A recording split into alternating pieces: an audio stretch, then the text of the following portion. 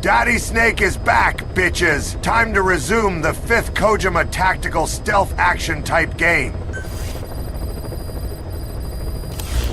Boss.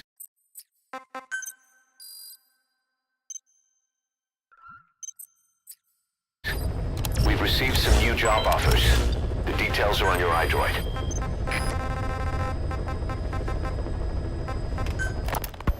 We placed the White Mamba and the rest of his unit in the staff living quarters. How's that going? It's a disaster, but what else can we do? We've taken away his weapons and banned him from using his nom de guerre. Apparently his real name is Eli. He must feel like we stripped him of his whole identity. We'll let things simmer down. I put a guard on him for now. Still, the question is, who is he? Where did he come from? And how has he survived? He's still not talking. No, he won't say a word about himself. But you know, it looks like he speaks English. One of the deck crew called out to him in English, and he said something back. He just lost it all of a sudden, started mouthing off at the guy, in perfect English. He wasn't stringing together words he picked up somewhere. So English is his mother tongue. He could be from the east, or the south, or maybe even further north or south.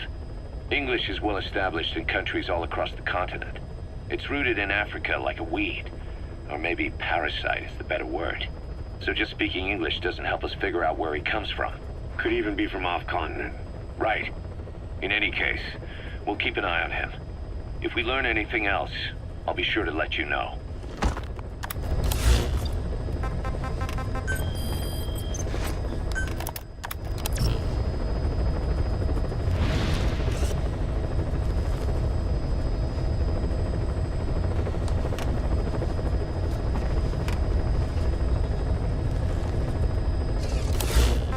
Please select a mission. 2 engineers are being held in the observation post southwest of Ngumba Industrial Zone. Boss, your mission is to rescue them. The targets are civilians, 1 male, 1 female. They were dispatched to the area by an international health organization, but disappeared shortly after. Extract the 2 targets and help them escape the country. Mission accept. Heading to Central Africa.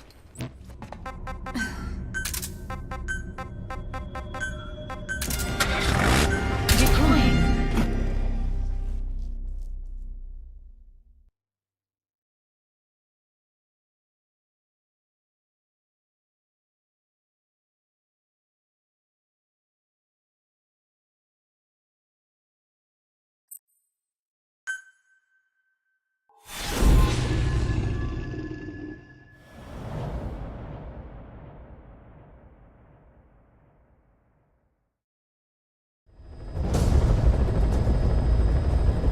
Rescue the 2 prisoners being held in a guard post to the southwest of Ngumba Industrial Zone.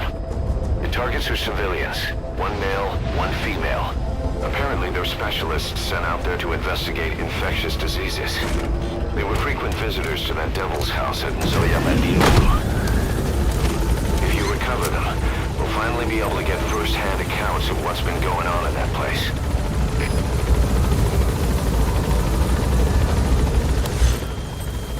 That's one of the targets. He's an engineer with an American medical equipment manufacturer. After he got his medical degree, he started working in Namibia. He's a straight arrow, hardworking, specializes in a range of fields. Quite the skill set. Best of all, he isn't tied down, and he's been considering a career change. We don't know how he ended up getting sent to this conflict zone. Hey guys, I know some of you are thirsty for quiet. But if you think about it, she can't be putting anything on her skin other than water, not even salt. So do you think she washes her body with any kind of soap? That's right, she's gonna smell like metal and fish when you are trying to get co-jam with her. Ha ha ha ha, DD will be the cute devil on your shoulder from now on in George's stream. Oahu D's nuts. But if we can convince him to join us, he'll make a valuable asset. She's a volunteer with a medical NGO, and is the male target support. Though she's been in the field a while, that's all we know. Not much intel on her abilities. Our client this time around is the NGO she works for, and her sponsor was the Male Targets Corporation. Those are the tents where the targets are being held. Careful down there, boys. Originally the researchers' accommodations. The threat level seems relatively low. Quiet.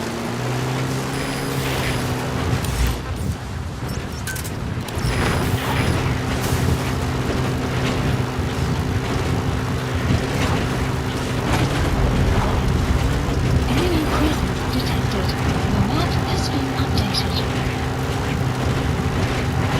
Boss, an enemy squad is on its way to the guard post.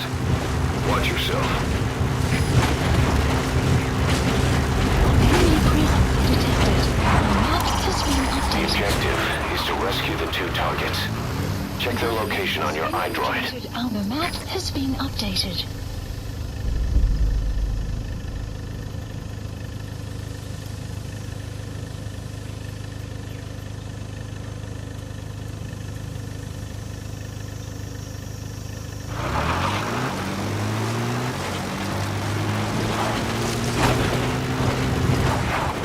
You have arrived at your destination.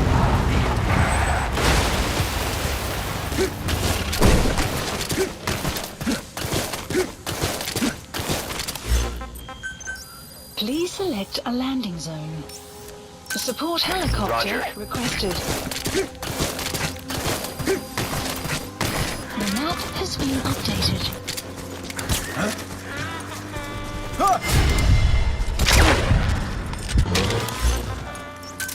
Enemy presence detected. The map has been updated.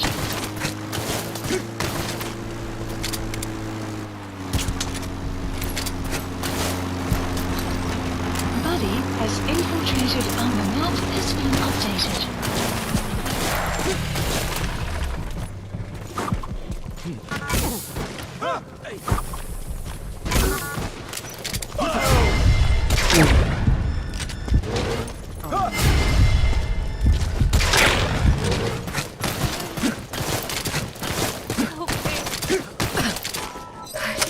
The map has been updated. You need to help her. You've come to rescue me.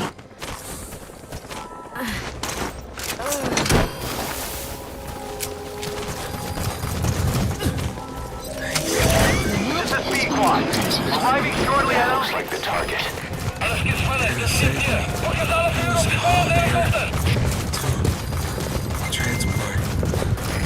This is B-Quad. Have arrived at LZ.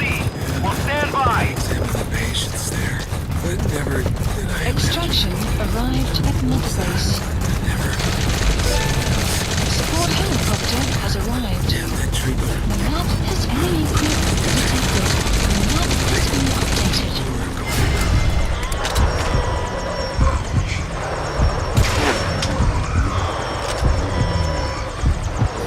Never seen that disease before. Support helicopter I has sleep with arrived. myself, left her behind. I had myself to think about. And besides, it was too late for her anyway. During an examination, her protective vent seal was broken. Ever so slightly.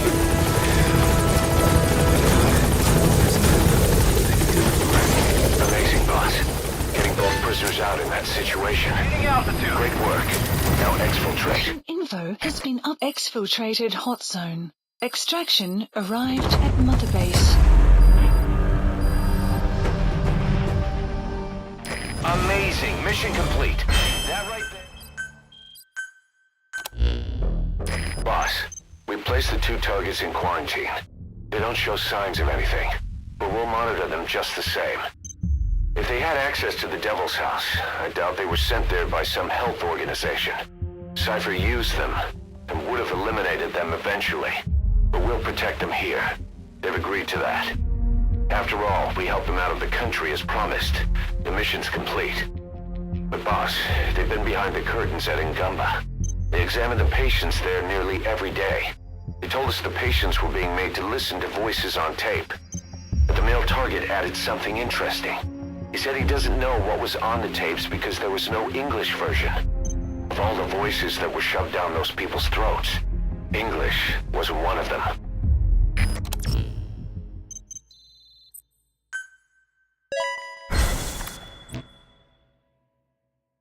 Boss, staying on the battlefield that long will have a negative impact on your health. Why not head back to Mother Base for a shower once in a while?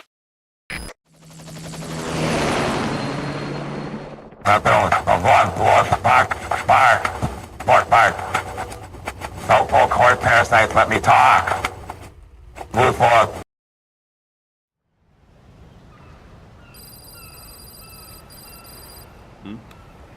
The boss is back. Let's go refuel and load up on artillery. We're good to go, Chief.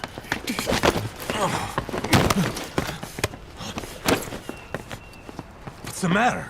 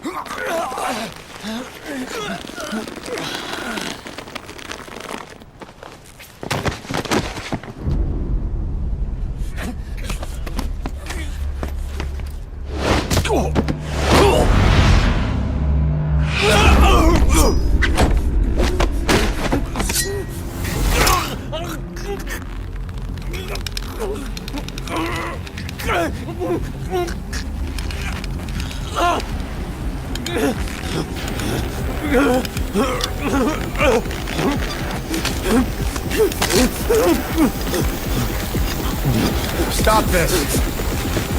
Now!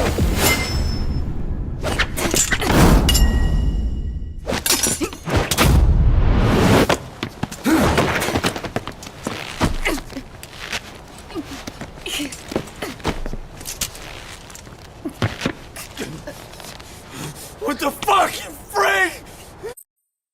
God, I wish that was me. It should have been me, not him.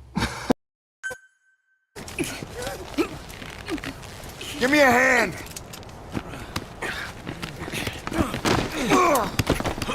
My name is Means of the Means of Destruction. Hold her still.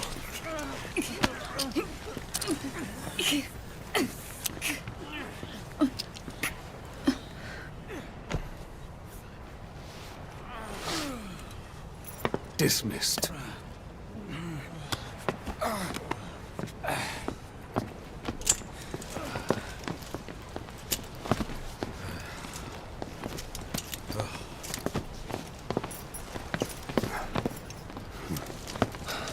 Payback for how they treated her? Doesn't explain the others. She had every chance to kill them. Tight security. Brothers! This happens a second time. There won't be a third.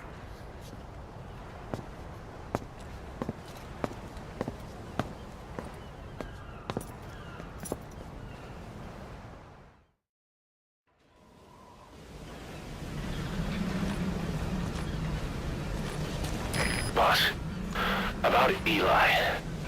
I'd heard that one product of the Les Enfants Terribles project went missing in Africa.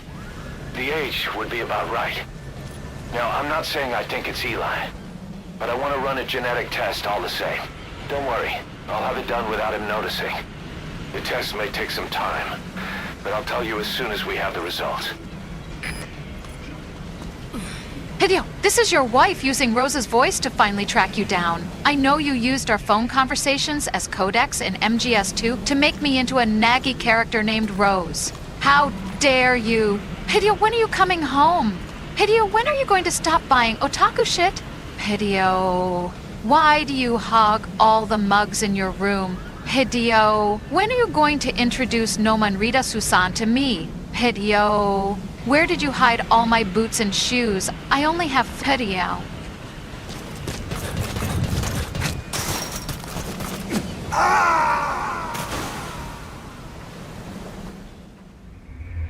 Snake, talk to me! Snake!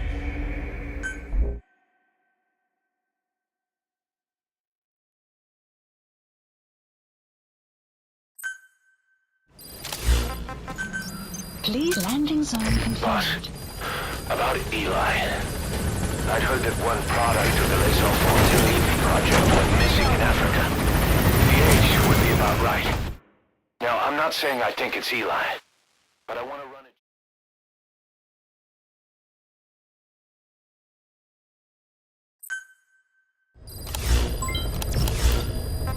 Mission Boss, list up, please. about Eli. I'd heard that one product of the Les Enfants Terribles project went missing in Africa. To Central The age would be about right. Now, I'm not saying I think it's Eli, but I want to run a genetic test all the same. Don't worry, I'll have it done without him.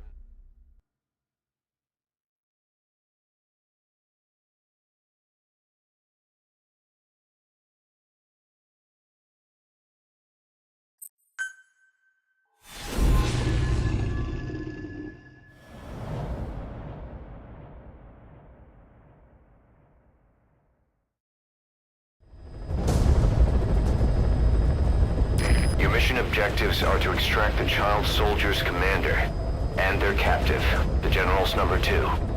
This child soldier platoon decided to break away from the Mbeli militants. They took the number 2 captive and have occupied an abandoned village. Start by checking that location on your map. Boss, the child soldiers will treat you as an enemy, but they're just kids. See that they don't get hurt. Boss, this contract comes from the Mbeli rebel militants. That's right. That General's fighters. Recently, one of their child soldier platoons staged an insurrection and split from the main group. Thing is, they took a hostage with them. The General's brother. His number 2. The contract is to extract both that prisoner and the leader of the renegade platoon. The message reads, "I love my brother. You must bring him back to me alive." It also says this about the leader of the child soldiers. He is an excellent soldier.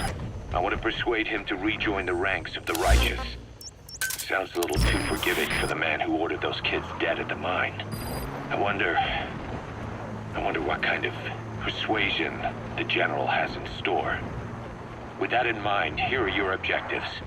First, rescue and return the General's number 2 as requested.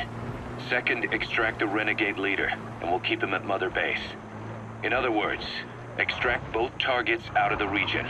Good luck, boss.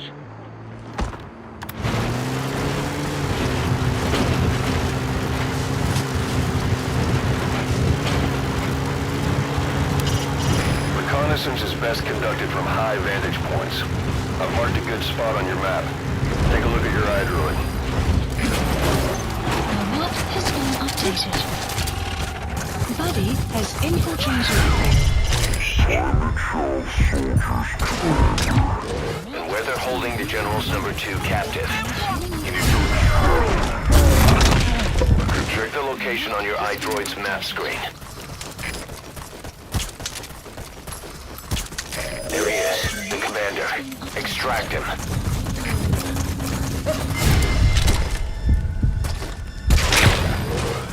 That's the target prisoner. Okay, that's the General's brother, his number 2. Get him out of there, boss.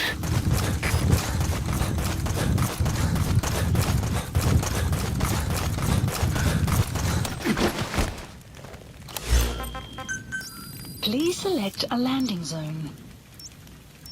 Support helicopter Roger. requested.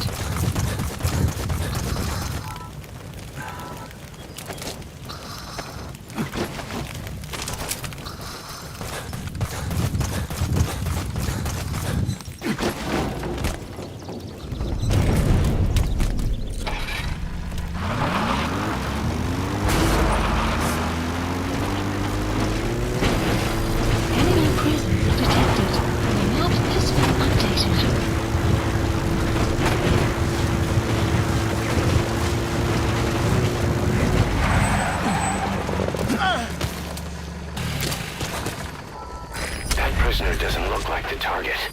The map has been updated. Begin cover fire.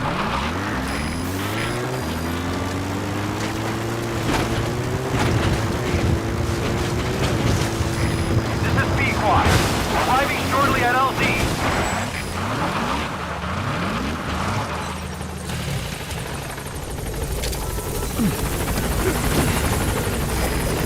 B-Quad. Obstruction at the LZ preventing me from landing. Request immediate removal.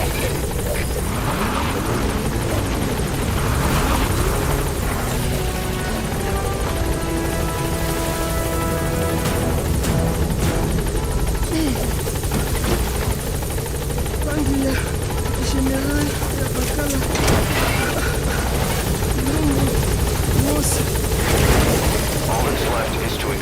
Commander. You've completed your objective. Now get out of the hot zone. Mission Gaining altitude. Departing. Okay, subject is in. Extraction arrived at Mother Base.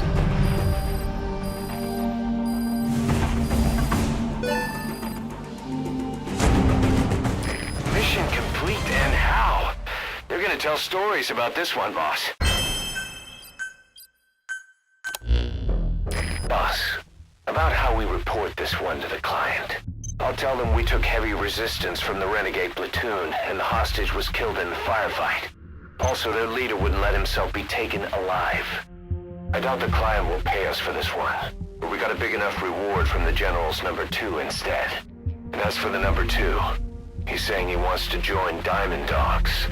I guess he knows what that means for him. He said, if I'm working for you, I can be number 2 or number 200 for all I care.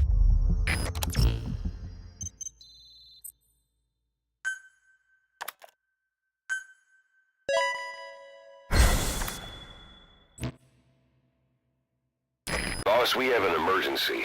Many of our staff are falling ill. At first it seemed like a common cold, but before we knew it, blisters started popping up on their chests and...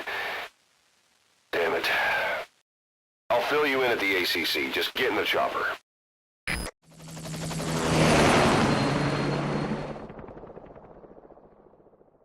Kojima-san! Staffuhira Miller here! I know your wife has created the Rose virus to track down and nag you forever, but we don't have the brains to block off the Rose virus from the Kojima Productions network. Not to mention, you took my arm and leg and never gave compensation. How do you expect me to code with one arm? Ha!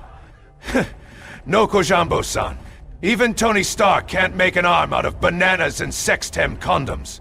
You must go out on a mission to find me an arm, or find great developers. Now go! Look closely. Those are the symptoms of the infection on Mother Base.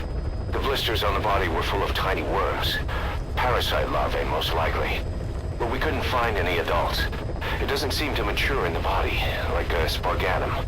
We don't know the root of infection, or what causes symptoms to develop. Boss, do you remember seeing these symptoms before? The bodies floating around in the oil facility, the bedridden test subjects at the Devil's House. This epidemic looks just like what we've seen on our hunt for Cypher. So this is the weapon of mass destruction Cypher was working on in Africa. Boss, the situation is urgent. We need to quarantine the infected and contain the pathogen. Priority now is to prevent more casualties. But the problem is, how do we tell who's infected?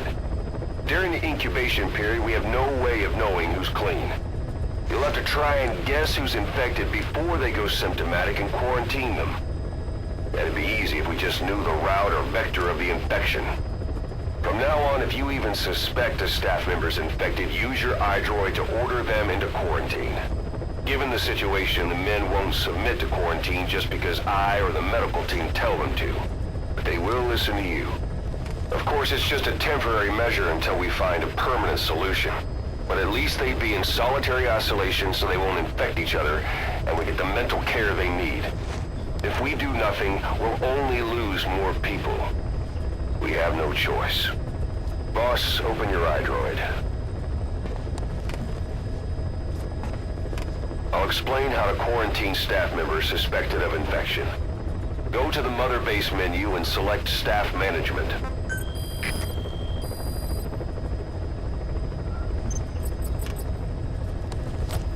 First, take a look at the quarantine facility we've set up. We'll isolate anyone who's already symptomatic at the quarantine facility. But we have to expect that there are multiple staff who are infected, but asymptomatic. So how do we identify them? At present, we have no way to tell them apart. But there has to be something for us to go on. If you notice anything, reassign staff you suspect are infected to the quarantine facility. We'll monitor them and then contact you if there's a change in their condition. Correctly quarantining these asymptomatic infected will reduce the number of new infections. You should continue with your missions as usual. If Cypher is behind this, going after them should help us determine the root cause of this epidemic. Also, until we identify the pathogen, we can't fire or dispatch any staff. We cannot let this thing spread. Boss, get to the bottom of this fast. We're counting on you.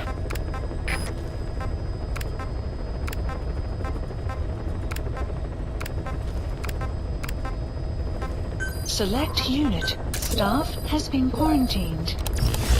Alright. We'll quarantine the staff you specified.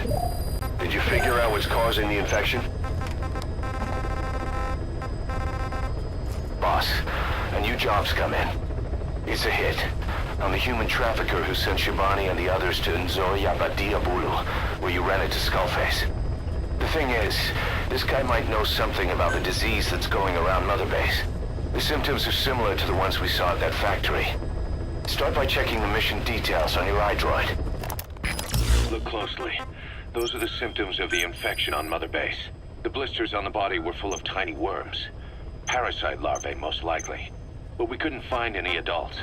It doesn't seem to mature in the body, like a spargatum. We don't know the root of infection, or what causes symptoms to develop. The infection rate, along with the number of dead, are both on the rise. If we don't find the cause, and soon... Boss, do you remember seeing these symptoms before? The bodies floating around in the oil facility, the bedridden test subjects at the Devil's House? This epidemic looks just like what we've seen on our hunt for Cypher. It could be a counterplay by Skullface. That's insane. You mean they weaponize parasites? Parasites as weapons. That definitely falls under the Biological Weapons Convention. But it's something the world would never see coming. And no one's ever developed a vaccine for parasites. So this is the weapon of mass destruction Cypher was working on in Africa? It may be. But if it is, how did the Yellow Cake and Walker Gears fit in? There must be something bigger we're not seeing. Anyway, our priority now is to prevent more casualties. The medical team is studying the infection, but we can't treat anyone until we know the root cause. All we can do right now is halt the spread of infection. Select unit. Staff has been quarantined. Alright. We'll quarantine the staff you specified. Did you figure out what's causing the infection? Remember before, boss? When Quiet attacked one of our guys on Mother Base, stuck a knife in his mouth. He's one of the very few soldiers who've had contact with her recently. Close contact. I don't think it's a coincidence that he was among those who became symptomatic pretty early on in this epidemic. Saliva and blood spatter, an open wound, mucosal infection. Whatever is causing this got inside him then. Miller, that is a baseless accusation. The source of the infection is Quiet. Everyone suspects her. We don't know that. And we've come across these symptoms before. The bodies in the water at the oil field facility, those sick people in the beds at the Devil's House. They're identical to what we've seen while we've been after Cypher.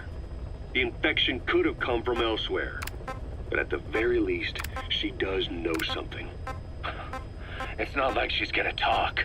No, not through words anyway. But what about her actions? Quiet held a knife to that soldier back then, before he became symptomatic. There must have been a reason for that. A reason for shoving a knife down the throat of one of our men. What if she's capable of identifying who's infected? What if she was trying to stop the infection but couldn't communicate that to us? The answer to that, the source of the infection, might be in the mouths of the infected.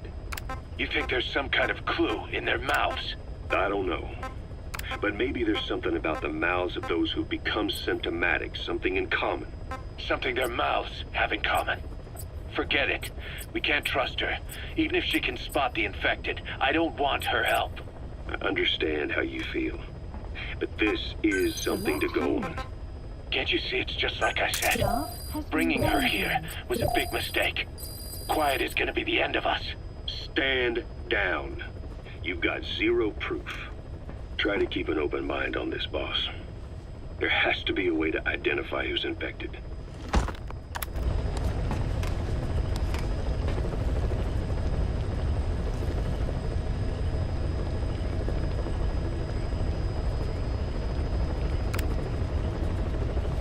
Select unit. Staff has been quarantined. All right. We'll quarantine the staff you specified. Did you figure out what's causing the infection? Time for a timeout, Miller. Flatten the curve. Please select a mission. Boss, there's a target on the run somewhere on the Savannah. Your job is to find and eliminate him. He's a logistics officer for the PF known as Rogue Coyote. On the side, however, he colluded with the Buta regime, abducting people from Mbeli villages and supplying them as slave labor. That's right. He's a human trafficker. His victims ended up all over the place. Brothels, black market, organ trade, diamond mines. And he was the one who sent Shabani and the other kids to the Devil's House. But then an Mbeli rebel group finally added him to their hit list. The target decided it was time to quit, and now he's trying to leave the country. If he makes it back to his country, he'll be no more than a civilian, and he'll avoid facing a court-martial. Like so many other war biz junkies. I'll bet he plans on enjoying a new live finance with his blood money. The client's order is to take him out. How you go about that is up to you, boss. You know, boss. You can exile staff members you don't like at the quarantine bay and kill them at night and sell their organs in the black market. We are already demons anyway. Why not save some lives and make some dope-ass GMP? I bet we can build a bikini pool lounge for the female staffs if we had that much GMP. Think about it, hee. Mission accepted.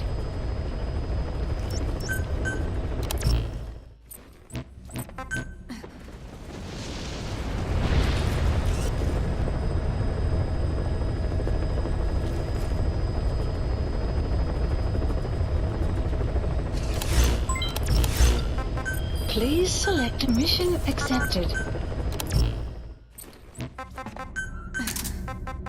Deploying.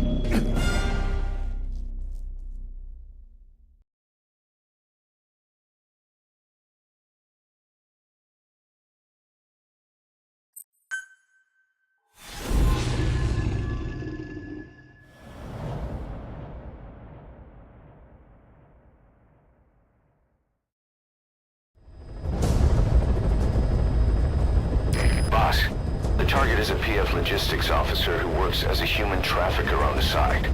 The client wants him dead. He's currently on the run somewhere on the Savannah with bodyguards. Unfortunately, we don't know what route they're taking. All we have to go on is a coded transmission sent by the PF at the Ditati abandoned village. It appears to be a workup of the target's security plans, but to decipher it, we'll need an intel file with the encryption key. This key should be at the comms facility at the Ditati abandoned village. Check your iDroid to see what the target looks like, as well as the location of the village. Find the route. Find the man. Project.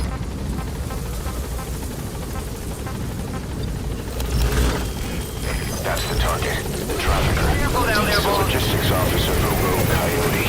But it looks like he's hired his bodyguards from one of their competitors. Why can't he trust his own men? Something doesn't add up.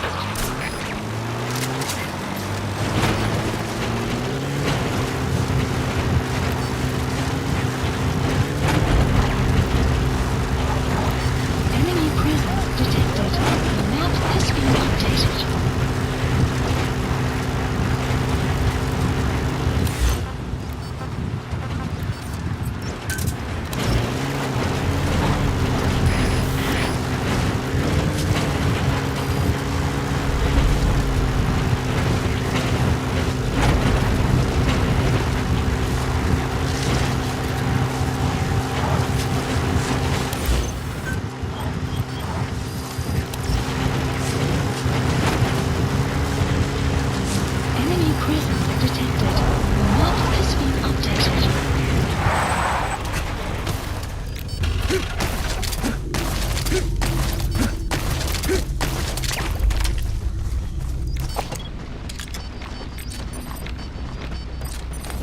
Enemy presence detected. The map has been updated. That's the target. Eliminate him, however you see fit. The map has been updated.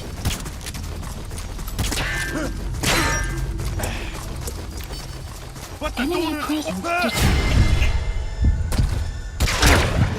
The map has been updated.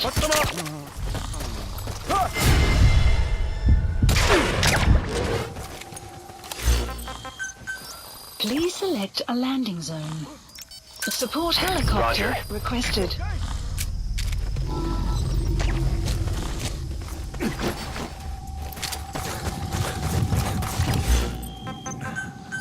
Please select a landing zone.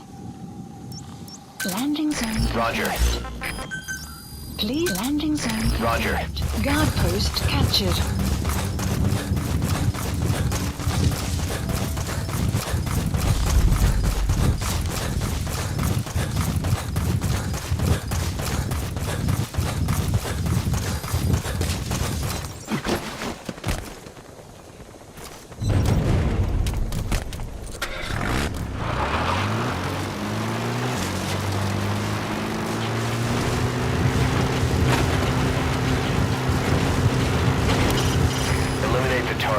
How you do it is your call. This is B-Quad. Arriving shortly at LZ.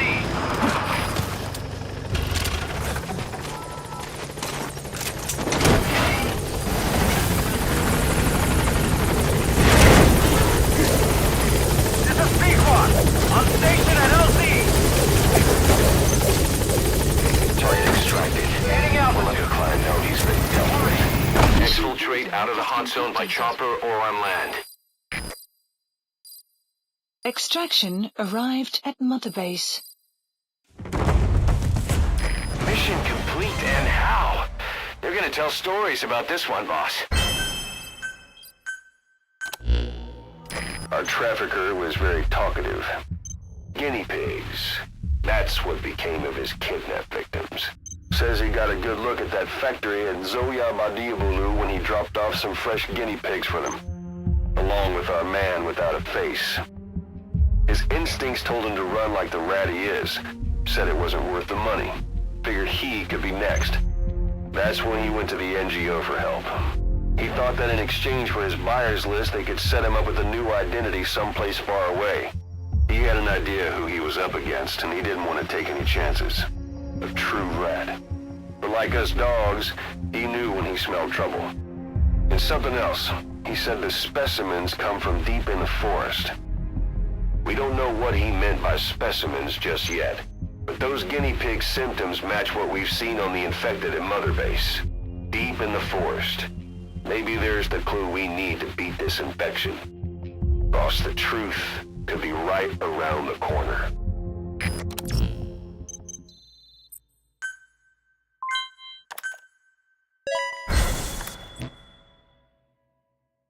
Boss, we have an emergency. Come back to Mother Base ASAP.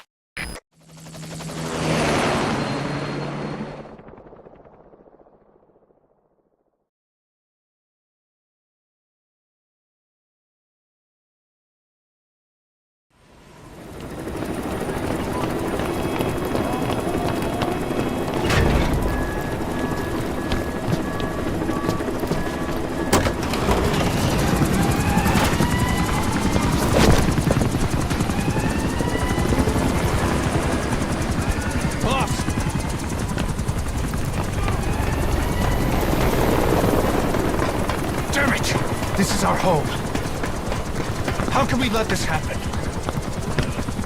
I guess it's time to increase security.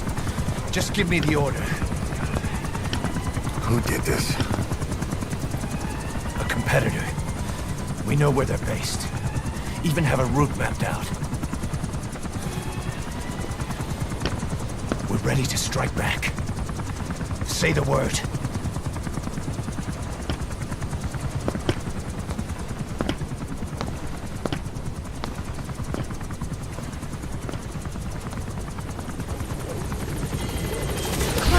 Approaching.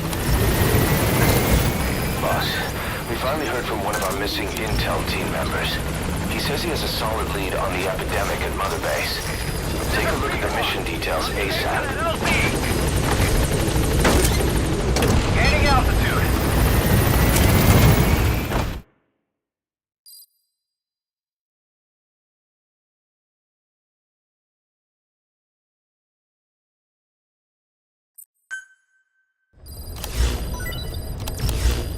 Mission list updated.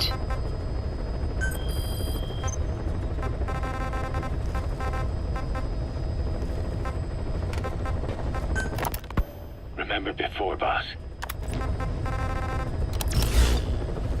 Please select a mission. Boss, the intel team's hard at work investigating the cause of that illness spreading through Mother Base. Problem is, a bunch of our agents in the field are still MIA. Progress has been slow, until now. We just got a distress call from one of them. He said he's got intel on the origin of the disease. But the PF in the area got to him before we did. There's been no further contact from him, but we know he's being held at the guard post on the western end of the mine. There's still a good chance he's alive. We can't afford to let him die. Right now, he's the only link we have to the root cause of the epidemic. Get our man back, boss. Mission accepted. Heading to Central Africa.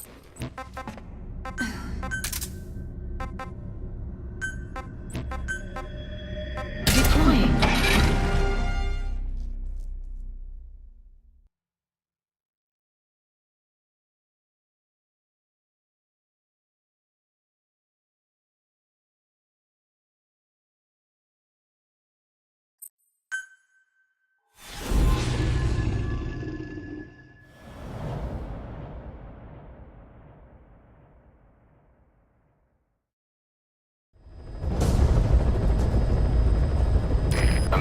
Intel unit has gotten a lead on the epidemic that's crippling Mother Base. The problem is, our man has been captured by the PF in his operation area. He's being held at the guard post on the western end of the mine. Boss, we need you to get him out ASAP. Right now, he's only linked to the root cause of the epidemic.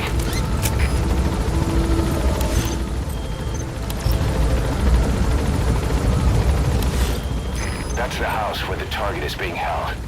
They must be interrogating him there. If he lets slip that the intel he has is related to Cypher, it's only a matter of time before they come to eliminate him. The fate of Diamond Dogs is resting on that one man. Be careful down there, boss. The target is being held captive in the guard post on the western end of the mine.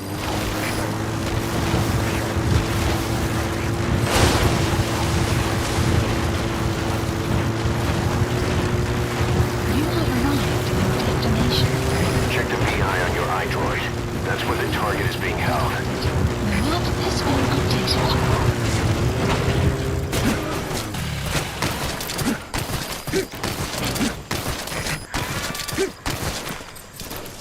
Begin cover fire. Enemy presence detected. The map has been updated.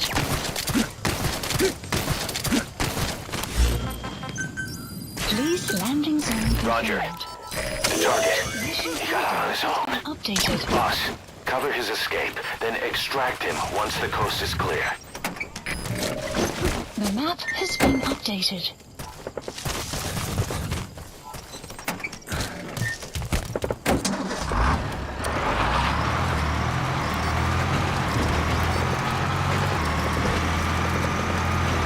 Enemy presence detected. The map has been updated.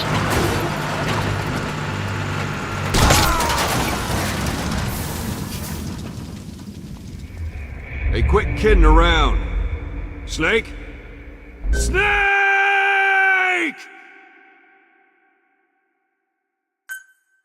The target is being held captive in the guard post on the western end of the mine. Please select. Check the VI on your iDroid. That's where the target is being held.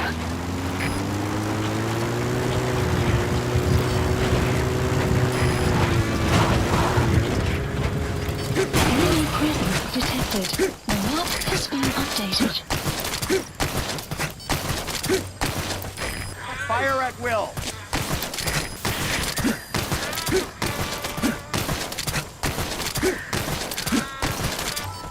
The target. He got out on his own. Updated. Boss, cover his escape, then...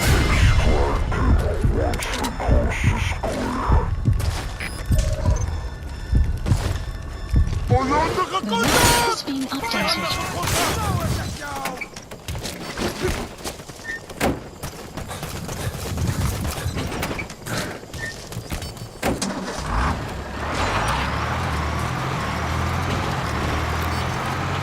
This is B-Quad. Arriving shortly at LZ.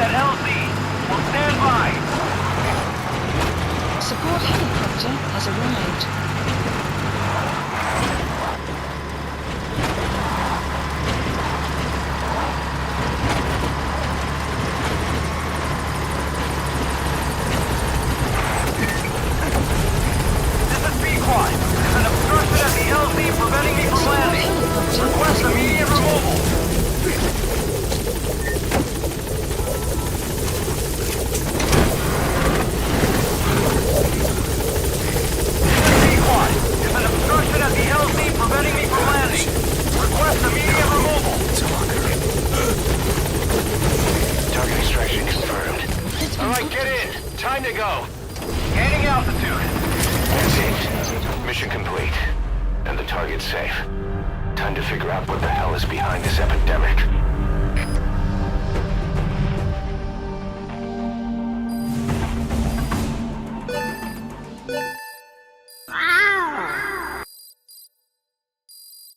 Extraction arrived at Mother Base.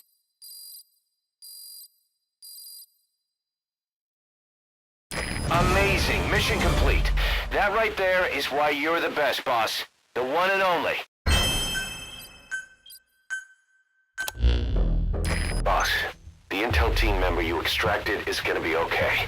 All thanks to your quick actions. He keeps muttering the same things over and over. About the pathogen.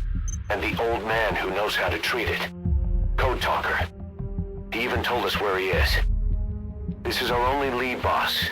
Let's go meet this Code Talker.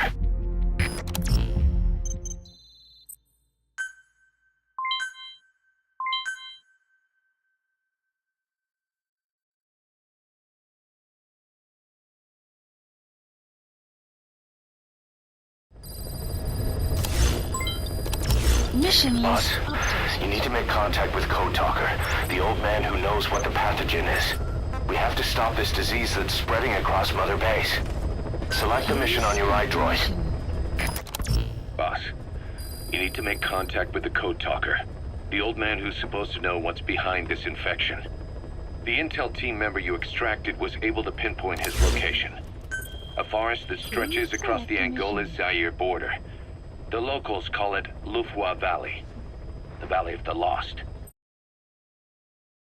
This is Kojima Snake. Can you hear me? Kept you waiting, huh? I am in the back of the Tesla bot factory in Fremont, California. I will start Operation New Aum. Who is this? Commencing mission now. But first, Kaji, did you know the term robot was first used by a Czech play? By Kaipek's play, Rossum's Universal Robots? Okay, now roll the low-fidelity 5-minute video footage. The target's in a mansion deep in this valley. A PF is deployed there, but we've also spotted an unidentified group operating in the area. If Cypher developed this pathogen, there's a good chance our target played a central role in that process. But is this their weapon to surpass Metal Gear? Will the pathogen or its cure lead to Cypher? This guy is the key to everything. Boss, make contact with Code Talker and extract him if you see fit. We can't afford to lose any more men. We have to stop this thing. Mission accepted.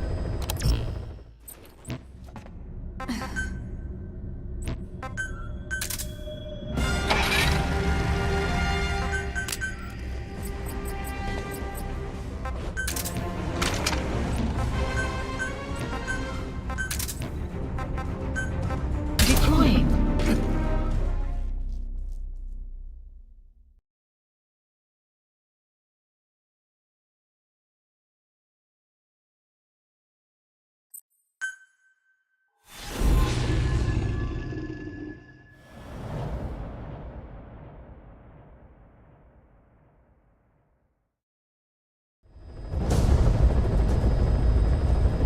Boss, make contact with the old man known as Code Talker.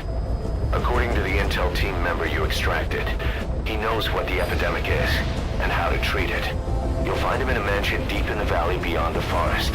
He's a high-value target who's probably involved with Cypher's research. This information came at a heavy price. And you can bet security on site is gonna be tight. Watch yourself out there, alright? Make contact with the target, Code Talker. And if the treatment requires it, extract him to Mother Base.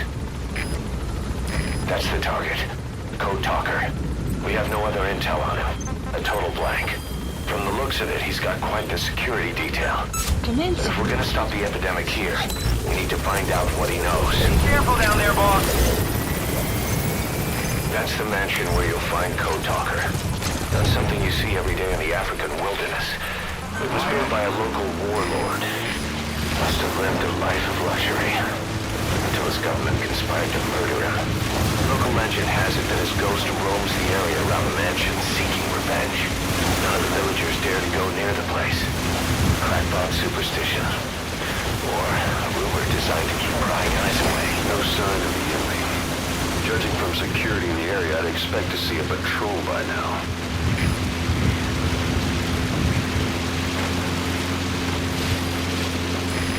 just have a bad feeling about this.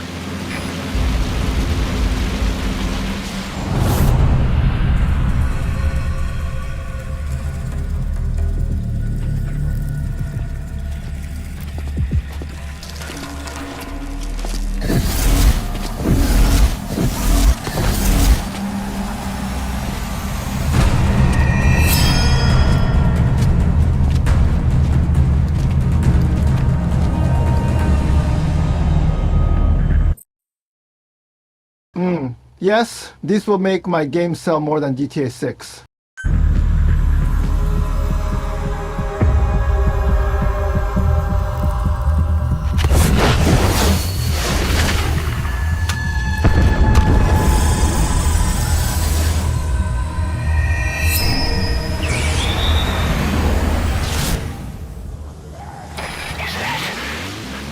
Boss, it's the skulls. Cover me. Damn it. So Cypher is behind this.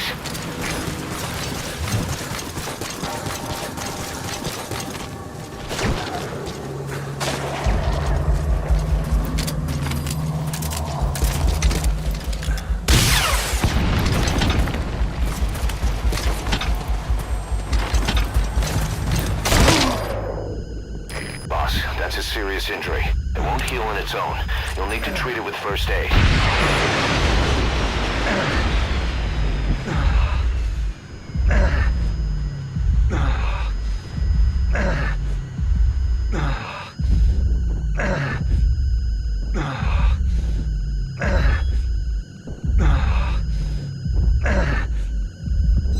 You see that?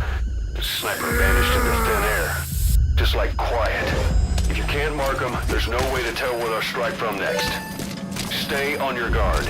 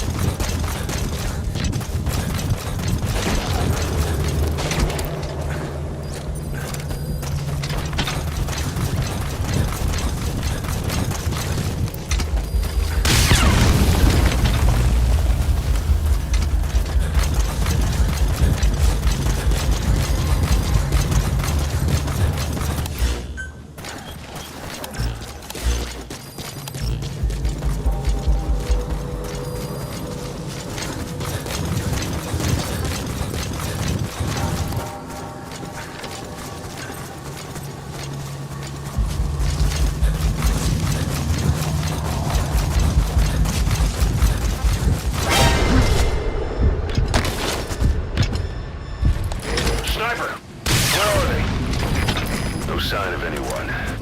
Damn. Maybe the local's ghost is hanging around after all.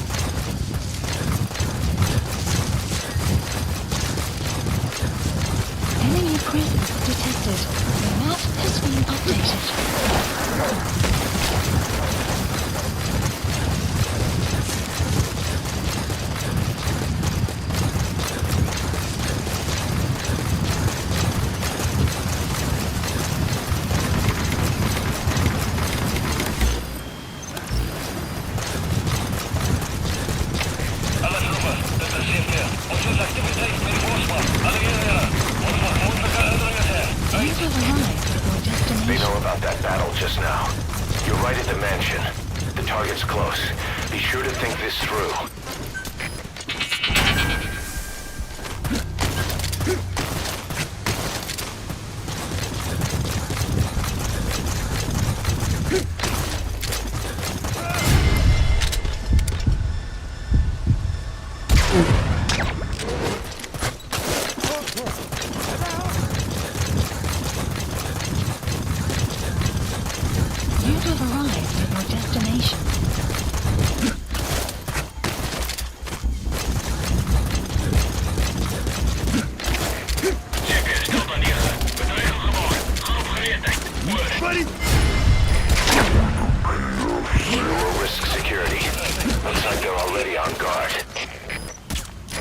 You try interrogating them. They might know the target's exact location. Where are your friends?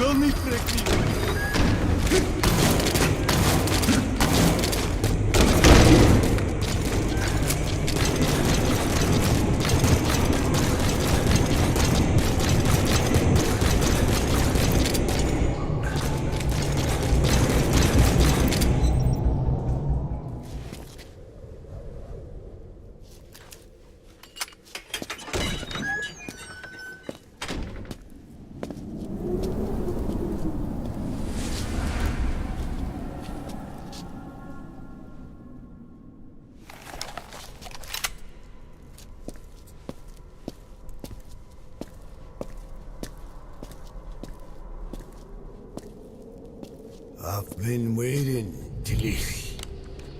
Or should I say, Bedahochale.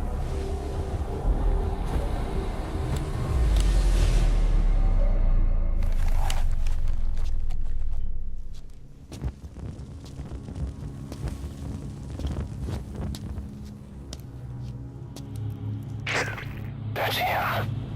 That's Code Talker. Quiet! Chico! It's infecting my men. How do we Silence. Or death. What do you... It could be in here. Is this my DoorDash delivery? Wait, where are my hamburgers? You are not getting a tip. Stay quiet. Your life depends on it. Sit. The parasite has infected your band. Those are its larvae. They enter the throat and attach themselves to the vocal cords. They mimic the host's membranes flawlessly. No one can tell the difference. Upon reaching maturity, they mate. Sustained exposure to a particular sound triggers copulation. The resulting larva then feast on the host lungs, killing it. The particular sound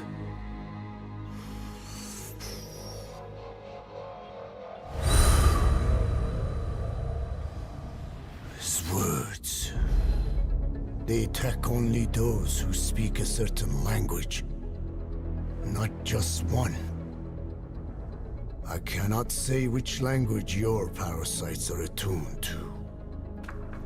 But silence is the best way to keep them from laying their children.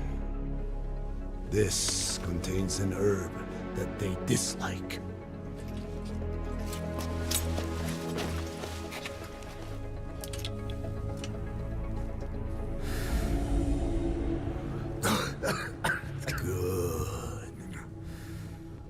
That should deafen them for a while. You have bought yourself some time. Speak. Is there a cure? Once symptoms manifest, larvae have already infested the alveoli. At which point, nothing can be done. There is a way to halt the onset, which would prevent infection.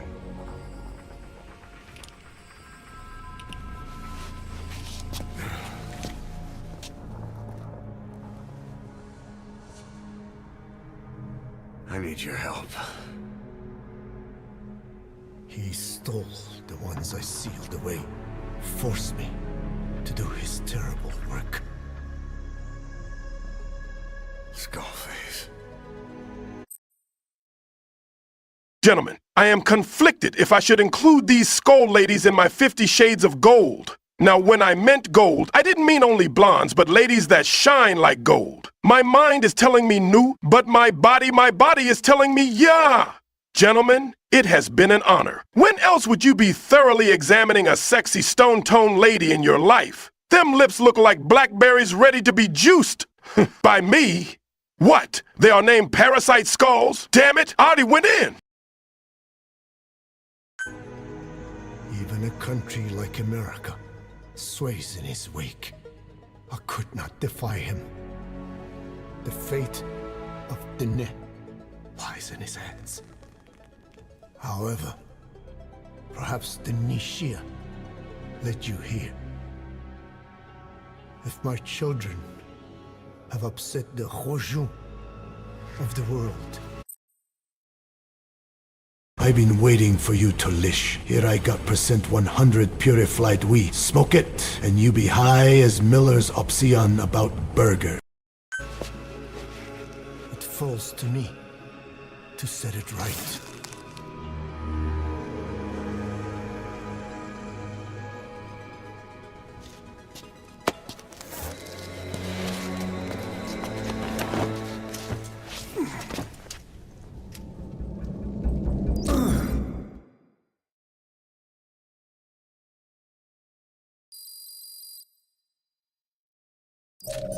You've secured the target, but he's too old to risk a Fulton extraction. Put Code Talker in the chopper and return to base. He claims they are the dream of every ruler since the dawn of time. Teach them your enemy's words, then unleash them on his lands, destroying only those who speak his tongue. He calls them his ethnic cleansers. Ethnic cleansers? That's what Skullface is after. In Zoya, Badiabulo was... Boss, he's gonna wipe every language besides English off the face of the earth. They gave us language, and now they take it away. It is thanks to them that man first learned to speak. But now, the hands of their clock turn back. They've been warped by the hands of man.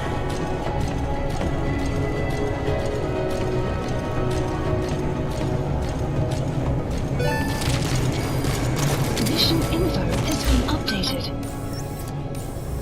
Supplies requested. Alle Truppen, das ist hier. Und sind in Notgebrauch. Vorspann ist durchgeräumt. Korrigieren wir das. Marken die The map has been updated. They know you took out the skulls. Supply They'll drop. sense rushing things now. Wait and see what their next move is.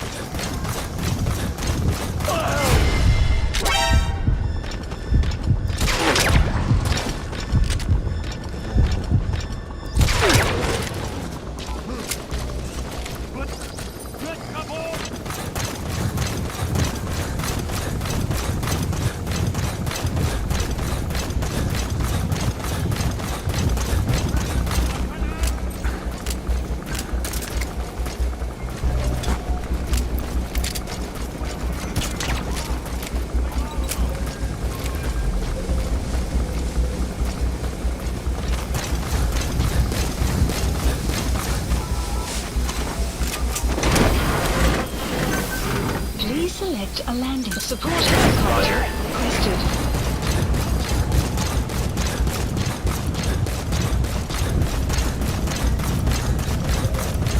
You gonna extract him? Enemy presence detected. The map has been updated.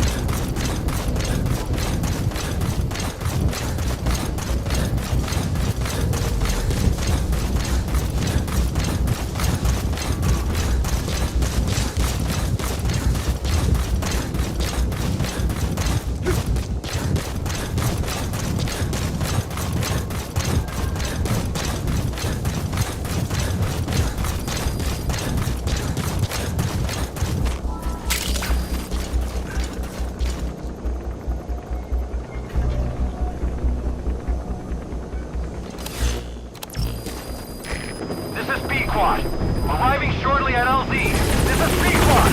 On station at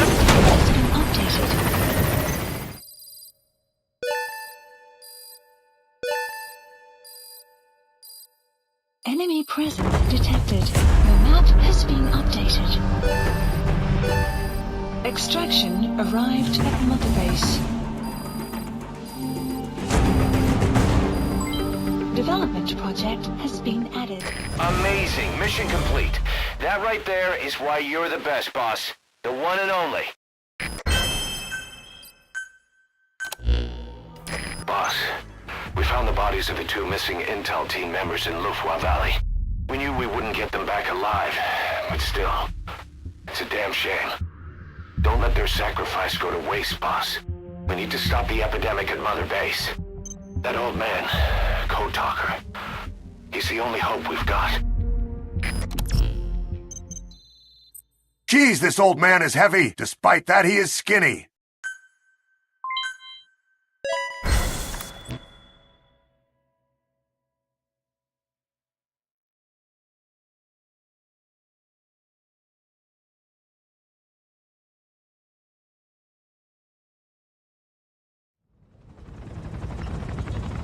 Tell me how to fight it. I hid the answer in a microbe this one carries. It turns the male parasites into females, preventing reproduction. One parasite infecting another. However, it doesn't affect only the parasite. It alters the host as well. Your infection will be contained, but you and your men will also be rendered infertile. That is the price you must pay to regain your speech.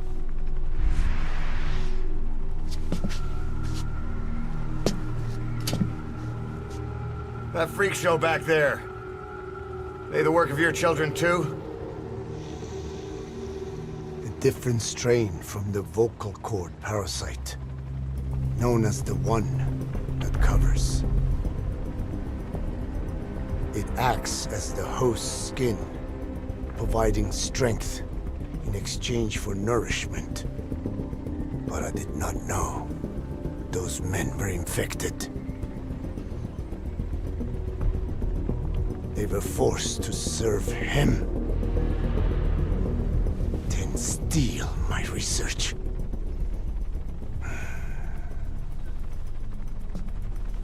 Have you seen one of their vehicles? The yellow cake. Captured a convoy they were escorting. Cargo, some kind of mineral. What became of it? The metallic archaea. Clouds ahead!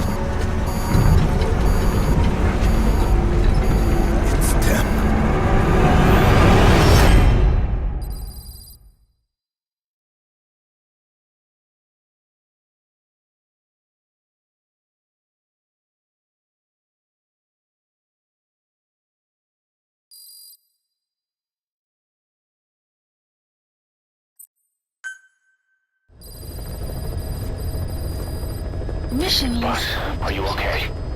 So the vocal cord parasites that have infected Mother Base, they're ethnic cleansers designed to silence those who don't fit into Skullface's worldview. We can't allow him to have such power. Go over the mission details and get going ASAP. The mission. Boss, you okay? There's an unusual mist in front of your chopper. It could be the same one as before.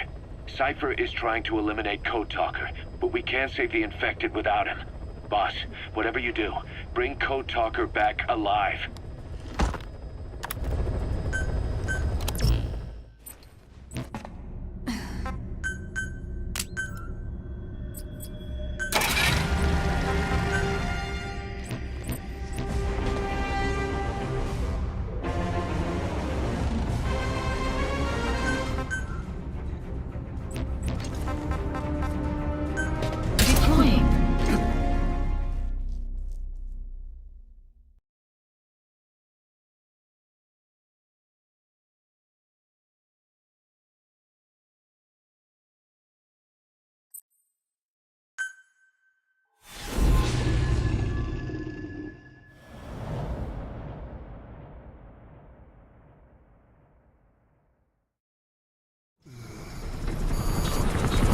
Out ahead!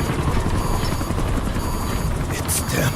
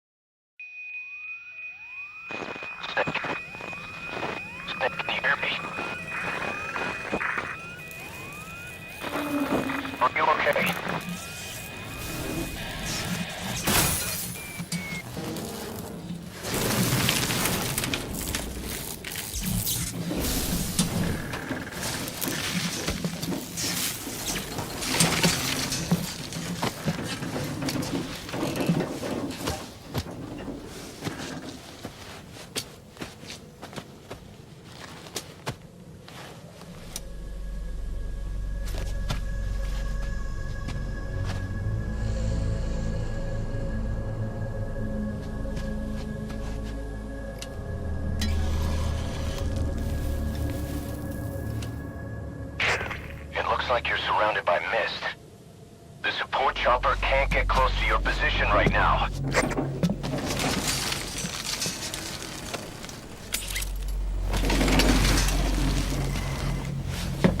Because I made it into the factory by disguising as an Amazon box. A genius Kojima move. There are lots of surveillance cameras here. I wonder why. Okay, now I will go find a robot arm that will fit you. Oh wait, is that an assembly line of Tessabot fit in all different sizes? Yatta! Jackpot! Ah, nani?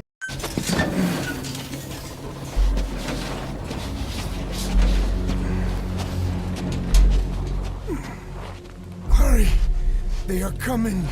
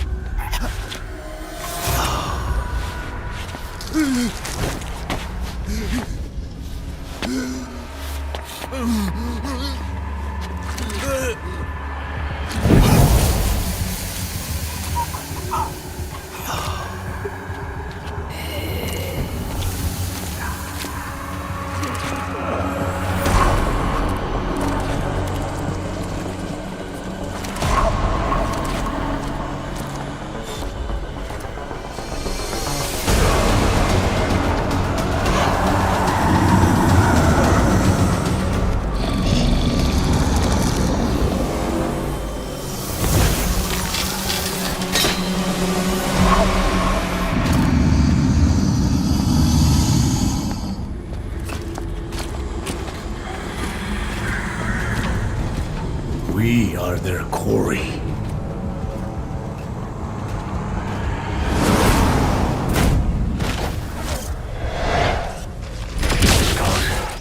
So that mist is their work. We'll be able to send in another chopper for now. You need to eliminate the skulls.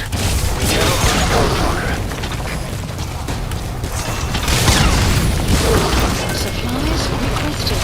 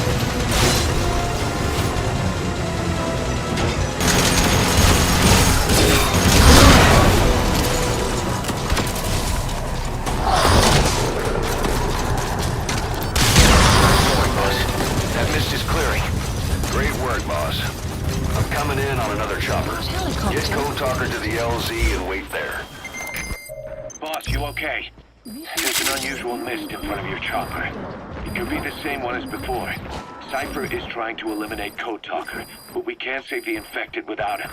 Boss, whatever you do, bring Code Talker back alive.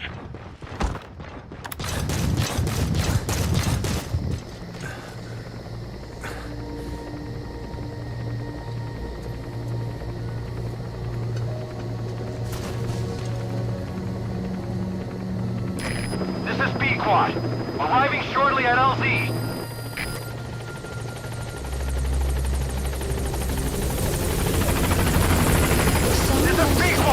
On station at LZ!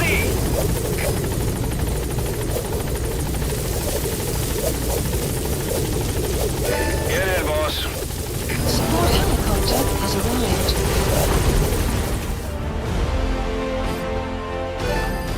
Extraction arrived at Mother Base. Mission complete. Great work.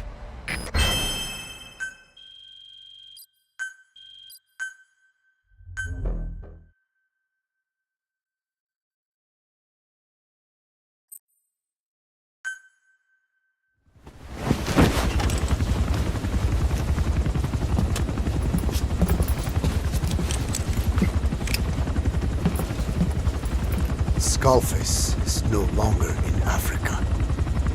The nuclear test was a success. Now they turned their knives on me. Satellites didn't read any test. Neither did seismometers. The detonation test took place 5 years ago in the southern Indian Ocean. The final test was the opposite, to prevent detonation. You mean? Skullface plans to sell nuclear weapons that he retains control of. It's not like hawking small arms to militias. Indeed. He plans to avoid detection by exporting minerals containing tiny amounts of uranium in the form of metallic archaea.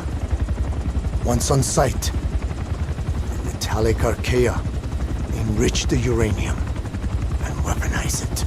Loaded onto all-terrain bipedal machines, they ensure any country, armed group, even the smallest terrorist cell, can become a nuclear power. Bipedal.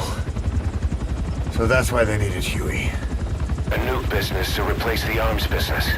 And Skullface owns the market. The very atmosphere of nukes, anywhere and everywhere. Deterrence on all sides. So that's why he ran a non-detonation test. Yes.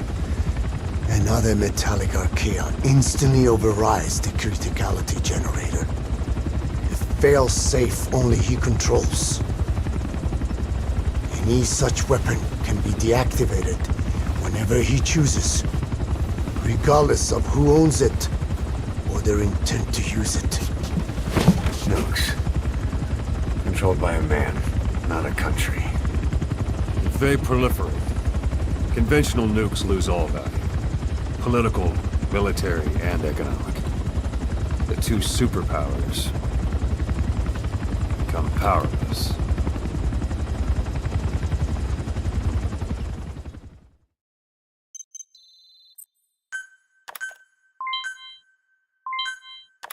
The R&D and medical teams have come up with a proposal for a new suit that applies Code Talker's research, the Parasite suit. Apparently, it can recreate some of the Skull's unusual abilities. But in order to use those abilities, it needs parasites. If you want to wear this suit, you're going to need to get a hold of parasites by extracting skulls.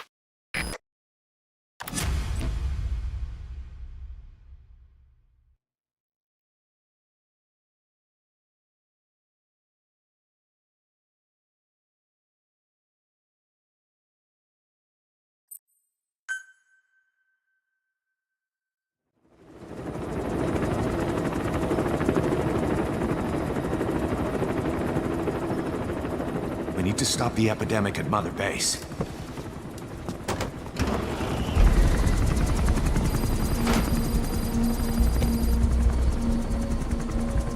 About the pathogen spreading through Mother Base, what's your opinion?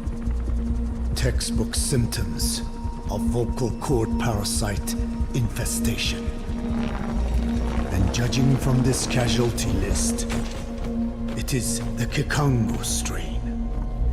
Meaning, a breed of parasite that triggers symptoms upon detecting pronunciation specific to Kikongo.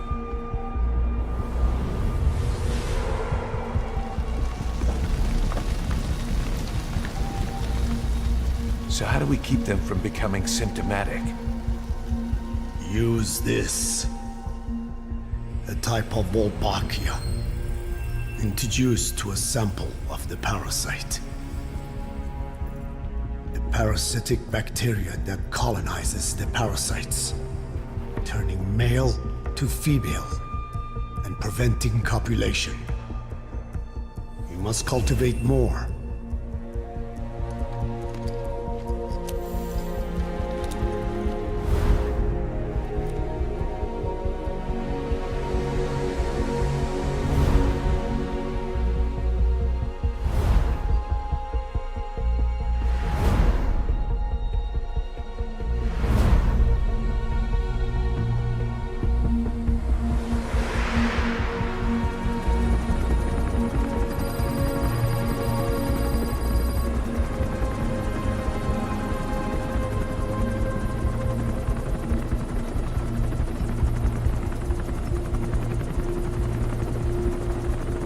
Thanks to Code Talker, we've managed to put a stop to any new vocal cord parasite infections. We couldn't save those already symptomatic, but everyone who survived has been released from the quarantine platform.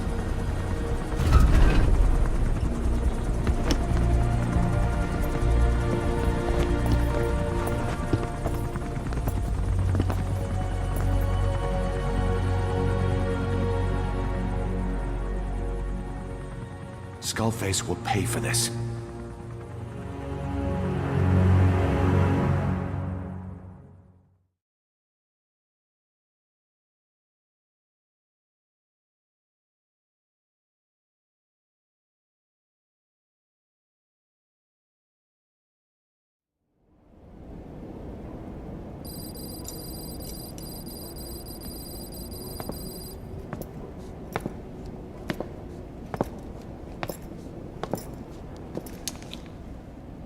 Again with the truth serum? What are those legs made of? Titanium? All the way to the femur.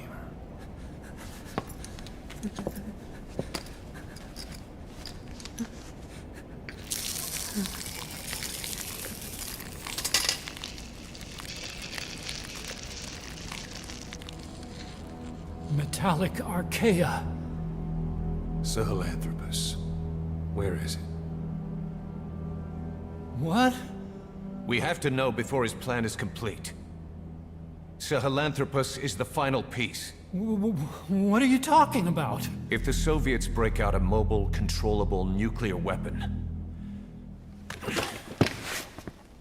East-West relations will be right back at the Cuban Missile Crisis.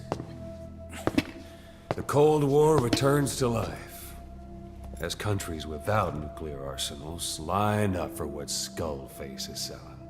Nuclear weapons proliferate overnight, and on the brink of annihilation, the world maintains its balance. But we know this is all just a shield, a ruse. The cleansing parasites are what matter most. A WMD to eclipse even nukes, and the only one... Oh! We got a phone call in the middle of the night! Hello? Are you really the real Elon Musk? Yes, we know you are a dank Sigma male with dope-ass riz. Calm down. Sir, you do know Mr. X is a fictional game character? You cannot just go around demanding everything related to X to be yours. You have arrested Mr. Kojima in your factory? You want something that will please you in return? Okay, I'll be there for the deal. Alright, I will take one for the team. Hey guys, bring out my Overwatch Mercy cosplay and a bunch of sex-tem condoms. It's time to show that, heroes. Never die in bed.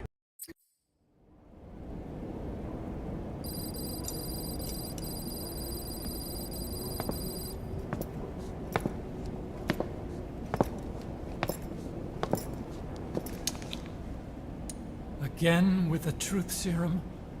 What are those legs made of? Titanium? All the way to the femur.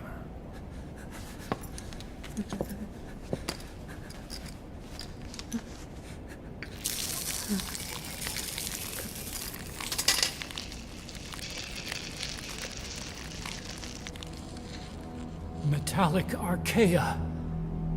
Sahelanthropus. Where is it? What? We have to know before his plan is complete. Sahelanthropus is the final piece. What are you talking about? If the Soviets break out a mobile, controllable nuclear weapon, East-West relations will be right back at the Cuban Missile Crisis. The Cold War returns to life, as countries without nuclear arsenals line up for what Skullface is selling. Nuclear weapons proliferate overnight, and on the brink of annihilation, the world maintains its balance. But we know this is all just a shield, a ruse. The cleansing parasites are what matter most. A WMD to eclipse even nukes, and the only one that can still be used. Skullface is the world's greatest threat, and Zero's. The pieces are in place. All that remains is to unveil Sahelanthropus in Afghanistan. They can't activate it without me.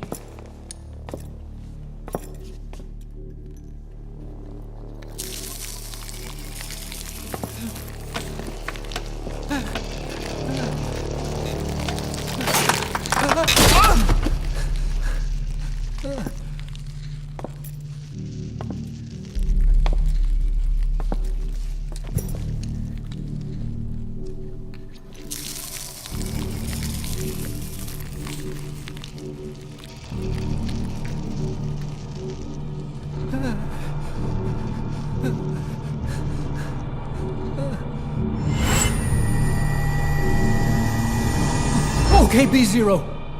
Sahelanthropus is beyond the Soviet base camp, in a lab built by the Soviet philosophers. That's what you're looking for.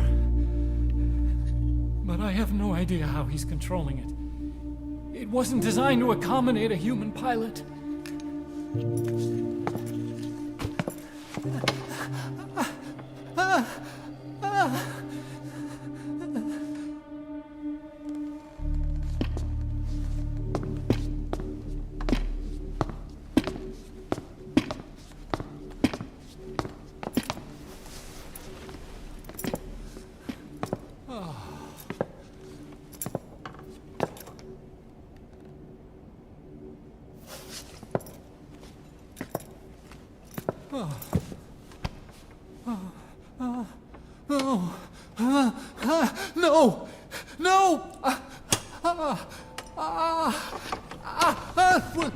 Wait!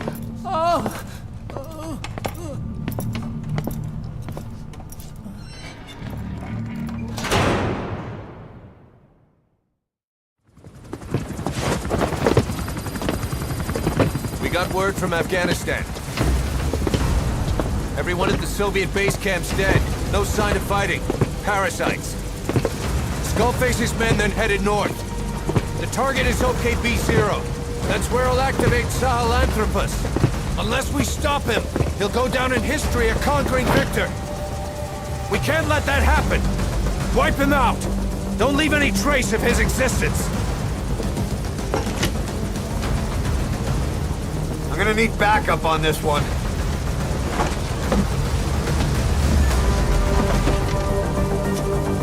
You'll rendezvous on site.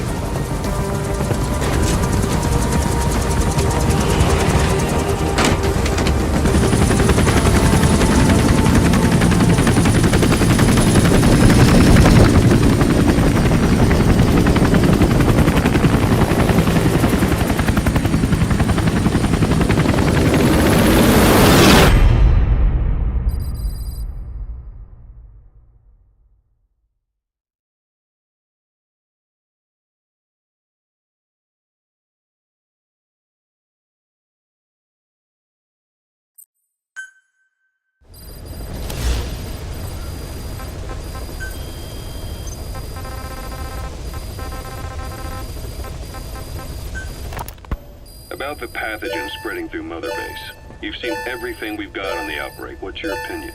Textbook symptoms of vocal cord parasite infestation. And judging from this casualty list, it is the Kikongo strain, meaning a breed of parasite that triggers symptoms upon detecting pronunciation specific to Kikongo.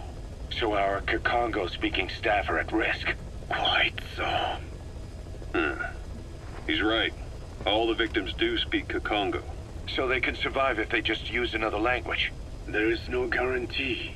You're only dealing with the Kikongo strain.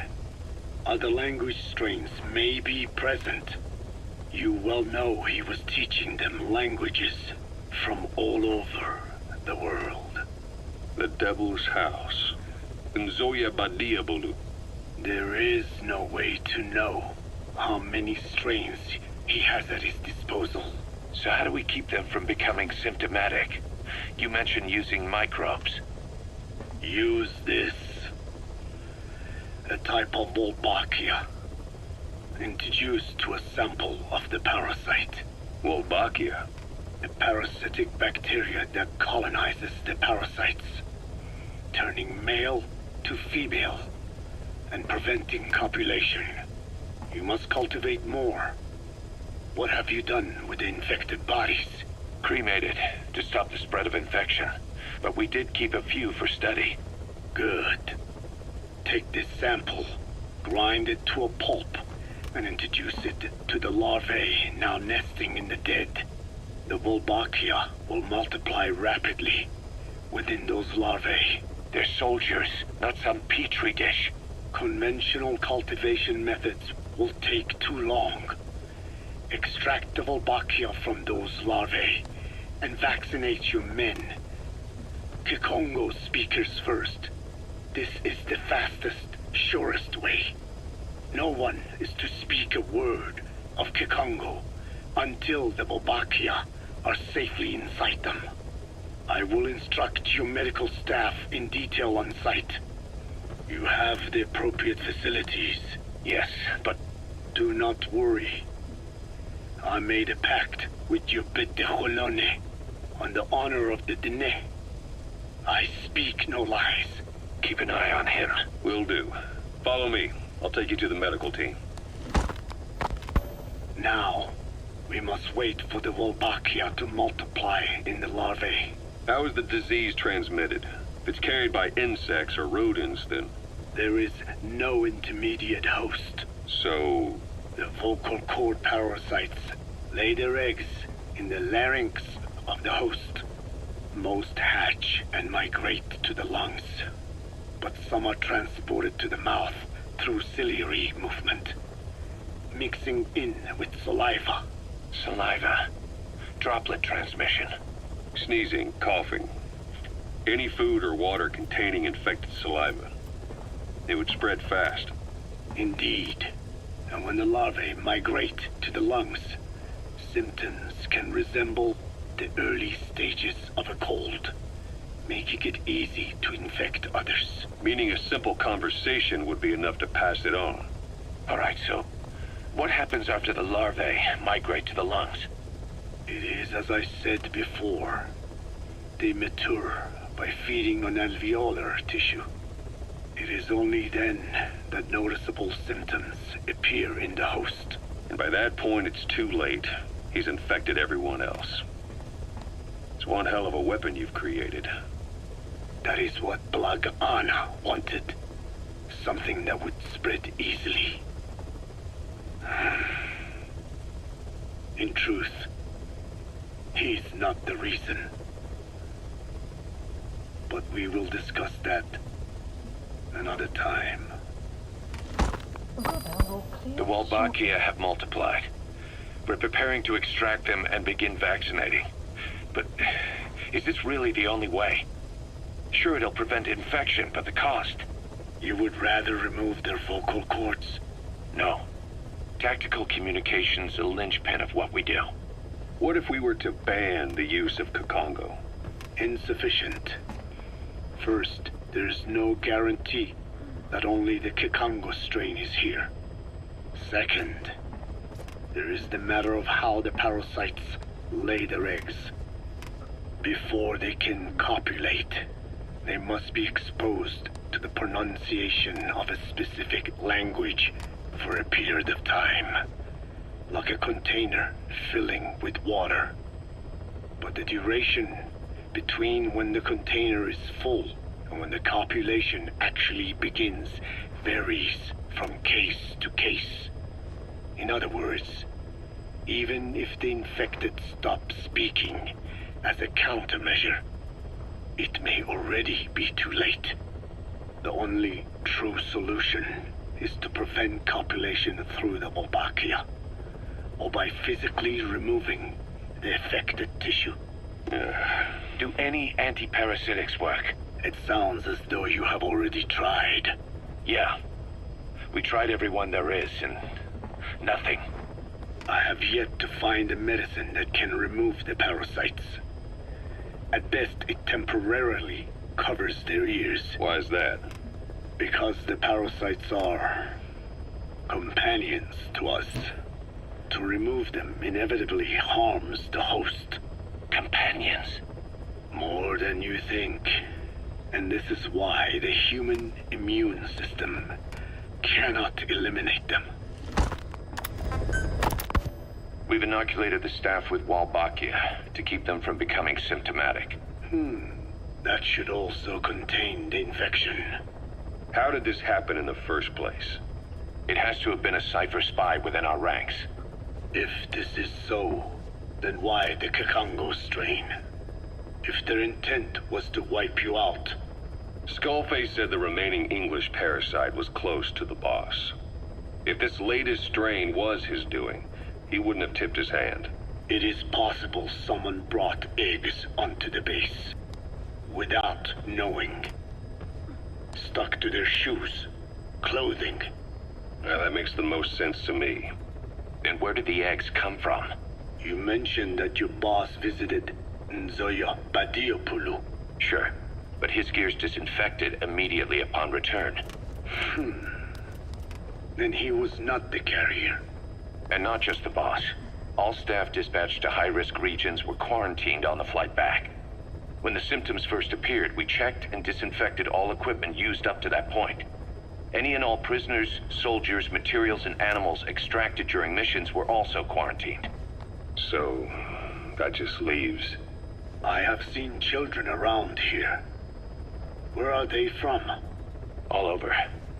Some were being held hostage at a mine. Then there were the troublemakers at Bwala Yamasa. Bwala Yamasa? Yeah. Their clothes, their things. Did you burn them? They're just kids. We couldn't... And besides, not one of them's shown symptoms. The parasites don't infect prepubescent hosts. Their vocal cords are not fully developed. Well, if infection doesn't occur in children... It is possible they carried eggs on their clothes, and the infection spread from them. Check the kid's stuff. I doubt there is any trace left by now. But if there is, some of those kids must be close to hitting puberty. How could we have missed this? The name Bwala Yamasa got quite a reaction from you. I'm guessing the Kikongo strain was released in that village. Cypher used that region to experiment with vocal cord parasite transmission. The Kikongo strain. The settlements around the refinery upstream of Bwala Yamasa were the proving grounds. They would infect one villager, then record transmission speed. Dangerous work. If they failed to contain the infection, it would slip into the surrounding regions. At which point the world found out about the parasites, making them useless as a weapon. Incredible they'd risk such a thing. The test site was densely populated too. A terrible place for such experiments. No doubt, they thought burning everything would wipe away all traces. The settlements were covered in oil anyway. Who would wonder if one day they caught fire? And so it did. They burned it all. Living and dead. Those remains. But they miscalculated. Transmission speed was far faster than anticipated. It may have been the temperature, or hygiene standards, or perhaps the parasites reacted quickly to Kikongo. Whatever the reason, nearly all villages were swiftly infected, and the settlements reduced to mounds of corpses. Making matters worse, the dry season was ending. When it came time to burn the village, the Moneni River had swelled. Many of the bodies were waterlogged. Meaning they didn't burn completely. The corpses still contained viable eggs, and the larvae washed downstream. And when the people downstream drank that water... That marked the end for Bwala Yamasa. I learned all of this at the mansion. I warned him of the risk of eggs getting out. And? We are prepared for any eventuality. I get it. Putting the oil field back online. The oil leaks, saner. They plan to pollute the river, prevent the spread of infection. But the oil flow was stopped, and downstream the people of Masa village started using the water again. The PF soldiers deployed at the village were locals, spoke Kikongo. They were infected, and the kids survived. I've heard enough. And who stopped the flow of oil? Don't! We did. That confirms it. The source of the Kikongo strain infection was Masa village. And the children brought it here. It is no one's fault. There is no blame to be cast. The parasites, they were tested in other regions? Their physiology requires that they be tested under varied conditions. Another test site was in Afghanistan. So it was the parasites there? Both the Pashto and Tajik languages are spoken in the mountains of Afghanistan, and population density is low. Ideal testing grounds for how accurately the parasites target only the specified language. It is also relatively easy to prevent the spread of infection. And the results? The first test, I am told, was a success. Once the Pashtun Mujahideen were infected with the Pashto strain, they were all but wiped out.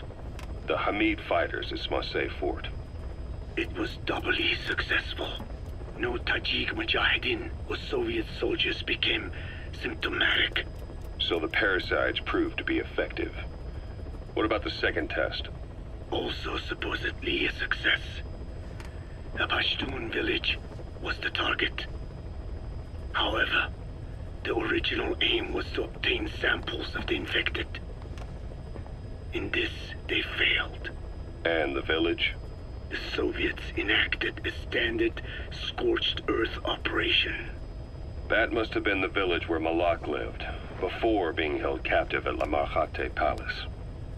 Having had more time to think on it, the details shared with me may have been false. They are madmen who would do anything to cover up the truth.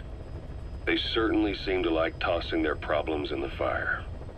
As a boy, Skullface's life went up in flames. Perhaps that is what fuels his fixation with fire. Your Wolbachia stopped the infection all right, but I still don't get it. How can a few bacteria change males to females? I know they're only bugs, but... It is not such a rare thing in the natural world. Many insects and nematodes are infected with Wolbachia. But why? They nest in the cell cytoplasm of the host, even in the egg cells, with the result that the offspring are born infected. Mother-to-child transmission. However, Wolbachia cannot nest in sperm because they do not have cytoplasm. So even a successful infection of a male ends after a single generation. This means the Wolbachia must resort to maximizing the population of infected females. Sounds like an ethnic cleansing campaign on a tiny scale. Gender change from male to female is their survival tactic. So more females means more Wolbachia carriers, so it can keep thriving in the following generations. But the parasites in a human host are supposed to be a mating pair. If there's no male, there'll be no offspring at all. It's killing itself. Slow down. This tactic is intended for environments where a single male can copulate with multiple females. Originally, the Wolbachia did not infect the vocal cord parasites. I created a mutated strain, modifying the Wolbachia so that it could infect monogamous pairs. The Wolbachia's greatest multiplying tactic, the male-to-female change, worked against itself in the monogamous parasites, just as you said. Then I performed repeated selection of Wolbachia strains until I achieved 100% certainty of male-to-female conversion. Creating female-female pairs, unable to reproduce. And you say the Wolbachia affects the host of the host, that is, us, cutting off our means to reproduce? It is almost certain. Of course, we will not turn female. After all, mammals possess no natural gender-changing function. But some Wolbachia strains can cause cytoplasmic incompatibility in the host. Is that some cell deformity? Put simply, it means the altered sperm of infected males kill the female's egg on contact. And that's happened to us? Yes. And yet, what occurs in humans is not just simple CI. To date, there are no cases of Wolbachia affecting humans.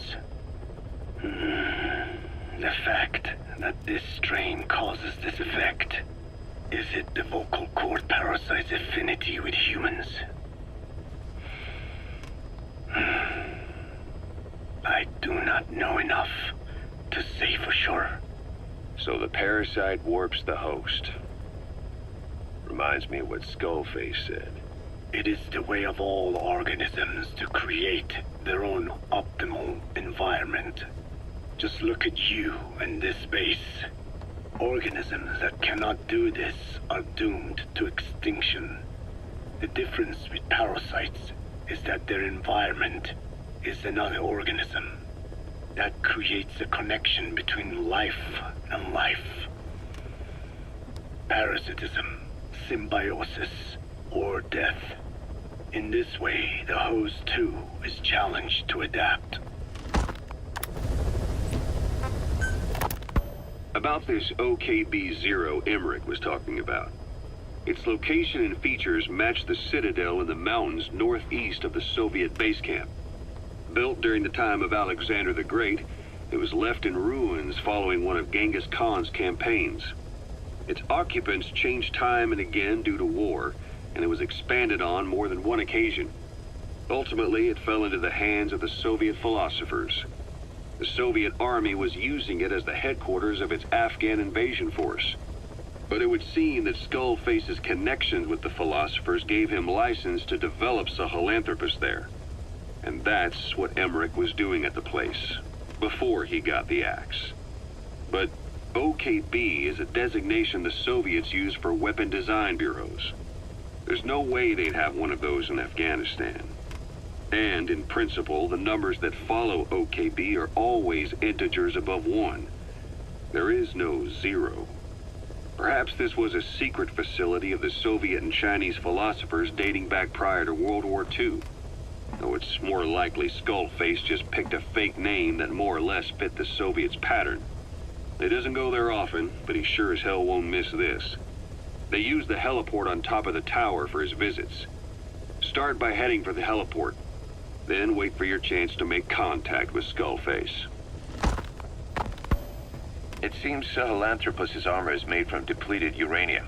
That offers some serious protection.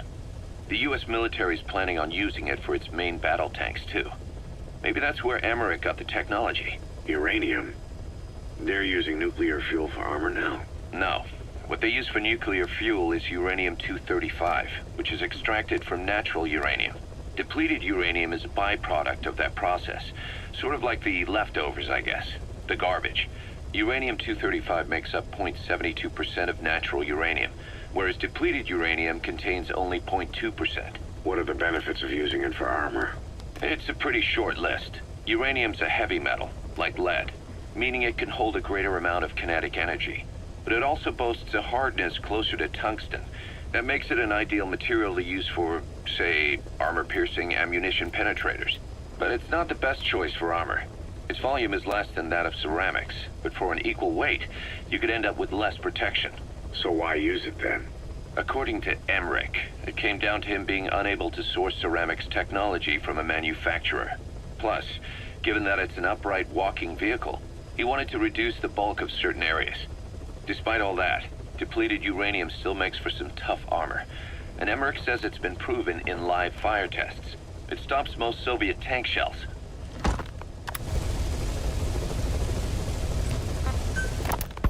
Code Talker, what are the metallic archaea? Volcanic craters spewing sulfur. Water hot enough to boil your skin off. Ocean depths of 800 plus atmospheres. Wastelands radioactive enough to kill you where you stand. There are groups of organisms that survive despite. No. Because of living in such environments. I've heard about them. Extremo... something. Extremophiles. By selecting certain species, then subculturing and repeatedly modifying them, I created a metallic offspring of pure archaea. They subsist on metals rather than organic matter. And some of them even consume uranium? Yes. Uranium enrichment archaea metabolize only uranium-235. As a result, they produce weapons-grade enriched uranium. How is that possible? Consider how plants fractionate carbon isotopes when they conduct photosynthesis. Nature possesses abilities beyond our imagination.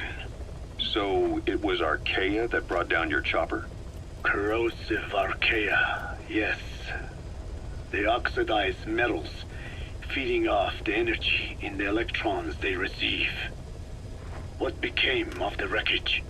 We had the R&D team retrieve samples for study in airtight plastic containers, of course. Prudent. We shall extract Archaea from it in good time. They should help you fight back against Blaga Ana.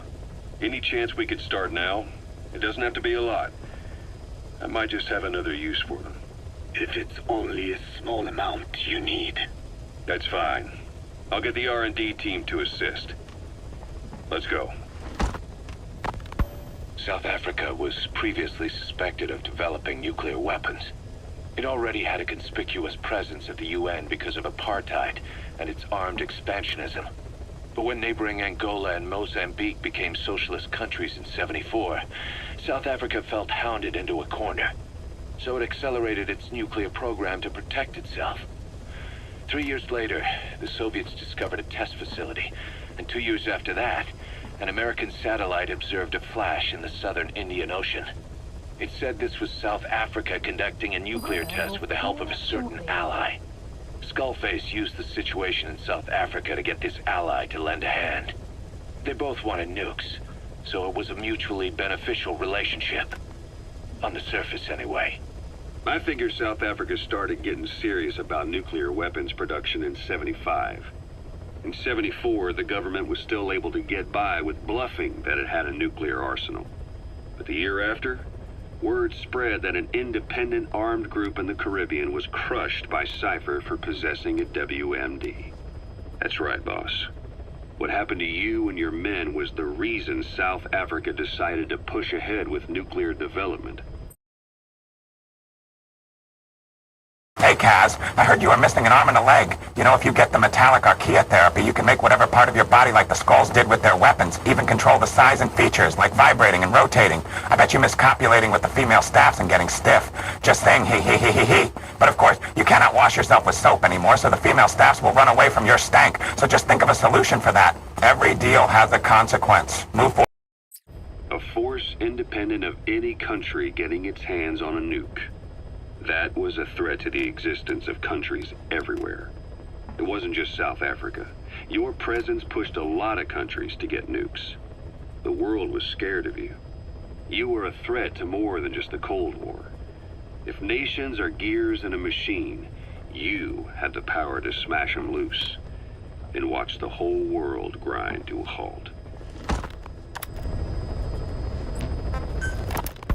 Emmerich uses externally powered legs of his own design. It's Bionics technology, a product of the U.S. military's failed attempt to develop a powered exoskeleton. All the wearer has to do is apply a little force, and the actuators continue the movement in that direction. But his legs are unique. Instead of using a hydraulic mechanism, the actuators run off metallic Archaea. That increases the actuator's reaction speed and also enables him to lock and release the joints at will. The legs are a nifty little gadget, but they have two clear weaknesses. First, they're dependent on external power, maybe because he built them knowing he couldn't leave his lab. There's no internal battery. That's why they won't work if they aren't plugged in.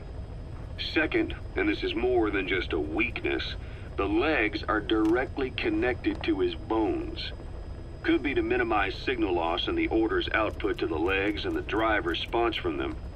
Either way, Emmerich has used bolts to attach load-bearing parts directly to his femurs, probably by mimicking surgical treatment for compound fractures and the like.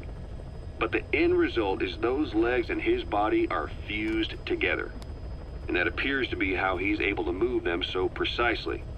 But that also means that any shock to the legs would be delivered right to his bones by way of those bolts.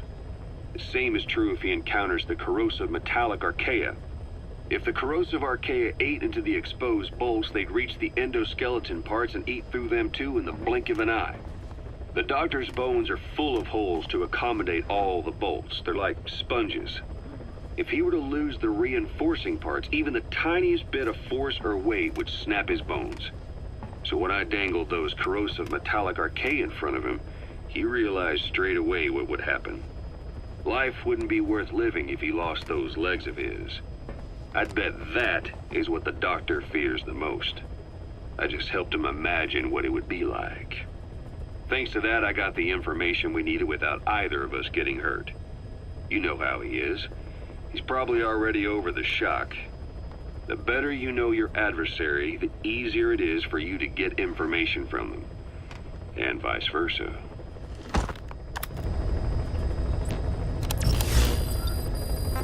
Please select a mission.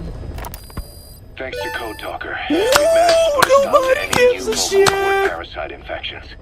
We couldn't save those already symptomatic, but everyone who survived has been released from the quarantine platform. Skullface will pay for this. Boss, Emmerich confessed. Skullface's endgame is to activate the bipedal walking tank Sahelanthropus and deploy it into live combat in Afghanistan. That's why he moved into the Soviet research facility they call OKB Zero. If his plan comes to fruition, there'll be no stopping the ripple effect worldwide. Find a way to make contact with Skullface before that happens. Then learn what you can from him, and put a stop to his plan. We'll have our fun with him later. This is it, boss. Diamond Dogs is strong enough now to face him head-to-head. It won't be like 9 years ago. Make your way to OKB Zero.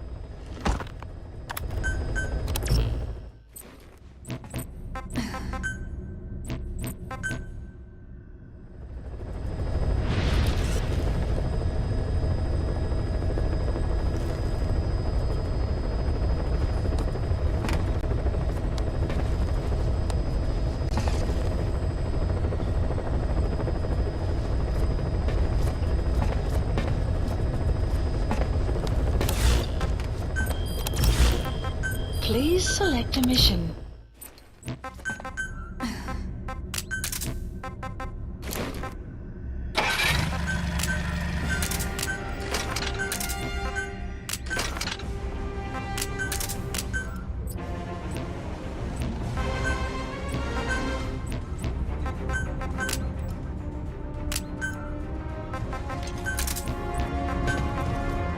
Deploying.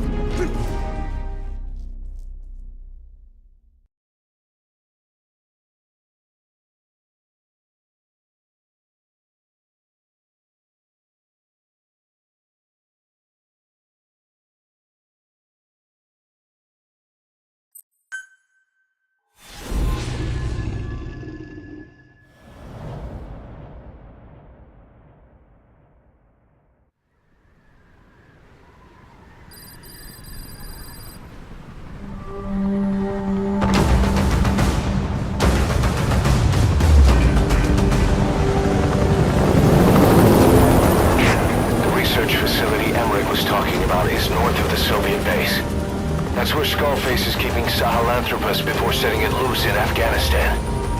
There's a good chance he's got nukes, too. Boss, we need to figure out what Skullface is up to. If you make contact with him, get him to talk. The ethnic cleansing parasites, Sahelanthropus. Find out what his plans are.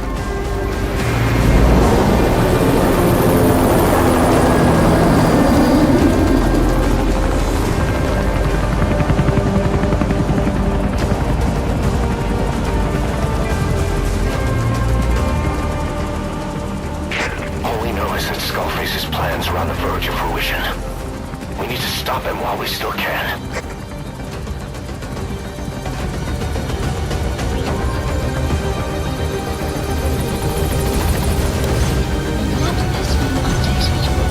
Skullface, commander of Cypher's strike force, XOF.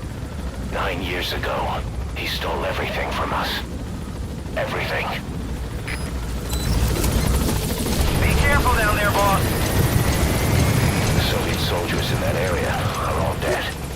Apparently XOF unleashed the Russian Parasite strain.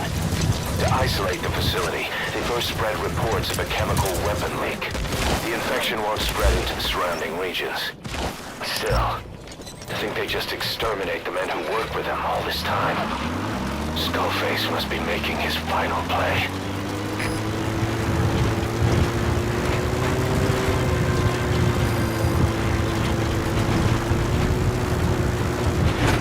Eli snuck into the cargo on board the chopper. His idea of an escape attempt? Who could say? We'll think of how to deal with him later. Snake, do you read me? I know more than anyone about OKB Zero and Sahelanthropus. Boss, I've made up my mind. I want to be of use to you, not him. Let me work to pay for what I've done. I'll prove it, that I've always been your ally. Boss, I'll be focused on coordinating backup here at Mother Base. The chain of command is still in place. If you have orders, give them through Miller as usual. Skullface is in OKB Zero. Start by making contact with him. The facility itself is under the control of XOF, Cypher's strike force. We have no hard data on their force strength, so your judgment in the field will be key. Boss, we're finally here. Find Skullface, and take everything from him. XOF has occupied the facility. Skullface must be close. Enemy presence detected. The map has been updated.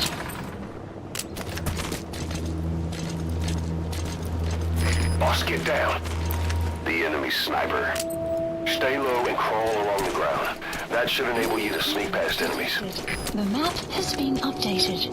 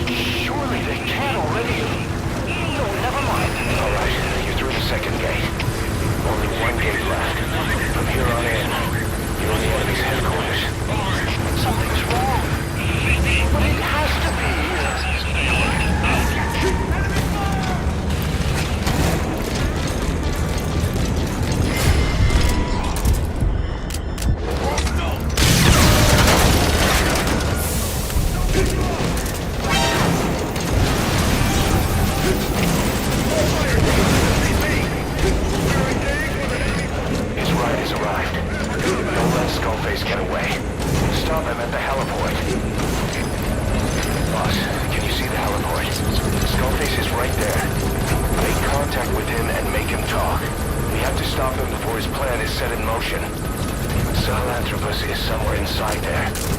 First of all, make contact with Skullface. Don't kill him yet. We need him to talk first.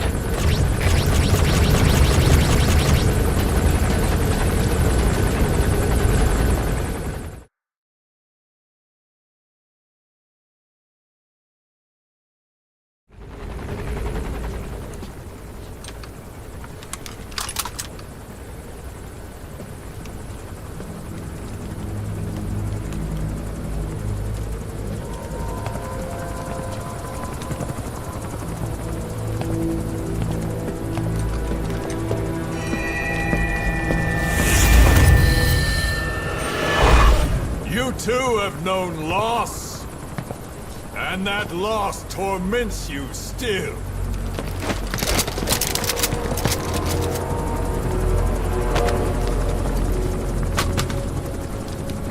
You hope hatred might someday replace the pain, but it never goes away. It makes a man hideous, inside and out.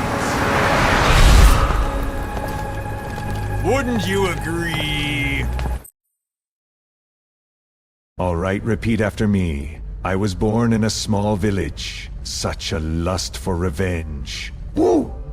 Okay, you are ready. Now go. Let the Venom Skullface come to life. See you real soon in the right place at the right time. Big Boss! We both are demons. Our humanity won't return. You, me, we've no place to run, nowhere to hide. And that is why I'll show you my demon. Follow me, big boss!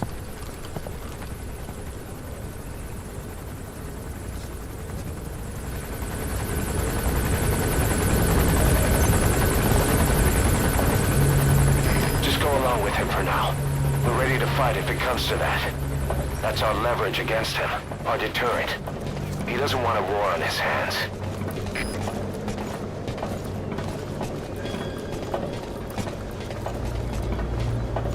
Whatever the Navajo told you, it's just one possible solution derived by Cypher. My will is different. Let me show you my demon, Big Boss. I call it Big Demon. You want to know where I keep my big demon? It's really big.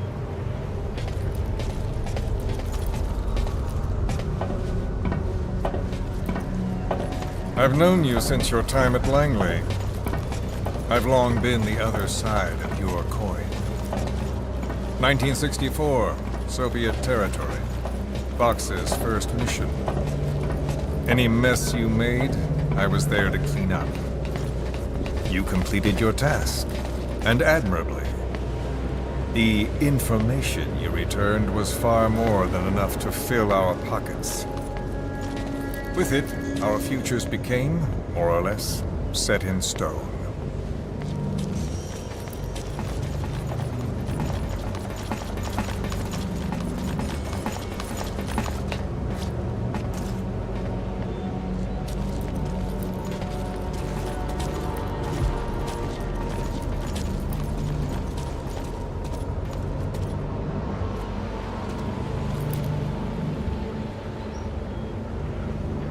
This is what I was cleaning up after you, Big Boss.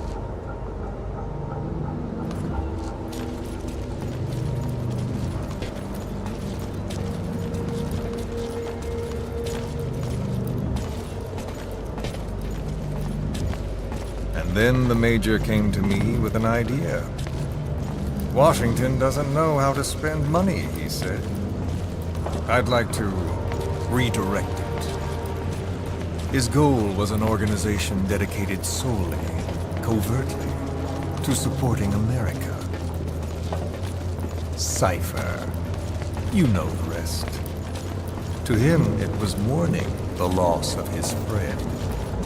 Or rather, an act of revenge on the world, but America most of all.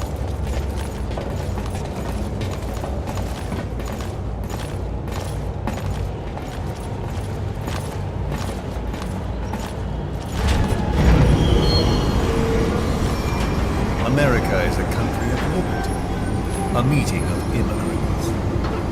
Instead of simply assimilating, its citizens live alongside others. Their roots are very diverse. America's never been made up of just one group. But he tried to forge a single consciousness for it and from it. The idea that every citizen would use free will to unite behind their country. Unilateralism like that can't be entrusted to any one individual. So the Major sought a system that used information, words, to control the subconscious.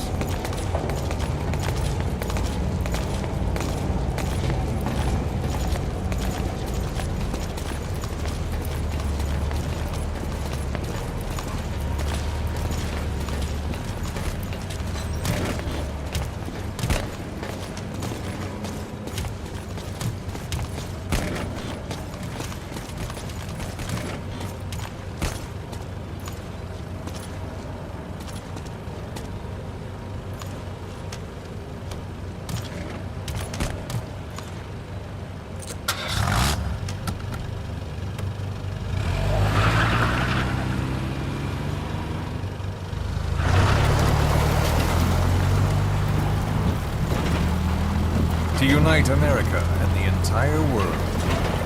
The Major thought this was his friend's will, but I think he never understood what she wanted. Before he ever walked or cried, even before he was born, his mother tongue was English. He doesn't know the pain of losing his own language. Not yet. Are you not going to say a single thing about my thoughts, Big Boss? He cannot understand her will. I do. I was born in a small village. I was still a child when we were raided by soldiers. Foreign soldiers. Torn from my elders, I was made to speak their language. With each new post, my masters changed, along with the words they made me speak. Words are peculiar. With each change, I changed too. My thoughts, personality, how I saw right and wrong. War changed me, and not only my visage. Words can kill. I was invaded by words, burrowing and breeding inside me. A philosopher once said, "It is no nation we inhabit, but a language." Make no mistake, our native tongue is our true fatherland. My fatherland. My truth was stolen from me. And so was my past. All that's left is the future. And mine is revenge. On those who bleach off the words of their fellow man. This is what I learned from the Major. And then it hit me. It was he who should feel my wrath. He and the code he chose as basis for control. Language codes, information codes, beamed all around us, genetic codes spanning history. By controlling the codes, Cypher Zero intends to unify the world. Codes implanted into our heads, sucking our minds dry as it spreads from one host to the next. A parasite upon this earth, that is what Zero is. As one born into this world, he's afflicted. I hold him responsible for killing my freedom. Killing all traces of my past. Killing any promise of a future. We are all but dead men forced to walk upon this earth. A world reduced to zero. Cypher plans to use its codes to control the world. They think they can. And the mother tongue of all those codes is English. The word became flesh. The final parasite. It knows English. An English strain of the vocal parasite. I will exterminate the English language. With Make this, America I great rid the again! world of infestation. All men will breathe free again. Reclaim their past, present, and future. This is Brothers! Cleanser. It is a liberator. To free the world from Zero. Let the world be. Sans lingua franca, the world will be torn asunder. And then it shall be free. People will suffer, of course. A phantom pain. The world will need a new common tongue. A language of nukes. My method. Tell me, who are you? Who? Oh, I really want to know. Years shall be the thread by which all countries are bound together in equality. No words will be needed. Every man will be forced to recognize his neighbor. People will swallow their pain. They will link lost hands.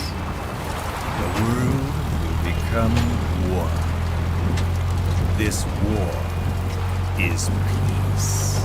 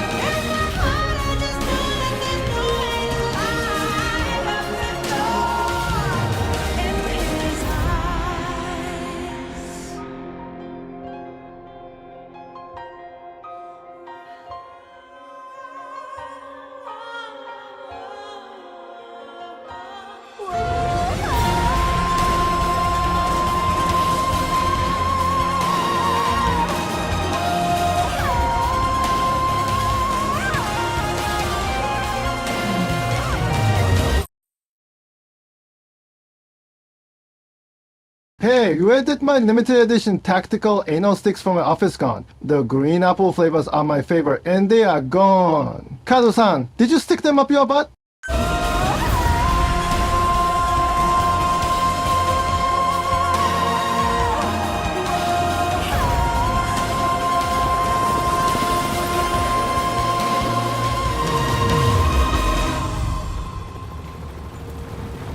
When the world witnesses Sahelanthropus, the hands of the doomsday clock will roll on, regardless of Zero. Sahelanthropus will take the first giant step into a brave new. It is the bell with which a world trodden upon by words declares its independence.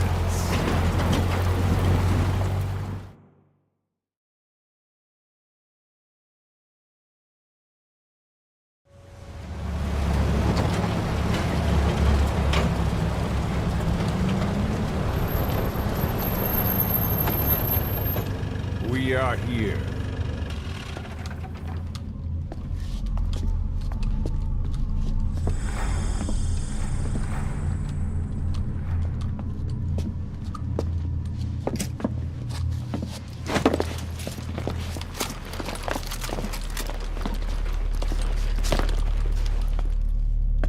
Remember the Alamo.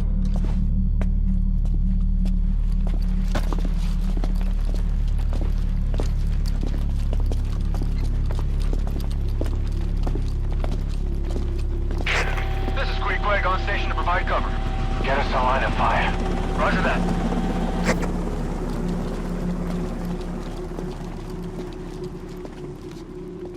We're not the only demons in this world. Like you, vengeance is all he has. It's man's thirst for revenge that drives the times. Just as you live because of me, he lives because of you. Show him!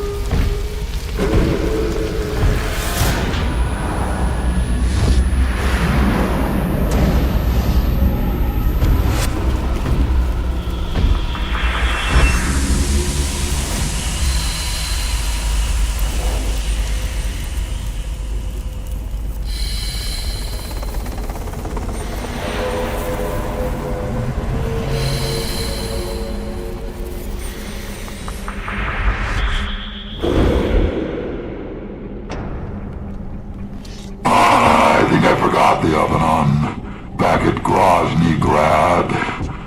I will be back, Snake, and I want my $100 billion.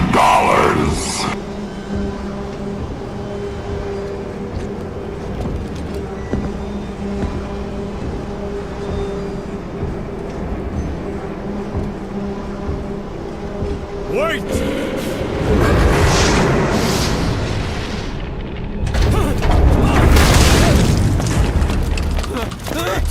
Who is doing this? Such a lust for revenge? Who?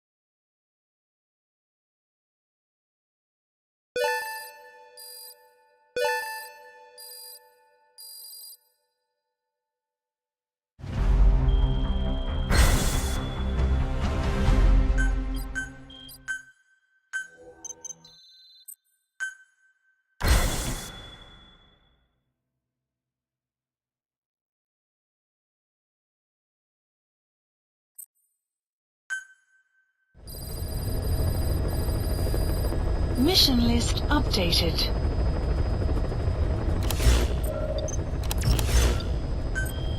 Please select a mission. Sahelanthropus is on the move. The instruments on the support chopper are all malfunctioning.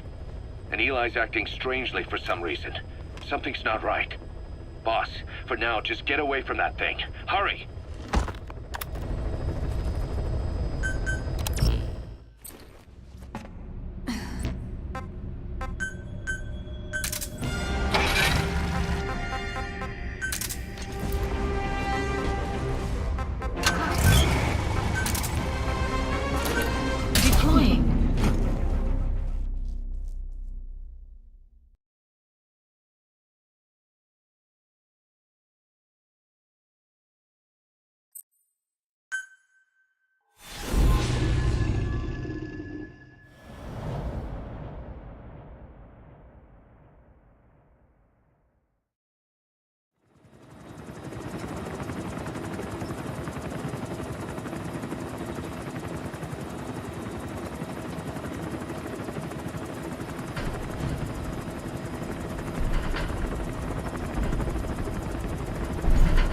Got a spike on the RWR. Strange PRF. What's wrong? Control lost. Can't maintain RPM. We're settling.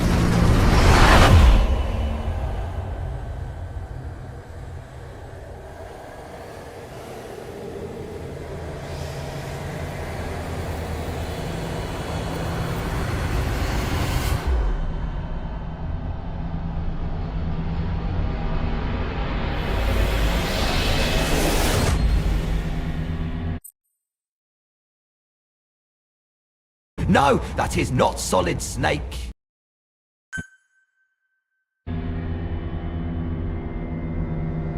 Brothers!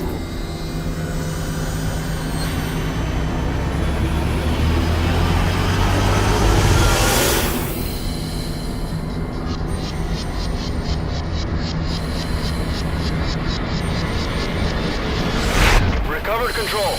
Ascending. Hey, Snake. There's something wrong with Eli.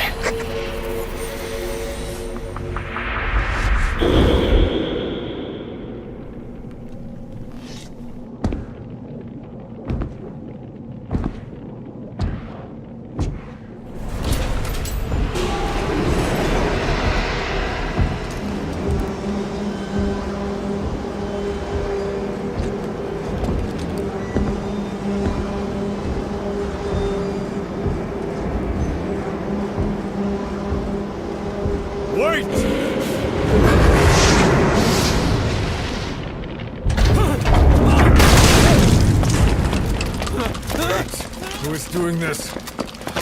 Such a lust for revenge? Who?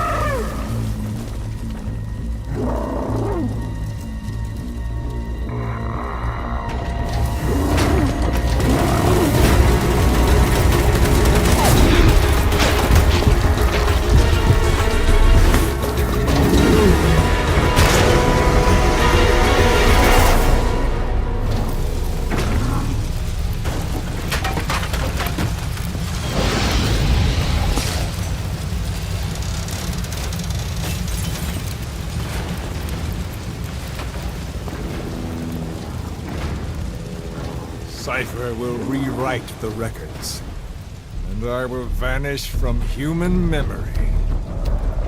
But the thirst for revenge that I have planted will infest the system. No one can stop it now. Sahelanthropus will unleash that thirst onto the future!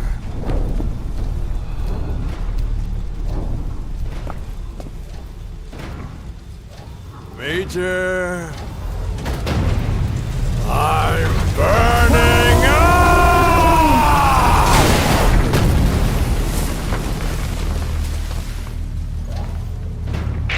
Boss, get out of there!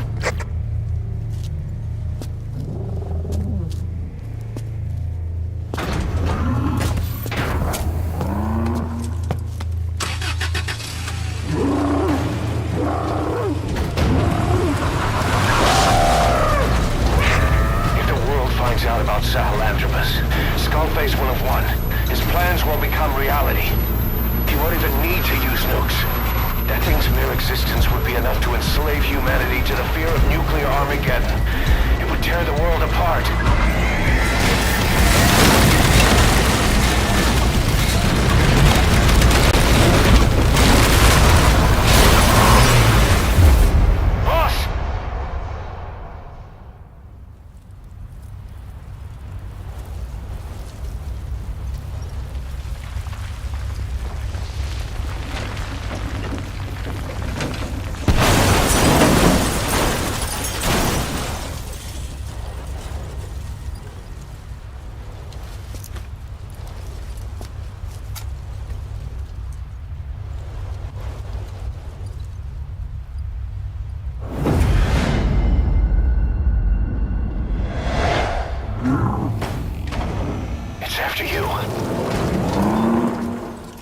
Stop it, boss. Destroy Sahelanthropus.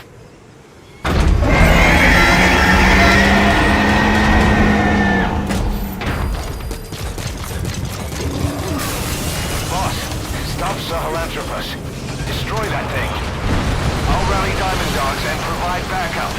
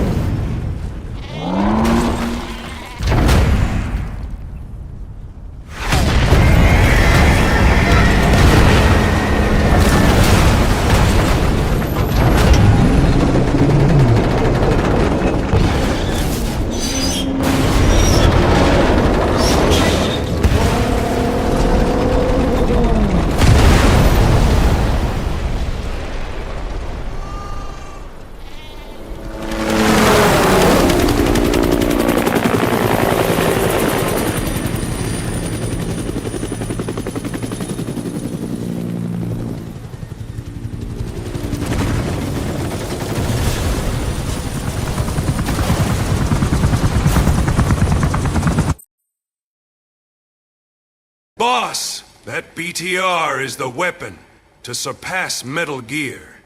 I'm calling the Soviets to give us licensing rights to mass produce this for Diamond Dog.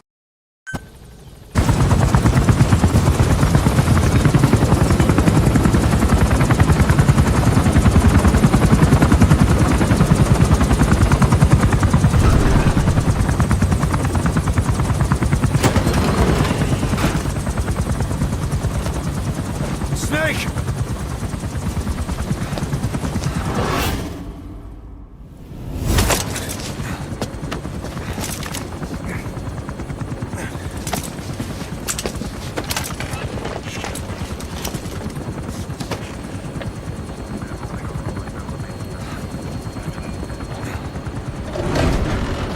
Let's see Skullface.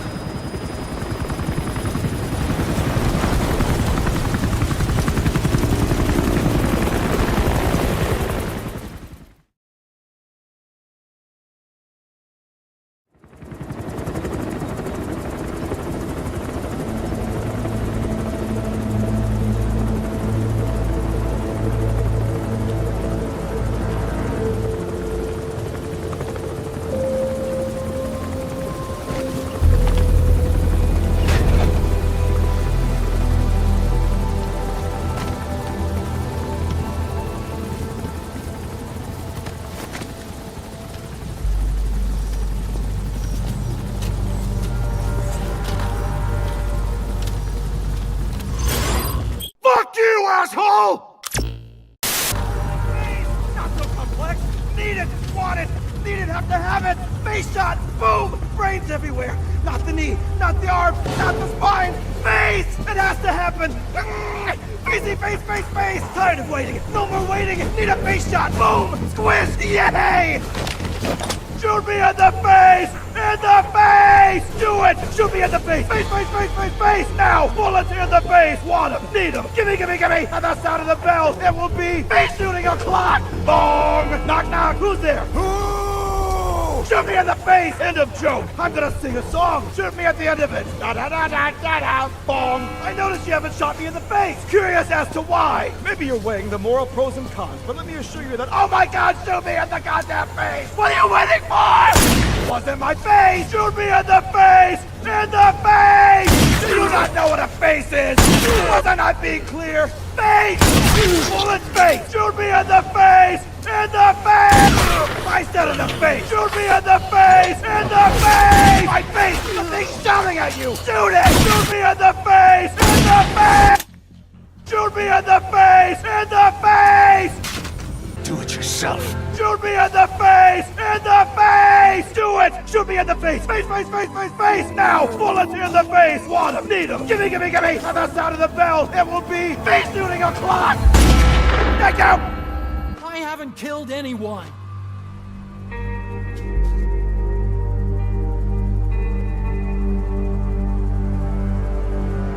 You're fired. Shoot me in the face! Thank you!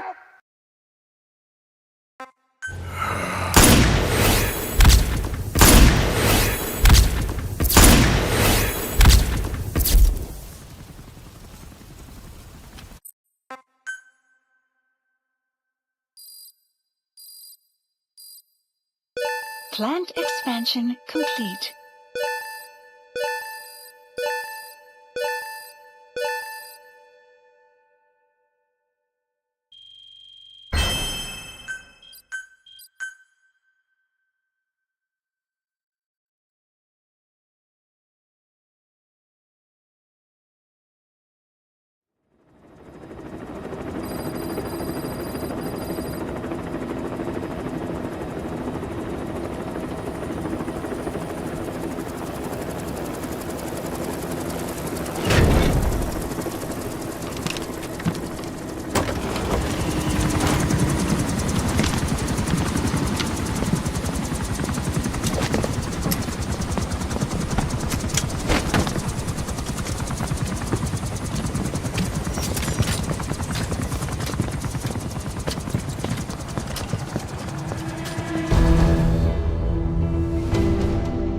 Anyone can give up his fight by laying down arms.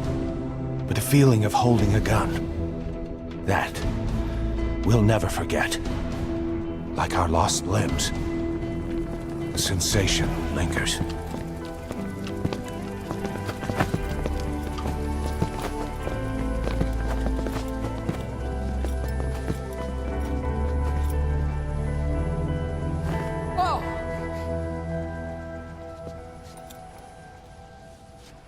Here she comes! Here she comes!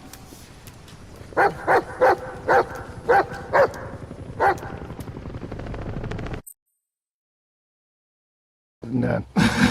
Those snakes, what are you doing? I have been sending you limited NL stun rods to celebrate the release of Death Stranding 2. You know how hard it was to infiltrate LAPD headquarters and steal from the evidence room of the Diddy case? Now where am I going to find something to excite my butt on June 24th? Skullface! I would think of a special punishment for you. A punishment by Hideo Kojambo.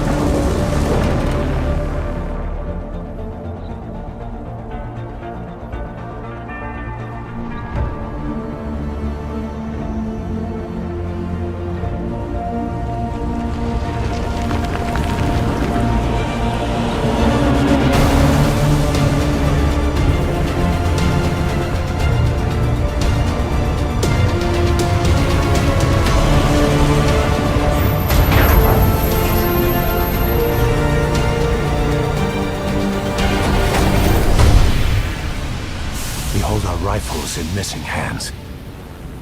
We stand tall on missing legs. We stride forward on the bones of our fallen. Then, and only then, are we alive. This pain is ours, and no one else's.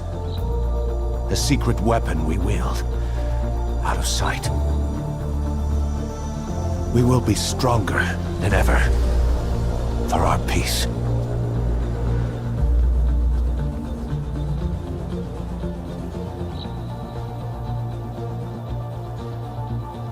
Sahelanthropus will unleash that thirst unto the future. Those were his last words. Cause. Pretentious to the end. Still. Doesn't feel like this is over. And I'll never be whole again. We hold our schlongs with missing hands. We thrust with them while standing on missing legs.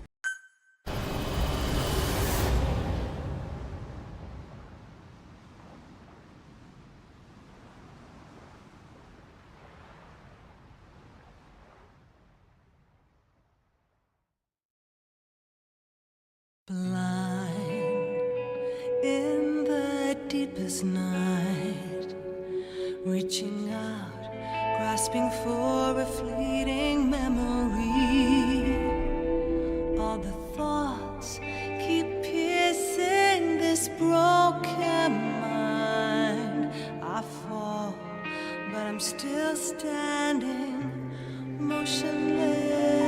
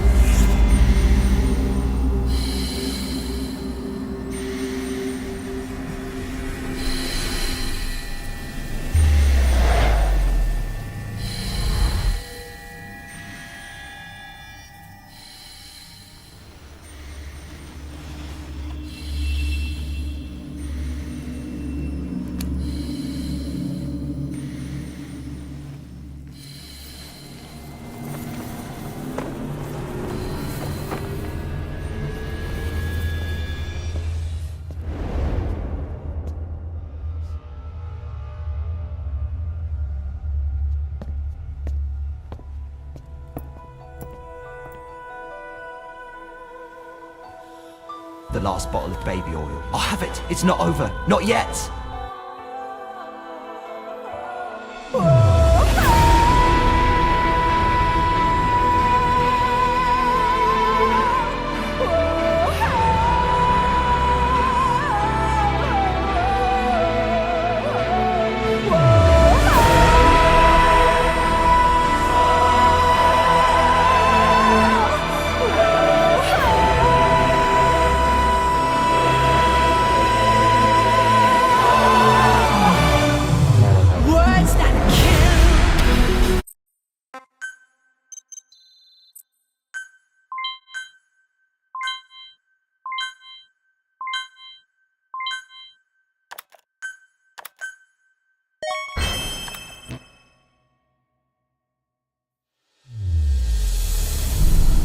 Scatter your sorrow to the heartless sea.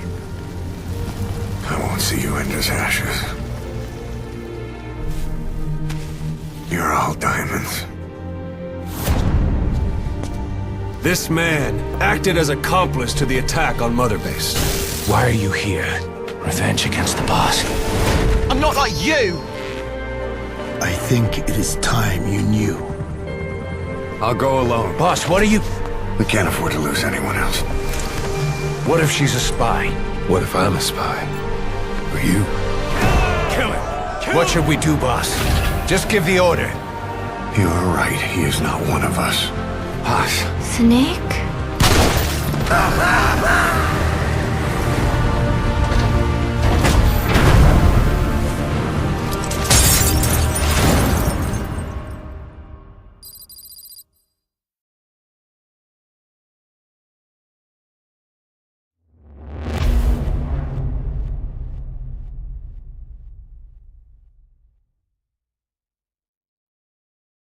Attention!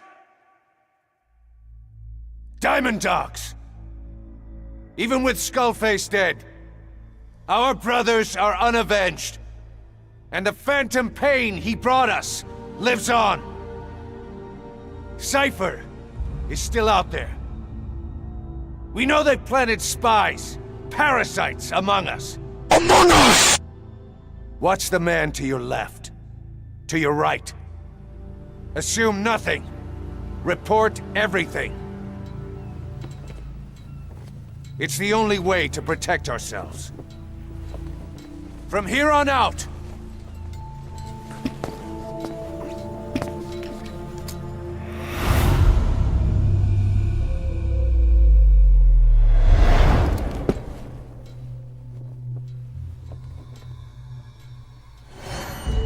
you will be my eyes. The deadliest enemy's right here in our midst. And they will get no mercy.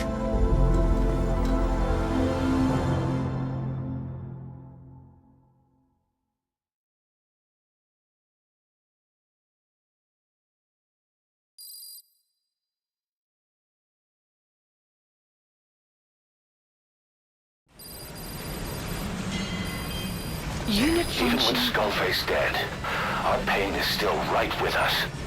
We need more strength. We need more men. Diamond Dogs needs to be bigger. Missions have come in too. We still have a long road ahead of us. Please landing zone. Roger.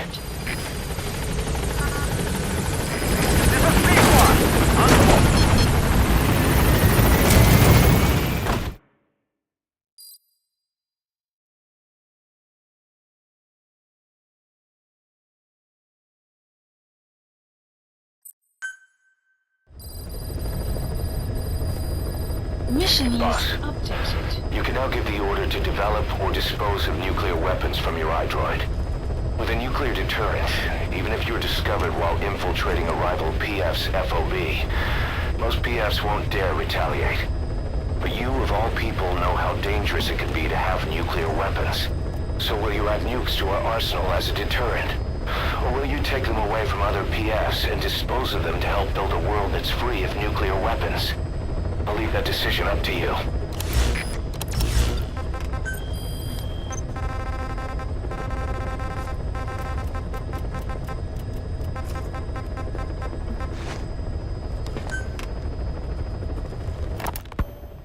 Skullface has finally burned out. The world is rid of his existence at last. Was he still alive? You could say that. But you could also say he'd been dead for decades. What's that supposed to mean? Biologically speaking, it's hard to say how much was his life. Side effects from the treatment? No. The primary effect. Keeping a dying host alive as long as possible. That is the whole point. But in the end, he grew too dependent on his children. As if he had any other way to keep on living. He first underwent parasite therapy before the Soviet Union became his home. His body was horribly burned. Fire washed across his thin young frame and stole his skin and his throat, even his lungs. Only through repeated therapies could the parasites keep him alive. Most of his life became something the parasites gave to him. And then he lost the ability to die. That is correct. The parasites live on past the host's death, still aiding cell composition. At that stage, there is no way to extract them from the host cells. There is no way of knowing when the last cell of Skullface's body would die. The only choice was to burn the whole thing. And his children, along with it. And I am one to talk. When my life is snuffed out, I expect you to treat my body the same way. And when I burn, I will truly be one with my children for the first time. You say there were 3 English vocal parasites. According to Skullface, yeah. Skullface had 2 of the English strain with him. You burned both of them. There was an oil fire. I tossed him in. So that just leaves 1. And you tell me Skullface said he used it. He said it was very close to me. Very close. One of your comrades. Or someone ordered to kill you. Or he could have been speaking metaphorically. Metaphorically? Close to your spirit. Close to your heart. Someone who either loves you or despises you. The second one makes a long list. Whichever it is, act with caution. Skullface implanted someone with the English language strain. Who it is irrelevant. Why? I tell you what Skullface really meant. Very close to you means you will be exposed. All the infected here have been given the Wolbachia. Even if the vocal cord parasites infect them now, they cannot reproduce. But if there's a different host among us, host to the English strain. If that were the case, we'd see the symptoms. What about the non-English speakers? We have plenty of those, but the staff use English as a common language. But if that someone has not spoken English yet, and begins to speak it now, there'd be another outbreak. The final mating pair of the English strain must be found immediately. Skullface is gone, but his threat still remains. On this base, do you see what the final mating pair is? With him dead, those parasites are the stain he wished to leave upon the world. His thirst for vengeance. In the flesh. Think. Does anyone here bear a grudge against you? Who would target you, specifically? The ethnic cleansers that Code Talker mentioned, they weren't Skullface's true goal. All we have is circumstantial evidence, but here's my theory. It was Cypher who started developing the vocal cord parasites as bioweapons, parasitic weapons, and Africa was the testing ground for them. As Code Talker said, their purpose is the ethnic cleansing of only those who speak a particular language. So they could do a weapon of mass destruction to eradicate specific groups races, ethnicities, or colonies by the language they speak. Or a kind of absolute language control. Or maybe a tool for those arrogant fools to build some misguided utopia. I can see plenty of uses for them. However, in practical terms, they wouldn't be as dangerous as you'd think. Counteracting the parasites is easy, after all. Cut them out of your throat to save your life, or just don't talk. That also prevents the infection from spreading. So if the international community were to find out about them, they'd no longer be the threat they were conceived to be. In which case, their targets would be limited to minority groups as a deterrent or a terrorist tool. It's hard to imagine Cypher developing something like that as a main weapon for their arsenal. That leads me to think we've only tugged on one little thread in Cypher's grand tapestry. An obscure corner of their work, possibly forgotten altogether. In any case, things changed.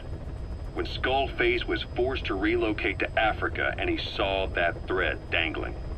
All the time he continued that research, he was secretly following his These own guys agenda. ended World War II? The ethnic liberator Parasites. His English language strain. Skullface said there were only 3 samples of the English language strain Parasite, and I think we can believe him. Bringing his ethnic liberator's plan to fruition depended on creating an English version of the vocal cord parasites at all costs. But an English strain would have been useless to Cypher. Worse, it could have destroyed everything they'd built. It was the one type they couldn't allow. That means Skullface was forced to develop his English strain. You know what, Kaz? I don't need nukes. You've seen my battle with Sahelanthropus. BTR is the future. In fact, I am firing all my staff except Ocelot, Code Talker, and Quiet, and replacing them all with BTRs. Yes, there will be BTR doctors and nurses in the sickbay. Why am I replacing you? A BTR with a blonde wig, sunglasses, and a missing wheel wouldn't be much different from you anyway. You're fired, you vengeance-crazy, paranoid bum-ass. Out of sight of Cypher's network. Naturally, he couldn't use the greenhouse facility Cypher had set up and filled with guinea pigs.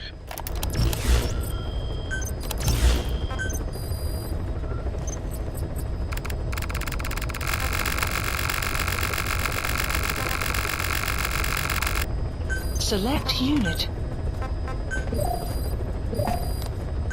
Staff dismissed.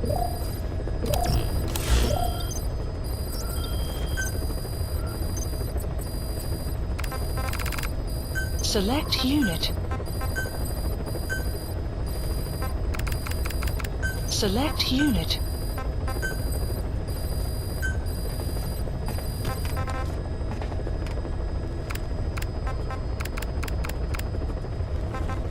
Select unit.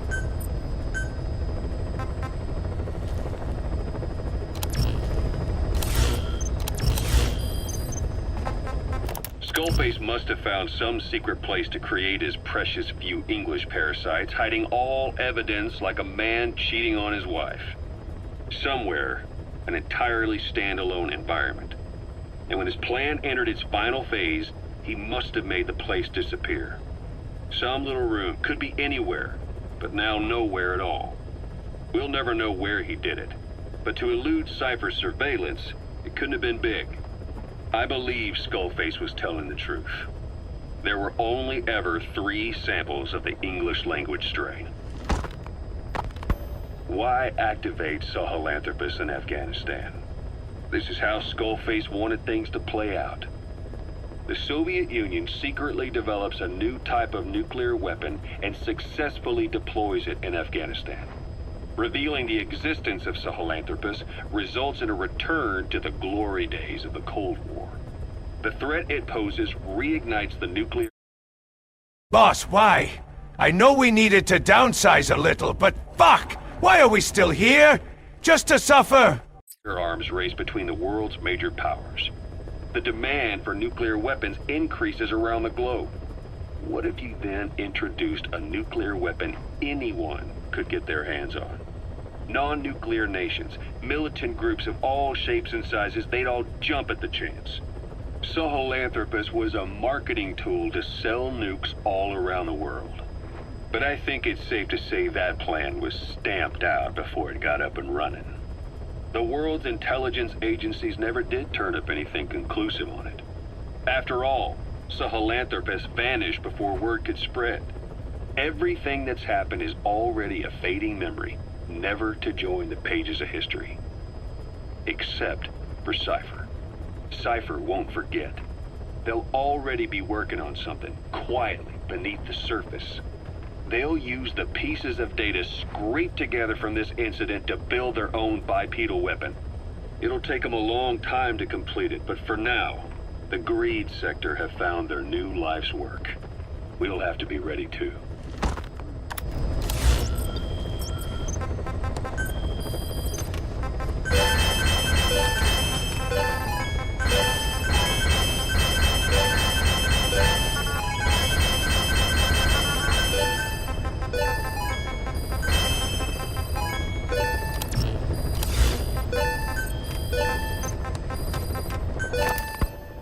Emmerich didn't go with depleted uranium for Sahelanthropus' armor because of its strength. He had nukes in mind. Exactly. It's meant to use its body as the fuel component for a nuclear weapon. Sahelanthropus uses built-in uranium enrichment archaea to melt its own body and extract uranium-235 from the depleted uranium in its armor. Those archaea perform the enrichment in an extremely short time. The concentration jumps by a factor of several hundred, from 0.2% to over 90%. The end result being highly enriched weapons-grade uranium. Sahelanthropus' body itself becomes a nuclear bomb. Emmerich says if it were to self-destruct, the nuclear yield would be somewhere in the region of 15 kilotons.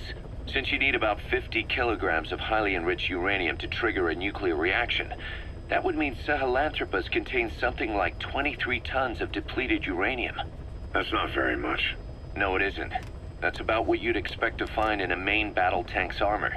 The point is, it can be transported anywhere, even use its conventional weaponry on the battlefield, and the international community will never suspect a thing.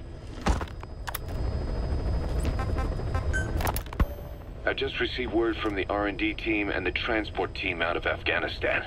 They finished installing Sahelanthropus on the base. It's ours now. All right. Don't let any of the staff touch that thing. Especially Emmerich. Of course. That guy's crush on Sahelanthropus is beyond a joke. Guess he really wants to see his tech stand on its own two legs this time. That's not gonna happen. I know it. So you've got no plans to make it operational again? Damn right. Boss, I want to hear it straight from you.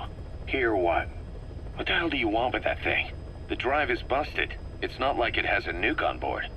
Even if the metallic archaea could turn it into a nuclear weapon, all it can do is self-destruct. All your Sahelanthropus now belong to us. Sahelanthropus just isn't a weapon anymore. It'll draw unwanted attention without even being a deterrent. I know. The weapon's development strut sank 2 feet under that thing's wake. That's 1 year's drop in a single night. We've started on reinforcing the strut, but there's no guarantee it'll hold up if a storm hits. I know that too. Boss, why keep it? It's a mark. Us Diamond Dogs, we don't have a country to call home. That means we have no past, nothing to prove that we lived. Every one of us threw it all away when we came here. Sahelanthropus is a symbol to show that the likes of us brought at least one crisis to its end. A mark in history. So we can't just fade away. It's of no practical use to us. But we still need it. A symbol of what we've done. I'm glad I sounded you out on this. Snake, on behalf of all of us, I want to thank you. I don't need gratitude. I need security. Keep Emmerich away from that thing. Roger that. You said that the nuke Skullface was trying to spread around the world were equipped with a failsafe. Something that could shut them down at will. His will. Quite so. After all, he needed a guarantee that a buyer wouldn't simply turn the weapons back on him. So how can they be stopped? The criticality trigger, that is, the detonator, is a complete black box design. Any attempt to dismantle it causes it to melt in seconds, using the corroding archaea. The design ensures that no detonation is possible unless it disengages the lock. So he had a way to disengage it remotely. Precisely. The client simply presses a button. A At that moment, the detonator begins transmission with a surveillance satellite. The satellite reports to him how the client is trying to use the nuke. If he does not object, the lock is disengaged. But if it's a risk to him in any way... The detonator melts down. The same is true if detonation does not occur within a preset time after the lock is disengaged. The nuke is rendered useless.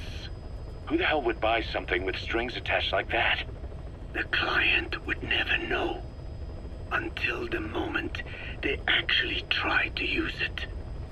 Most likely, he would have explained the time delay as the detonators needing time to activate. Hello, boss. It's me. No, I am not Dangling Schlong anymore. Who the hell named me that when others get cool names like Sneaking Tiger? I am here to get a job at Mother Base. This is the new age of the 80s, and I identify as a BTR. I presume you heard about my friend George, who identifies as an attack helicopter on the news. Therefore, you must hire me if you want those progressive company points. And he only intended to sell to technologically primitive groups in the first place. Let me guess. He'd claim it was defective and offer a replacement. Shadier than a used car salesman. Skullface shakes your hand like a friend, using the other to control you like a puppet. This is how he works. Code talker. Haven't seen you eat a single thing since you got here. Let me guess. Photosynthesis? Oh? What makes you say that? Well, a long time ago, I knew someone with a similar ability. Well, you are correct. Most of my body is covered with parasites. I supply them with water, and in return, I receive sugars they produce when exposed to light. Mm-hmm. It isn't just my skin either. The parasites also act as my eyes. They have replaced many of my internal organs as well. It is thanks to them that I live on after over a century. How did you obtain them anyway? Through your research? I would like to say as much, but there is more to it than that. Let me take you back 20 years. I had hit a dead end with my parasite research. Then I was approached by a foundation. They said they had a sample of an unusual strain of parasite. Which foundation? Apparently, they had links to ARPA. But that is all I learned. I was somewhat ignorant of the ways of the world. Just being able to study it was enough for me. Yeah, I've heard that before. Go on. Half in doubt, I visited them to discover the body of an old man. Well, to be precise, his partial remains. A collection of parts, you could say. The man had died in an explosion. An old man, you say? His flesh had not decomposed. In fact, the tissue's cells were still metabolizing. The parasite had infected, or should I say assimilated with, the tissues, and was keeping them alive. I became obsessed with studying the body parts, foregoing food and even sleep. Every day was filled with new discoveries. The parasite's biology, internal anatomy, life cycle. I am inside Code Talker now. I copulate with parasites inside his body. Yes. But there was only so much I could learn through observation. And so I made a decision.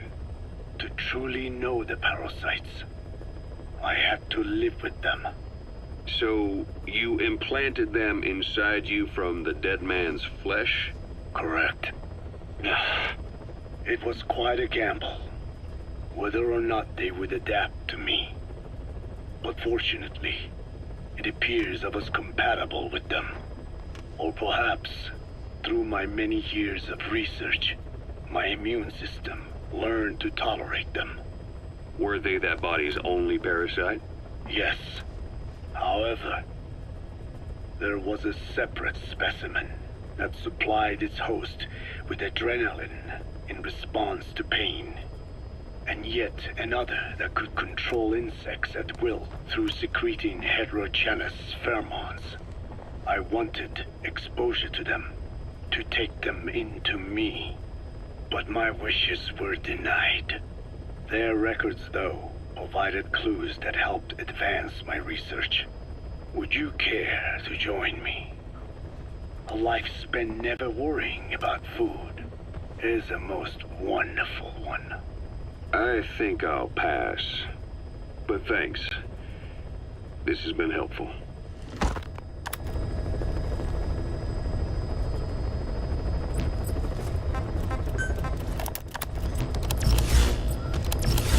Please select a landing zone.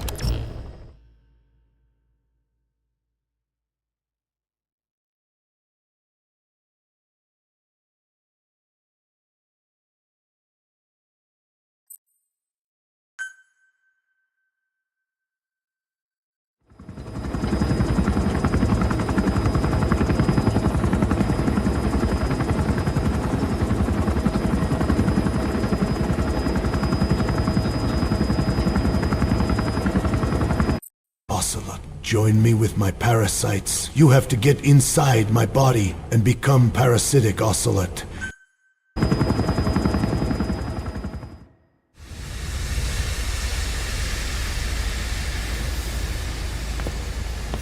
Stay back. It's too dangerous. Hey. Back up, kid. I said no. You have to stay back.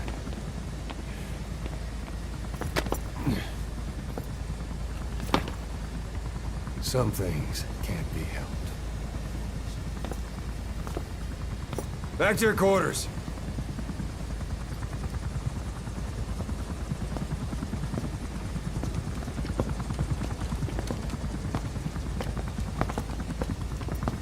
What's going on? Shabani. Mayaka 9 Kingoya. Shabani. It's down there. Hey, the tank at the bottom is filled with chlorine disinfectant. One whiff and you'll suffocate.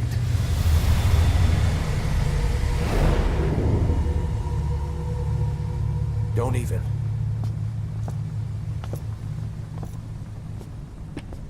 How could you let it fall down there anyway?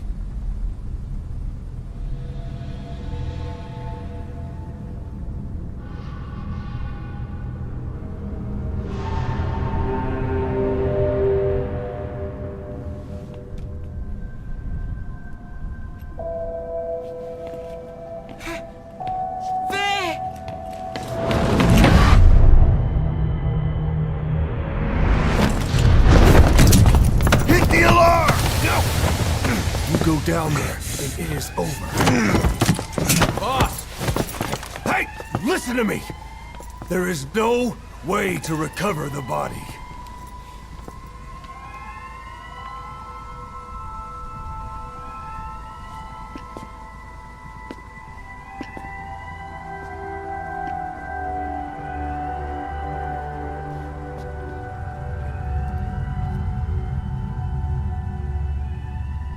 What kind of stunt was that? Trying to panic us?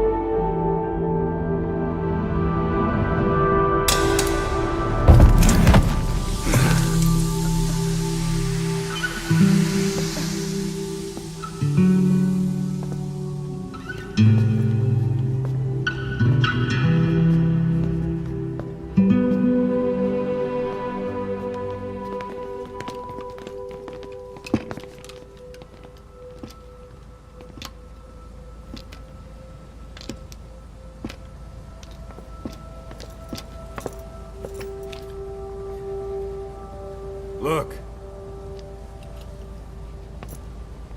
Here.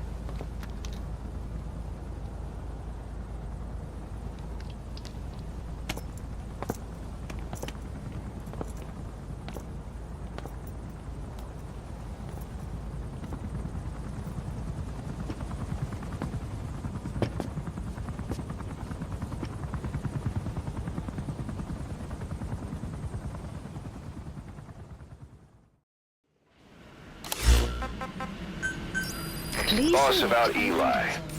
No matter how many times we talk to him, he just won't listen. He sees everything in terms of victory or defeat and still won't accept that you beat him. We're gonna have to put him in his place. Again. If you don't mind, come back to Mother Base and go another round with him.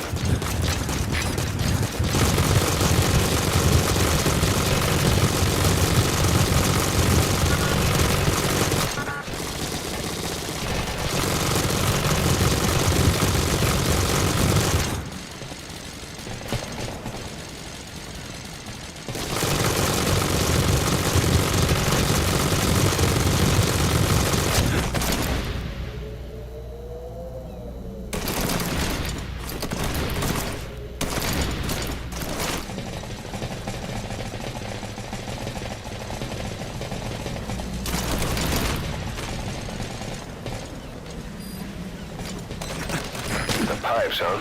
They're strong enough. Could make for a nice shortcut.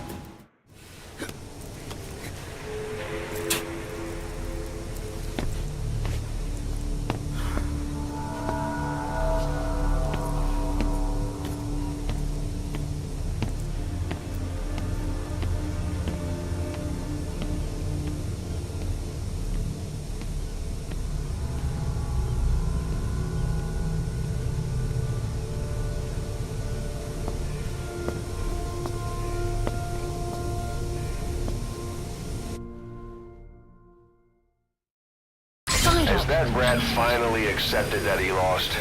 Hopefully now he'll be a bit more obedient. Please select landing zone. Roger. This is C-Squad. On station at LZ.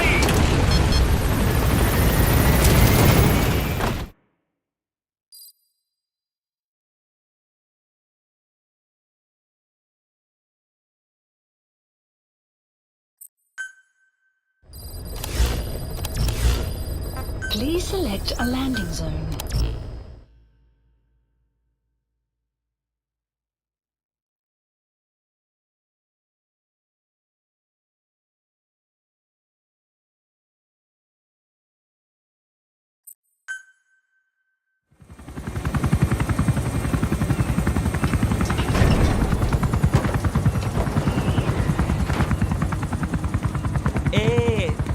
Ngezaba, Tatana Mono, Intangu Yandi, Ivandaka ke Salanamin. Geke Salaka, Tatanange Mingi. Ah, Eli Lolula Mono, Muzolaka Vekutuba. Ukizina Uge Bingi Lakamono. Ukizina Uge Bingi Lakamono. Hey, Tepe, Eli, what's the matter? Fighting will get you nowhere, Eli. Bloody wanker.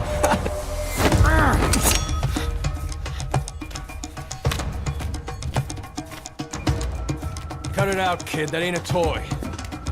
Eli. Don't call me that!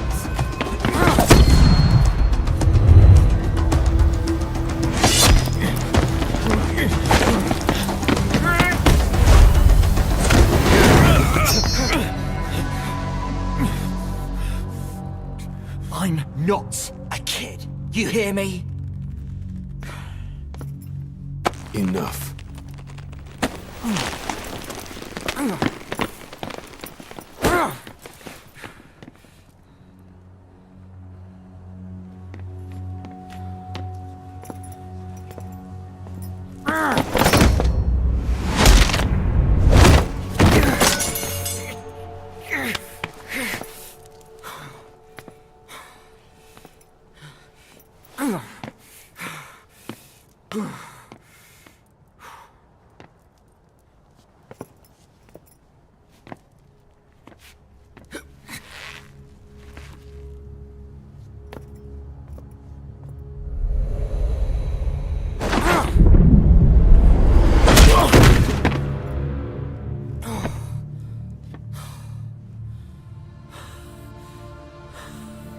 All right, kid. Go get that arm patched up at sickbay.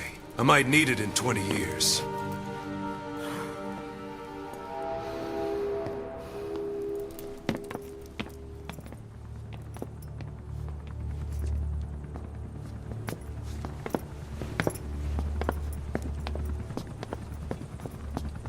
On the battlefield, they use one another's nom de guerre.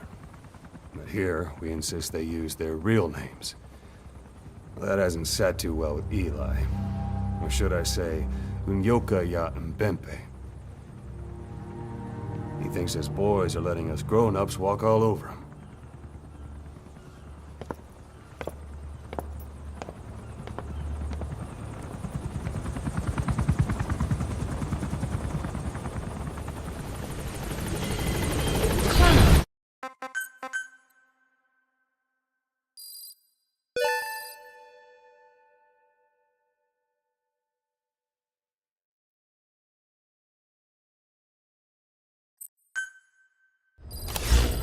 Please select a landing zone.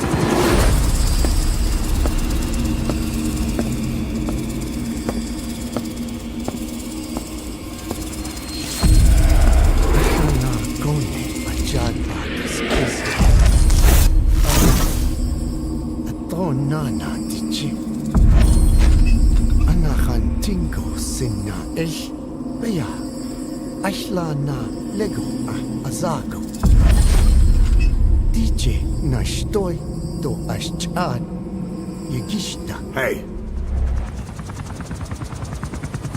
Eyes on Kazuhira. A message from the Parasites.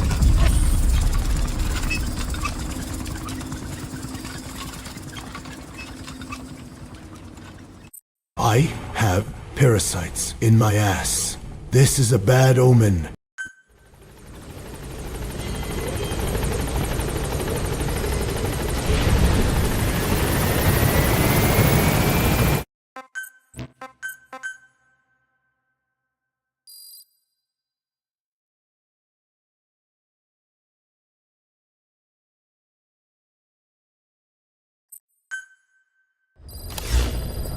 Please select a landing zone.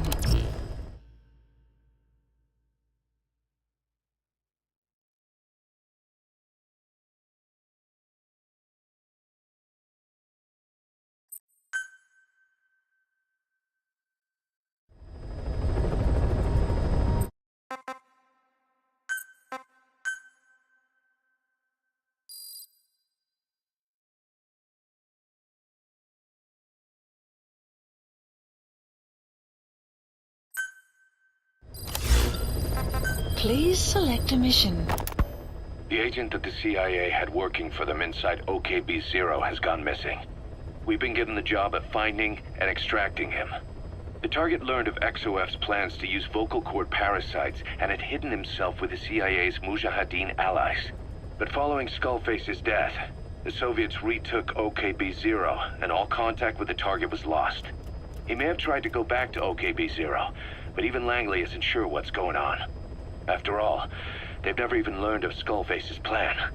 That's probably what they want to get out of the man once he's extracted. But we can't allow Langley to learn of the existence of the vocal cord parasites. That's why I want you to bring the target out, boss. Once we have him, we can report him dead and keep him on base. All contact with Langley is being conducted through a cutout. Our reputation should remain intact. As for the reward, it's already in the hands of the cutout. All you have to do is get the job done. Just like always. Mission accepted. Heading to Afghanistan.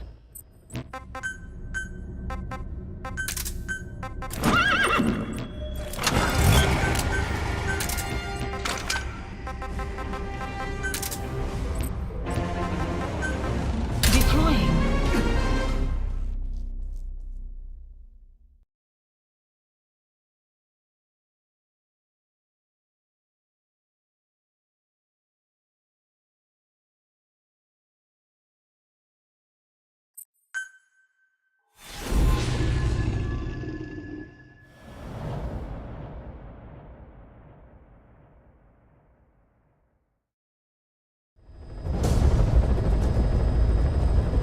Find and extract the missing CIA agent.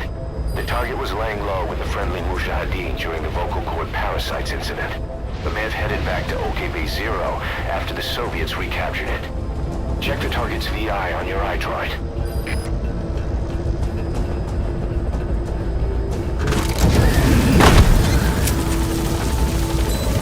Be careful down there, boss.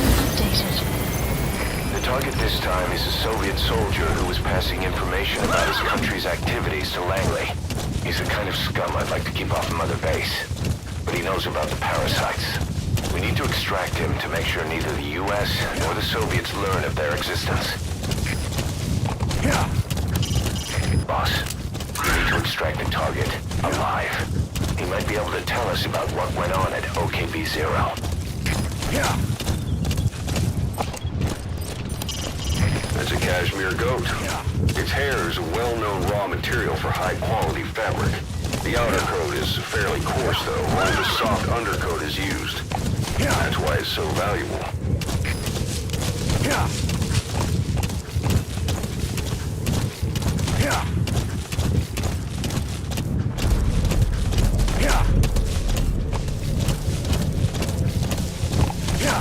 Enemy presence detected. The map has been updated.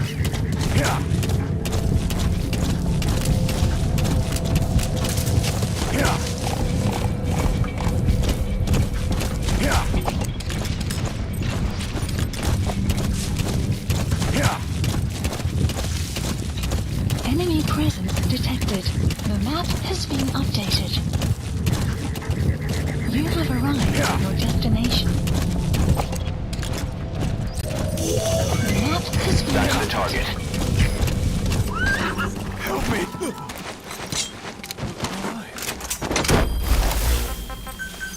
Please select landing zone. Roger.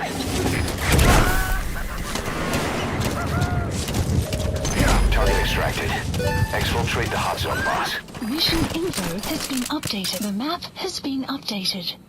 Enemy presence detected. The map has been updated. Marker placed.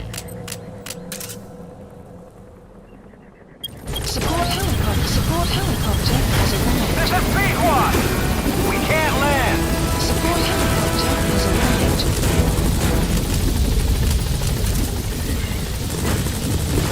Enemy presence detected. The map has been updated. You have arrived at your destination. Gaining altitude. Departing.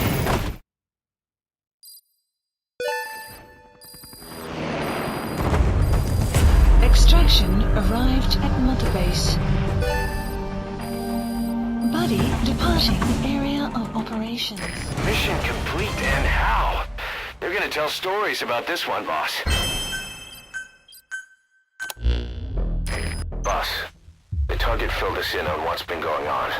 He betrayed betrayed the Soviets, passing information to Langley, but got scared after learning XOF used the vocal cord Parasites. Then came feelings of guilt that his leak sent comrades to their deaths, and fear that America might deploy such a weapon itself. But in reality, XOF and Langley don't have a collaborative relationship, and Skullface was not working for America. Still, I can't blame the man for being afraid. After laying low with the Mujahideen, he tried to cut his ties with the US and return to the Soviet military. But along the way, someone came after him, and he was forced back into hiding. Could have been remnants of XOF looking to silence him. And you know the rest. He doesn't seem to know much about the Parasites, but nevertheless, it'd be too dangerous to hand him over to Langley or the Soviets. We'll keep him here as originally planned.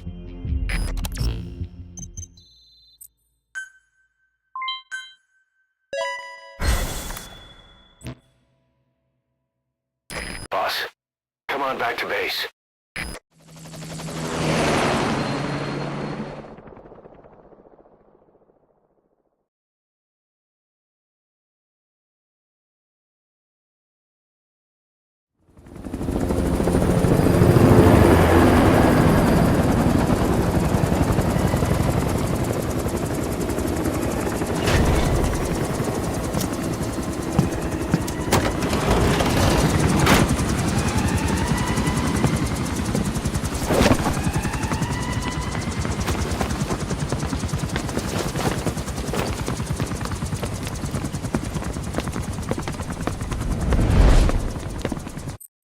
What the fuck are you looking at, Boomer? Piss off, wanker.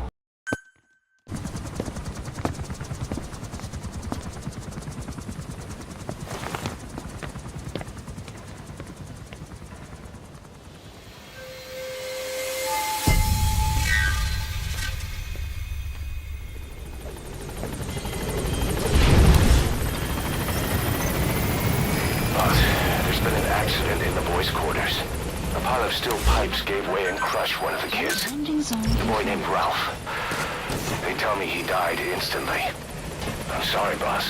It's my fault. I should have been keeping an eye on them. I'll let you know if we learn something. Gaining altitude.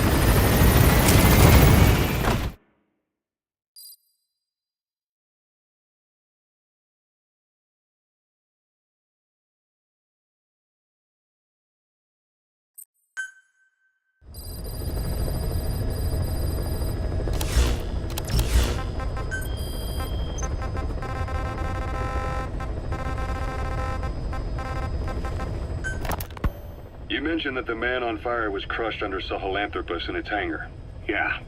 He was caught under the wheels of its transport platform. But his body wasn't found. What? We searched the area the moment we arrived, but there was no trace of him. I wasn't hallucinating. I know. I trust you on that. That means someone must have taken the body. But when I got there, everything was still as it was. Even Skullface hadn't been touched. I can't see a reason to sneak into a place like that and drag out the biggest, heaviest guy there. What are you getting at? The only option left is, he got up and walked away. That platform ran him over. Just ran him over. You're saying that's not enough? I don't want to believe it, but maybe not. He shrugs off bullets, even rocket strikes. There's no reason to think that would finish him. It seems ridiculous, but I'll start gathering eyewitness accounts just in case. If you dig up anything concrete, I want to know. You'll be the first, if I dig anything up. But I hope to hell I don't. No kidding. This is yellow cake that Cypher was having the PFs transport.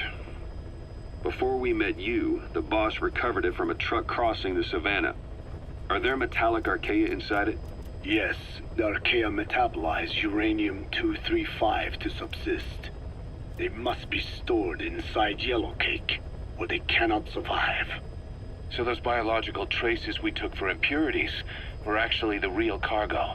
Of course they are deactivated, so they do not trigger a sudden enrichment. They are like baker's yeast. Yet, they do gradually enrich the uranium as they feed. I imagine you detected weapons-grade traces. Yeah, we did.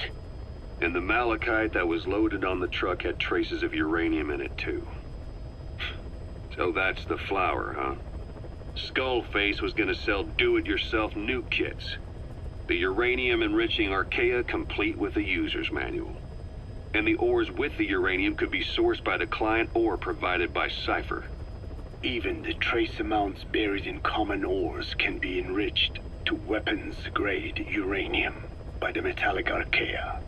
Proving that must have been the most important factor of the trials. That, and the ability to successfully prevent detonation. So if the amounts of uranium in the ores are low enough, they can get past any inspection. And you only need a tiny amount of the archaea to act as the yeast. No great challenge to smuggle that either.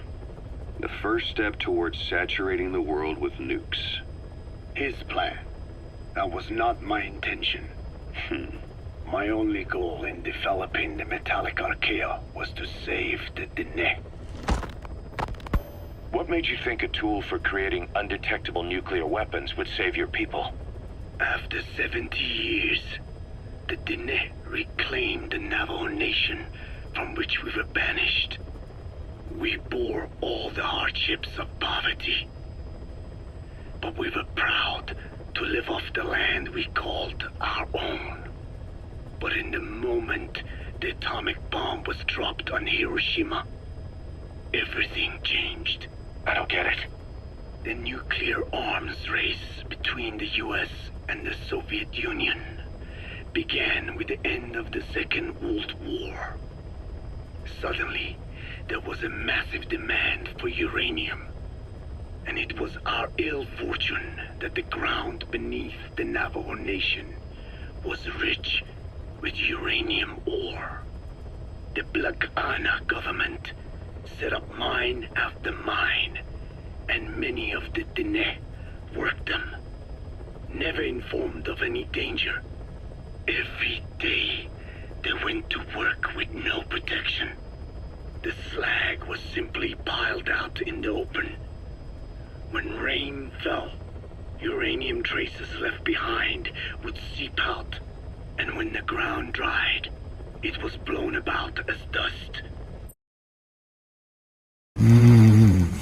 Yes. Parasites copulate with the Wolbachia inside the metallic archaea, which produces nanoparasites for my personal hamburger consumption. Yes. Land and water were contaminated, irradiated. Many of us became sick and died. That pain lives on to this day. I had no idea.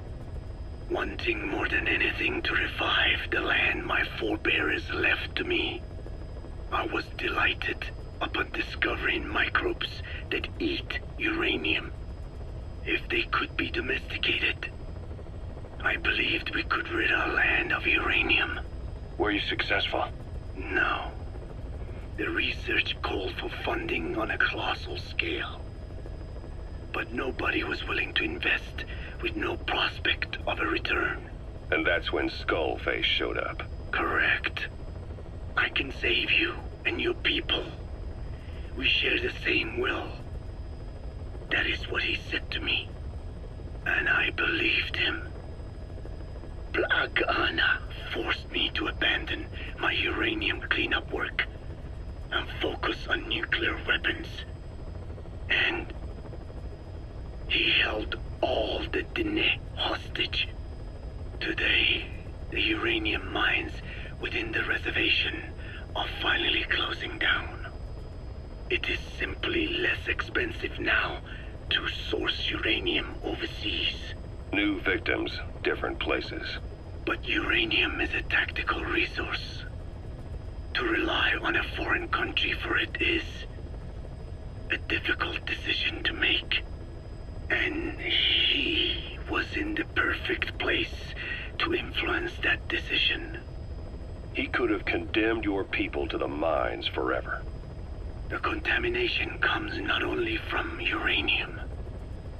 The fallout from the Nevada nuclear tests also settled on our lands.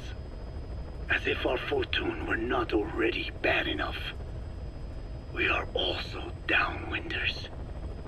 To save the Dene, I must complete my original research.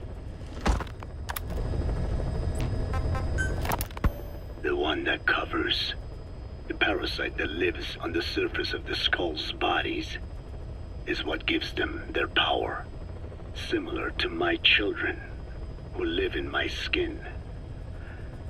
I modified the parasites I isolated from the body of that old man, differentiating them with various abilities.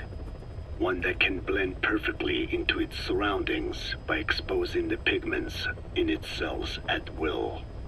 Another that, by harboring multiple species of metallic archaea, can oxidize and reduce metal. Isolating the one that covers and transplanting it into an artificial medium should provide the same abilities as the skulls, but they can only subsist within a human body. Once transplanted into the medium, they will eventually die. Another thing, the weakness of the one that covers is desiccation. Their surface moisture loss is greater than ours. The reason they give off mist is to alleviate this by releasing the salts inside them as microparticles. Water vapor condenses around them, appearing as mist. But this dries out the atmosphere until they cannot even produce mist. And once their supply of water from the host runs out, the parasites are in danger. They, along with their host, enter a form of suspended animation. However, a similar effect occurs if they come into contact with a large amount of water. Rain, for instance. The one that covers will temporarily abandon other processes in his eagerness to absorb the water. Pitijolone. Make the weather your ally. Hewitt's dug up some interesting facts about our skull-faced friend. 9 years ago, he was exiled to South Africa, stripped of political power.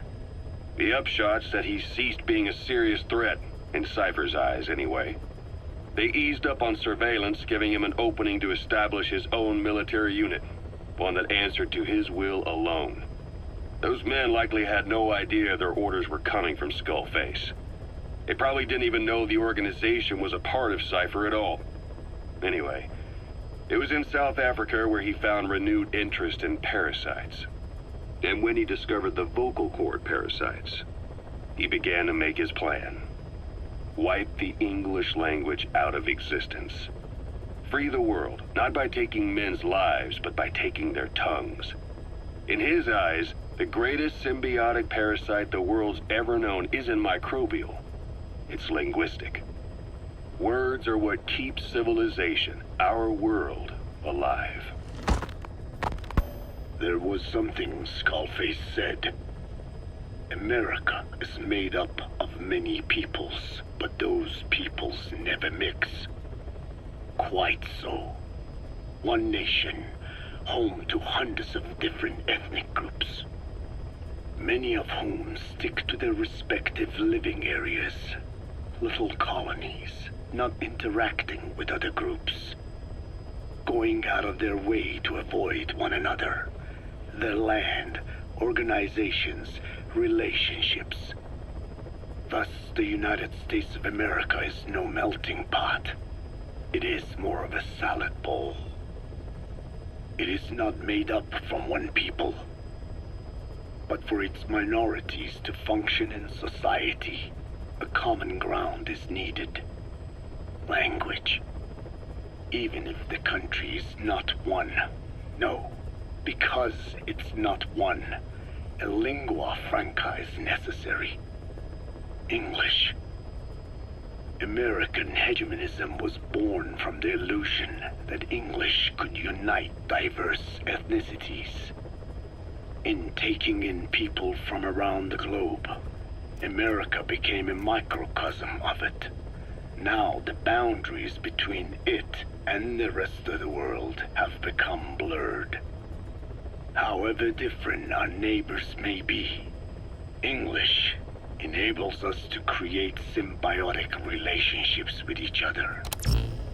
If English can bring unacquainted neighbors together in America, this should hold true for the world. This salad bowl that is the world can also become one.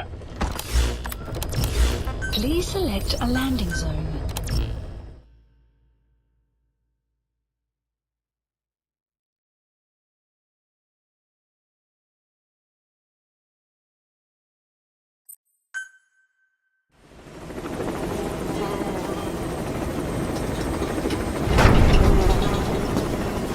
Nice work today, boss.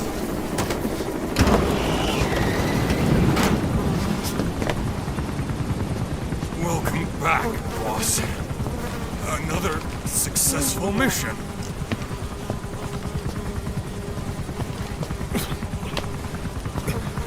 Great to see you safe, boss.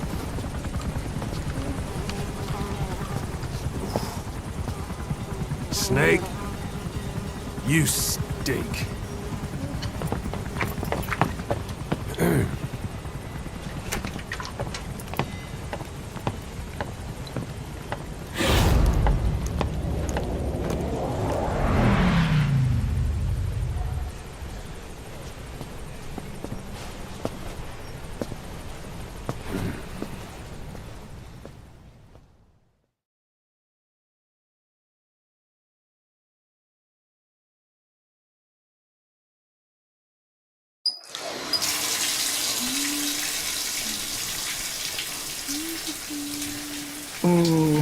Yes, I watch this at work every day, and nobody can judge me. It's for my video game technology innovation.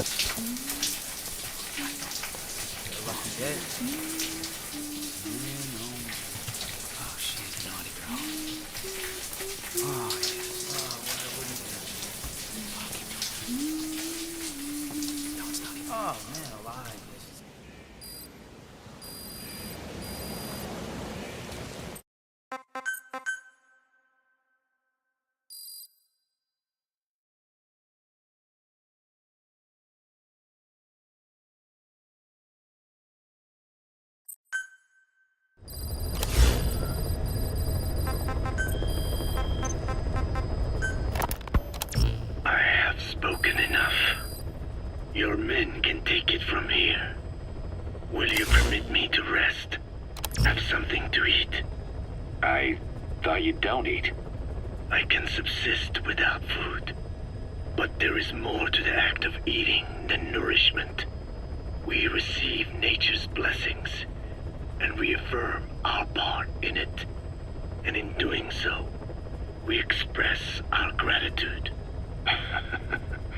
Sorry, it's, hearing you say you don't need to eat and that you're part of nature in the same breath.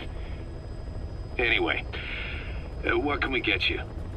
Not exactly a 5-star restaurant, but the kitchen's used to serving a lot of different appetites. Hamburgers. Hamburgers? Even we Dinne have become Americanized. I eat them often back home. And you just can't let them go. Well, as far as symbols of the American Empire go, hamburgers are pretty good. The victory of capitalism. Your people suffered so much at the hands of America. And you ask for hamburgers. We have suffered more than you can know. But I do not see hamburgers as an accomplice. A single dish, providing a balanced helping of nature's blessings. Meat, grain, and vegetable. How could anyone hate such a magnificent thing? Says the guy who can survive on photosynthesis. Balance has nothing to do with it. You just like a good burger. That is also true. Be warned, though. I have very high standards. Don't worry. I do too. All right then. One good old-fashioned all-American icon coming up. I look forward to it.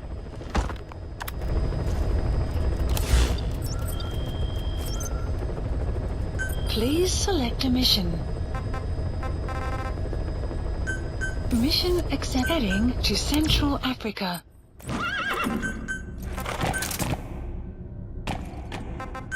Deploying.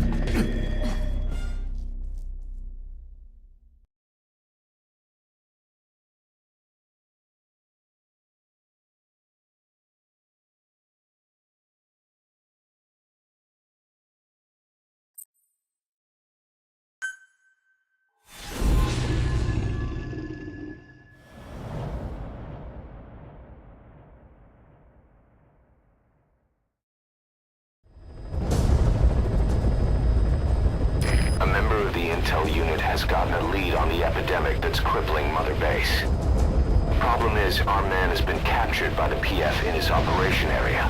He's being held at the guard post on the western end of the mine. Boss, we need you to get him out ASAP. Right now, he's our only link to the root cause of the epidemic.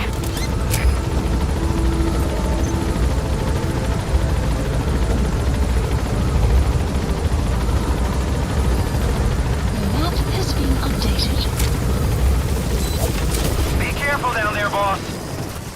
Caution. Rain. You have arrived. Check the VI on your iDroid. That's where the target is being held.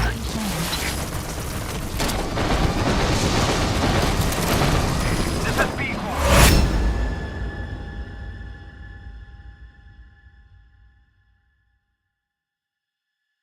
Can I have a barbecue bacon burger, a large order of fries, orange juice with no ice, and a piece of hot apple pie? Presence detected. A blood trail. He got out on his own. Where is he now?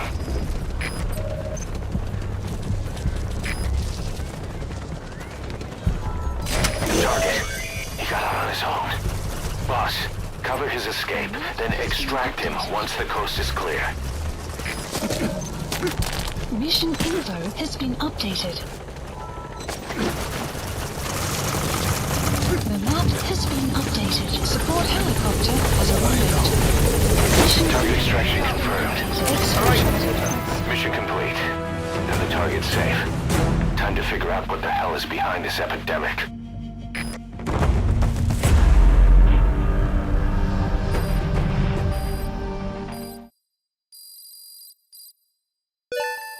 Extraction arrived at Mother Base. Amazing. Mission complete. That right there is why you're the...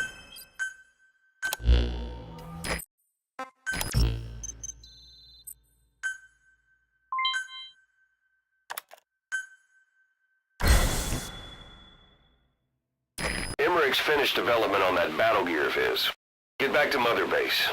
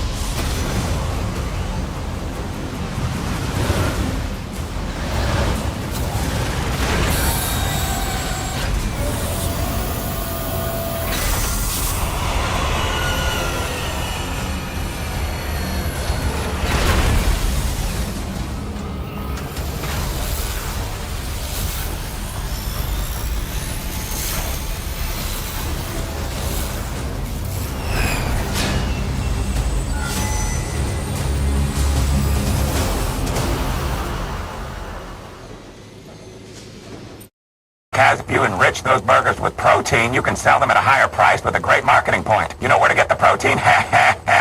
If you need help, this dog will whisper other staff to create a Miller Sexy Buns room. Just tell me what genres you like. The battle gear is an armored weapon developed to take on hostile bipedal weapon systems. But unlike the Soviet-funded Walker gear, the battle gear still hasn't been properly field-tested. I'd like to assign a combat unit to take it on dispatch missions, so that we can evaluate its capabilities and reliability. Assuming you've got no objections, give the order to dispatch the unit from your iDroid.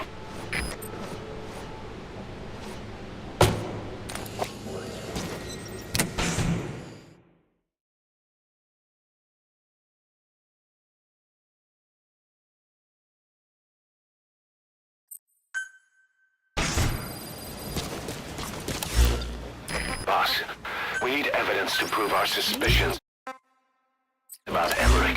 Head to the central base camp and have...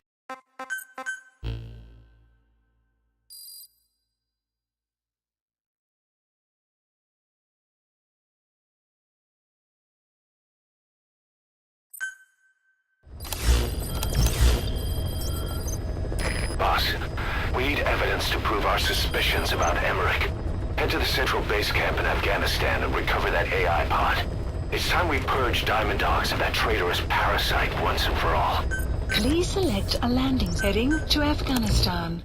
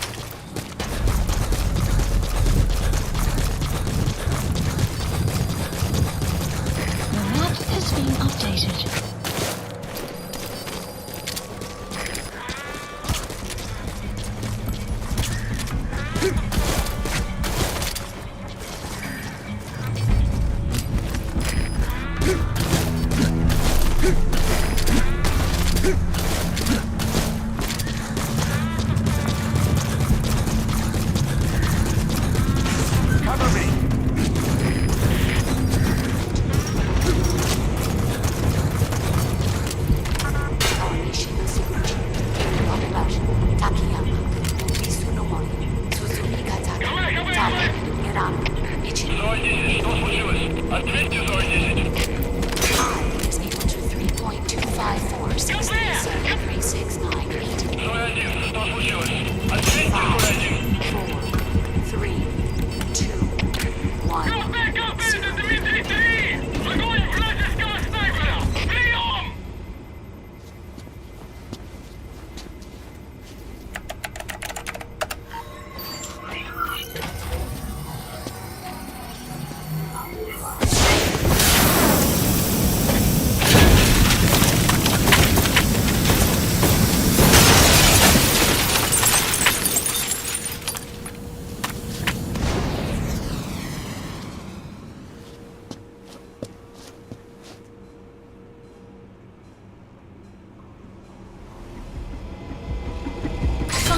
Pod launch confirmed. We'll pick it up. I wonder what kind of secrets are buried in it. I'll let you know if we learn something. Got a report from the intel team. Remember how the man on fire was crushed by Sahelanthropus? Well, the Soviets recovered his body. Could he really be dead? Boss, head for Yaha Ovu's supply outpost and secure the man on fire's body. If Skullface was right, and a thirst for revenge can turn a man into a demon and keep the dead alive, then this man on fire who's been coming after us ever since you woke up, well, that just might be what's left of our old friend Volgin.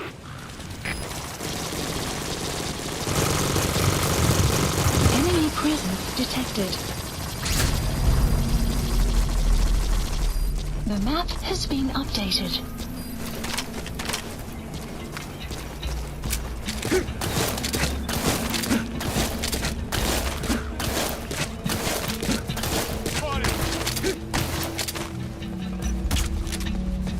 Enemy The map has been updated.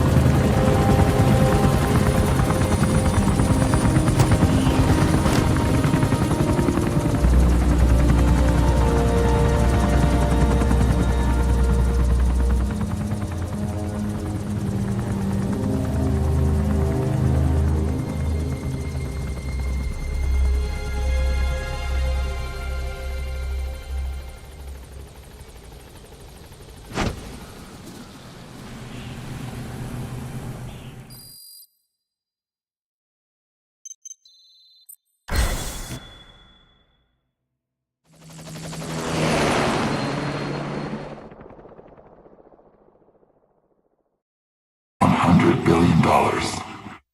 Divided up and hidden all over the world. I barely recognize you, Colonel. Skullface used your thirst for revenge against Big Boss, did he?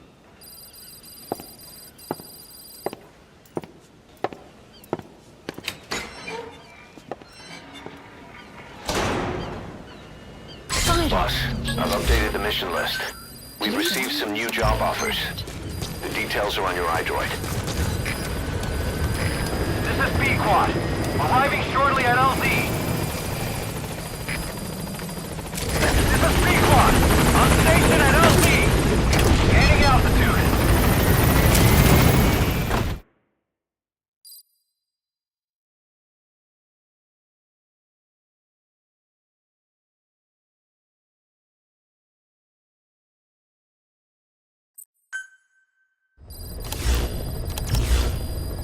Mission list updated. Volgan, the GRU colonel, was burned alive with a Shagoha during Operation Snake Eater 20 years ago. Despite suffering severe burns to his entire body, he still clung to life.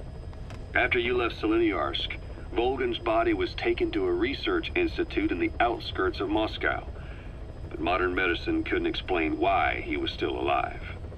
Not that the colonel was any ordinary man to begin with. That constant electric current he had running through his body that he could unleash at will. To be honest, I was always uncomfortable around him. Thought I might get electrocuted just by standing nearby. The institute studying him was tasked with investigating and developing human paranormal abilities. The comatose Volgan was used to further the Soviet Union's research into such abilities. But not long ago, the facility burned to the ground, and Volgan's body was never found among the rubble, even though the fire started in the room where they were keeping him. This occurred at around the same time you woke up. If Skullface was right, and a thirst for revenge can turn a man into a demon and keep the dead alive, then this man on fire who's been coming after us ever since you woke up, well, that just might be what's left of our old friend Volgan. It's not over yet. Back in '64, in Seleniarsk, you brought his plans for a utopia down in flames. That grudge is what's keeping him alive. The day the research facility holding Volgan burned down, a Soviet jumbo passenger jet happened to crash nearby, far away to the north of that hospital in Cyprus. On board the plane was a young boy who was being studied at the same facility. The plane fell to Earth from over 8,000 feet, but the boy's body was the only one not recovered. At almost exactly the same time as the crash, Volgan awoke in that facility. According to the Research Institute's documents, the gifts this boy demonstrated included psychokinesis and telepathy. To protect his mind from being inundated with other people's thoughts, he always wore a kind of gas mask.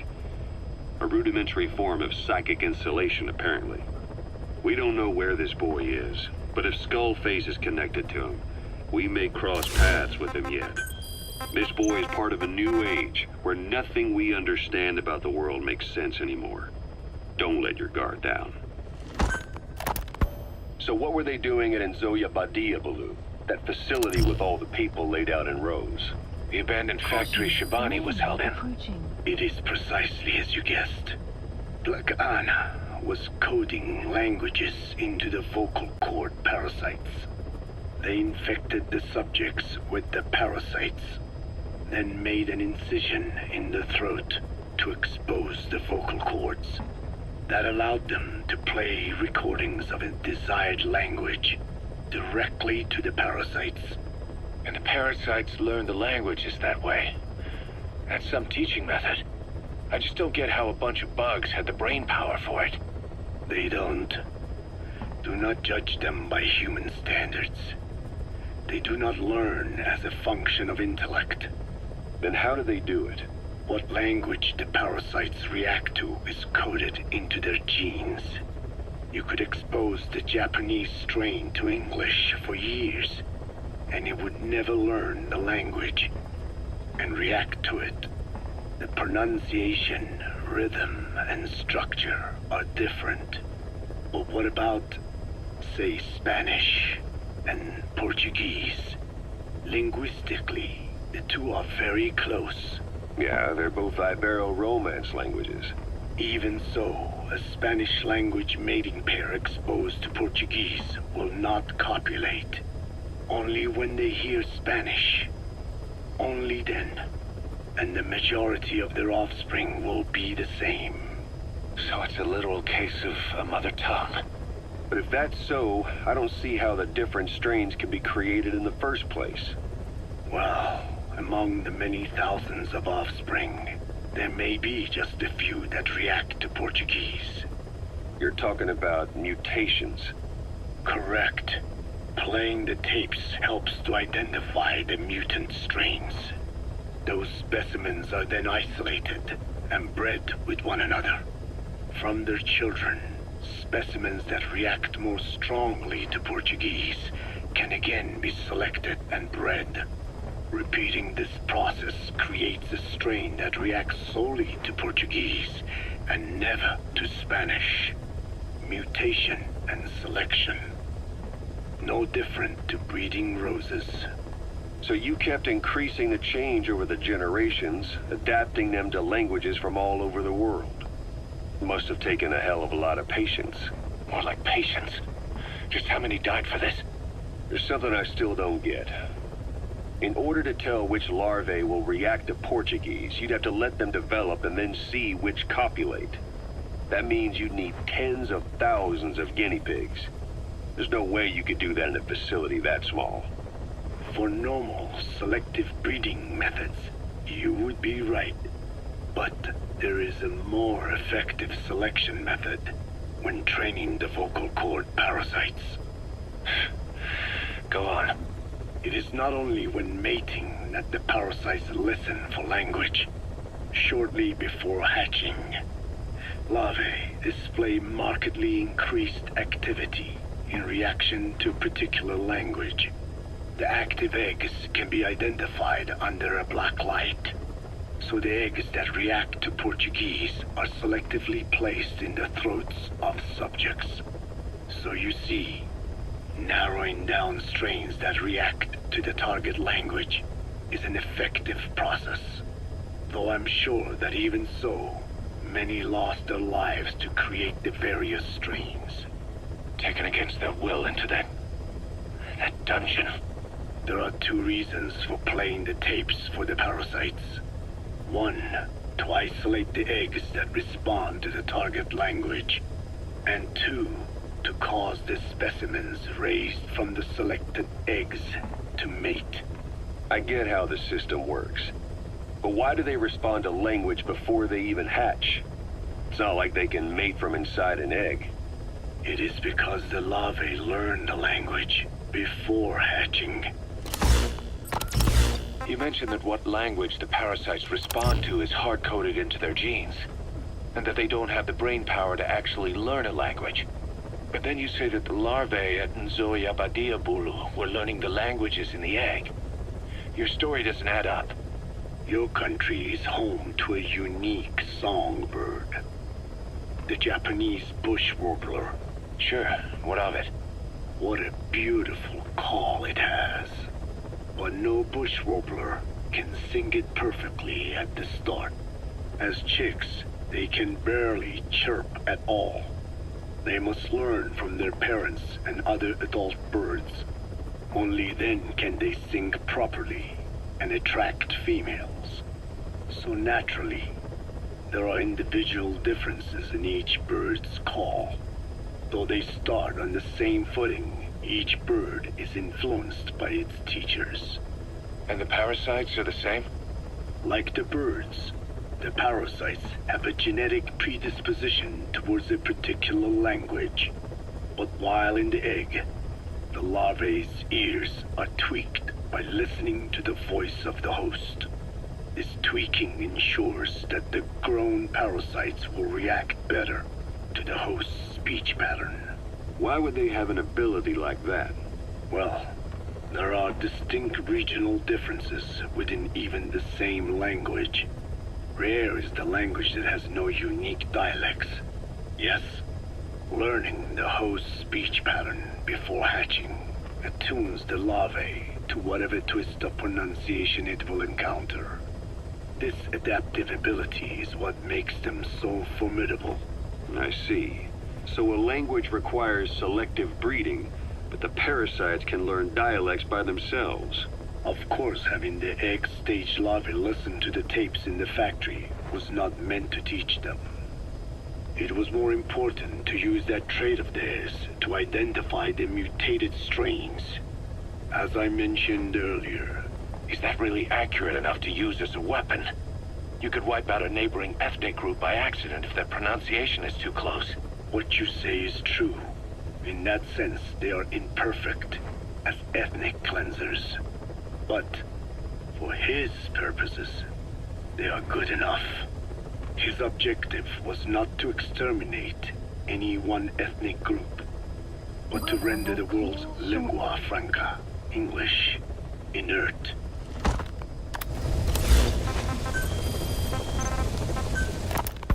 There's something I've been wondering. Why are you called Code Talker? During World War II, the U.S. military used the languages of different tribes, including the Navajo, as codes, right? I know the term Code Talker was used to mean people sent to the battlefield to speak in those codes. Were you one of them? Our mother tongue was indeed used for war. But I did not go. I was already over the conscription age. However, I was made to help craft the codes that were spoken. So in a wider sense, you could call me a code talker for that. Navajo is a complex language, and virtually no one outside the US speaks it. They must have thought it was the perfect language to use as a code. Yeah, in the end, the Japanese never cracked it. The cipher is king in information warfare. Of course, they didn't simply speak in Navajo. They created substitutions for words according to a code book, and then translated those into our language. Young Diné was sent to the front lines of the Pacific Theater as code talkers. To fight is an honor for the Diné. They were the pride of our people. But I cannot say this history brings me joy. Words are alive. When they are spoken, life is breathed into them. They become a part of the listener. Our words were transformed into lifeless ciphers and used for war. This, after the Black Ana spent generations suppressing the language. Yeah, I'm sorry. So I guess we shouldn't be calling you Code Talker, huh? No, I do not mind. The reason Skullface called me Code Talker was because I also am responsible for coding language into the vocal cord parasites. I am the same as those young warriors, used for a cipher's sake.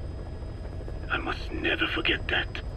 The name, Code Talker, is a lesson carved into my being. You said Skullface ordered you to weaponize the vocal cord parasites. But you also said he wasn't the reason. And he wasn't. I was seduced by the parasites. That is a fact. How? You mean from your curiosity as a scientist? That I cannot deny. But there is more to it. The story goes back to the 19th century, to my earliest memory. One day, a man from the government visited our Hogan, our home. I cried as he yanked me from my mother's arms and took me away to an Indian boarding school. From that day forward, I became George. This was the name my teacher gave me. I was forced to give up my Diné name, forbidden from speaking anything but English. 9 years later, and this is the first time I notice this cargo compartment literally right behind me. If we dared utter a word of filthy Navajo, the teacher made us eat a bar of soap. Yeah, that was the U.S. government's education policy for Native Americans. To erase our words was like erasing our people.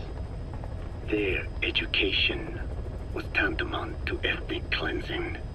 Over time, the overt persecution of our language stopped, but to this day, it continues to be eaten away by the lingua franca, that is English. Many of the Diné outside the reservations can speak nothing else, and it isn't just our language. Across the world, minority languages are being destroyed by dominant languages. Many are on the verge of extinction. Enter the vocal cord parasites. Yes, I began thinking that minority languages needed some sort of deterrent against dominant languages. In order that their peoples and cultures would survive. It was then that I came across literature at the Foundation claiming that man acquired language thanks to a type of parasite, one that distinguishes between languages as a precursor to reproduction. If I could just resurrect it, make it more pathogenic, I would have my deterrent against English. But I failed to hide that aim from Skullface. He noticed. Yes, I wanted to retaliate against the English language, though never did I intend to actually use it as he planned. You know how the story ends. I was forced to study how to make the parasites compatible with all the world's languages. All but English. However, he in fact secretly isolated an English strain. I will not be held prisoner by the man's phantom. The English strain must not be allowed to exist either.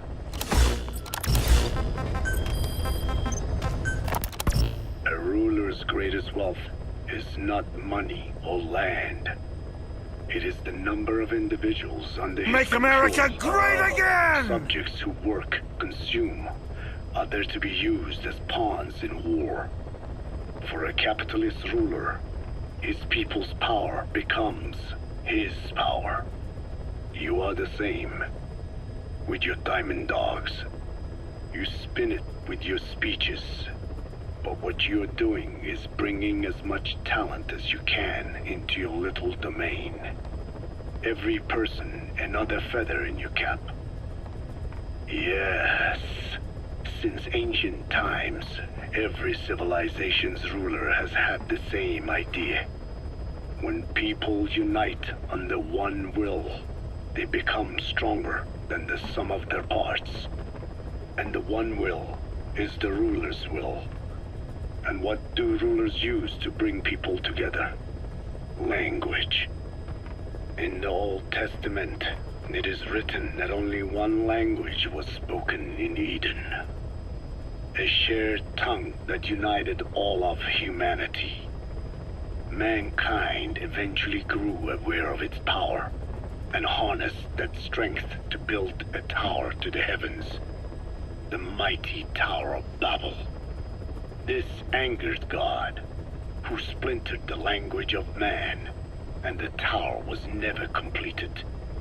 Languages emerged, and the earth was divided as men went their separate ways. Every age is the same. A ruler's first order of business, after conquering new land, is to force his tongue on its people. Ancient Rome, Napoleon, and now Zero. English is wreaking havoc around the world right now. The British Empire tilled the land with war as its hoe, then began planting the seed that is English. Eventually, American capitalism became the new instrument. To play its game of wealth, you only had to abide by one rule: English.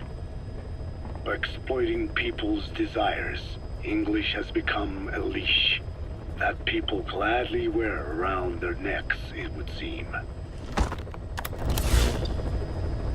Please select a mission.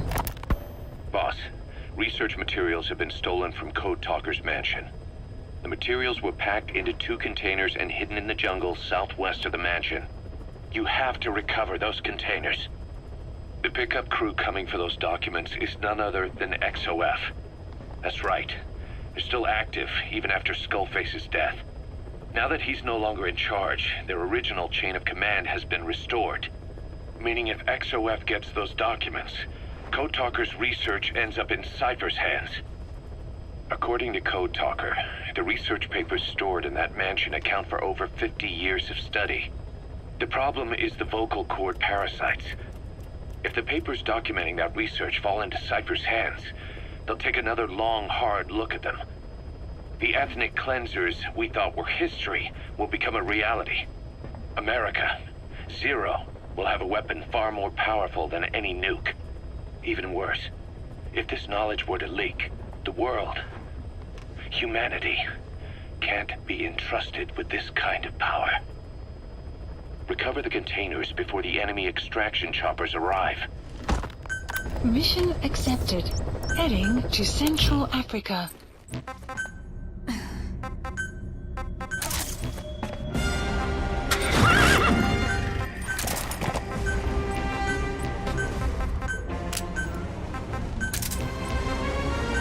Deploying.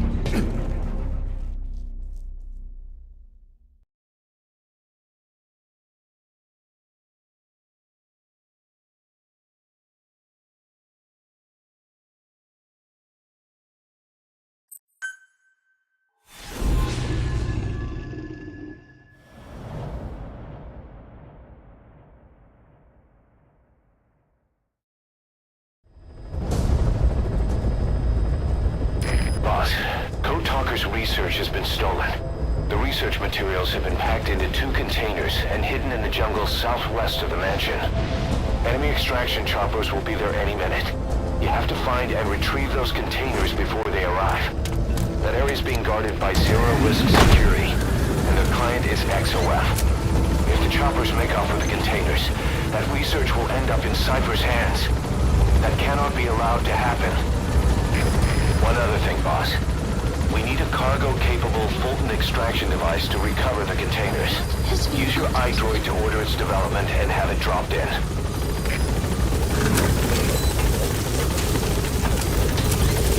Be careful down there, boss.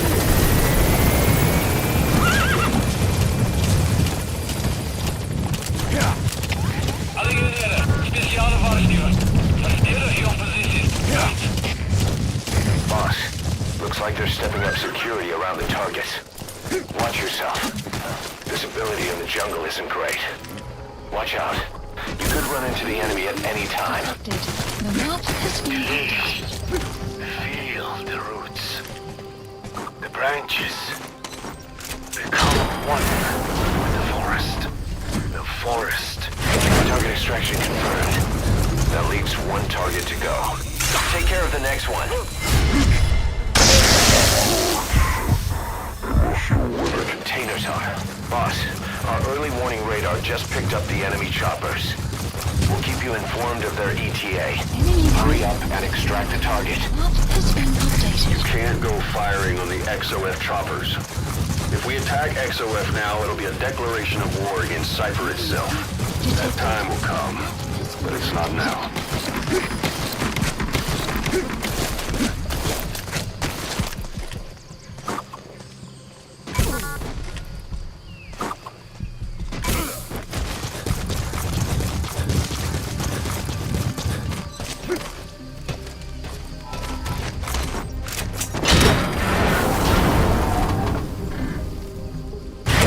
Extraction confirmed. Time to go.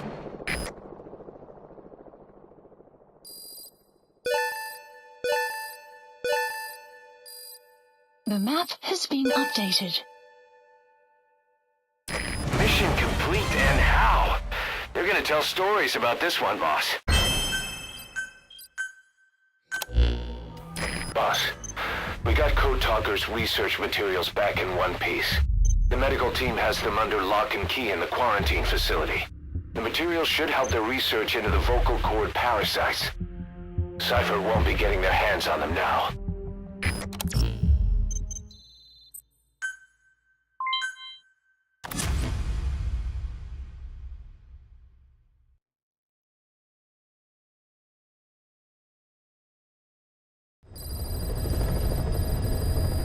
Side ops list. A About that AI pod you retrieved from Emmerich's research facility. Guess what we found inside? A corpse. Human. The pod maintained a low internal temperature the whole time, and very little outside air got in. That would have slowed down decomposition. Still, the remains were mostly skeletal. Estimated time of death is between 6 months and a year ago. We put the screws to Huey about it. Listen to the tape. Turns out it was the body of someone we knew very well.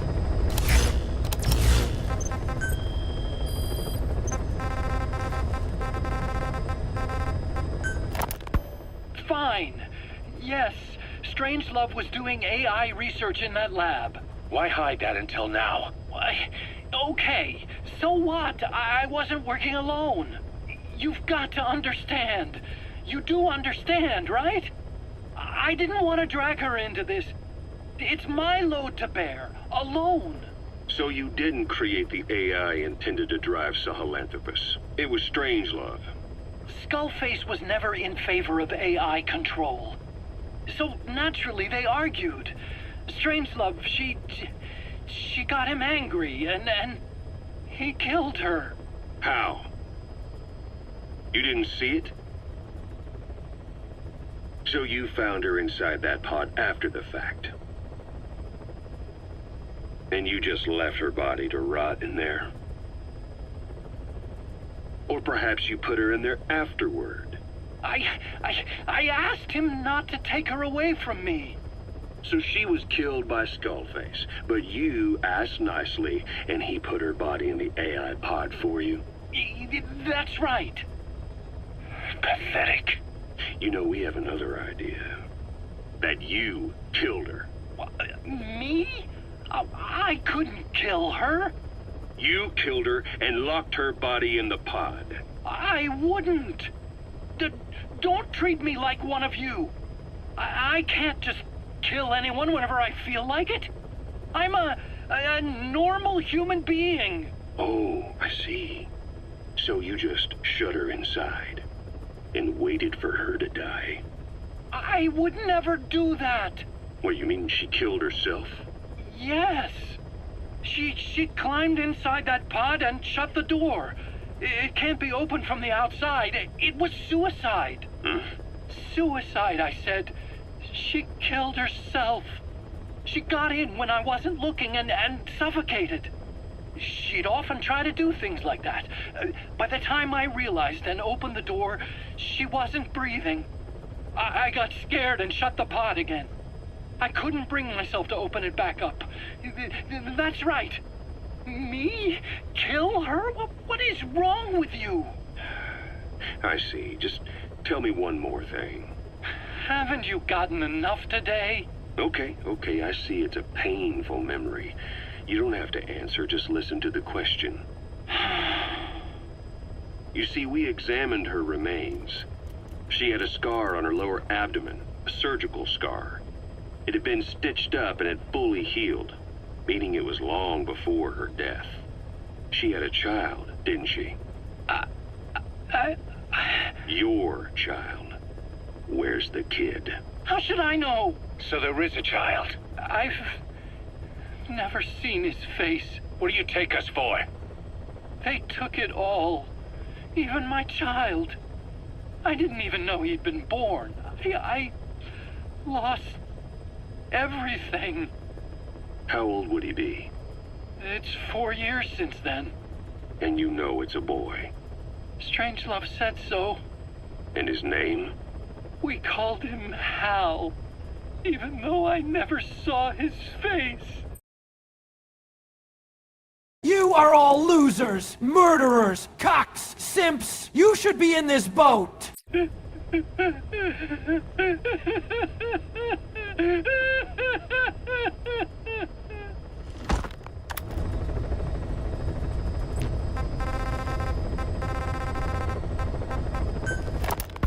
I have no doubt Skullface's plan is almost complete. At that point, I will no longer be of use to him. I must leave behind this record at least. A record of how the ancient vocal cord parasites became these abominable ethnic cleansing parasites. I believe he has two purposes for the ethnic cleansing parasites. The first, as their name suggests, is ethnic cleansing. This conflict between East and West that envelops the world will not last much longer. Once the Cold War ends, and the weight of America and the Soviet Union is lifted away, the ethnic conflicts they kept suppressed will all rise to the surface. It is not difficult to imagine that the radical sides will begin cleansing their adversaries. But what if an ethnic cleansing parasite matching the language of the aggressors were to be unleashed? The aggressors would be washed off the earth. At the very least, the idea that retaliation could eradicate your people would prove a powerful deterrent. The second purpose is the Englishization of the world. To cipher the organization, this is probably their main use. Man thinks in words, or rather, words are man's very means of thinking. If you erase a word representing some concept, the concept itself disappears from the world. Nishone means beautiful in Navajo, but the image that comes to mind when we say Nishone differs from the Blagana's beautiful. An azure sky, a rolling landscape, lush greenery.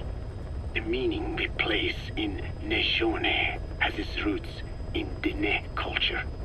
If we lose the word Nishone, the images of our beautiful homeland would be washed away into oblivion along with it, just as Orwell indicated years ago. Cipher, being based in America, is pushing Englishization for this very reason. Suppose all 5 billion people on this planet come to read, speak, and think in English. Their wills could also be streamlined under English. Cipher's control would be all the easier. Economic governance would progress in leaps and bounds. The ethnic cleansing parasites would be a great aid in accomplishing this goal. There is no need to destroy every language besides English. All they need to do is weaken other dominant languages competing with it. Russian, Chinese, Arabic. If people know they risk their lives speaking such languages, they will flock to the lingua franca that is English. Cipher need not even focus attention on smaller languages. After all, they are already being eaten away by English. Business, education, film, commodities. English has permeated every area of global society. I can see this when I look at young Diné. Some of them have already lost their grasp of the Navajo language. It is said that over 2,000 languages of the world are facing extinction. This very moment, cultural concepts and forms of expression are disappearing forever.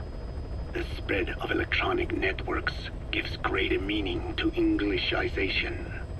Networks have no national borders. By basing them on a single language, they can penetrate deeper into and between people. That basic point of unity provides the ideal environment for someone who aims to control people's wills. But how does this differ from building the Tower of Babel? The ethnic cleansing parasites attempt to rob man of his words. Such irony. It was the vocal cord parasites that gave words to him in the first place. Ancient man had no language, unable to produce complex sounds due to the structure of the throat. He could communicate only through simple vocalizations. Yes, English, this language lets me connect with the entire world. market and sell my product on a global audience. English brings me together with the earth. Yes. In gestures. Then the vocal cord parasites infected his larynx. Man's transition to walking upright did not gift him solely with intelligence, but also with his voice. At the time, the vocal cord parasites never harmed man. They merely took a small measure of nourishment. In fact, you could call it a symbiotic relationship. Some animal species use particular vocalization patterns to attract a female and reproduce. Songbirds, certain insects, and also the vocal cord parasites. The difference is that the parasites themselves did not produce sounds. Rather, they had their hosts, man, do it for them. Once secure on the human host vocal cords, a male vocal cord parasite caused the host to produce a certain sound pattern, something like a warble of a bird. Meanwhile, females parasitizing other host pharynxes need only wait. Upon hearing the sound pattern of an attractive mate, they would manipulate their hosts into making contact with the person it came from. The female traveled through his host's saliva to the other host's vocal cords, where the male was waiting, and the pair copulated. We can only imagine how the female manipulated his host, but it was probably through smell. Smells traveled directly to the limbic system via the olfactory cilia in the nasal cavity. Volatile compounds released by the female would stimulate the limbic system, which controls instincts, making the host feel amorous. This kind of sexual selection naturally led to competition between the male parasites. Males that had their hosts produce sounds perceived by females as more attractive succeeded in copulating and producing offspring. Evolutionary traits caused by sexual selection are curious. The peacock's feathers, the mannequin's dance, the firefly's luminescence pattern. Even with courtship behaviors that are not advantageous to survival, those individuals that excel in them produce offspring, and it escalates with each generation. The same was true of the vocal cord parasites. Courtship vocalization rhythms and intonations became more sophisticated, and in order for man to produce such sounds, they had to alter his vocal organs. By lowering the position of the larynx and developing resonating chambers, they enabled more complex pronunciations. But that was not all. The vocal cord parasites activated a transcription factor that would later control man's language ability. A protein that, due to its appearance, is called forkhead box protein P2, or FOX P2. Yare. Why can't Japanese be world lingua franca? Bakana. We would have more tentacle hentai production. I must develop English parasite strain now. Ikuzu. Activating this transcription factor led to the development of brain function capable of creating sophisticated frequency changes. This was the pinnacle of the vocal cord parasite's prosperity. However, this sophisticated pronunciation control was too useful for man to ignore. Once human sexual activity ceased to be only seasonal, and having lost pigment-based sexual characteristics, distinctive vocalizations became the most effective means for humans to attract mates as well. Combined with logic pathways hardwired into the brain, or universal grammar, it was not long before advanced communication was possible. This was the birth of language. Luckily for man, it was around this time that a particular retrovirus was circulating. While not lethal, It infected not only man, but the vocal cord parasites as well.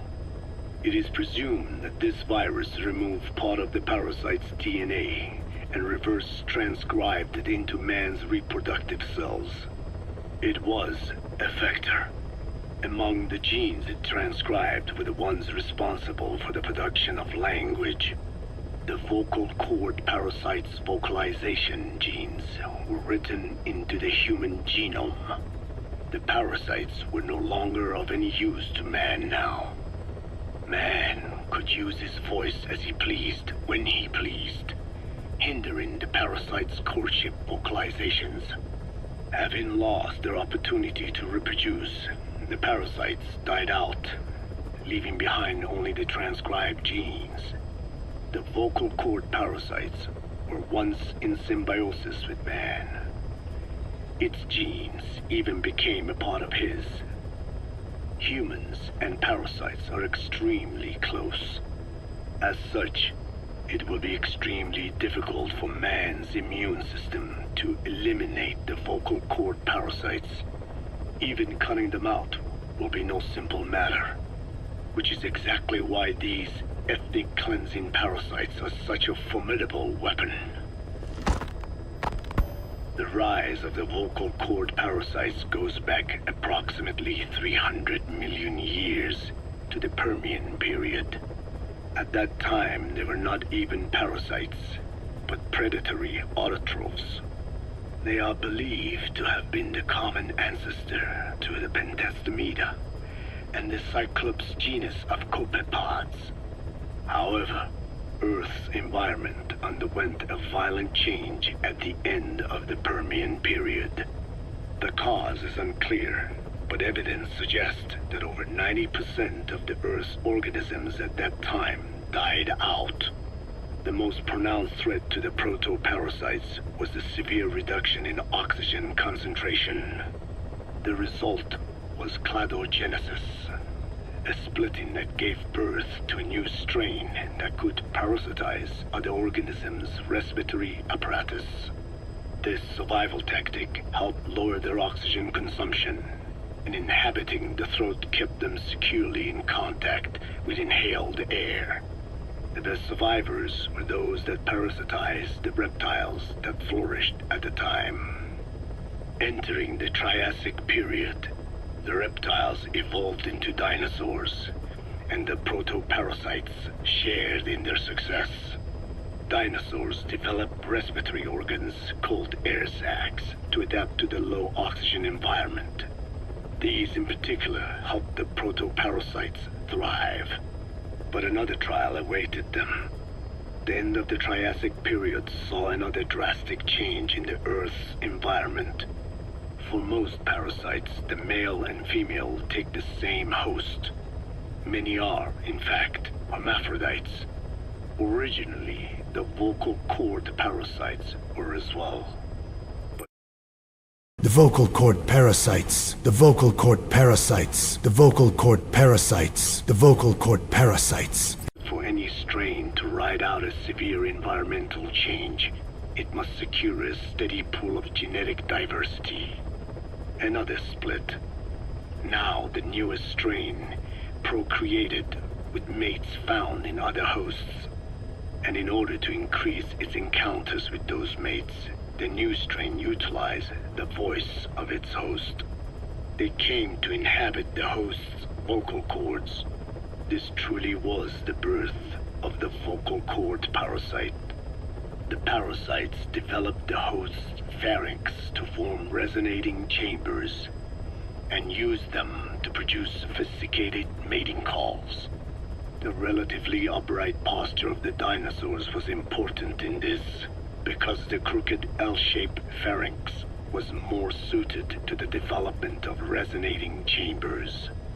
These developments ushered in a time of great prosperity for the parasites. But for the third time, the parasites had a major hurdle to overcome.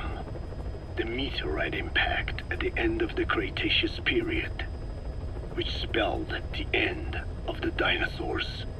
With their hosts extinct, the vocal cord parasites had no option but to find a new habitat. birds. As genetic successors to the dinosaurs, with functioning air sac apparatus already in place, birds were the perfect choice. But the parasites could not survive in birds that flew at high altitudes with thinner air. So they parasitized ground-dwelling birds and altered their respiratory system for the sake of reproduction. They gave the birds the means to produce sophisticated sounds, the syrinx responsible for chirping. This is the proof that points to activation of FOXP2 in songbirds as well as humans. The Cenozoic era began with a rise in oxygen concentration, which helped mammals to evolve and increase in size. The parasites then shifted to humans as a more effective host. Humans' bipedal upright walking meant that our throats could support larger resonating chambers. At first, vocal cord parasites entered humans using birds as their intermediate host. But eventually they changed to conducting their entire life cycle within human hosts. What happened next is as I have already described. People took the vocalizing prowess given them by the parasites and made it language, and once the parasites could no longer use it as their mating call, they died out. Or in other words, the parasites overcame all evolutionary hurdles except humanity. Skullface shared his opinion on this matter. He said the Ethnic Cleansers Project was sure to succeed. After all, the parasites had a grudge against us humans. To think we awoke them after such a long slumber, just so they could sate their thirst for vengeance.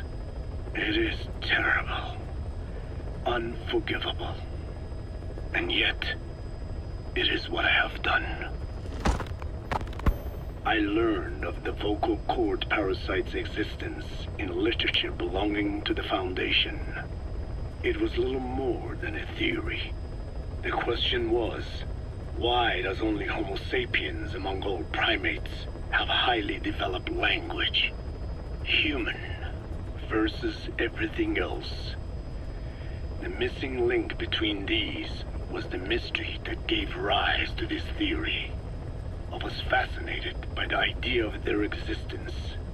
In the Dene creation myth, the Neo Dene, who first inhabited the world, were insect-like creatures. I came to imagine that those insect-like creatures could be humans living in symbiosis with the vocal cord parasites. But I had not the faintest idea of how I could resurrect them. That is when Skullface came to me. What he offered me was not just assistance with my metallic archaea research. He told me the vocal cord parasites really existed. And not only did they exist, they had already been brought back to life in the modern age. An ancient human cadaver, host to the parasites of the time. Cypher excavated such a cadaver from a permafrost region and isolated the DNA coding of the vocal cord parasites. Naturally, they were long dead and could not be brought back, but there was an alternate vessel they could use. A relative species of the Pentastomida discovered in China. It had adapted to live in the nasal cavity of animal hosts, but its genetic sequence showed signs of common ancestry with the vocal cord parasites. Ontogenesis, the path of an organism to maturity, is like a roadmap of the phylogenetic evolution of the entire strain. Cypher used this to effect a reverse evolution of the modern parasite and resurrect the vocal cord parasites. They interposed a developmental mechanism to the ontogenetic stage analogous to when the relative species first appeared, the point at which it split from the vocal cord parasites, forcing its evolution down the other path. the vocal cord parasite path. The larvae is produced by the vocal cord parasites, reborn.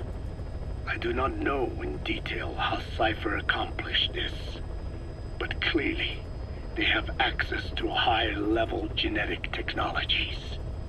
Skullface said it was the work of a genius woman scientist, and that the relative species in question was first discovered by a group once called the Philosophers. I was tasked with modifying the resurrected parasites. He charged me with 2 demands. First, to add lethality to these organisms that had once lived in peace with man, by unleashing the larvae's latent desire to consume nutrients from the host's lung tissue, making them eat and eat until the lungs were destroyed. Second, to have both male and female inhabit the same host and copulate then and there only when exposed to specific pronunciations continuously over an extended time. Shut the fuck up! He would do to the Dene if I failed. I had no choice. Originally, the ultimate objective of the ethnic cleansing parasite project was the identification of not only languages, but of actual cultures. Language is deeply connected to ethnicity, but many languages are employed by multiple ethnic groups, and confrontation between those ethnic groups is by no means rare. If the cleanser parasites were to be a deterrent against ethnic conflict, they had to distinguish between groups using means other than pure language.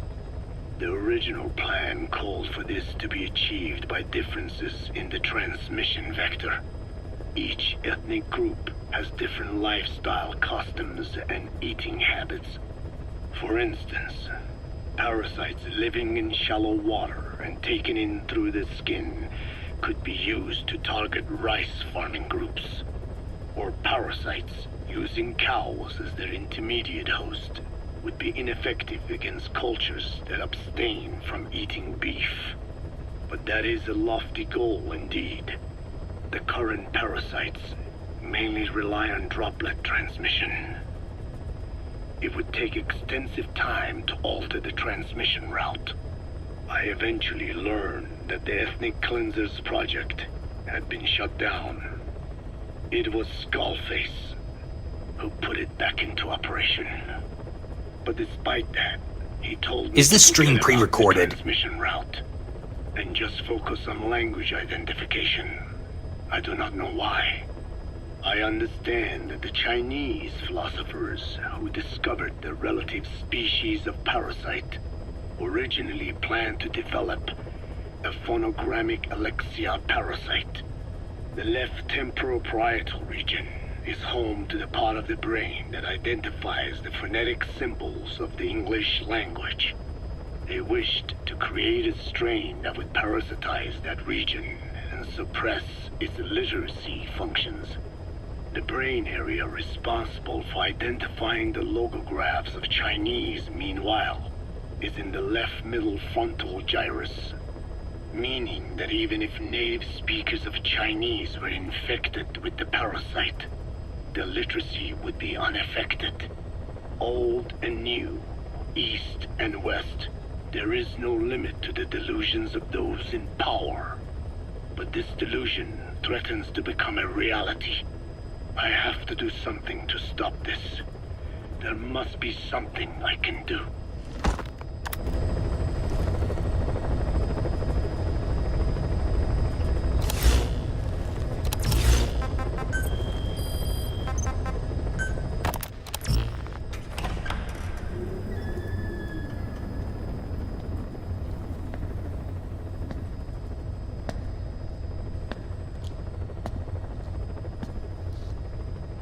Yaat-e.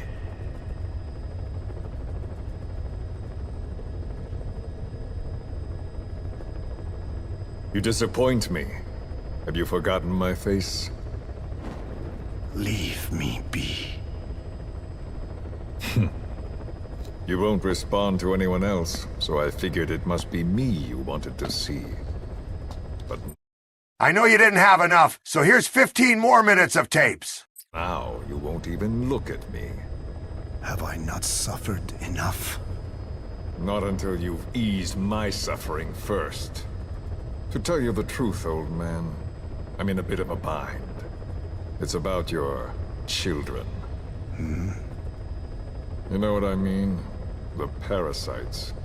The ones that infect a man's throat, killing him if he speaks their language. They must not be allowed to multiply.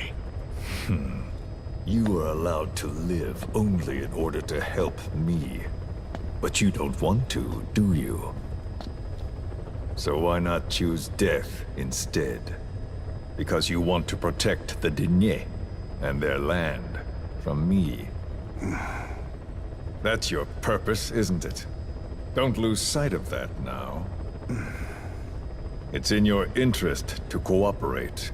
Because if you don't... Madness. The parasites can't detect your people's tongue. So I'll just have to resort to more heavy-handed means. I have the greatest respect for your people. I would rather avoid such a thing, but we don't always get our way. I was born a tiny mote in a mighty tempest, and until those winds abate, all I can choose is how to act when they blow me this way or that. Tell me, Code Talker, what happens to a man infected with a pair of your parasites?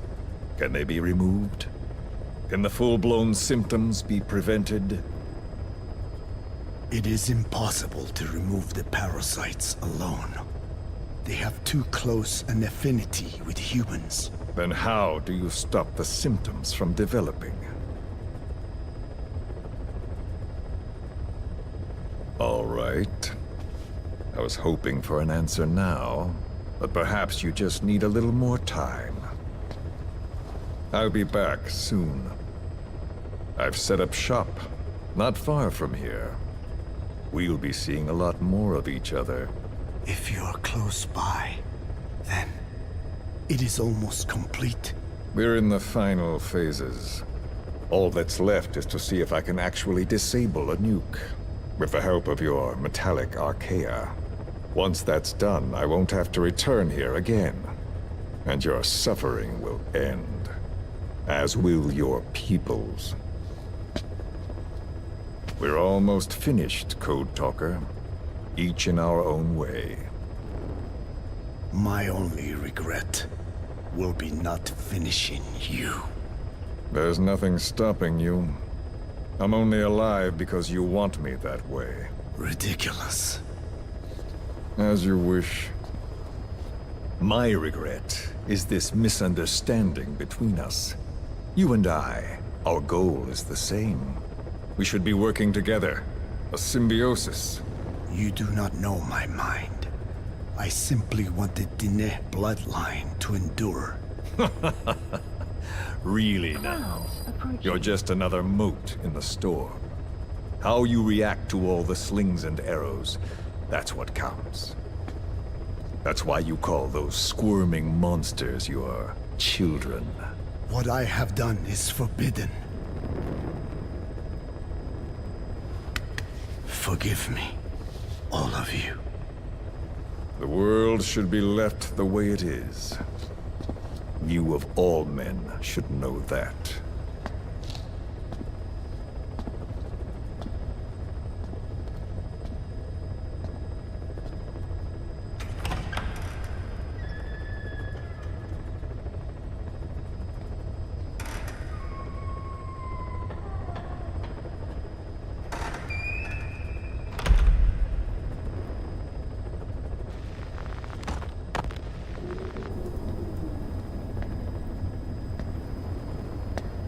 Forgive me, but my schedule has changed. The time for grace and good manners has now run out. Please. Torture will not work on me. Surely you know this. Oh, I have no intention of getting rough with you. You haven't been beaten. Your hands aren't even tied. Just like me, you live in symbiosis with countless parasites. What wounds I might inflict, they'll patch right up. You might feel considerable pain, but I've no doubt you can withstand it. Then what do you plan on doing? I have a soldier standing outside.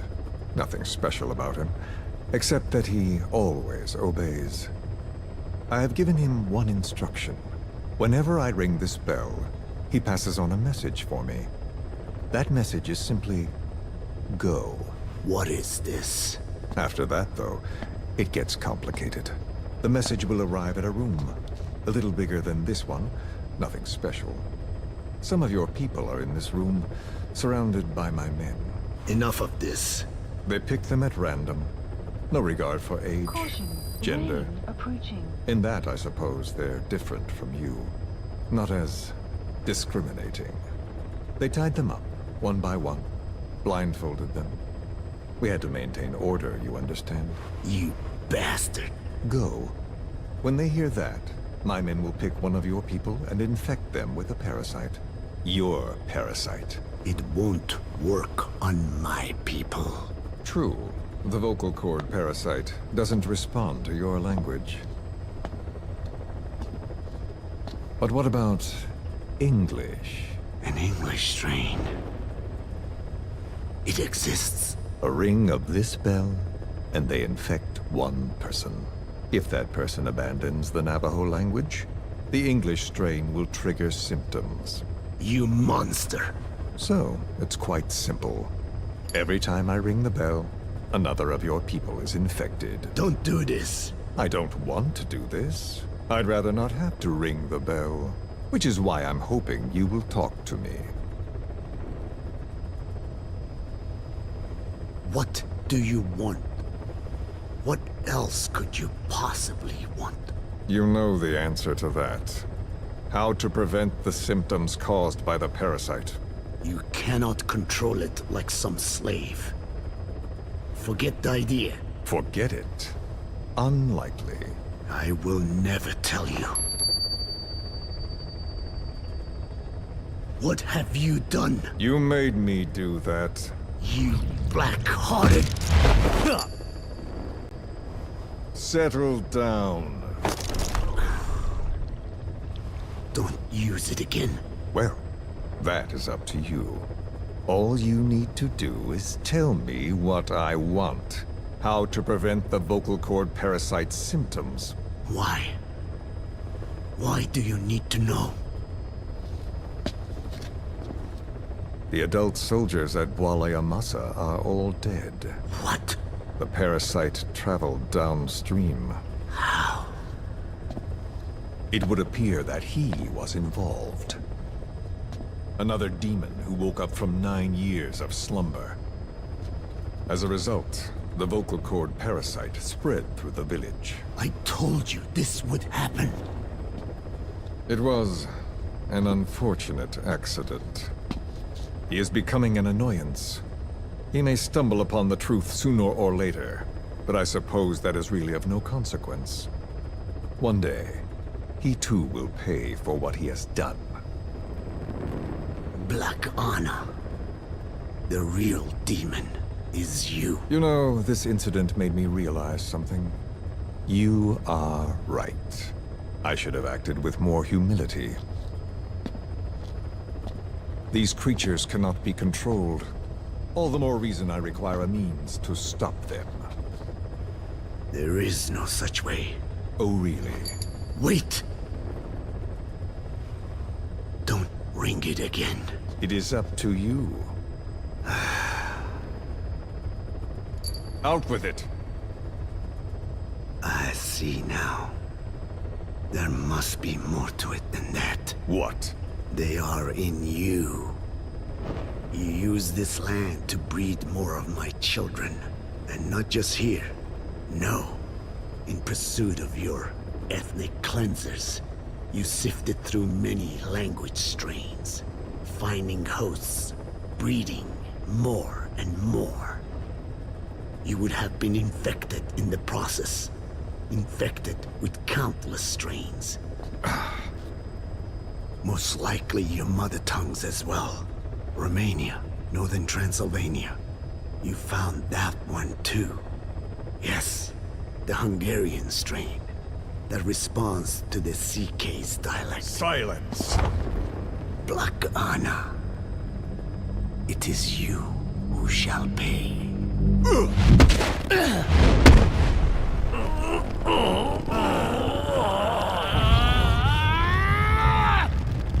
Is this your retaliation, old man? Let my people go and never bother them again.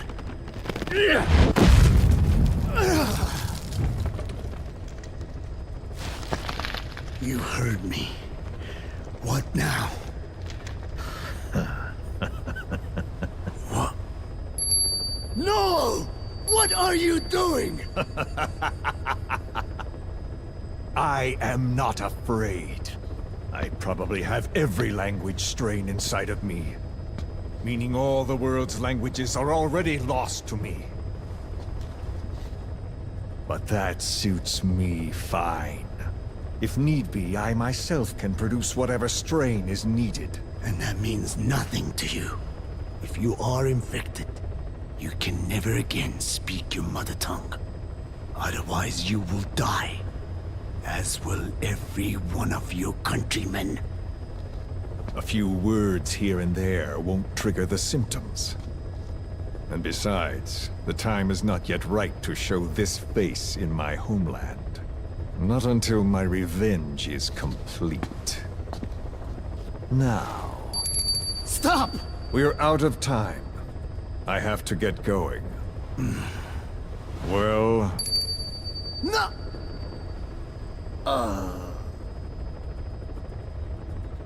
Radiation. It's radiation. Radiation, of course. So it can be used.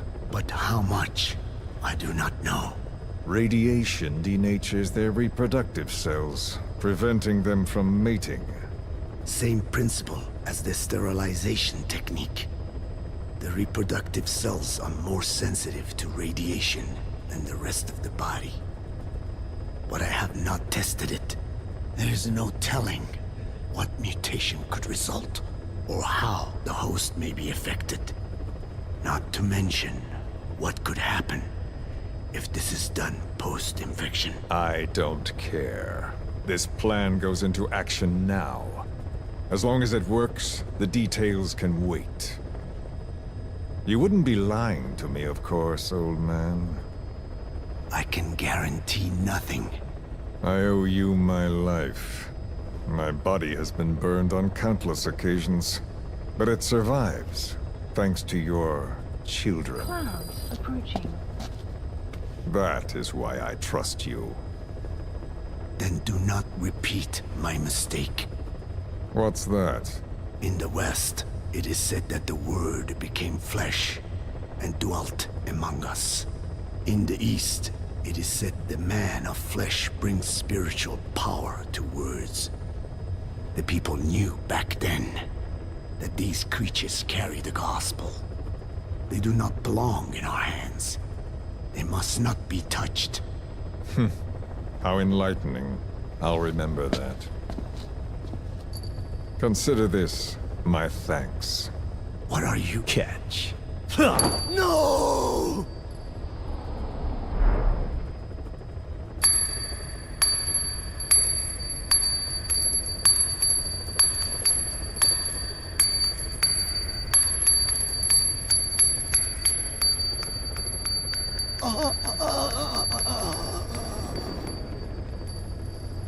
Well then, I'm afraid it really is goodbye this time, Code Talker.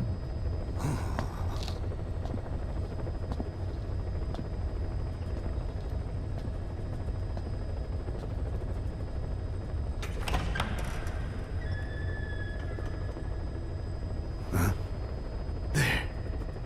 There is no soldier. Huh. Now where did he run off to? Huh? Guess he wasn't as obedient as I thought. There never was any soldier. So long. You! How dare dare you!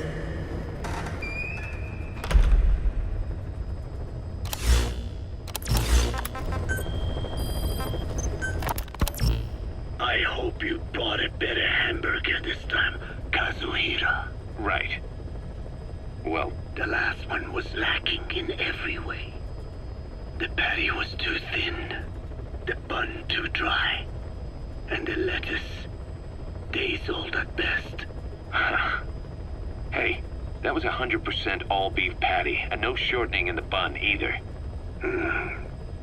Nature's blessings, unadulterated, in hamburger form. Is that it? But when taste falls short, so does our gratitude to nature. Making such precious blessings unpalatable is sacrilege. I hate to admit it, but I think you're right. I should have known better than to settle for second best. That's why I had him run some more R&D, develop a new burger. In fact, one of our researchers just dropped by with the latest results. Here it is. See how you like this? We shall see indeed.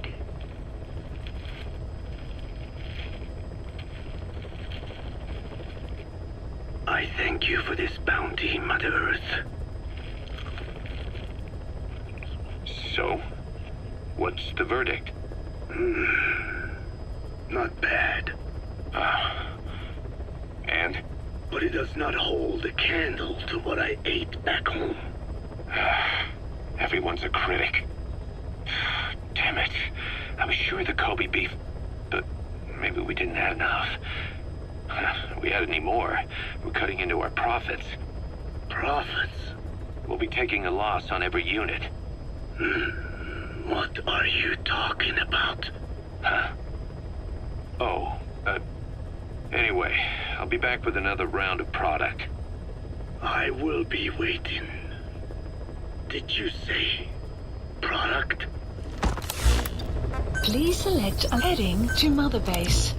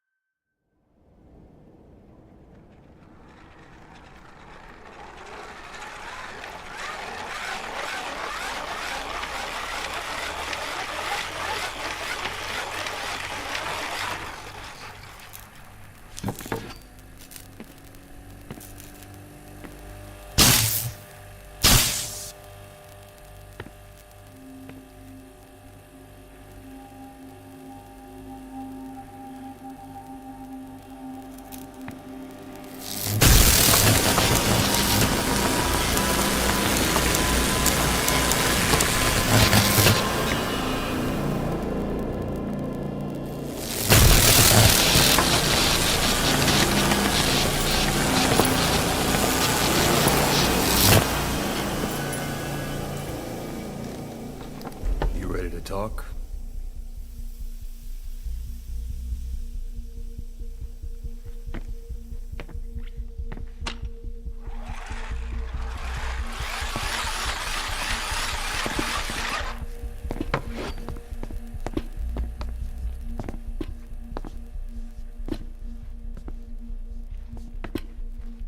Anything? Still living up to her name. How about you drop the act?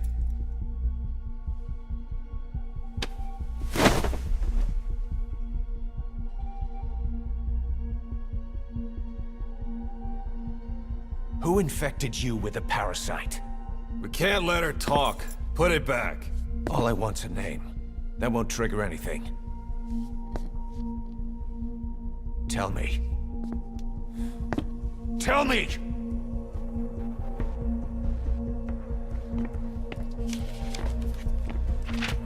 Your lungs have been barbecued. There's traces of rubbing alcohol in your alveoli.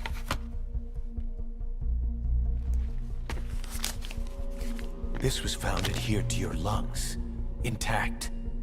A petal. White Star of Bethlehem. The hospital. Skullface sent you to Cyprus to kill Snake. You were burned inside and out. That should have been the end of it. But, all things considered, you look pretty damn healthy to me. We have Skullface to thank for that, right? I was the only one capable of applying them to parasite therapy. Until he stole them from me. Why are you here? Did Skullface send you? Where can I find a sniper rifle? You have your own score to settle with the boss.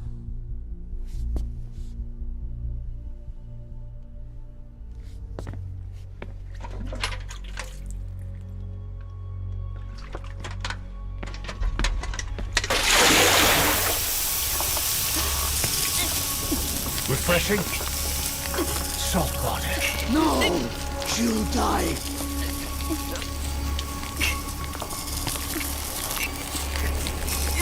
His life isn't yours to take. Enough. That's enough.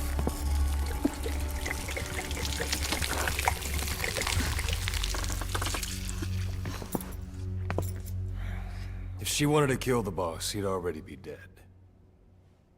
Same goes for us. She's had plenty of chances. She can talk.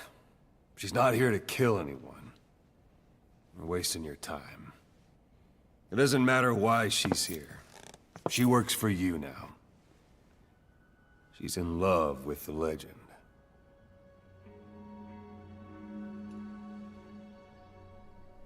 What makes you so sure? I was the same way once. What if she's a spy? What if I'm a spy? Or you? Go on all day.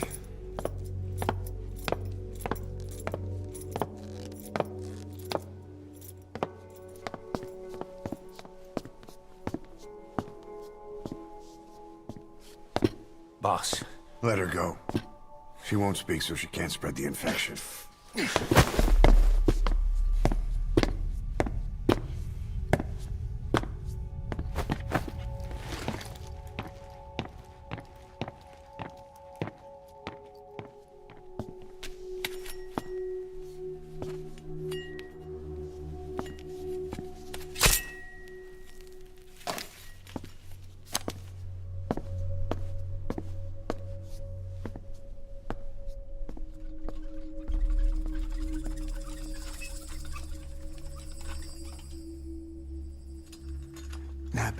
Tisch?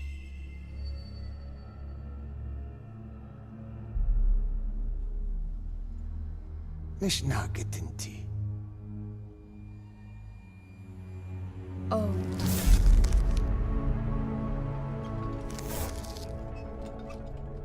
إيديكي بلاك آنات إيه.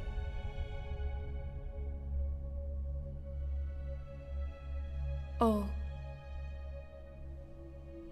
Ako kode GZ ni. دنه بالزاد.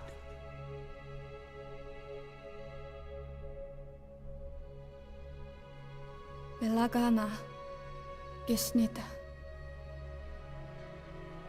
Katobe yasteta. Aseitota. 堂々にした。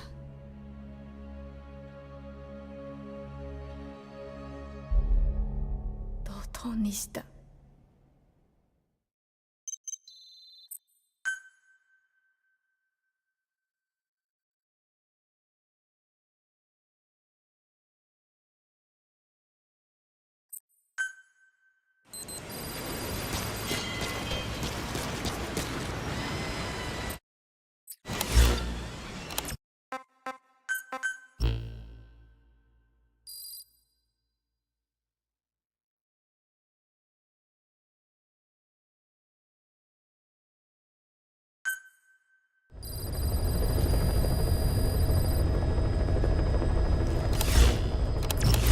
Please select a landing zone.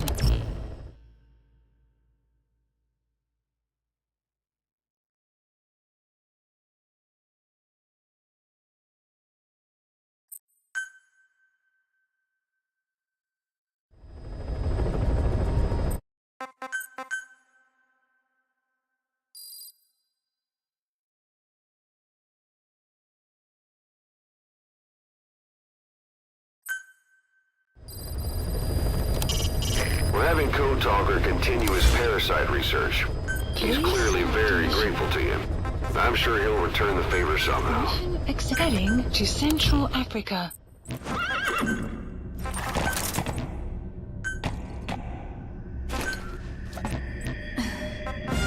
Deploying.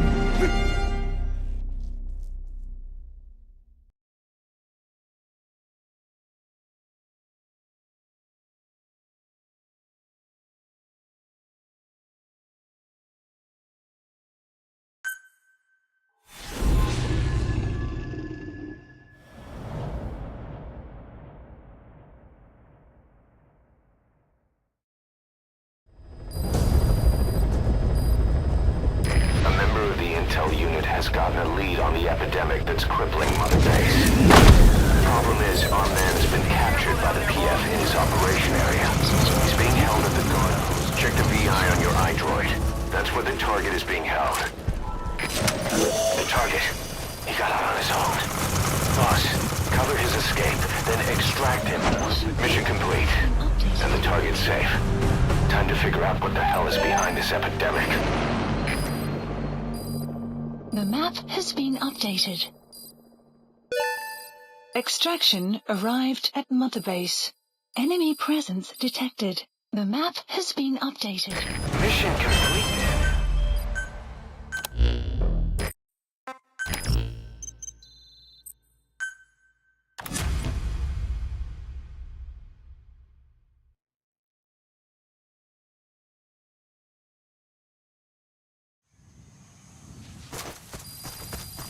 Boss, I've updated the mission list. We've received some new job offers. The details are on your iDroid. Boss, some of the kids we've been keeping here have escaped. We don't know why they ran off, but it may have something to do with Ralph's death. The intel team's looking for them as we speak. I'll add information to your side ops list as it comes in. You need to locate and secure those kids. I'll try to find out what happened.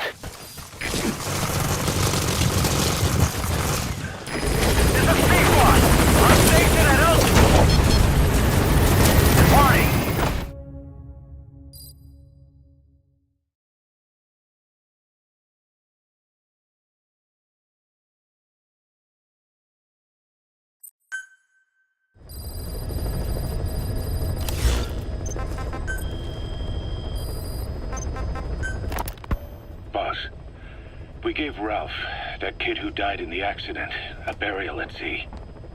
The man in charge of that facility has been severely punished. But ever since, the kids have been acting strange. It's obvious they've lost their trust in adults. I was getting reports of them ignoring the staff, or getting insolent, and even violent. And a few days later, several of the kids did a disappearing act. They snuck into choppers and shipping containers and got off base. Why? Your guess is as good as mine. These kids were born in a war zone and forced to grow up as warfighters. If they're left alone, war is how they'll die. But I thought we showed them there are other reasons to live. I never liked having children on Mother Base. But the thought of them going back to the battlefield and picking up their old lifestyle is something I can't stomach. It makes me think of Chico, 9 years ago. We have to get those kids back. Hell, they know too much about our operation. I never expected even the kids to betray us.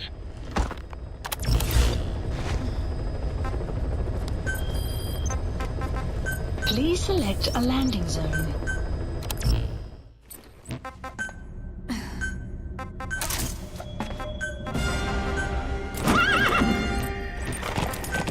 Deploying.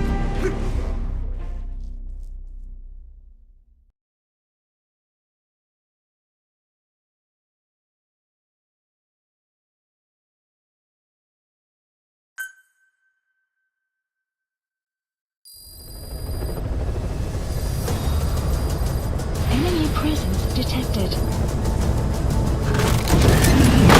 Map has been updated. Be careful down there, boss. Boss, you need to find those kids who escaped. Fighting's still the only...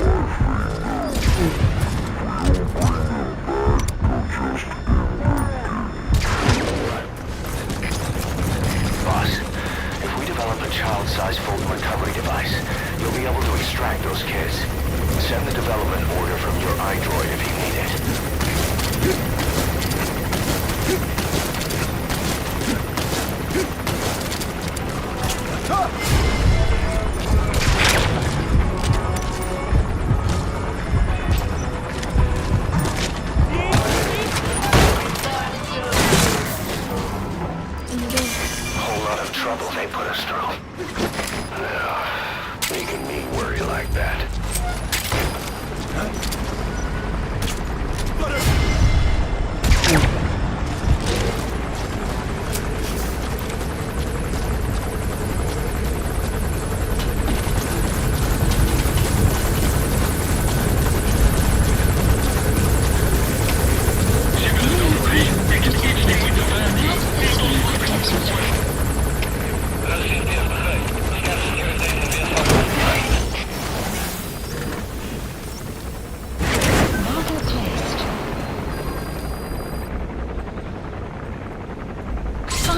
Completed.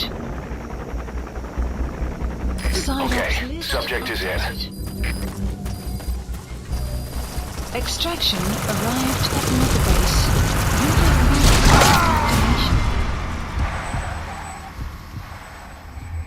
Boss, come in. Boss?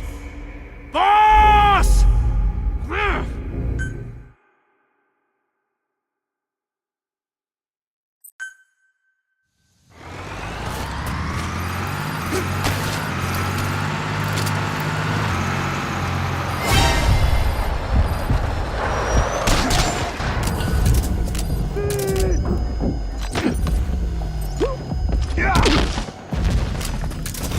Enemy presence detected. Updated. According to the intel team, the escaped kids should be around here. Locate and secure them. Boss, if we develop a child-sized Fulton recovery device, you'll be able to extract those kids. Send the development order from your iDroid if you need it.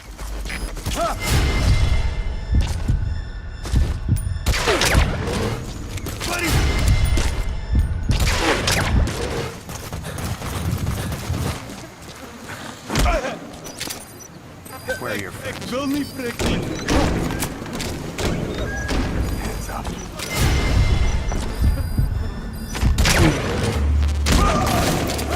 Where are your friends?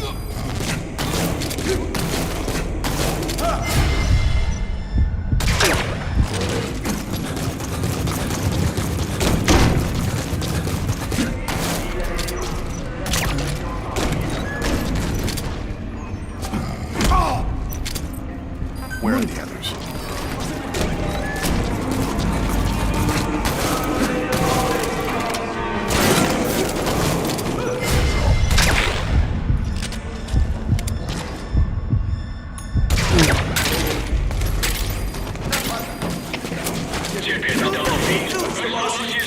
Whole lot of trouble they put us through. Making me worry like that.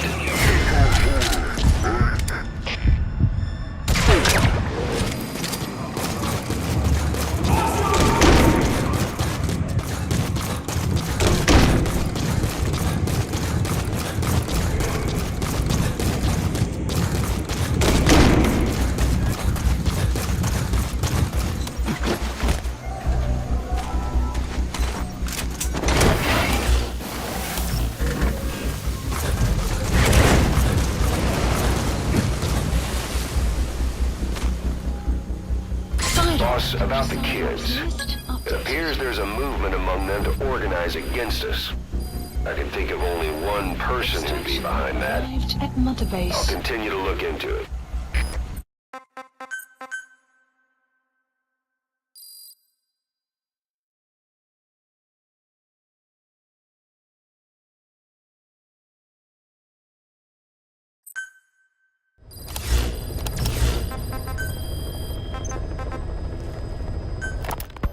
Snake, you remember the White Mamba? Of course, he's been going by Eli since we brought him on base. He was the leader of the child soldier unit we took out of that village and into our protection. Well, according to the kids you brought back here, all the escapees were especially close to Eli. There's reason to suspect he's behind all 6 escapes. We've already detained him. I'll be questioning him shortly. Wait. You'll be? Ocelot. You're incapable of taking an impartial stance with those kids. Question them all you want. It'll get you nowhere.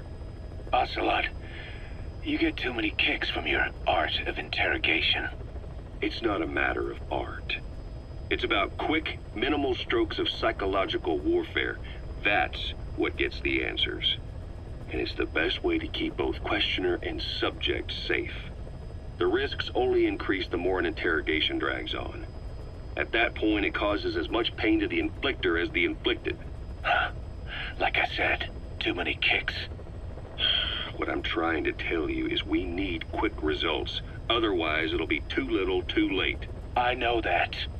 And besides, I know the subject. I won't go overboard with a kid. Forget it. You're not needed. Snake, we'll want to question the other kids too. Be sure to bring them all back. Snake, about the escaped children. Eli confessed. The way he tells it, they wanted to go back to the battlefield. Don't rob them of their freedom, he said. If you bring them all back, there will be consequences. Next he'll be asking for our surrender. Consequences? What consequences? No idea. That's all I have for now. You're too attached to those kids. Stop protecting Eli. Listen to yourself. Let me question him, and we'll get some real answers. Not necessary. I'll report as and when.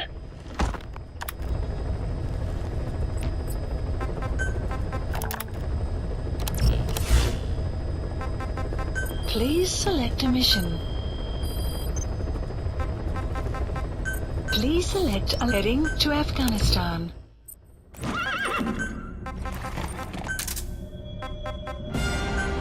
Deploying.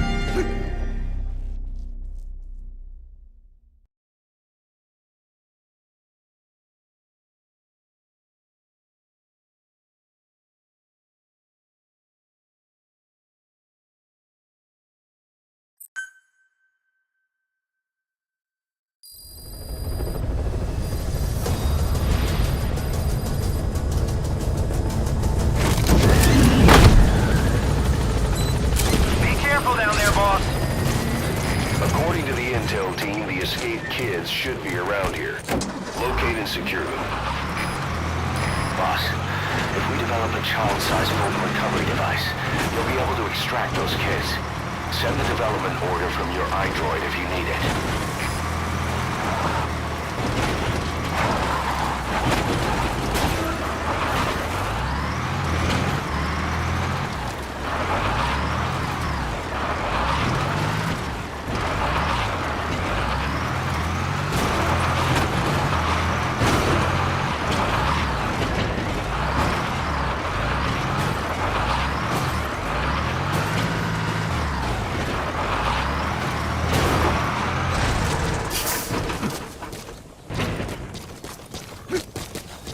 Caution, sandstorm approaching.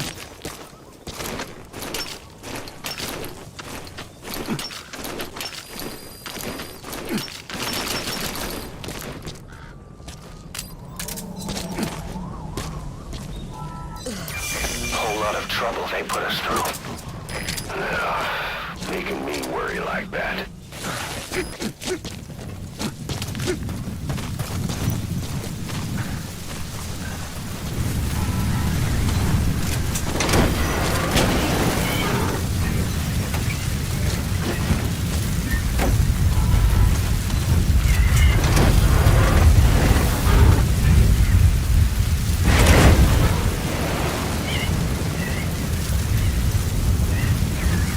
Extraction, side ops list updated. Extraction, a child has died.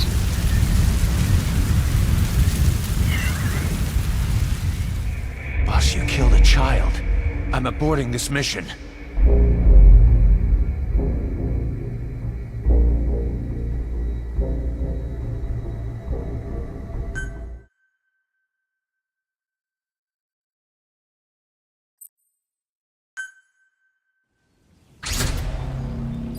According to the intel team, the escaped kids should be around here. Locate and secure them. Boss, you sent a If we develop a child-sized Fulton recovery device, kid to Brazil? I'm aborting this mission. Boss, you sent a kid to Brazil? I'm aborting this mission. you'll be able to extract those kids. Send the development order from your iDroid if you need it.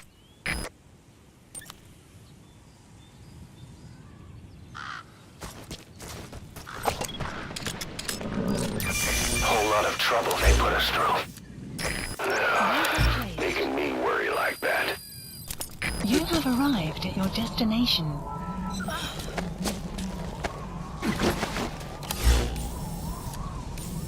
Marker placed.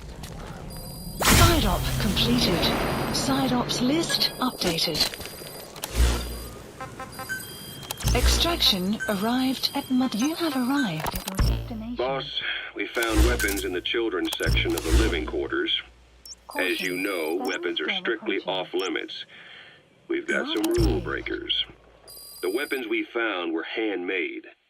Blades ground out of knives and forks, a couple of bow guns built out of scrap, and explosives made using detergents. And get this, the explosives were tightly packed with nails. The kids put the blame on, you guessed it, Eli. I guess that's what he meant by consequences. I questioned him about it, but this time he claimed they want to be put out on missions. Send us to the battlefield, he says. Miller, enough is enough. You protected him. According to the intel team, the escaped kids should be around here. Locate and secure them. Boss, if we develop a child-sized Fulton recovery device, you'll be able to extract those kids. Send the development order from your iDroid if you need it. Protected. Miller, enough is enough. You protected him too much already. It's my turn to question him. Protected? What Eli's doing is issuing a threat. Comply with my demands or I'll respond with force. But it'll be war at this rate. Forks and soap aren't gonna kill us, but some of them will end up dead. Is that what you want? Now, I hate to say it, but they want to be on the battlefield. It's time you gave up this fantasy. Eli, he said they'd rise up against us if we bring the last kid back. There, you see? Ignore his demands. Don't let him return to quarters. That attitude is contagious. We lose control over them for good. For the time being, we've confiscated those handmade weapons. We're bumping up security and the number of psychiatric counselors. As for Eli, he needs some very special care. You mean solitary? Well, we can't leave him in contact with the other kids. If you won't do it, I will. Boss, keep working on extracting those kids.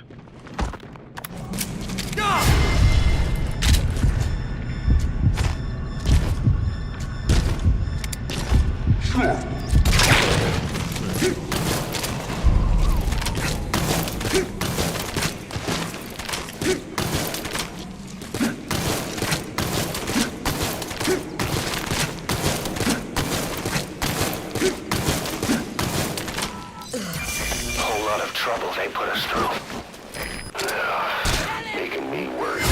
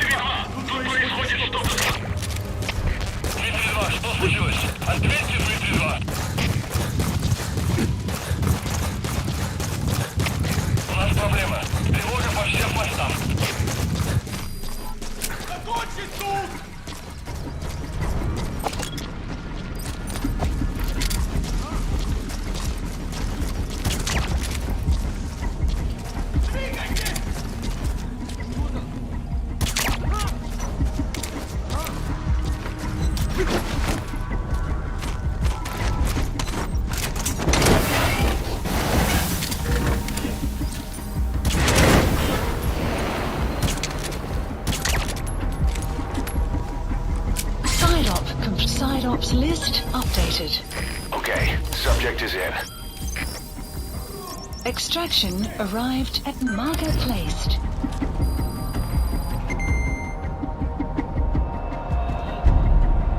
You have arrived at your destination.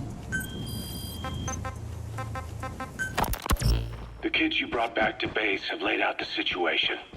They all escaped to each of their home villages, who were trying to get home and lost their way. Not that homesickness is gonna explain everything we've seen. Each of their home villages.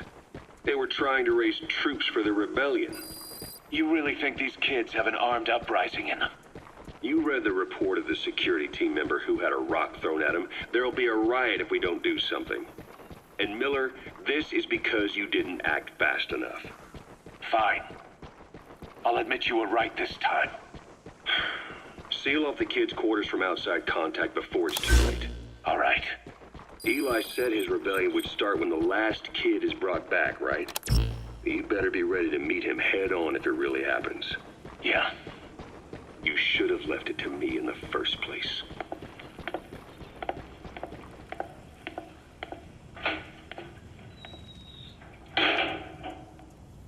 Boss, they're just kids.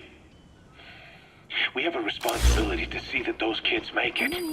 It's not about feeling protective or the pros and cons. I hate kids. That's exactly what I heard from the people who raised me. People who abandoned me, more like. That's the spark that kept me going, you know? I wanted to show those adults what I was made of. Wanted to get back at them one day. But before I knew it, I was all grown up. Never saw it coming. All of a sudden, people treated me as an adult. Some adult I turned out to be. But I feel like if my life had been different, if the adults I knew had been different, I could have grown up better. Yeah, that's it, all right. I wanted to use those kids to test that theory. That's all this was. From their point of view, I'm no different from the assholes who gave me a hard time. When this is all blown over, I'll talk it out with them. If that's still possible. Boss, there are still kids out there. Bring them back safe.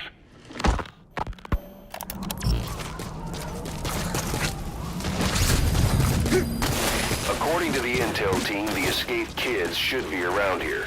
Locate and secure them. Boss, if we develop a child-sized Fulton recovery device, you'll be able to extract those kids. Send the development order from your iDroid if you need it. Boss, it's me.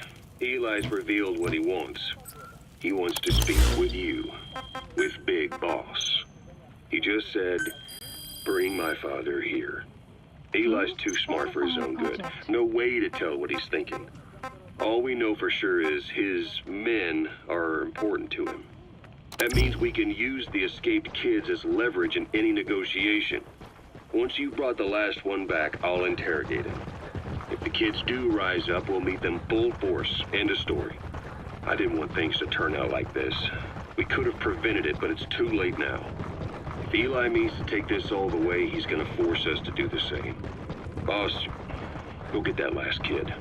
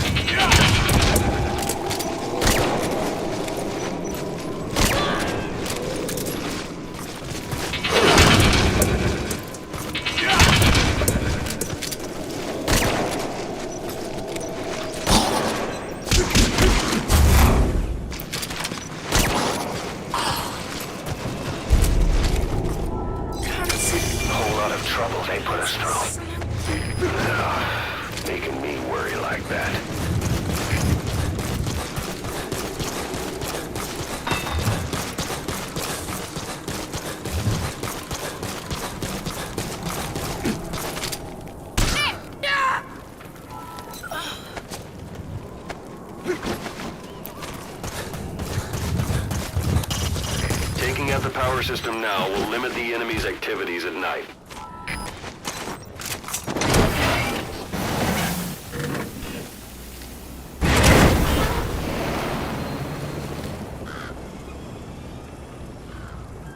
Boss, I have a quick report for you here. We've discovered a radiation leak in the laboratory on the quarantine platform. It's coming from testing equipment we installed the other day.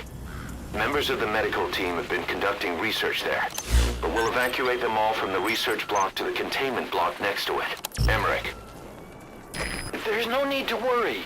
No radioactive material is leaked, so the contamination won't spread. We just need to seal off the testing equipment. I've dispatched a security team to get the researchers out. I'll keep you updated. Please support helicopter Roger. requested. This is P-Squad! On station! Departing Warning! operations. Extraction arrived at Mother Base.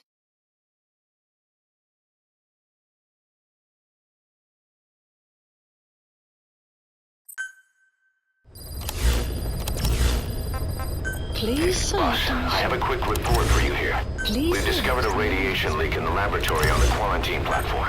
Please It's coming from testing equipment we installed the other day. select an Members of the medical team have been conducting research there.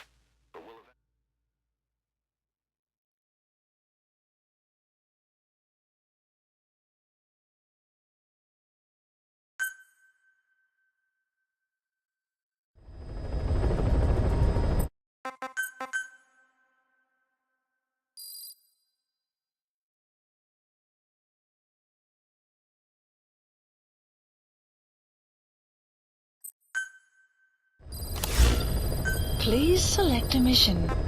Mission heading to Afghanistan.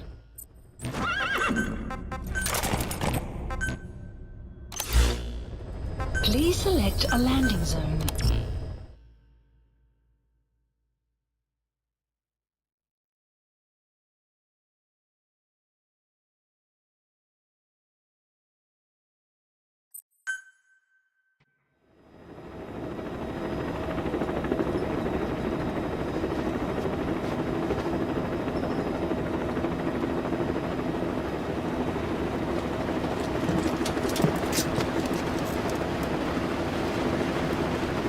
It's raining.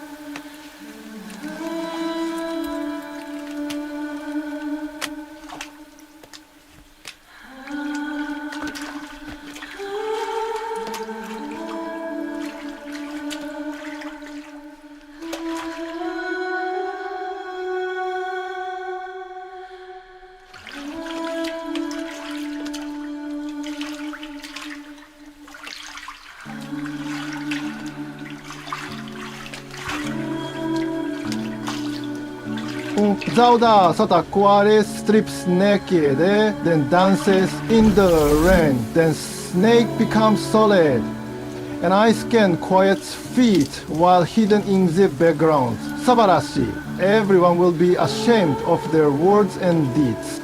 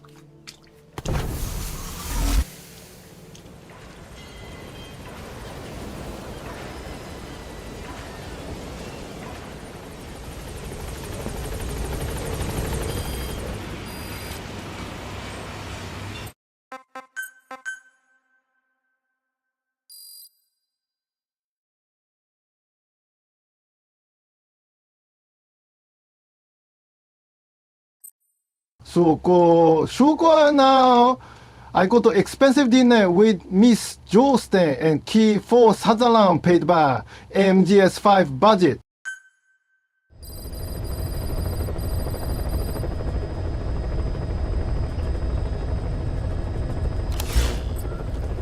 Please select a mission. Boss, we need you to get back a film canister one of our informants hid in the field. He was working under my orders to investigate the extraordinaries that showed up in Cyprus. The man on fire and the floating boy that keeps showing up where they're not welcome.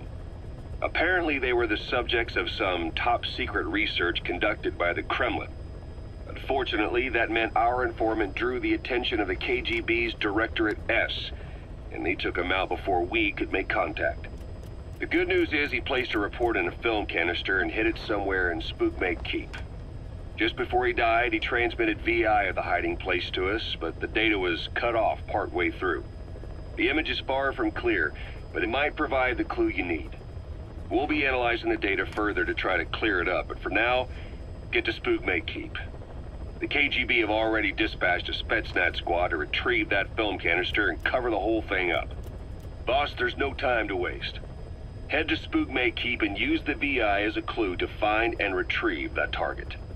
Why was Sahelanthropus mobile? How are the man on fire and that kid connected to Skullface's plan? If we can just get that report, we can blow it all wide open. Then we can shake off the last remnants of Skullface and the phantoms he left behind. Mission accepted. Heading to Afghanistan.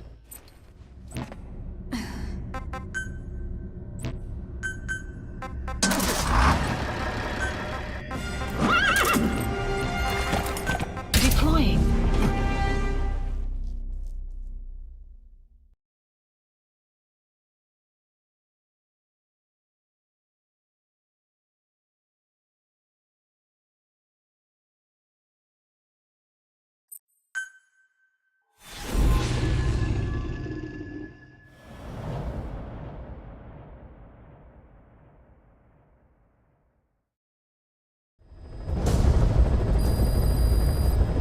Boss, retrieve the film canister our informant hid in Spookmate Keep before he died. It contains vital information on Skullface's plan. For now, our only clue is the garbled photograph the informant tried to send us before the end. We're working on analyzing the data, but there's no time to wait. A KGB Spetsnaz squad is after the target as well. Boss, go to Spookmate Keep and use the VI to lead you to where the film canister is hidden. It is paramount you retrieve the target before the enemy does. Enemy presence detected. The map has been updated.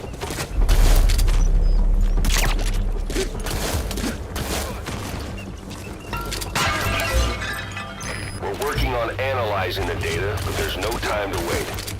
It is paramount you retrieve the target before the enemy does.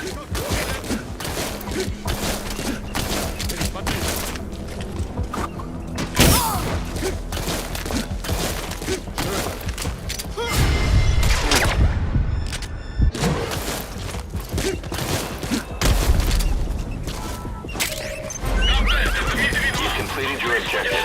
Now get out of the hot zone. Mission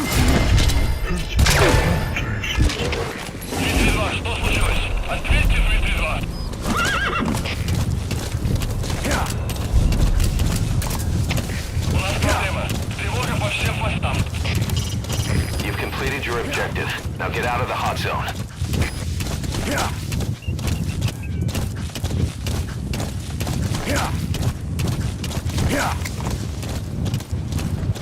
exfiltrated. That's it. You've made it out of the hot zone.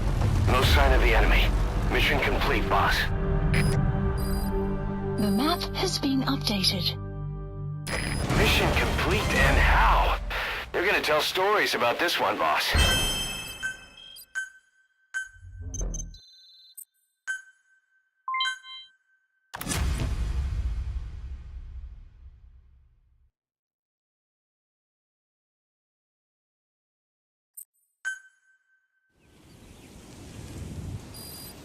Mission Boss, list I've updated. updated the mission list.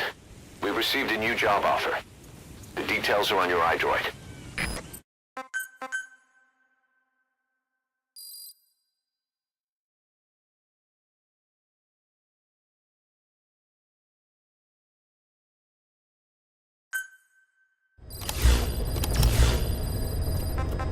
Boss, I've updated the mission list.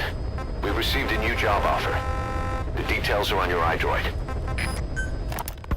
We finished decoding the informant's report. That floating kid we've run into a few times now.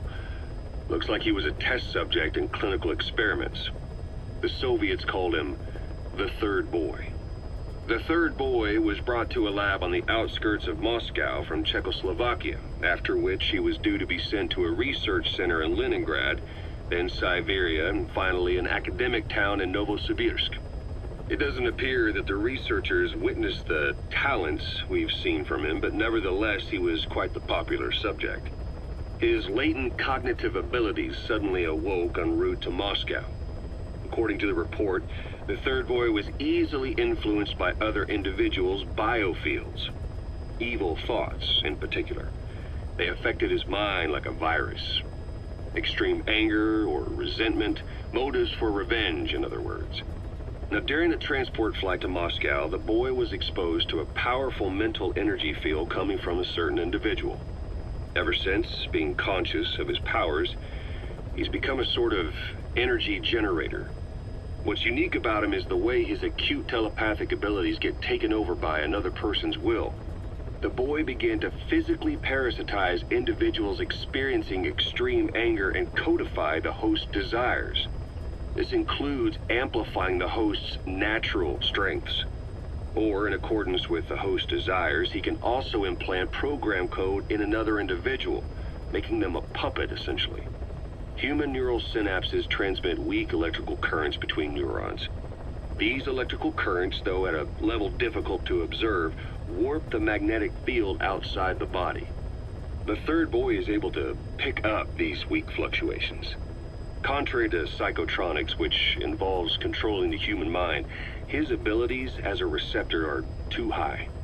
The emotions he picks up from another individual are amplified and unleashed into his body as they recur in his brain. They turn into microwaves, which then affect the physical world, triggering paranormal phenomena like the spontaneous combustion of organic matter or psychokinesis, moving an object without touching it. There's one other thing. While he's parasitizing a host, the boy's ego gets shut away, allowing the will of the host to take control of his powers, like some annoying static drowning out your own voice. That means he isn't responsible for what's been happening. Somebody's extreme anger has manifested through the Third Boy's powers in ways none of us could have predicted, which would mean this was going on somewhere around us. Looking back on it, a lot of things make sense now. The man on fire, Sahelanthropus, they both came to life thanks to the Third Boy's powers. Everything has been happening through him as a catalyst. We first saw him in the hospital on Cyprus. The boy parasitizing the man on fire's desire for revenge gave him his new abilities in return. He next appeared at the Hamid Fighters Fort where the honeybee was hidden. There, the boy parasitized Skullface's vengeful mind. He controlled Sahelanthropus, making it do whatever Skullface wanted. Same goes for when we extracted Emmerich onto the chopper. When he appeared at the Devil's House in Central Africa, Skullface's will controlled the man on fire via the Third Boy's powers. Everything is clear up to this point. But even the informant couldn't pinpoint who the host was in the cave within Surat power plant. Sahelanthropus suddenly became active, then crushed not only the man on fire, but Skullface as well. Surely neither of them could have been the host. Who else was at that location and bore anger more extreme than either of them? Whose will was controlling Sahelanthropus? According to the report, emotions transmitted in children's brains affect the surrounding magnetic field more strongly. Cerebral nerves are covered with insulation called myelin sheaths to increase impulse speed. The reason for this leakage has to do with the fact that children's myelin sheaths are still developing. So, how many children do you remember being there? Children with a burning desire for revenge and bearing a grudge against you. I can think of only one. Eli. We don't know what kind of life he's had, but the resentment he's shown toward adults is nothing short of extraordinary. The third boy resonated with Eli's mind. And that means Eli bore the strongest animosity of all individuals within the boy's reception range, estimated to be a 3-mile radius, beating out even Vulcan and Skullface. The third boy has probably remained hooked on Eli's anger since. You remember at the Devil's House, the third boy showed an interest in Shabani? That must have been his ego making a rare appearance. He may possess abilities far beyond anyone else in the world, but he's still a kid. Maybe them both being kids was enough to bring them together. And if so, maybe with Eli, he isn't feeding off him, but acting in symbiosis with him. So what kick-started the third boy's powers? If we look at the location and time that his plane went down, we can make a pretty good guess. When the plane experienced the first anomaly, it gave an accurate report of its position to a control tower, due north of the Black Sea, 125 miles east of Kiev. Dead south on the Black Sea is Cyprus's Green Line. So the plane's position was directly north of the hospital where you'd been asleep for 9 years. And this anomaly was reported at exactly the same time that you woke up. The plane was enveloped in flame from the inside out. The fuselage burnt to ashes. There were no survivors, at least not publicly admitted. Your thoughts formed a synchronicity with the boy's psyche and were amplified inside his brain.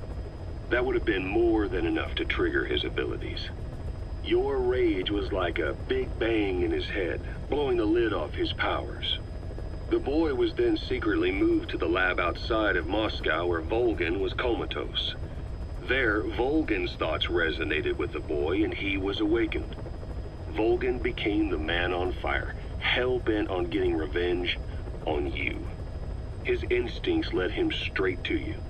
Skullface knew Volgan from Operation Snake Eater, or perhaps from even before.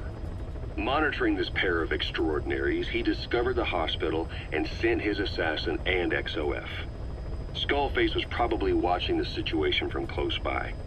Then, realizing how useful these two test subjects could be, he approached them. Reacting to Skullface's thirst for revenge, this time the boy let Skullface's will control Volgan. Volgan, at times driven by personal revenge, at times through Skullface's will, kept on moving, though his body was little more than dead meat. Perhaps there were moments where even your thoughts affected him as well. But without the boy's power, it was like the plug had been pulled from the socket. Everything was powered by anger, malice, revenge. This is how the end of the report sums things up. Both the third boy and the man on fire were originally test subjects of paranormal research for military applications, like telekinetically controlling the leader of an enemy nation and making him launch a nuke, or stopping the heart of someone on the wrong side of the Berlin Wall, experimenting with latent human abilities. They were used as tools of the Cold War. The boy's only crime was being born with unique gifts. But he was sacrificed on the altar of war. His life reduced to slavery under other people's wills. Turned into a living weapon with no will of his own. Eventually, the only emotion he could feel must have been the desire to get revenge for the hand he'd been dealt.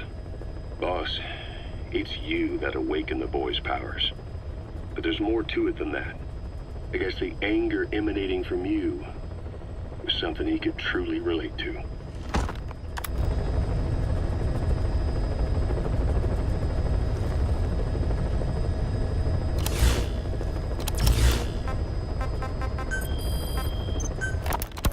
Feeling hungry, old-timer?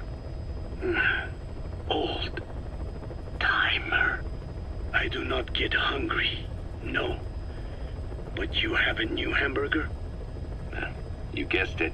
And this time we used lamb. Lamb? You're not a lamb kind of guy? A hamburger is made of beef. Who ever heard of a hamburger without beef? Yeah, but we gotta stay fresh, stand out from our competition. You're what? Just give it a try. If you say so.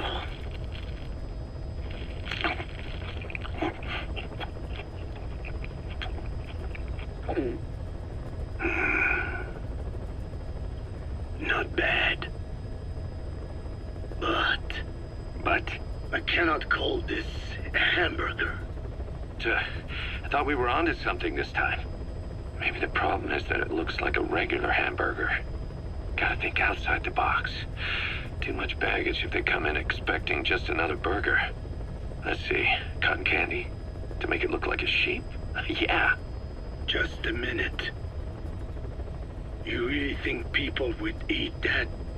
What is it you are planning? Are you using me?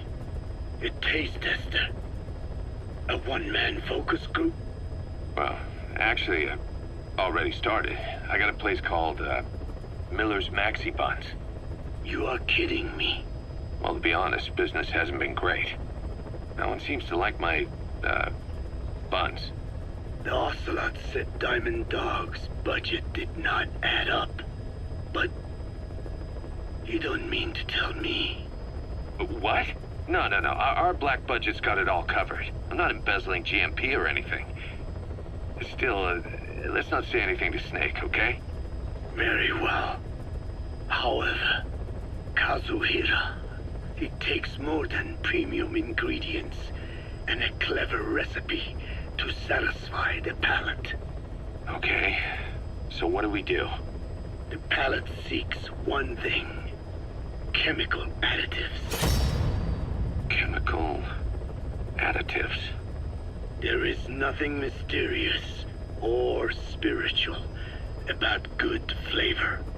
The tongue simply identifies specific amino acids, which the brain then recognizes as appealing. Therefore, all that is needed is to chemically isolate those amino acids and incorporate them into your products. To be clear, I speak of flavor. The rest is irrelevant. That seems a little extreme. Do not forget that I am a scientist after all. And using science for the benefit of others is a joy. In seeking coexistence with nature's blessings, not everything can remain in its natural form. When we fall ill, we must be treated. Otherwise, that very nature could cost us our lives. Agriculture is one of nature's many blessings. But through that process, we damage the surrounding vegetation. Yeah. Whether it's a massive farm or a tiny field, we always leave our mark on the land. The same is true of parasites. And for food preparation. If tapeworms in the raw meat of another animal enter the human body, they roam around trying to find their usual habitat. Sometimes even eating away at the brain in their confusion. So in looking through a scientific point of view, you see the necessity for processing food. Yes, it is also sometimes necessary to eliminate certain parasites, or selectively use or even modify others. Alternatively, we could say that if a man is part of nature, the work he does is also part of it. What is important is the balance. Yeah, you're right. Thanks, old-timer. You really opened my eyes. Clouds approaching. I fooled myself into thinking people today wanted high-quality, all-natural goods. But my favorite burgers were never about that. What they want is something like the first burger I had in America when I went to meet my dad. A Frankenburger loaded with additives. That's the America I knew and loved. I'll be back in a jiffy, old-timer. My next burger's gonna knock your socks off. Kazuhira, wait. What is important is how we balance the... quick for a one-legged man. Frankenberger. What kind of a dive did your old man take you to?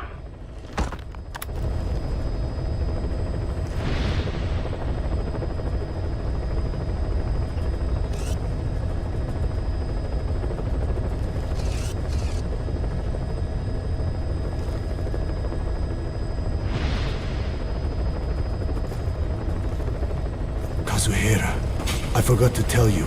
What is most important for the hamburger business is extreme capitalism. Your Maxi Buns restaurants, you need to install digital touch terminals for ordering the food. And then add the most expensive items in the menu, from top to bottom. Furthermore, you need to keep asking your customers to combine their meal with more items after every choice they make. And finally, recommend dessert. Hamburger capitalism is the world's new superpower. Please select a mission. The CFA are gearing up for a large-scale attack against Angola's MPLA government. They're assembling an armored column to the north of Nova Braga Airport and will be ready to move soon. We've been contracted by the MPLA to put a stop to them. But the civil war will keep burning on, whether we accept this job or not. Another East-West proxy war with the communist MPLA on one side and the capitalist-funded CFA on the other. An endless seesaw of blood and violence played out in the hands of the superpowers. I had my doubts at first, but I think we should take this job. Skullface is gone, but Cypher still remains. Competition with rival PFs will only get more intense. For us to survive, we need to expand our organization and get strong enough that no one can threaten us. So our only option is to fight and grow, and fight and grow. Mission accepted. Heading to Central Africa.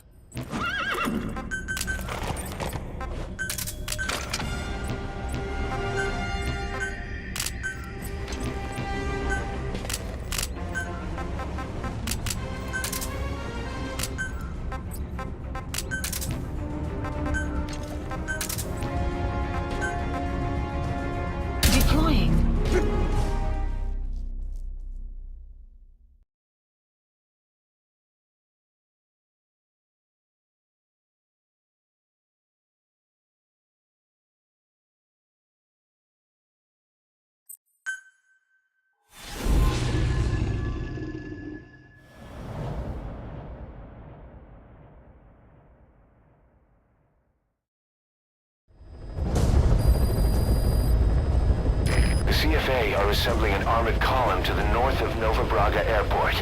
Your job is to wipe them out. Listen to the tape for the contract details. Just be aware that the column's commander served with 5 Commando and later made a name for himself in South Africa's 32 Battalion. He's a hardened veteran, so don't take him lightly. Boss, I have a report from the intel team. The targets are now on the move. I've sent their predicted route to your iDroid. Check your map. That's a target gunship. The enemy has a clear view up there. If they spot you, you'll have a hard time losing them. I'd be careful about getting too close. That's a target tank. There's some serious firepower. Make sure your gear's up to scratch before you duel with that thing. Please landing zone. This is Pequot. Have arrived at LZ. Will stand by. Support helicopter has arrived.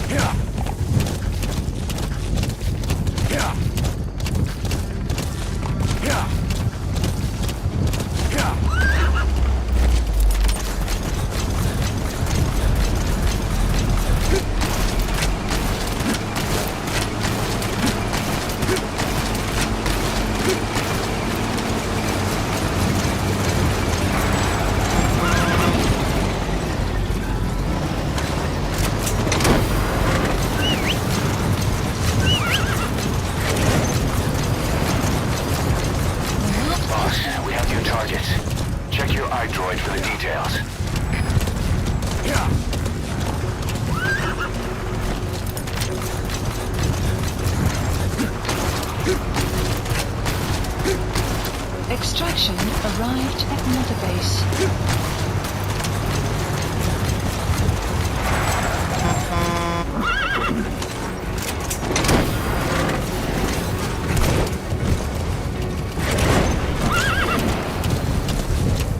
Nice work. Keep it up. You gonna extract him? Extraction arrived at Mother Base.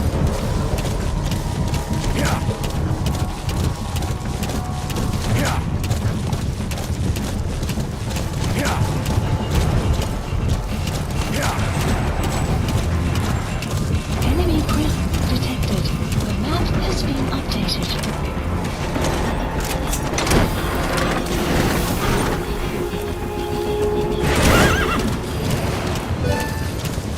Nice work, boss. The targets are almost history. Extraction arrived at Mother Base.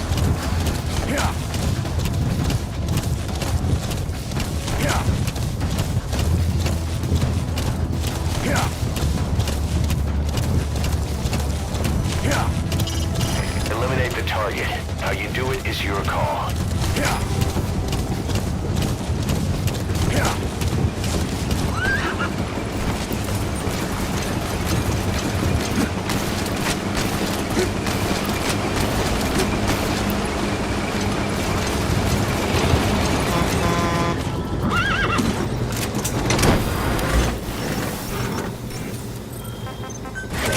Please select landing zone confirmed. Just one target left.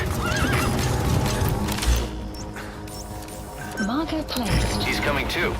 Roger that.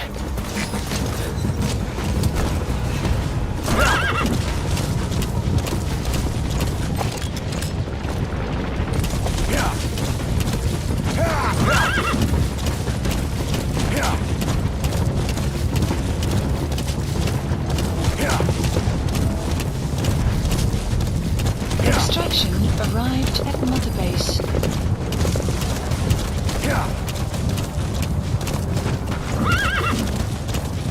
This is B-Quad.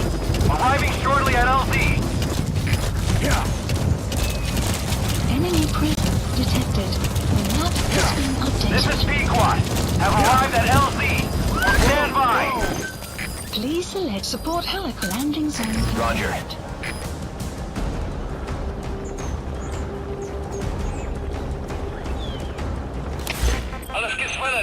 Please select landing zone. Roger.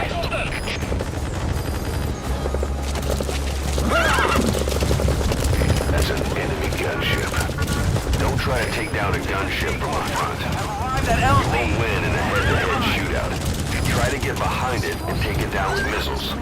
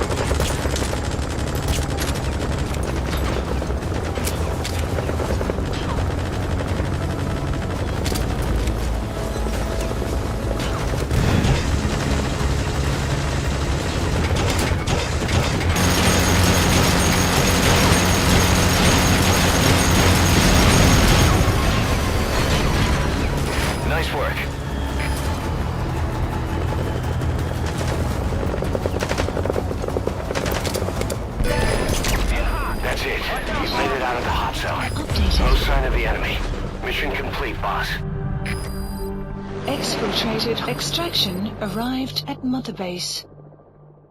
Mission complete, and how? They're gonna tell stories about this one, boss.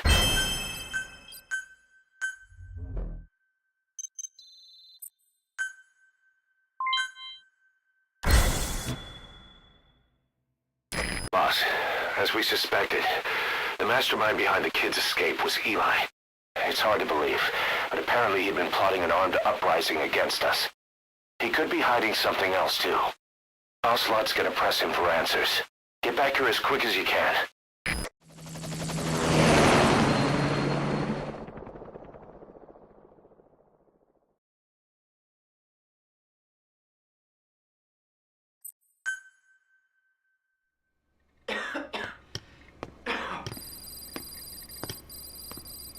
Where is he? I told you. Your father's not here. They're back. Yes, they're back. But don't get any bright ideas. Your quarters are under full surveillance. Your weapons privileges have been suspended. No more uprisings for you. Did you really think it would be that easy, Commander?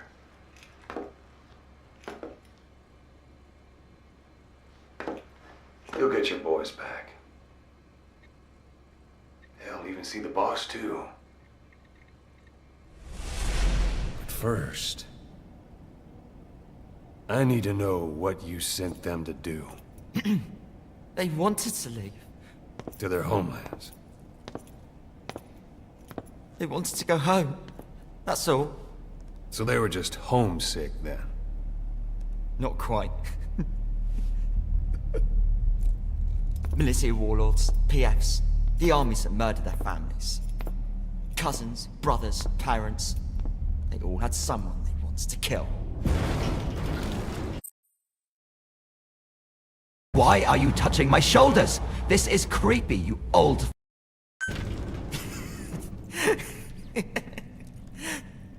I told them. Last chance to face the world with no regrets. Last chance? You better be ready for your drag back here. Ready to face the world as enemies.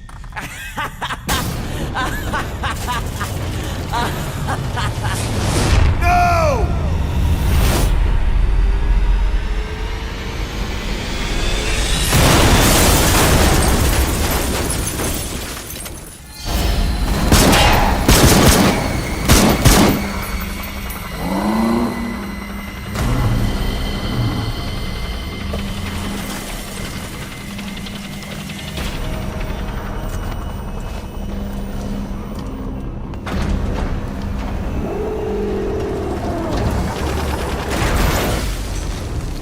You! Goodbye, Father. I don't need you anymore.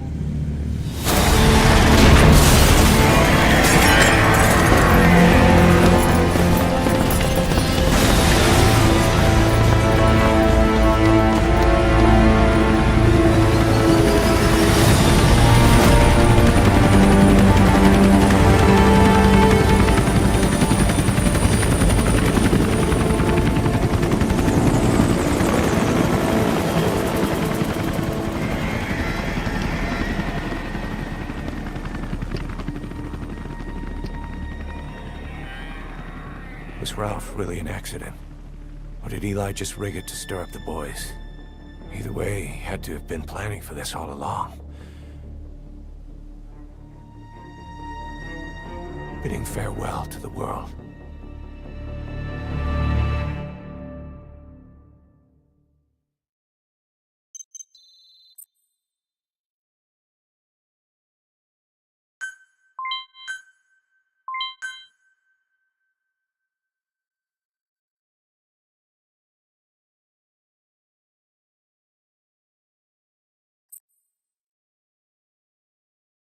Makes me miss the good old days where hot bitches were hijacking our Metal Gears, Kaz. Boss, we're looking for the kids in Sahelanthropus, but there's still no sign of them. We don't know if the chopper pilot is alive either. What have we gone and put in the hands of those kids? We don't know how bad this is until we find them. Also, regarding our concerns about Eli, I finished looking into whether or not he's a product of that project. I have an answer. I put it on tape. Give it a listen.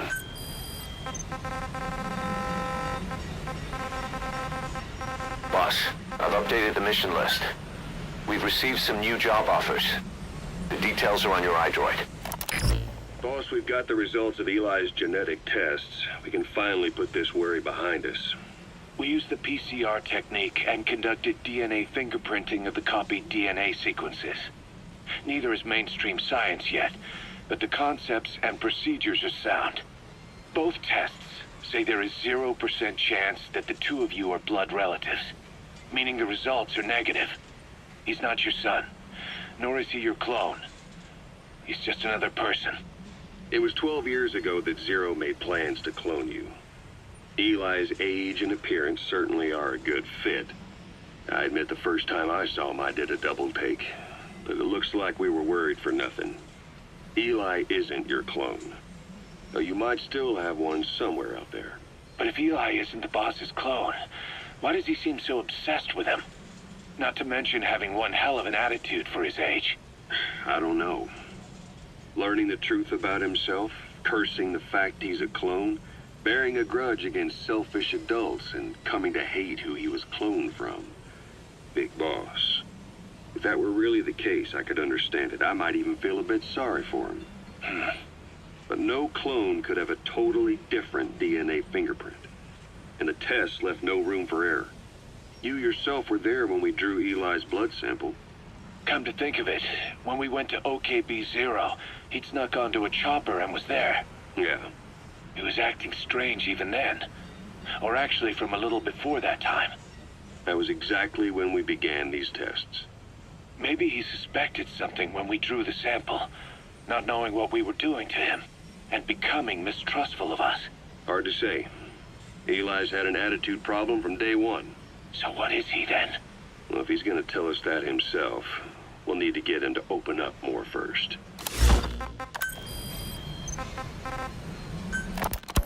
You know, when you brought back all the child soldiers who escaped, Eli knew they'd returned. Needless to say, nobody said a word to him. I guess they got a message to him somehow. Eli wasn't put in the corner in timeout. He was locked up in that room, completely cut off from the outside world. Then how'd he find out? It's only one possibility I can think of. The Soviet Union has been researching military applications for psi phenomena. Psi? Things like psychokinesis and ESP, extrasensory perception. You mean moving objects without touching them? Knowing what card somebody's holding up? Psychic powers? Come on. I thought that was just another bunch of disinformation aimed at the West. Just bear with me a second. One type of ESP is telepathy. It's the ability to know another person's thoughts through non-verbal means. You're saying Eli read our minds? It's the only idea that doesn't involve someone getting to him. Ocelot. Look, psi research isn't some hocus pocus. It's all evidence-based, scientific... There's gotta be another explanation. Maybe one of the kids stuck a note to your back. I hope that's the case. But I am convinced that they have, or Eli has, a connection to some force we have yet to identify. You better watch yourself, boss. How am I supposed to do that? If he is depending on something for help, well, that's his Achilles heel. If you can figure out what that something is, you might be able to use it against him. I'll keep that in mind. Oh, and the medical team is looking after the kids left on Mother Base. For the moment, they don't seem too panicked. But boss, get this. Eli got those kids to plot their armed uprising as a diversion. Also, he could steal Sahelanthropus and escape. That brat got us good. Set us up and knocked us down. And then there's that mystery kid who was with Eli. With those two working together, I'd say things won't be over for a long time yet.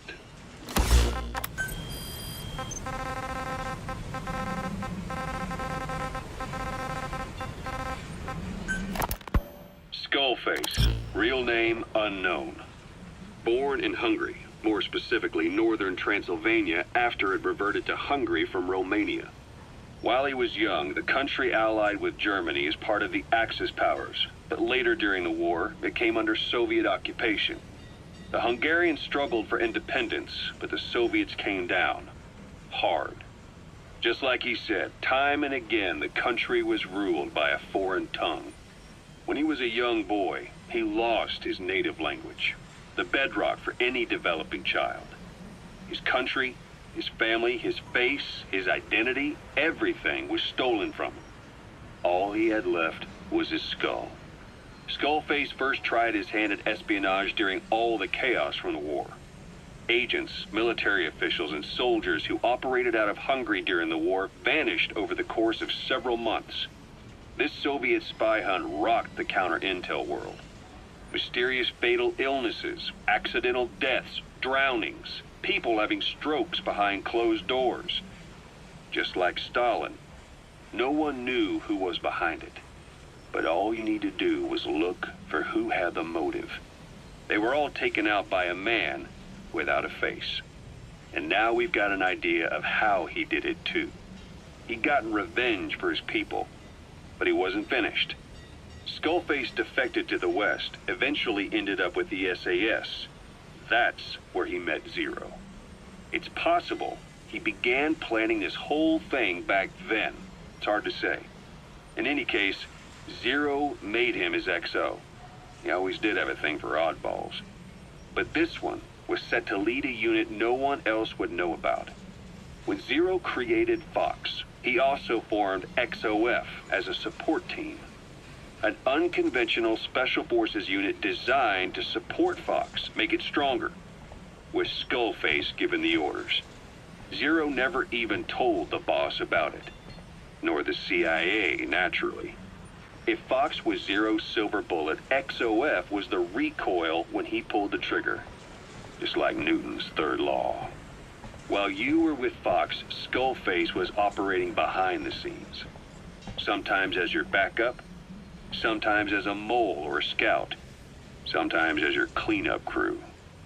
Fox's tail, making sure the mission succeeded and that you survived. We only have his word to go on, but Skullface's goal was revenge against those who'd use language to subjugate people. Those corrupting a people's identity by forcing a new tongue on them. Those using the power of language to control information. Naturally, that set his sights on Zero. To Zero, English was simply the most convenient code. But to Skullface, English was a parasite. And by eradicating it, he'd stop the world from being eaten away.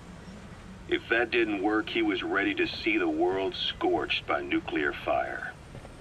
To save language, culture, and race from annihilation, he was willing to overstep the hands of the doomsday clock.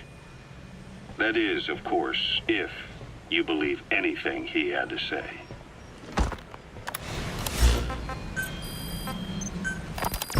Rise and shine, old-timer. It is complete. I had our best and brightest working overtime, fine-tuning the greatest burger the world has ever known. I call it the chemical burger. What on earth is that color? Now, don't judge a burger by its color. Go on, try it. I am not very hungry. What? Oh, I get it.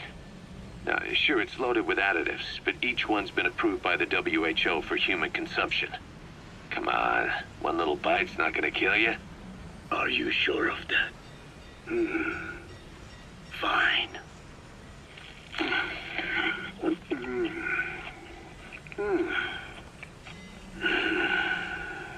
Well, what do you think? It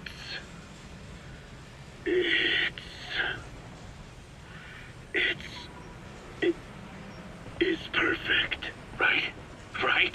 This takes me back to the taste of my youth. The neon signs on the Mother Road. Oh, I can see them now. So, what do you think of our signs now?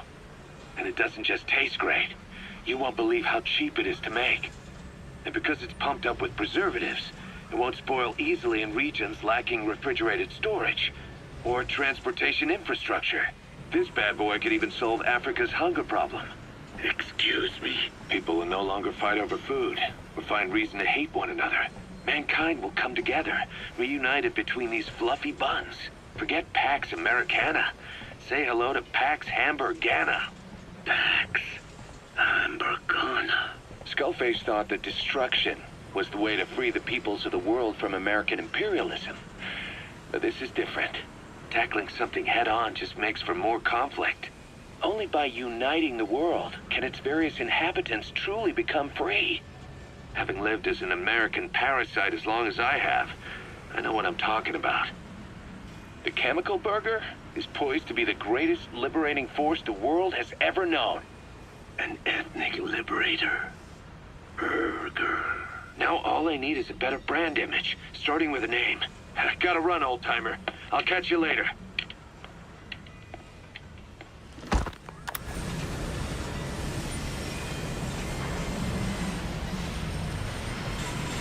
This is what Kojima meant when he said that for the light to be put out, the shadows must be erased. Thanks, Fox Engine.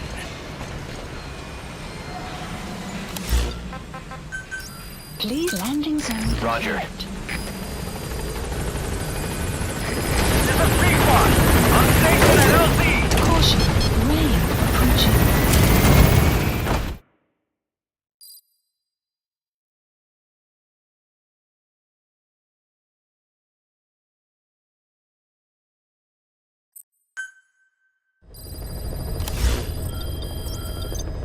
About Eli hijacking Sahelanthropus.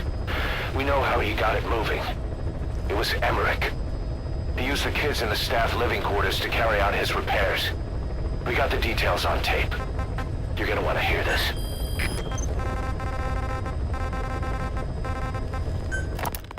What was your goal in having the children repair Sahelanthropus? I just answered their questions. I had no idea they would actually try to fix it. I mean, can you imagine a child piloting it? Oh, sure. Easily. It wouldn't work. Well, I bet it's just like riding a bike.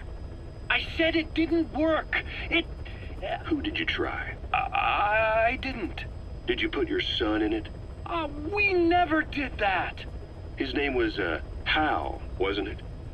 I thought you said you never saw his face. But you made him pilot Sahelanthropus.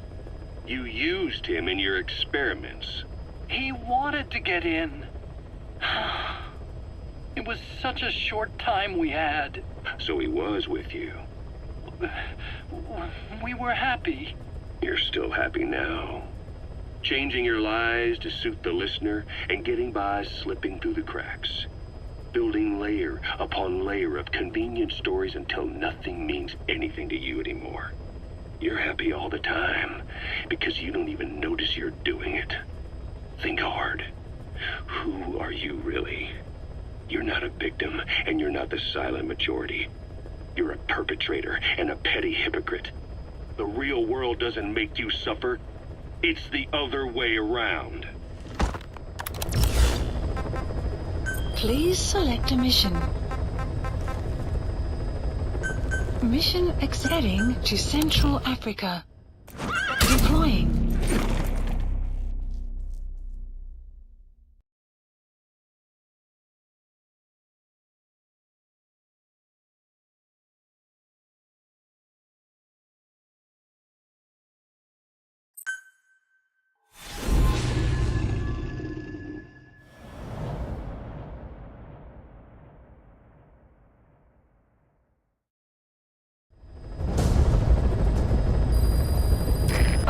Intel unit has gotten a lead on the epidemic that's crippling Mother Base.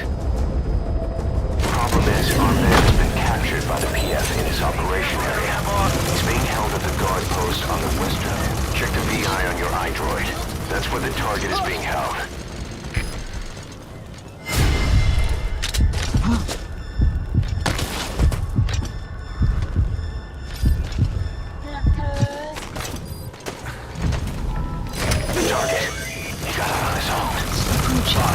Cover his escape, then extract him. Mission complete. And the target's safe. Time to figure out what the hell is behind this epidemic. The map has been updated. Extraction arrived at Mother Base. Enemy presence detected. The map has been updated. Amazing. Mission complete. That right there. Boss.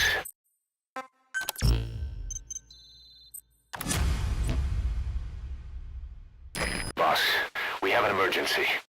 There's been another outbreak of the vocal cord parasites on the base. Several men are dead. It started in the laboratory on the quarantine platform where the radiation leak occurred. I'd only just deployed the security team. I've sent in a rescue team to help, but they haven't returned. Boss, I need you on this. Come back to Mother Base ASAP.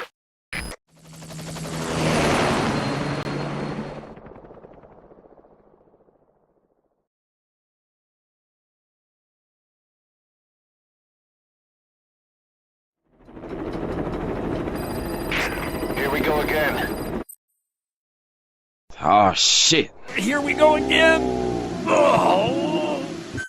There's been another outbreak in the laboratory. The quarantine platform. We sent a team to investigate and recover the survivors, but they haven't returned. There's nothing on the radio either. We got a backup team ready to go. Just give the order and I'll go alone. Boss, what are you... There's no need for that. We can't afford to lose anyone else. We have no idea what's going on Exactly. Anyone still alive's at their breaking point. Last thing we need is another unit storming in.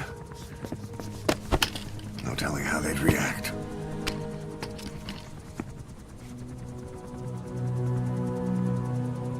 Fine. First off, check how much the infection has spread. Rescue comes next, after we know the situation.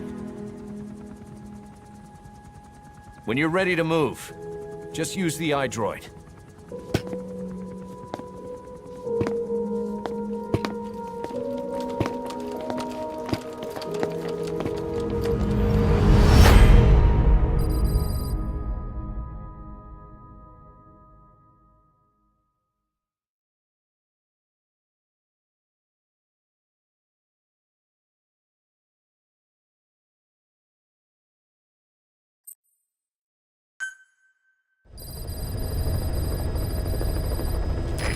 No idea why the Parasite has showed up again. I thought we took care of it. We need more information. Find out what's going on, boss. Select a mission on your iDroid. Boss, we have another outbreak of the vocal cord parasite inside the quarantine platform's laboratory. Several men are dead. It began after we discovered that radiation leak in the facility's research block. I dispatched the security team to seal off the source and move the researchers to the containment block next to it. That's when they discovered the outbreak. I immediately sealed the laboratory and sent a MOP-3 rescue team, but they haven't returned and comms are dead. We have no idea why the Parasite has showed up again. I thought we took care of it. I'd like to get any asymptomatic personnel out of there, but we can't tell who's infectious and who's not. We need more information. Like how to tell the two apart. Find out what's going on, boss.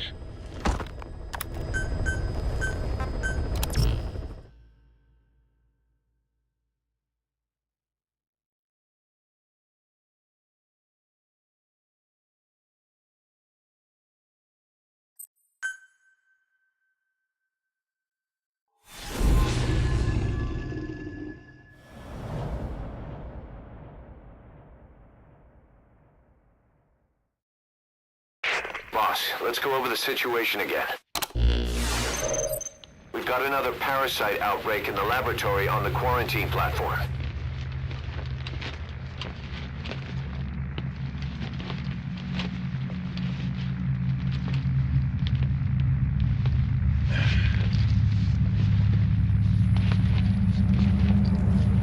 What is this? No idea.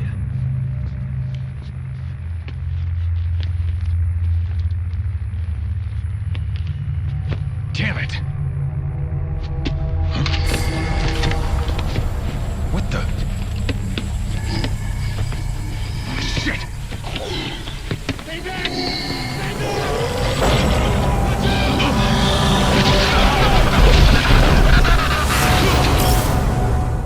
We've sealed all the exits to keep it from spreading.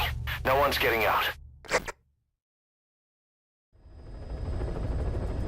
One of the researchers inside managed to isolate the parasite behind the outbreak. Matakio has nothing to do with zombies. He faxed over his findings. Code Talker's analyzing them now. Why this new outbreak, despite our inoculation? This is still unclear. Introducing the Wolbachia to the infected prevented symptoms during the last epidemic. The parasites lodge in the victim's throat, forming a mating pair. But the Wolbachia turns the male to female. Two females can neither copulate nor lay eggs. That's why the rescue team went in with more Wolbachia. But the outbreak still isn't under control. They should would not be capable of laying eggs. Yet, we have a new outbreak, and the Wolbachia have no effect. I pray this is not some new strain. If it is, then someone may have brought it here. If there's a spy running around. For now, we must focus on discerning the outbreak mechanism. The cases show another alarming new development. It is now even more difficult to tell who is infected. The eggs propagate out of sight. No external symptoms. One who appears healthy may be dying on the inside. What the hell happened in there? Boss, I still can't raise the rescue team I sent in. We know how to proceed if we just knew how to ID the symptoms. Finding that out is part of your job in there.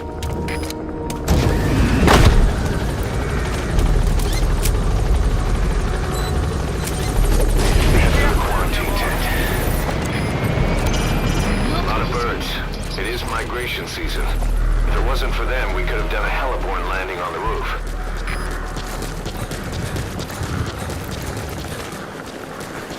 Boss!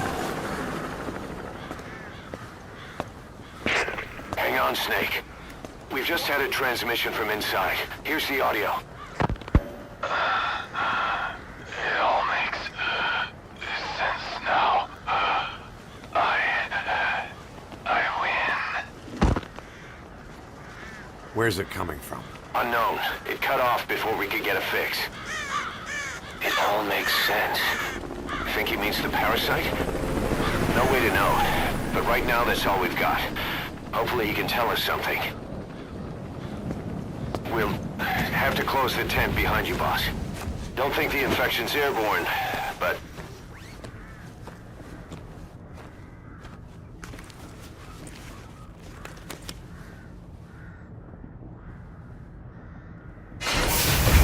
Find the source of that transmission, boss. Find our man. You never know.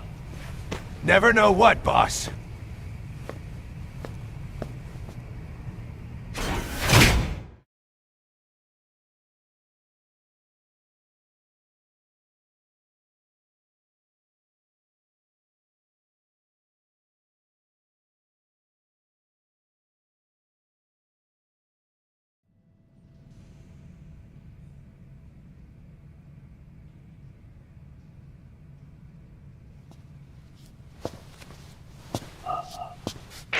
What is it?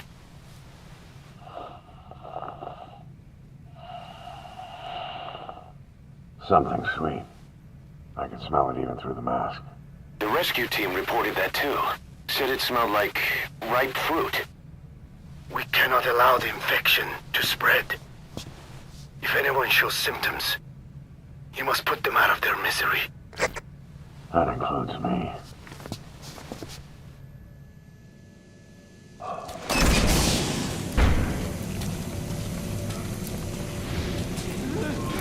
Guess the parasites killed him. Don't touch him. He's covered in blood. It is swarming with flies. Is that sweet smell coming from the bodies? Where did that transmission come from? Boss, locate whoever sent the message. He has to be in there somewhere. Staff member hostile. Stay back! Doesn't look like we'll be able to pinpoint that transmission's origin. The signal was too weak. But whoever sent it must still be alive. Keep searching the building.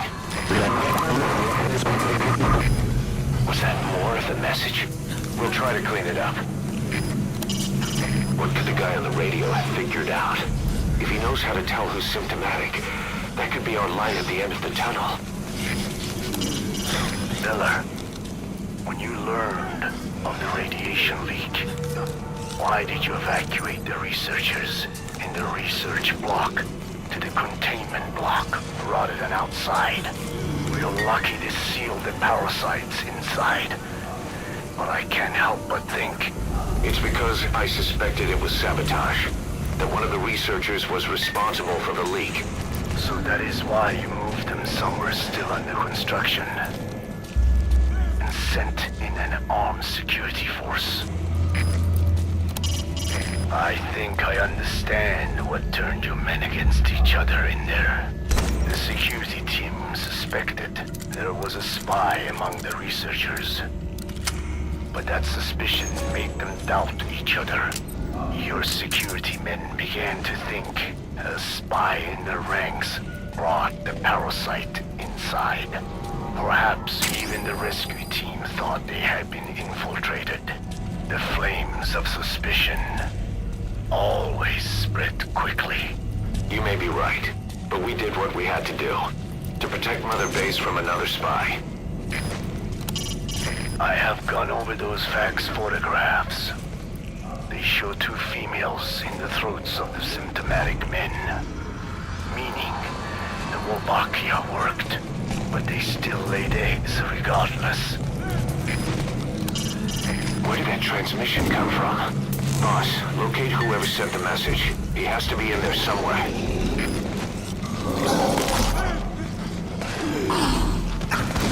Staff member has died. Doesn't look like we'll be able to pinpoint that transmission's origin. The signal was too weak. But whoever sent it must still be alive. Keep searching the building. I'm not affected. I can't touch. If I am, I don't want to go out like this. Staff member has died.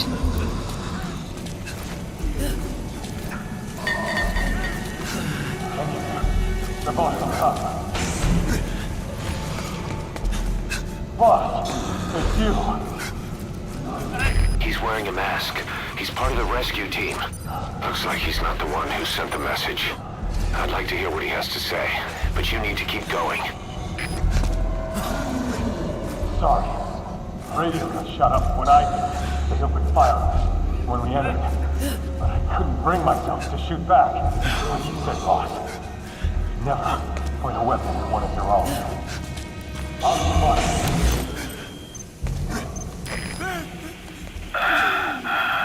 It all makes sense now. I win. This message is our only clue. Search the building and find who sent it.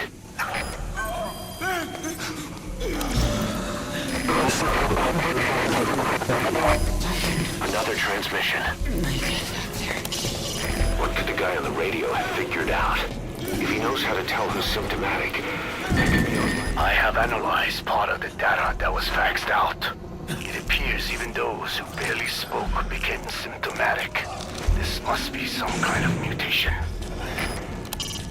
The containment block was still under construction. Where did that transmission come from? Boss, locate whoever sent the message. He has to be in there somewhere. Doesn't look like we'll be able to pinpoint that transmission's origin. The signal was too weak. But whoever sent it must still be alive.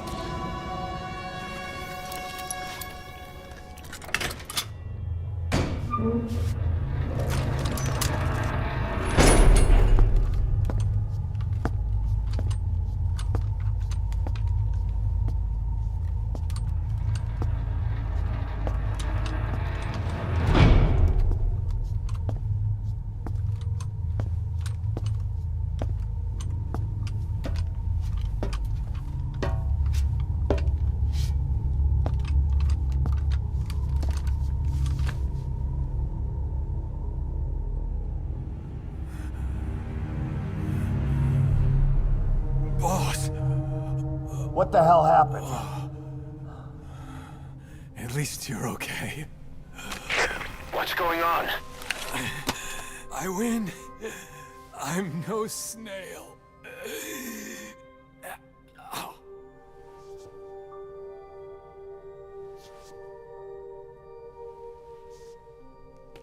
Damn it.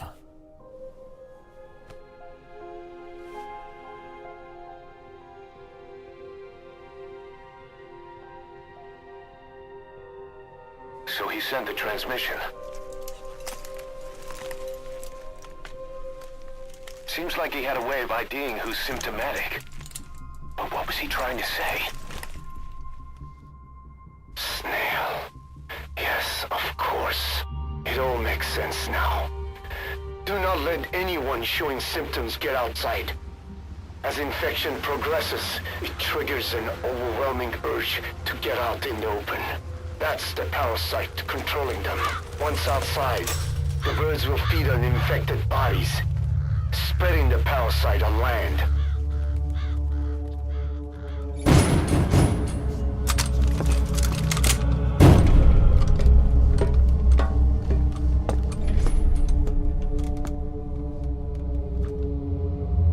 The whole world will be infested.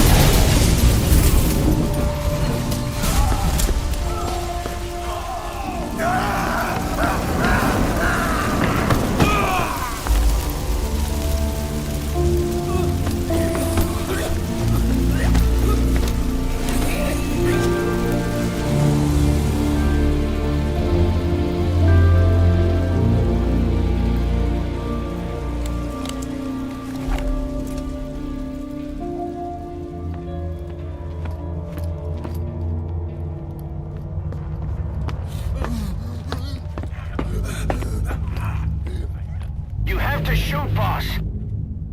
We can't let them outside. Damn it. We can't allow any contagious individuals to leave. Shoot, Snake. Has died. Boss, do not let any infectious individual... Snake, are you just gonna let the contagion spread? Shoot, Snake. If you don't, we'll have to torch the place. Pull the trigger, boss. If they get outside, we'll be forced to drop napalm on the platform. Boss, do not let any infectious individuals get outside. That's it. That's good. You still have those goggles. If you see a glow in someone's throat, that means they are infected. And all you can do is give them a quick death. The parasite has mutated into something unthinkably disastrous. Anyone infected will become symptomatic, at which point they cannot be saved. Boss, kill the infected. Use those goggles to look at everyone. If someone isn't infected, help them out of the building. Please. What I cannot grasp is the reason for such a sudden mutation in the parasites. He's infected. Kill him, boss. We can't save him now.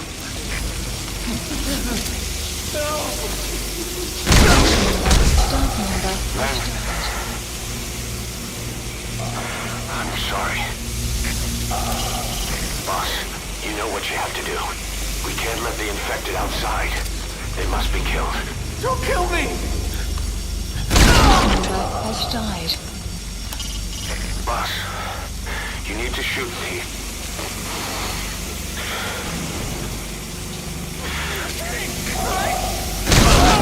Snake!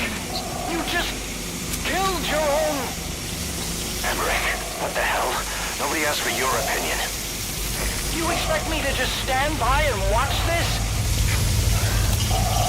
Sorry, boss. Do your duty. Mamba has died. Boss, use your goggles. Wait. That's all. A staff member has died. Are here to kill us! Member has died. So there wasn't a spy after all. They were all loyal to you. Why? Member has died. You're insane, Snake! He was one of your men! Now I understand how you men became symptomatic this time. Parthogenesis. Previously, the vocal cord parasites laid their eggs when male and female copulated after hearing a particular language. But with this mutated strain, the female can lay eggs indefinitely without copulating and without the host speaking. Anyone who is infected becomes symptomatic, at which point they're as good as dead. I can't take this anymore. Everybody's dead. Please, kill me, boss. If I'm gonna die anyway, I want it to be by your hand. Kill me, boss! Kill me! You coward! Staff member has died. Member has died. The Parthogenesis is occurring with unthinkable speed. That is what caused the high fever in the infected's throats. The fever was so high, it was detectable with special night vision equipment. You yourself said we're a family! Or was it all lies? Boss, kill the infected. Use those goggles to look at everyone. Kill me! Member has died. If someone isn't infected, help them out of the building. Please. Kill me, boss! Kill me! Member has died. Boss! Member has died.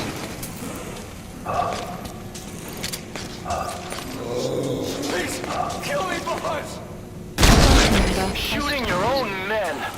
That's not the big boss I knew. Boss, you know what you have to do. We can't let the infected outside. They must be killed. They're going outside! No! We're dead anyway!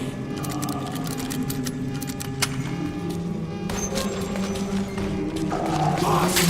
Boss! Hey! Let's let the boss decide. We live and die by your order, boss. Boss!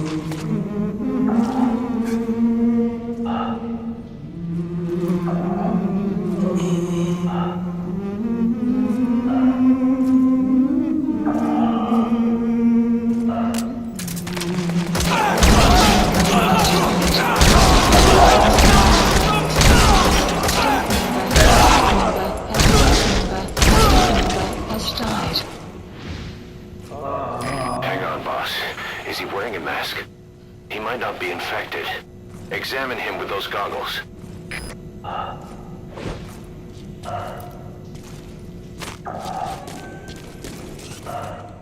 Carry the rescue team member to the exit. He's the only one not infected. The map has been updated. Clear the building and check all the survivors.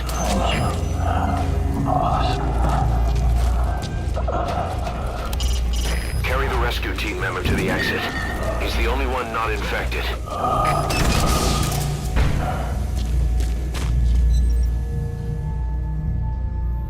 Got a survivor. Unlock the door. Wait. I don't think I made it after all. What? You just checked him. Could it have progressed this quickly?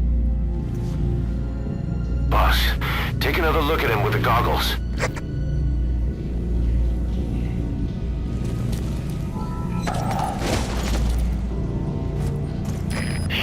infected. I don't believe it. Maybe you got him through my wounds. They're waiting now. All of them. Do it. Shoot to kill, boss. No one can be allowed to leave. Shoot to kill, boss. No one can be allowed to leave. Staff member. I'm sorry, boss. Boss, head for the first floor exit. What I cannot grasp is the reason for such a sudden mutation in the parasites. It could be that a man-made mutagen was involved. Or it could be connected to the radiation leak that occurred before the outbreak.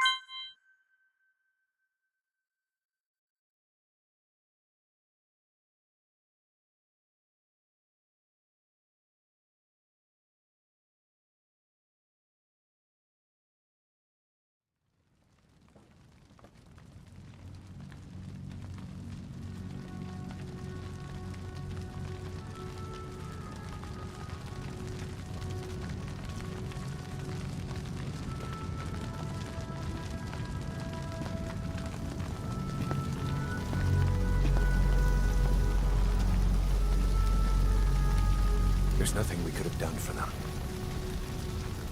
We're all grateful, boss.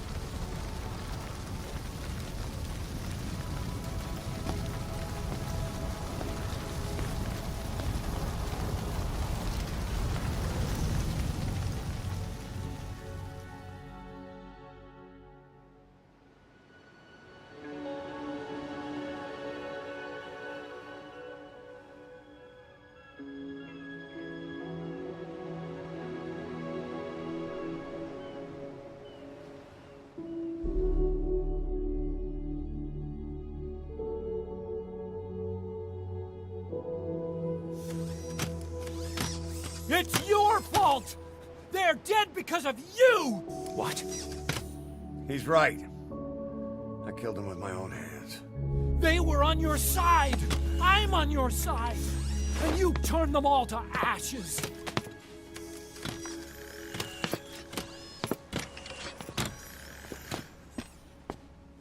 They wanted you to shoot. It was that or be burned alive. Come on. Let's get this over with.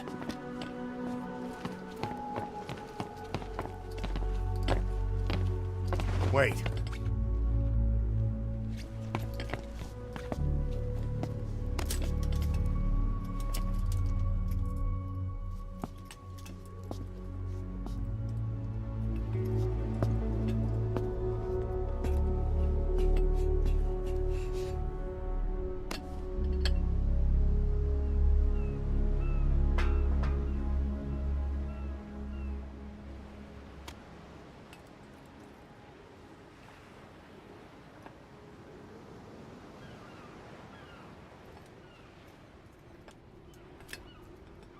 Don't scatter your sorrow to the heartless sea.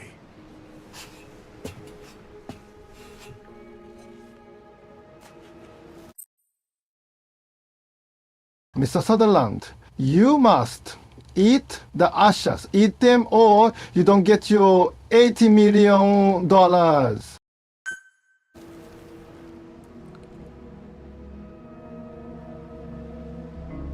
will always be with you. Plant your roots in me.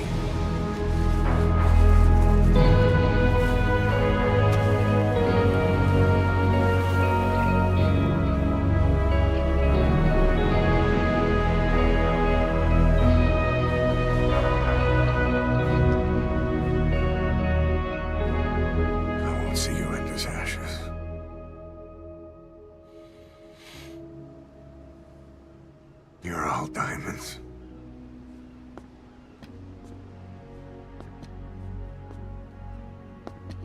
We're not burying them at sea. What then?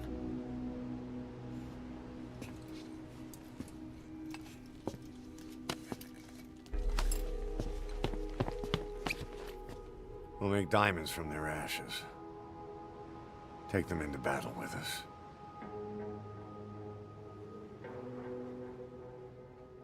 A shining light to our brothers in arms, even in death.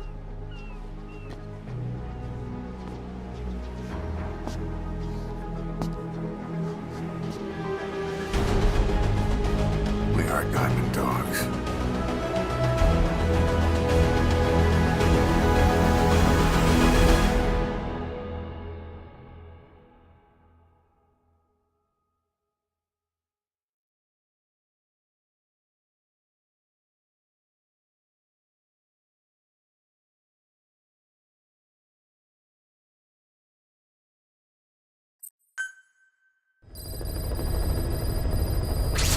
Mission Boss, list updated. I don't know how you do it. All I could do was obsess over revenge, doubting my comrades along the way. But even after all we've accomplished, the phantom pain never let up. If anything, it just got worse. But you understood that from the start, didn't you? From the moment you opened your eyes in that hospital, you knew it wouldn't go away. That you've been fighting the pain and confronting your phantoms the whole time. Knowing full well the battle would never end, not till the day you die. I respect that now, more than ever. It's an honor and a privilege, Big Boss.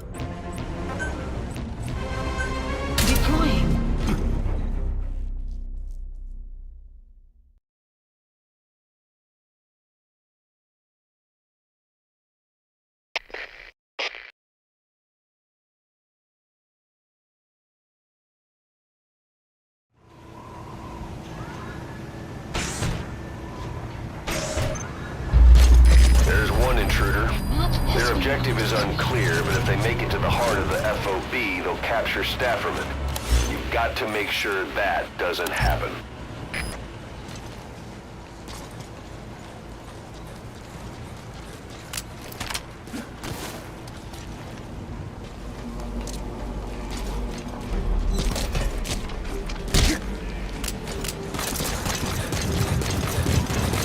Enemy presence detected. The map has been updated.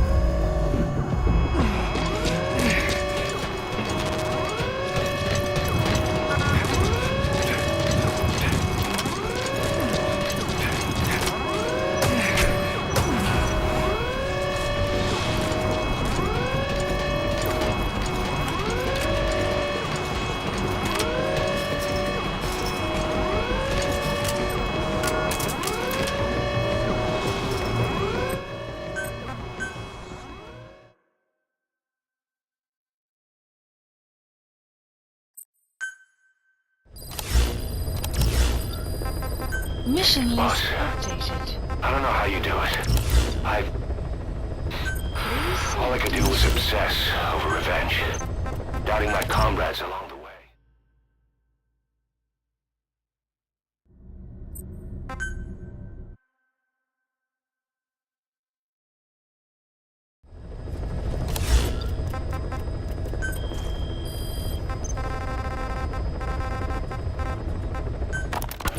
Well, Doctor, I have the report on the incident at the quarantine facility.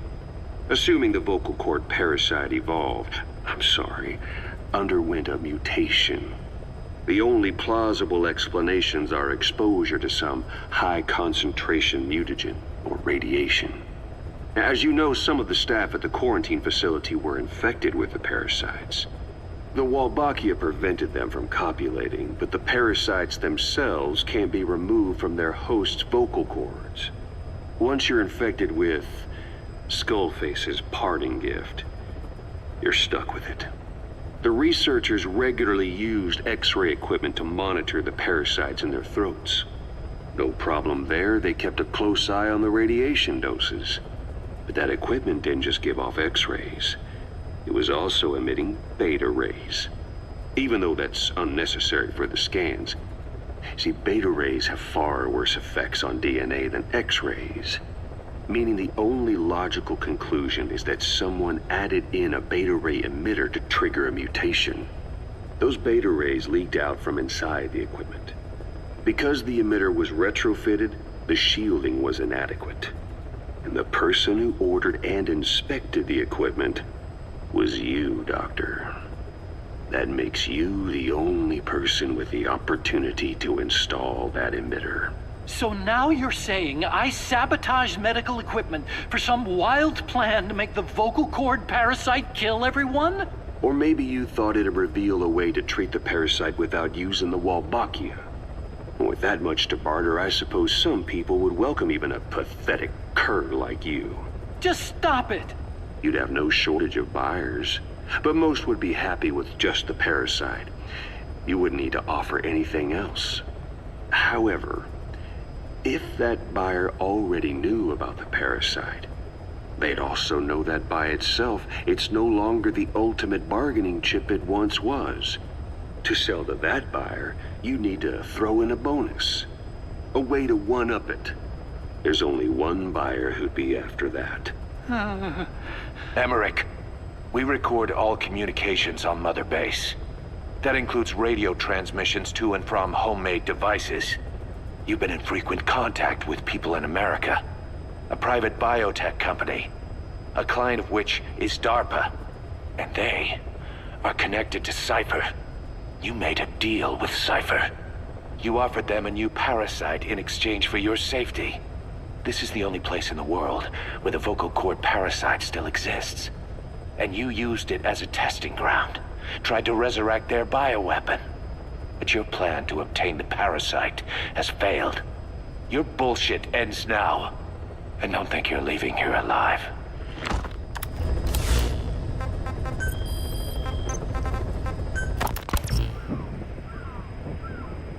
Hours after exposure to the blood of a symptomatic colleague, I found myself making my way up the stairs to this room.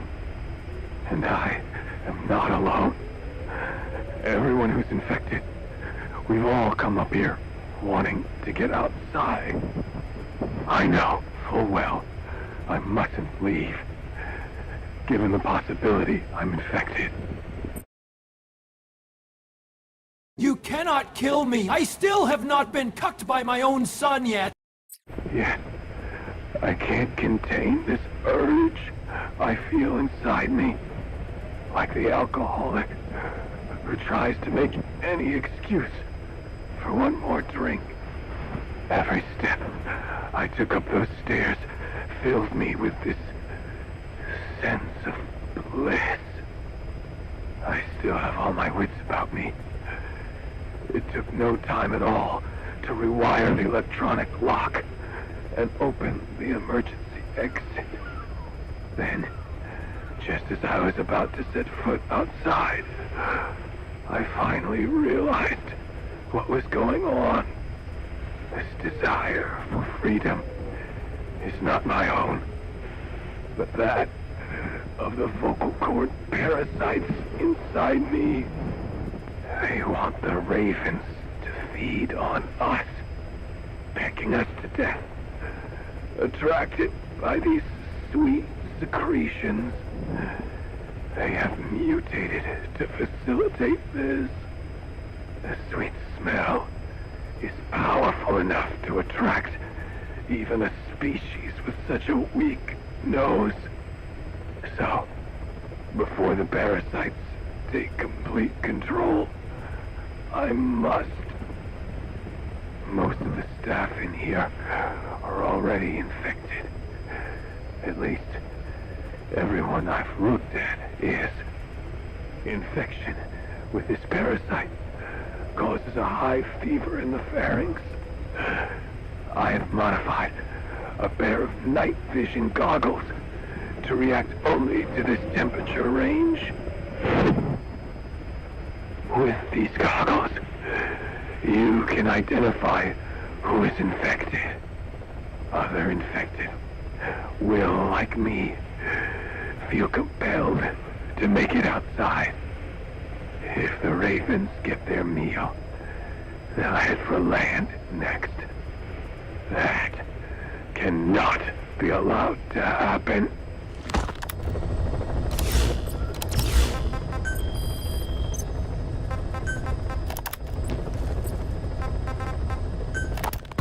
The whole idea of the vocal cord parasites was that they'd only copulate once exposed to a specific language over time.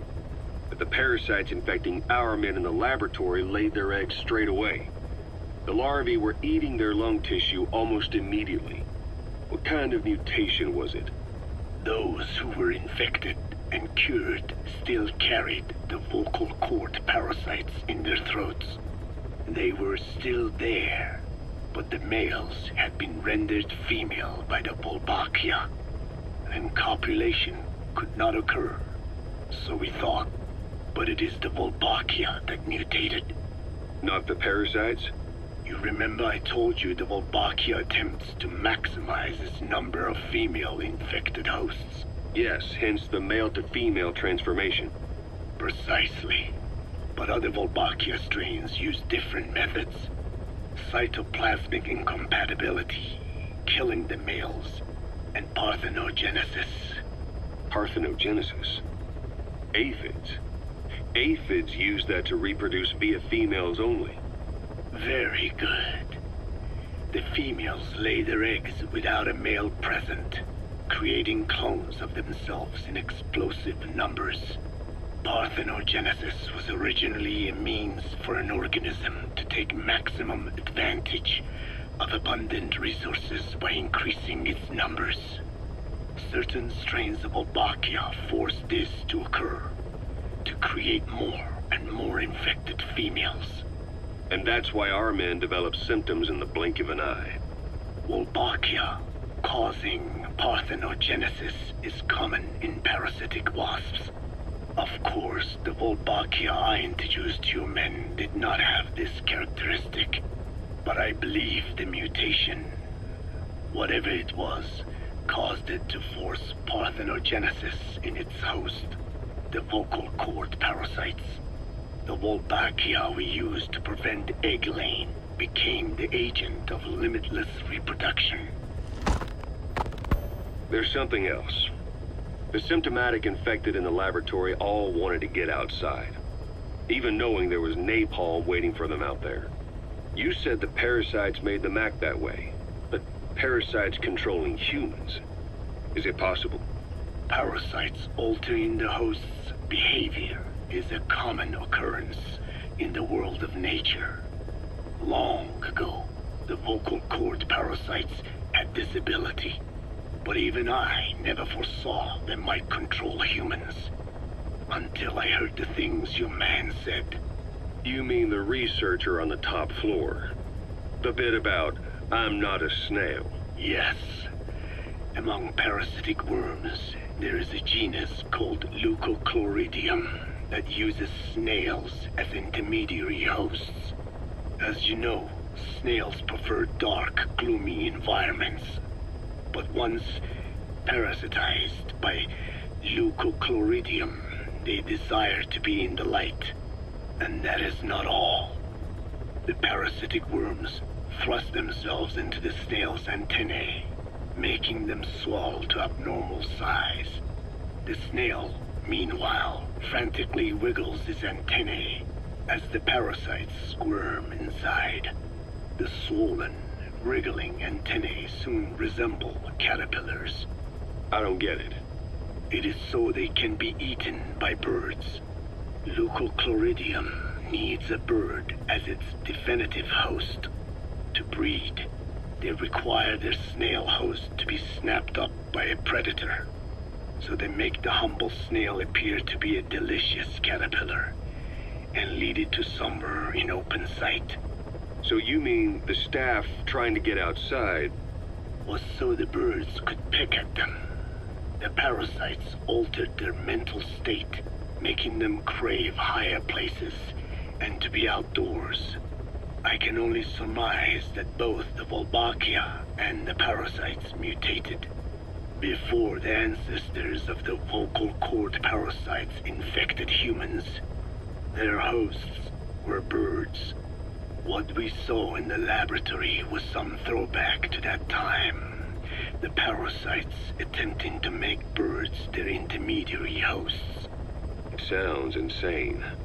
A praying mantis that is host to a parasitic hairworm will dive into water and drown itself, just so the hairworm can lay its eggs in water. Rats infected with Toxoplasma gondii lose their instinctive caution and run right up to cats. Just some of the many ways parasites control the host. But we're humans. Surely our minds are too complex for that. I thought just the same. Free will is what makes us human, so it never occurred to me that the parasites could be controlling the symptomatic. But the mood, the will of a person can be easily affected by the balance of their cerebral substances. Take the toxoplasma I mentioned. It does infect humans, and it is thought the infected develop a more reckless attitude. But to think that mutations occurred in both the Wolbachia and its parasite hosts. Your observation is most apt. Both mutations occurring at once indicates the presence of a powerful mutagen. I see. Keep working on narrowing down what it was. You can deploy a buddy from the ACC before a mission or from your iDroid. Think carefully about the mission's objectives before deciding who you better take along. If you develop specialized equipment for them, they'll be able to help you out in even more situations.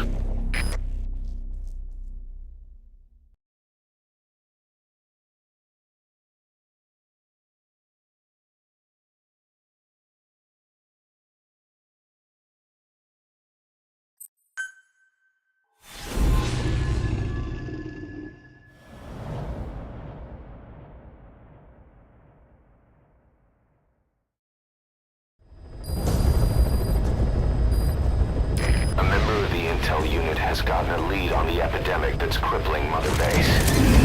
Problem is, our man has been captured by the PF in his operation area. He's being held at the guard post on the western end. Check the VI on your iDroid. That's where the target is being held. The target.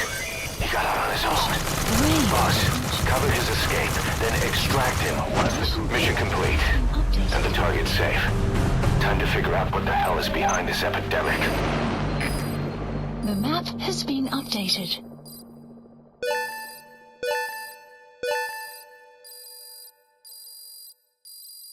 Extraction arrived at Mother Base. Enemy presence detected. The map has been updated. Mission complete, and how? They're gonna tell...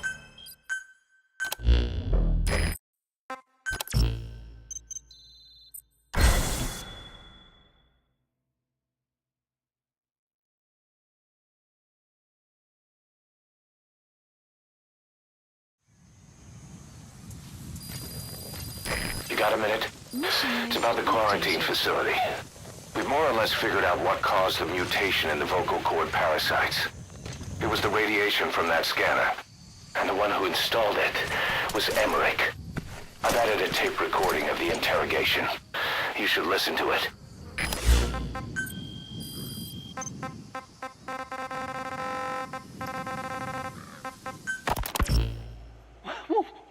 Wait, what are you talking about?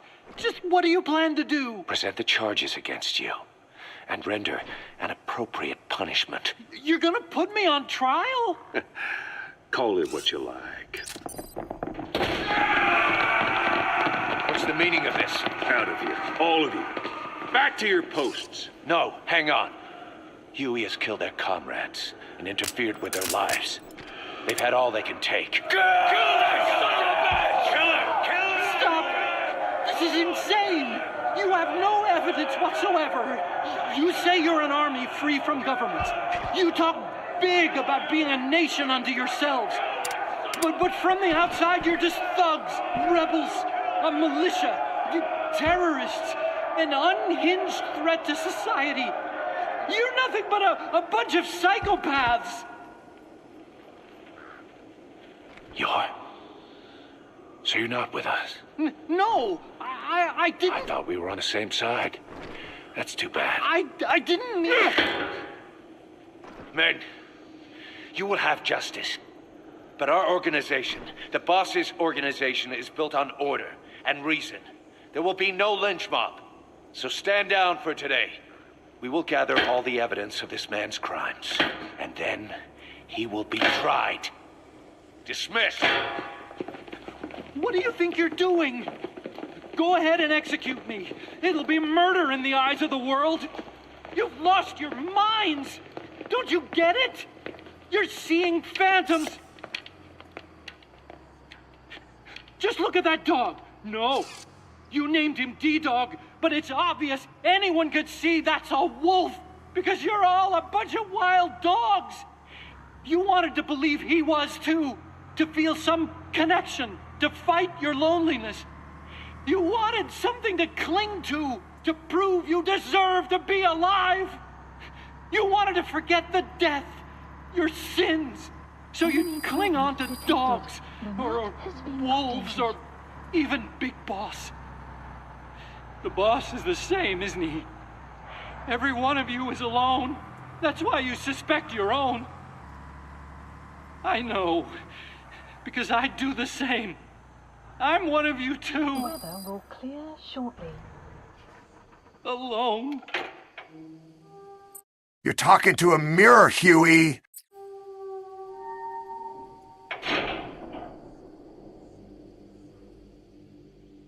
Open your eyes!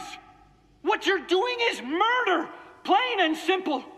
All you ever create is war.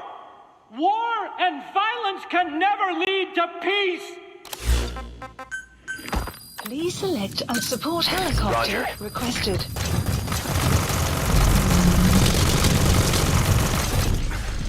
This is C1. Departing.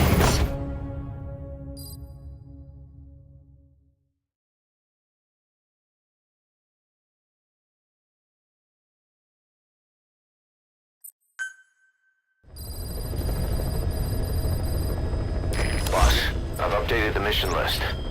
We've received some new job offers. Please. The details are on your iDroid.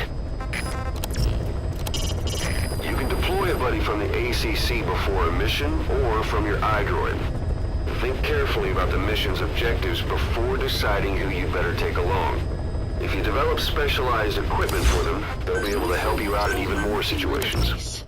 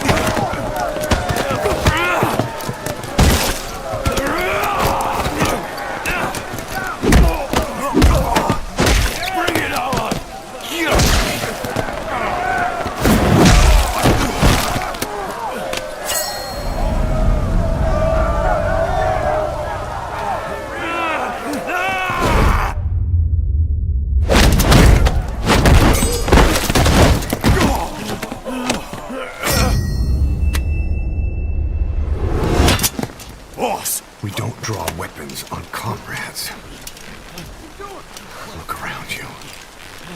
This is your family.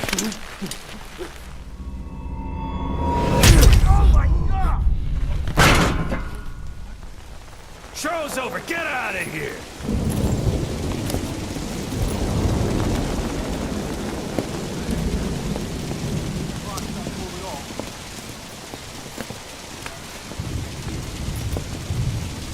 Be gentle. Of course. These are bad for you, you know. Morale has fallen. No. They just need a mission. Orders to follow. You see someone stuck in the waiting room, you give them a job to do. You two!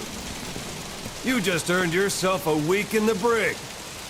Deck cleaning duty by day. No, wait. You've got some blood to pay me back for first. Your CQC is sloppy. Come see me later for a lesson you won't forget.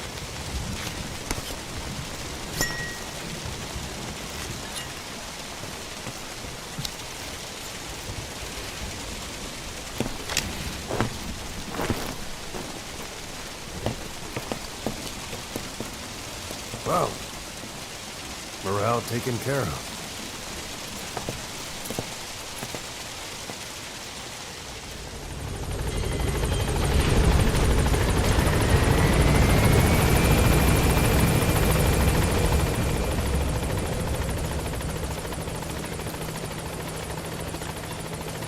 Boss, welcome back. Scan my feed, please, Mr. Sutherland. I need my feed scan for Kojima Productions, video game innovation technology. They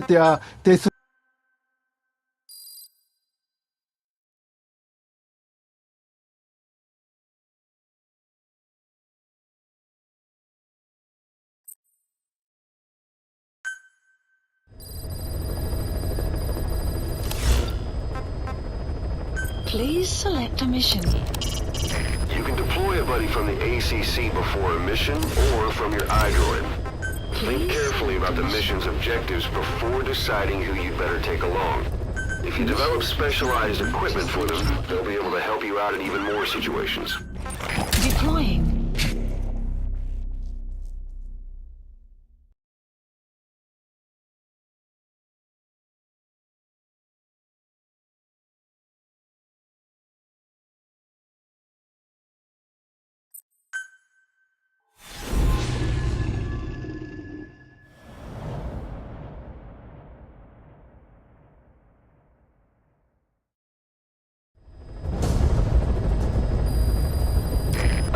Intel unit has gotten a lead on the epidemic that's crippling Mother Base. The problem is, our man has been captured by the PF in his operation area. He's being held at the guard post on the western end of the mine.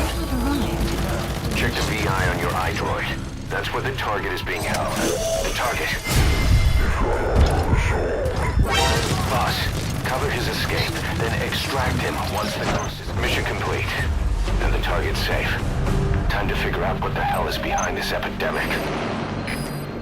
The map has been updated. Extraction arrived at Mother Base. Enemy presence detected. The map has been updated. Amazing. Mission complete. That right there. Boss.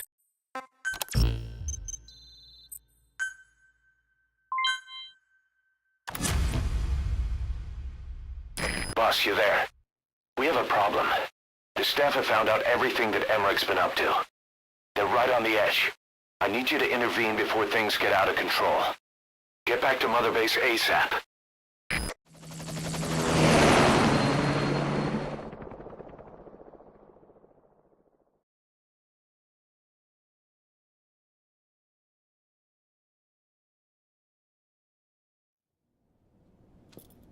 "9 years ago, this man acted as accomplice to the attack on Mother Base. He then provided support to Skullface. Conspiring with Eli, he repaired Sahelanthropus in secret. His research materials caused the leak at the quarantine facility. which in turn caused the Walbachia mutation, letting the parasites off their chains. We lost a lot of good men. He also stands accused of murdering one of his own family, hiding the body. I haven't killed anyone. The rest is all wrong too. The inspection was supposed to help everyone. I sacrificed myself for my companions just as much as any of you. Why won't you believe me?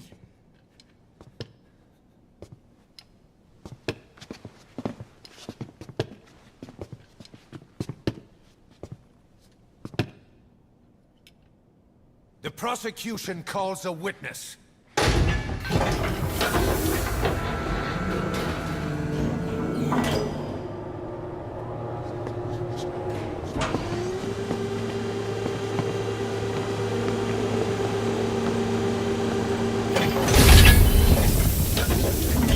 Strangelove's gravestone. You enjoy all the killing, that's why. The machine. Huey! Damn it, Huey! Open it now! Please! Let me out! Kill me! It recorded it all. Everything. Everything you did living together. How could a machine? You forced your own son into the cockpit of a Metal Gear. A test subject. How? His mother had to hide him away. And for that, you locked her in that coffin. No! She did it herself! It was suicide! And even if I did, what right do you have? There's more. We have you to tell us everything you've done. Everything you've thought. All this time. 9 years ago, you agreed to the inspection in return for Cypher's guarantee that you'd be spared. I thought it was real! We've reviewed into everything else that's happened since you arrived here. Please. Guilty! All counts. Kill him! Kill him! Kill him!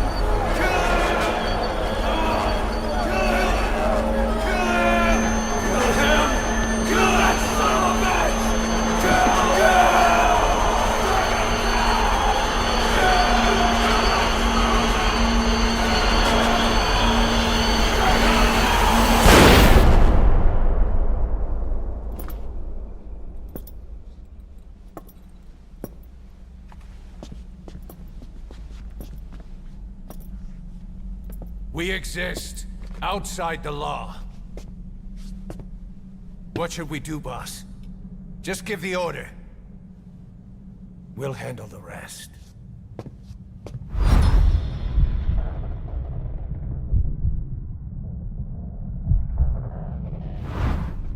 Field Master, you are going to be... Prepare a life raft. Big enough for one. Food and water, too. Boss. He's leaving. He's responsible for all of this! Think of all the men! He didn't lose a damn thing! This is the enemy! And he's here on his knees! Us. You are right, he is not one of us. But we are not responsible to judge an enemy. He leaves Mother Base, and that'll be the end of it.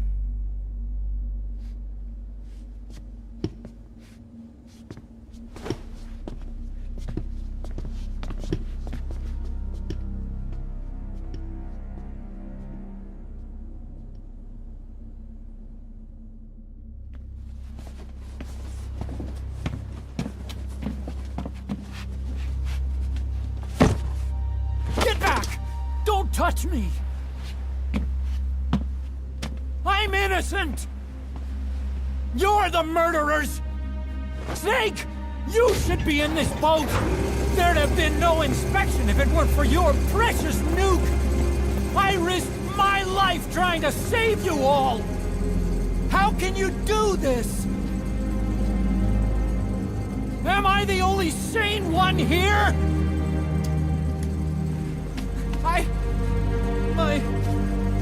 It's not my fault!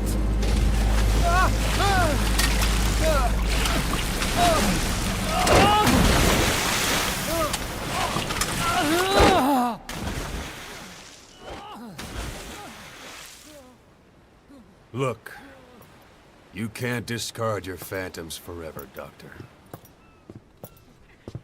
Son of a bitch will make it, you know. I can see it now. In no time, he'll be telling tales about the black-hearted Diamond Dogs. The Shining White Knight, blabbering on about our injustice, hiding behind his fool's idea of morality. And all the other fools will stand around, nodding with every word he says. No. One day he'll see through the lies he's built up, realize what kind of man he really is. What goes around comes around. You can't run from yourself forever.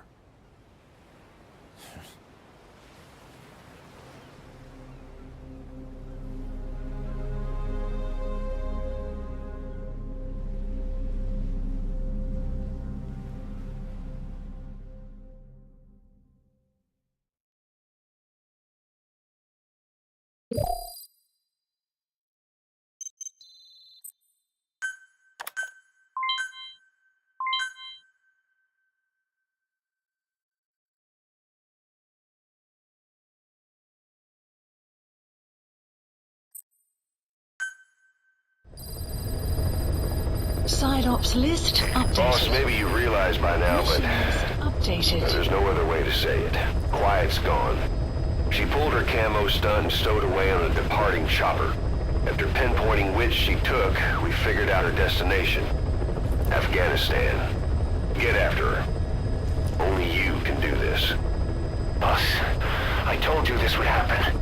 I wish I could say good riddance, but Quiet knows too much about us. We can't just leave her out there.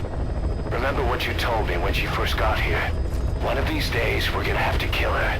When the time comes, I'll pull the trigger. I'd say that time has come.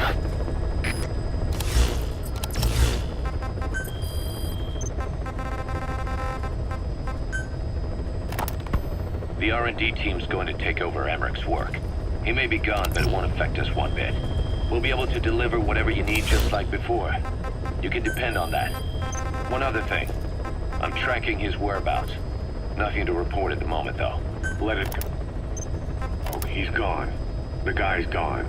I know. I just want to be sure. Not like I'm losing sleep over this son of a bitch. Open this thing!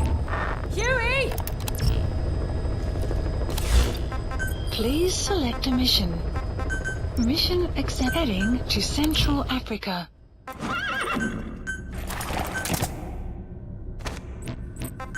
Clouds approaching.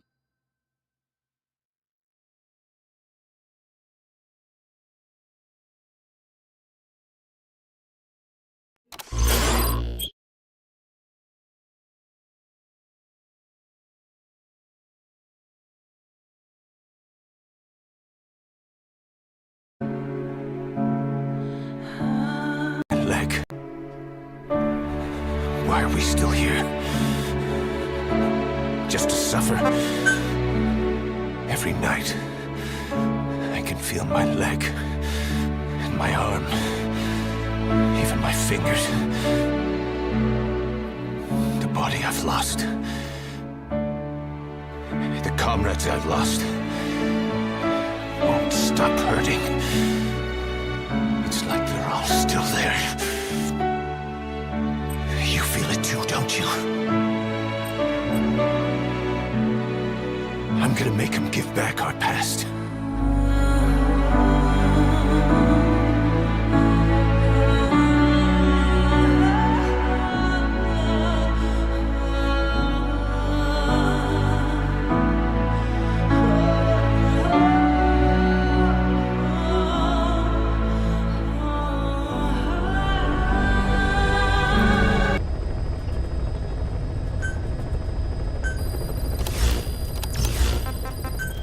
Boss, maybe you realize by now, but there's no other way to say it. Quiet's gone. She pulled her camo stun and stowed away on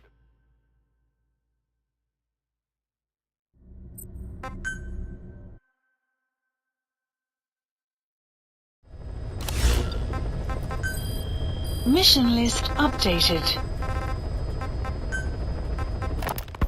The R&D team's going to take over Emmerich's work. Open this thing! Huey! Huey! Open it now! Please! Let me out! Kill me. Kill me!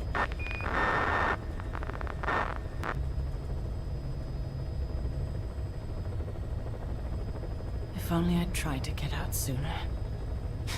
Perhaps I'd have made it. Why didn't I stop the hatch from closing?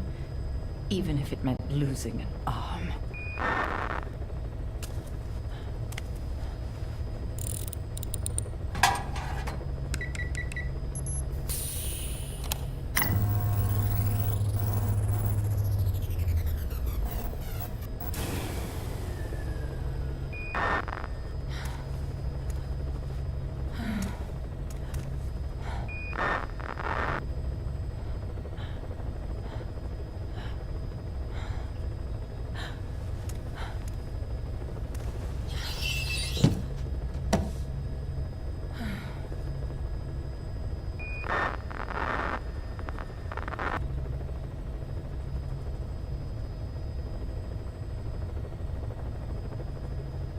Well, I guess I'll stay a while. My voice, it's so distant.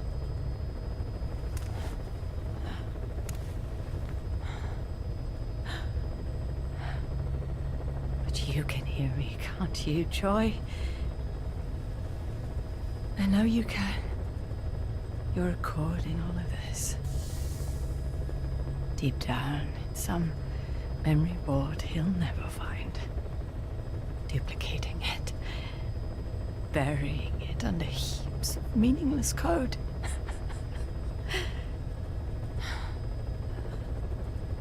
Anyway, I guess I can say what needs to be said.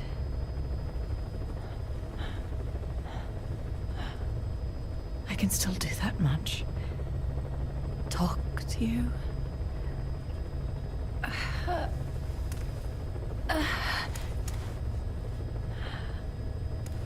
Even if I can't face you. Even if there's a heaven. Even if you're waiting there. I don't deserve to see you again. I don't deserve to love you.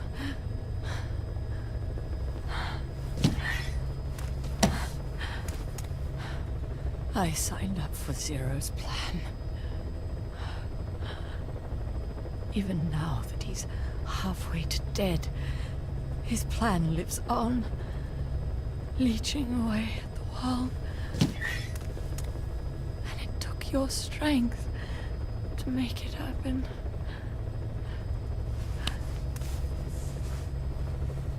In using you, I put the world in his palm. Once and for all.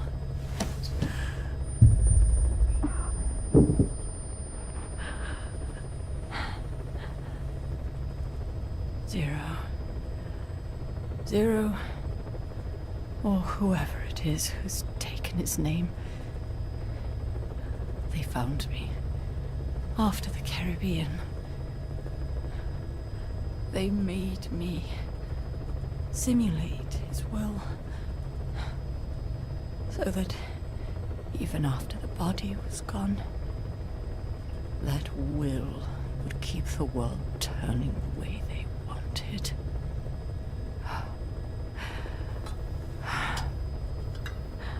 I had no choice. They dredged Lago Cosibolca, pulled up your phantom, forced me to revive and modify you. I thought I could bring you back, but in the end, I sold your will to him.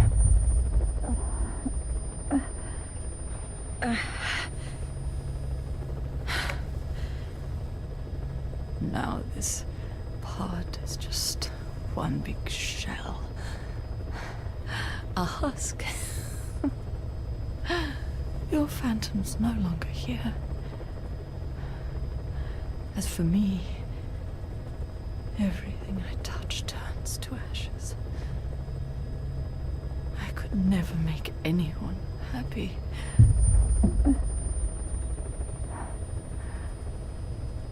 And now I'll never see my son again.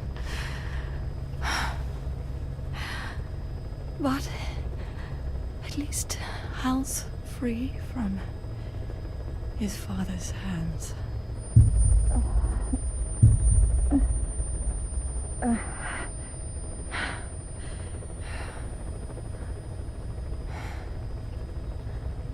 Me, with child. Can you imagine? I wonder how you took the news.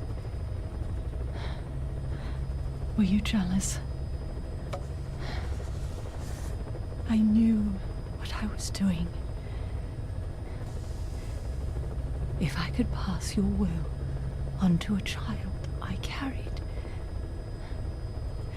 my genes, your meme, a father would be irrelevant. If I did that, that child would be ours.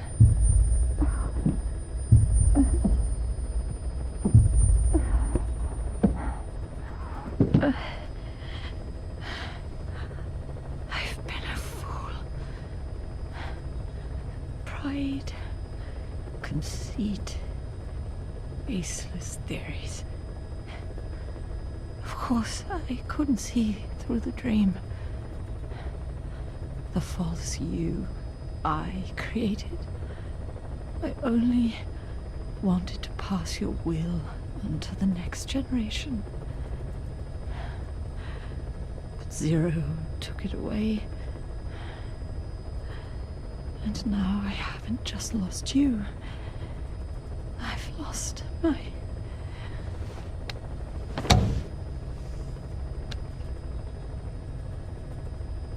Oh, Hal. Can you forgive the mother who couldn't protect you? The one who let them take it all away from us. Oh. Oh. There's still hope. You, the one he took away. He'll never break your will. The will to make this world the way you saw it could be. I buried code, just to be sure. Inside of you, there is an egg. And when someone finds it, when they crack it, there'll be nothing left to stop you. The world you envisioned will become a reality.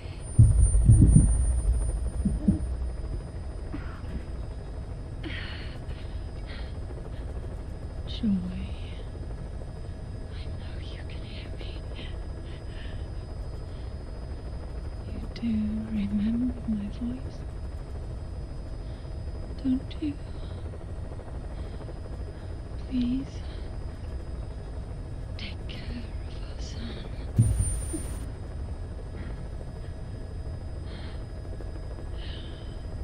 Hal,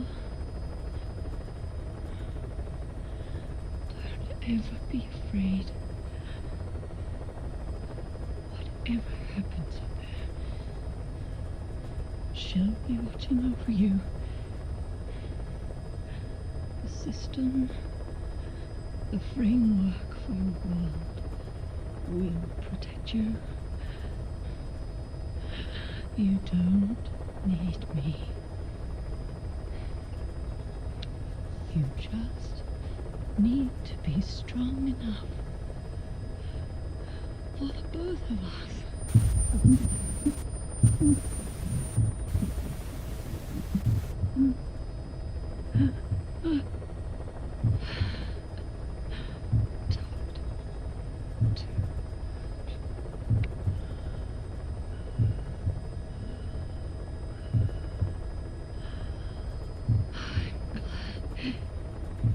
you.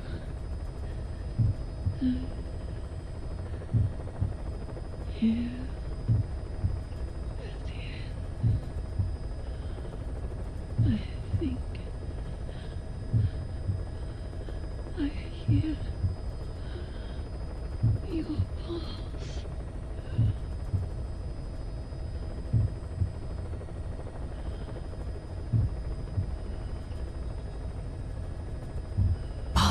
I'm dying. My last words. I hate men. I want to see the manager. Gah.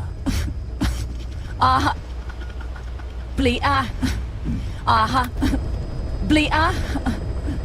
I'm dead.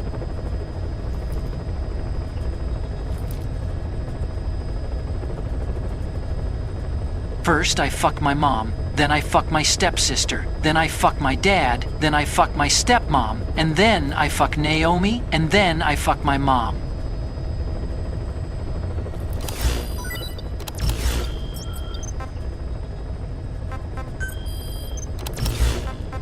Please select a mission.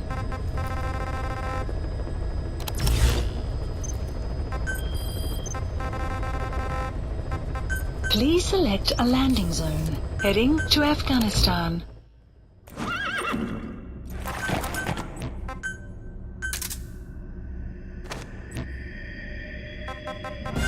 Deploying.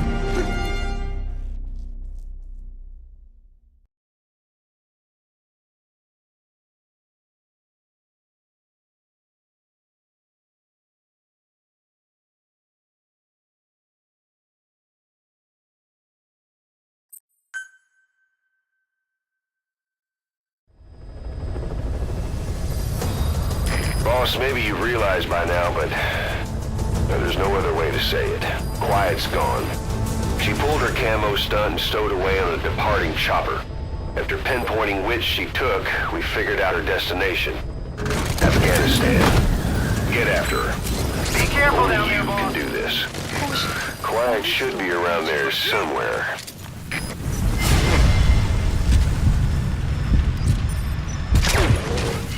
Enemy presence detected.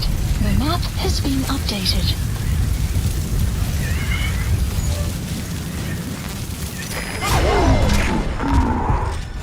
Have been moved somewhere?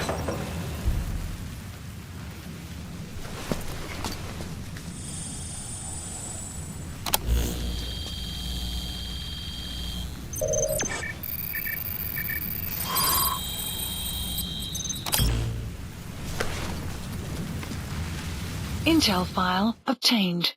Extraction arrived at Mother Base.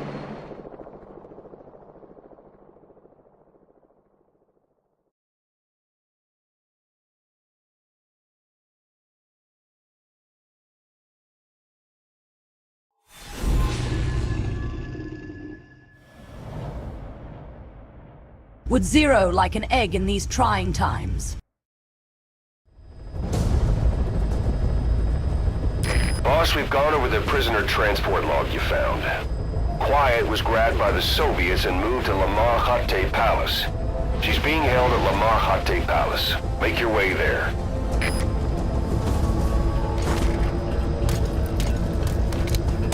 They lost a lot of men to her. Can't blame them for wanting payback. But why did she just let herself get captured? I think it is time you knew. Quiet was carrying vocal cord parasites. The English strain, to be precise. The third English pair.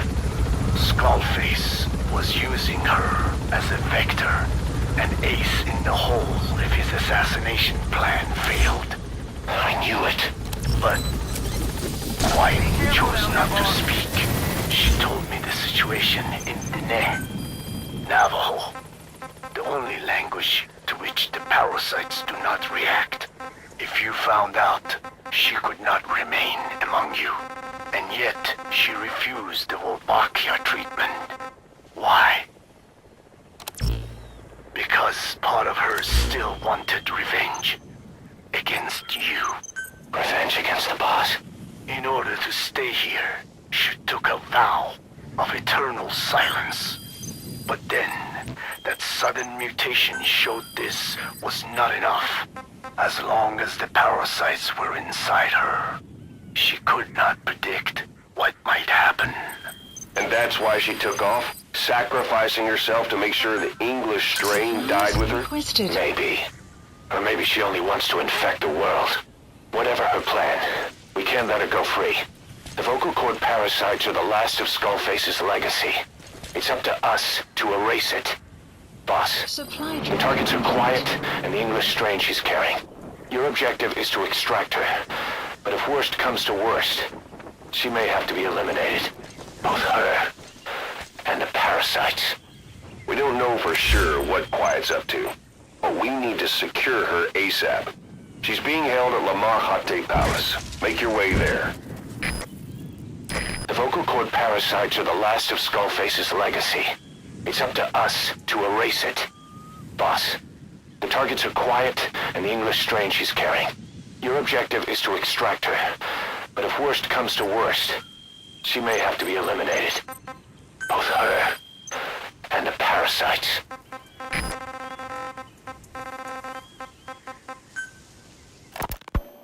Boss, we've gone over the prisoner transport log you found. Quiet was grabbed by the Soviets and moved to Lamar Khatte Palace. They lost a lot of men to her. Can't blame them for wanting payback. But why did she just let herself get captured? I think it is time you knew.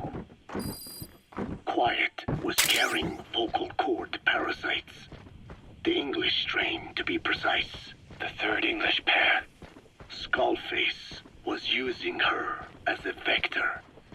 An ace in the hole if his assassination plan failed. I knew it. But Quiet chose not to speak.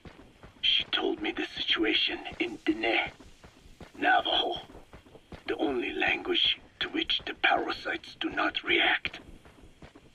If you found out, she could not remain among you. And yet, she refused the Wolbachia treatment. Why? Because part of her still wanted revenge. Against you. Revenge against the boss? In order to stay here, she took a vow of eternal silence. But then, that sudden mutation showed this was not enough. As long as the parasites were inside her, she could not predict what might happen. And that's why she took off? Sacrificing herself to make sure the English strain died with her? Maybe. Or maybe she only wants to infect the world. Whatever her plan, we can't let her go free. The vocal cord parasites are the last of Skullface's legacy. It's up to us to erase it. Boss, the targets are quiet and the English strain she's carrying. Your objective is to extract her. But if worst comes to worst, she may have to be eliminated. Both her and the parasites. We don't know for sure what Quiet's up to, but we need to secure her ASAP. She's being held at Lamar Khatte Palace. Make your way there.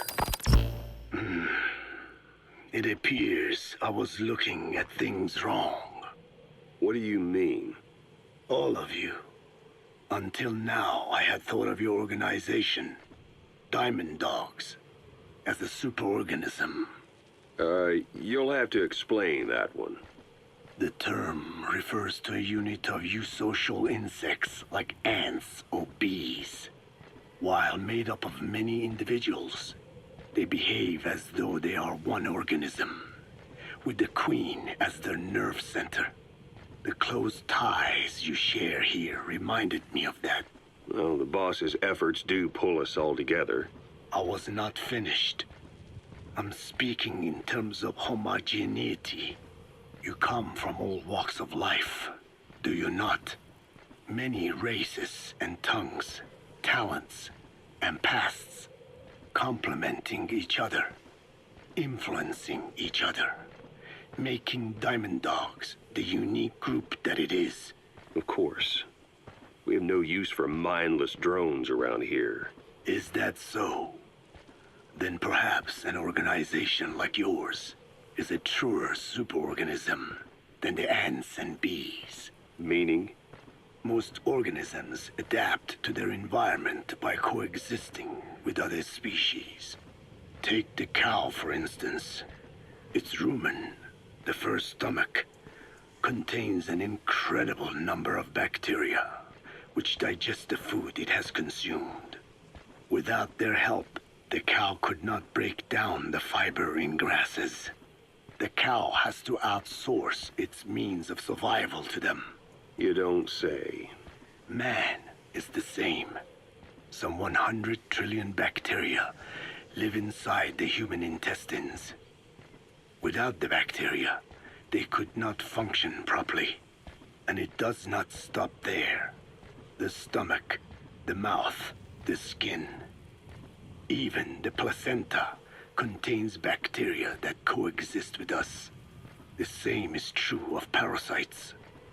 In fact, the human immune system has evolved based on parasites being a part of it.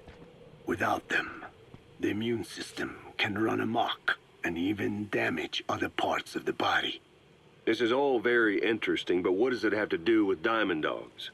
A harmonious superorganism is made up not of a group of homogeneous individuals, but of diverse individuals that complement each other. That is what I saw in your group here. Then it occurred to me that man is a superorganism. Man's phenotype is not determined solely by his genetics. Some say if you mapped the genomes of all bacteria in the human body, the result would be over 100 times bigger than the human genome. The sum of man's genome and those of the organisms he coexists with, call it a metagenome. Yes. 100 trillion bacteria divided up and hidden inside my ass. Creates the superorganism we know as a human being. Well, now that's quite a leap. You think so? Then try a broader perspective. If our world were a human body, you would be parasites. You make a living by doing the dirty work that the world powers cannot handle themselves. From their perspective, you are likely a nuisance. But without you, pus would build up around the world, and autotoxemia, self-poisoning, would follow. The world needs your kind. Thank goodness for that. Skullfaced forced me to turn parasites into weapons. Creatures with which we are supposed to coexist. Meanwhile, that foundation I worked with focused solely on the human genome, apparently thinking that manipulating it would get them whatever new form they want. Both ways are mistakes. Neither is a true superorganism. I am Dine. By speaking with those living inside me, we enhance one another and enjoy harmonious growth. Such was the original purpose of my research. You have made me remember this. Well, it's an honor. You can travel the world, but you won't find another place like this. If the whole world was like this base, I think the peoples of the world would bid farewell to fighting for good. Maybe that's what the boss wanted in the end.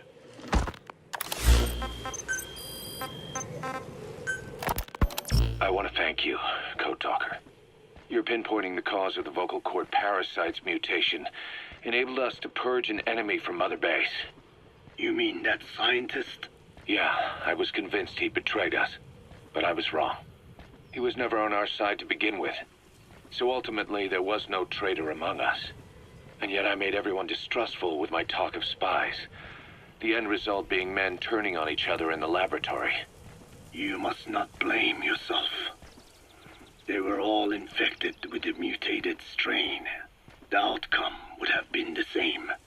You know, we defeated Skullface, but it didn't lessen our pain. It's a pain we'll never be rid of. I see that now, but I thought I could burn it away. In the end, all I burned was our own men. infectious diseases, parasites. Without such foreign enemies, the immune system will start attacking the body, developing allergies and autoimmune diseases. The same is true of organizations. You're right. But I do not deserve to rebuke you. My desire to retaliate against the English language is what attracted me to the vocal cord parasites in the first place. Had it not been for that, I would never have been used by Skullface. We both allowed revenge to crawl into our minds and lay its eggs. Sahelanthropus will unleash that thirst onto the future. How long are we going to be tormented by what he left behind? There is no choice but to live with that pain. Be symbiotic with our vengeful nature. Whatever we do, we must not allow that thirst for revenge to control us. Boss, we've located Quiet in Afghanistan. She's been captured by the Soviets and taken to Lamar Khatte Palace. Why did she leave Mother Base and return to Afghanistan? And why hand herself over to the Soviets? I just can't imagine what she was thinking. Right after her recent actions finally earned her more fans around here too. Boss, you need to go and get her out. You're not just gonna leave her in their hands, are you?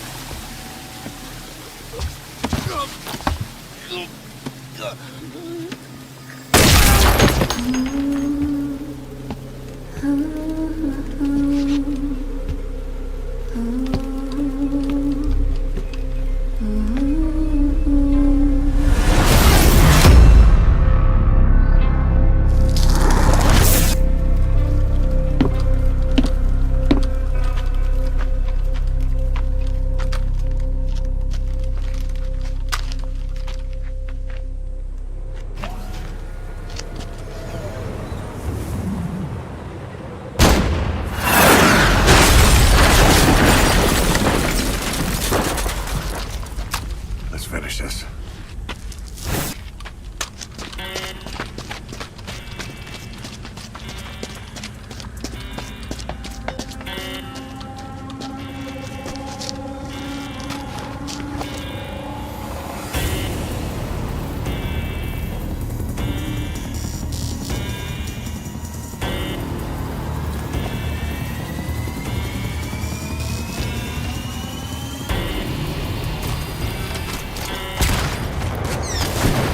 Surrounded. There's no escape. You and Quiet will have to take them out. Mission info has been updated.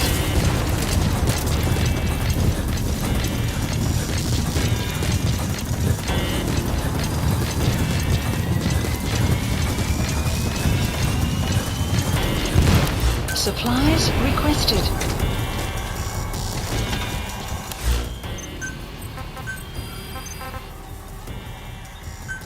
Please select a drop point. Supplies requested. Supply drop complete.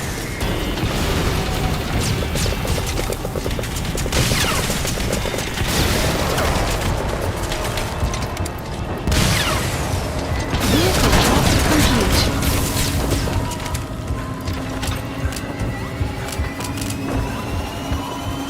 Quiet's able to fight. She's back to her old self.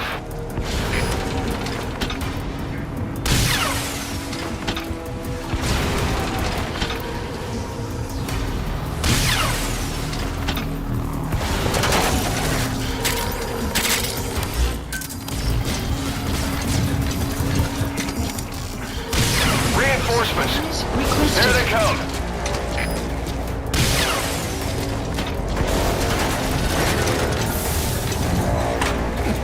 Supply drop complete.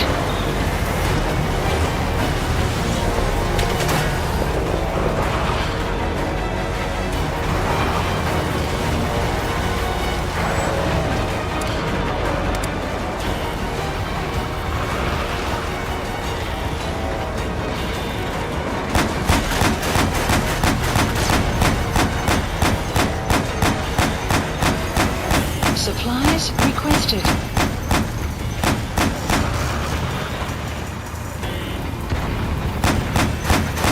Enemy to your left.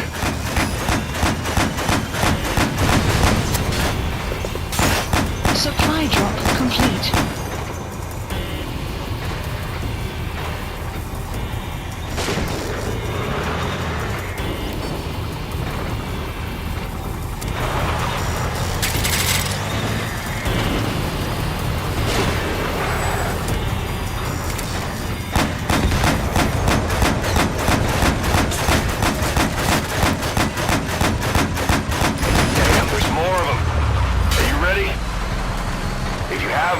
Boss, now's the time to plan them. Try to predict the enemy's route.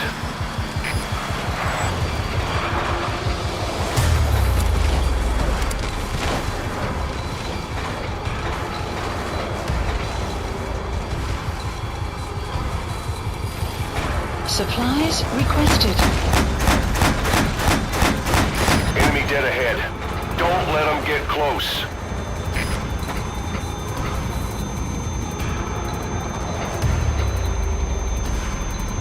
Supply drop complete.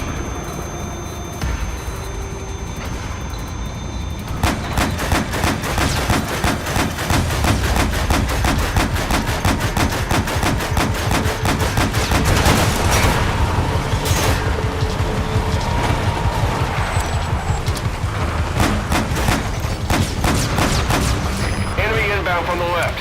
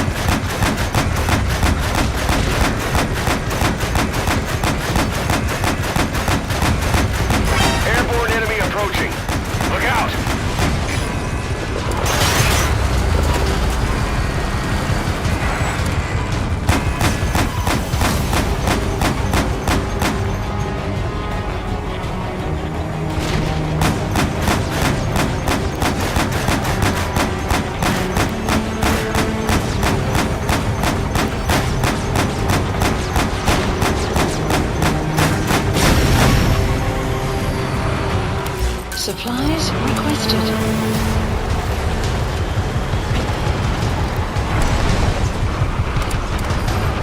Enemy presence detected. The map has been updated. Supply drop complete.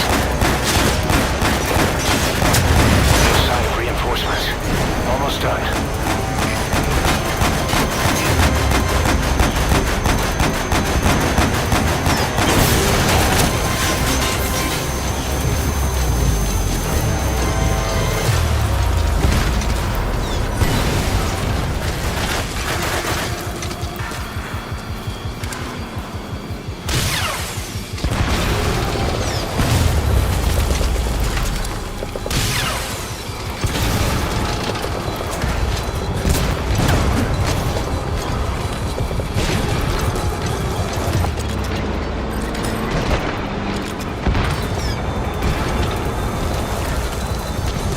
Supplies requested.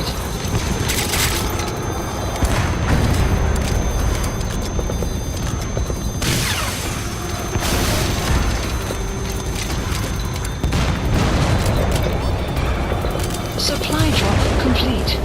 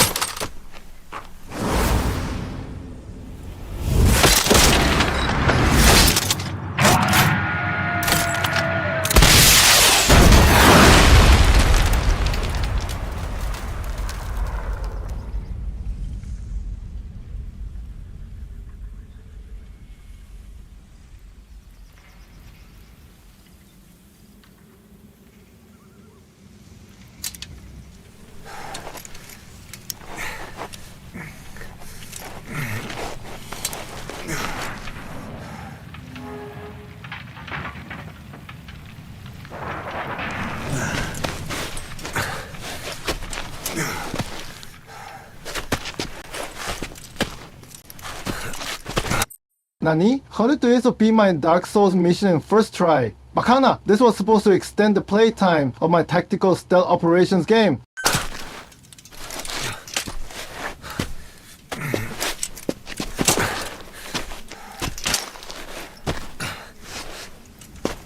Quiet.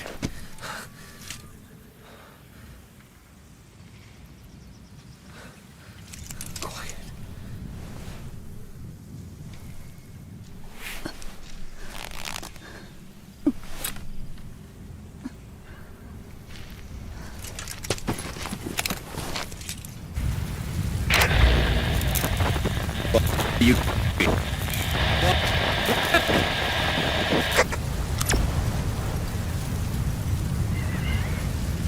We're gonna have company. No water, no sun. Don't you dry up on me.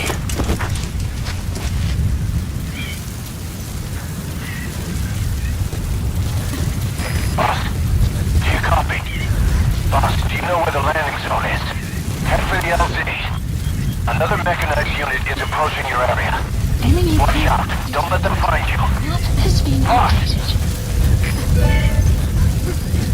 Mission info has been updated.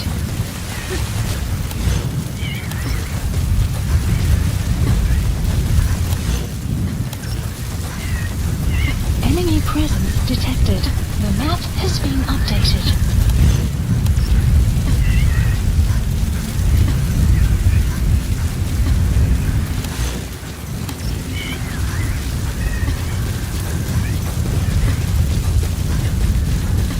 Enemy presence detected. The map has been updated.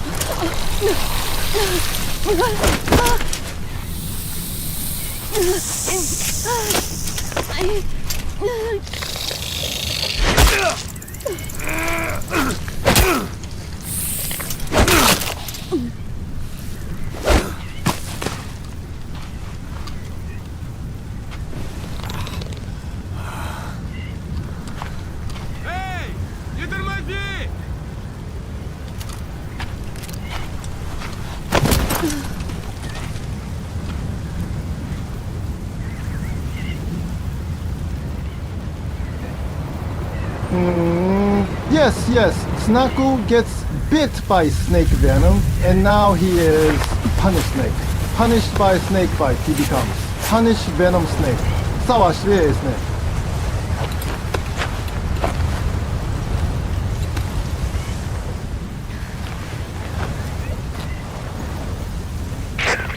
P-Quad, do you read me? This is P-Quad. Ahab, what's your position? We can't stick around any longer. Talk to me, boss. Lahat ani sedda. Smithful. Ahab, I can't copy your transmission. Repeat. Tisho. Mishe. Lahat ani tatsa. Again, I cannot copy. Can you repeat in English? This is P-Quad. Ahab, do you copy? Do you understand English? Hey, do you copy? We can't stick around any longer. We have zero visibility. We're gonna have to pull back. Cutting transmission.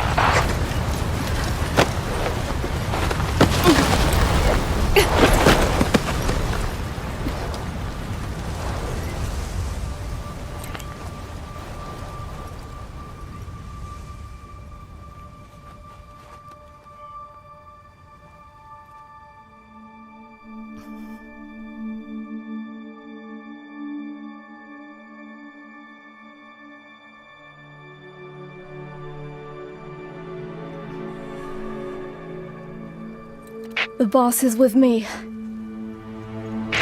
Ahab? Wait, who is this? Identify yourself! There's no time. Hurry! Where are you? What is your location?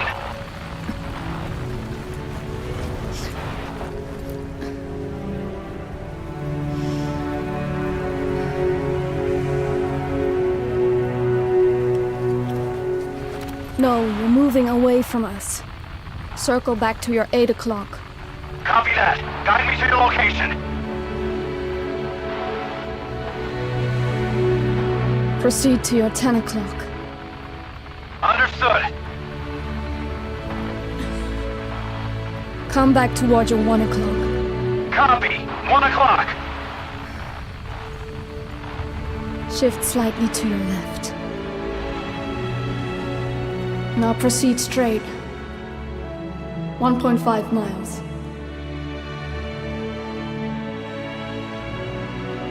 Slide right. A little more. Yes, there you go. 1 more mile. Strong winds approaching. Quick, adjust to your right.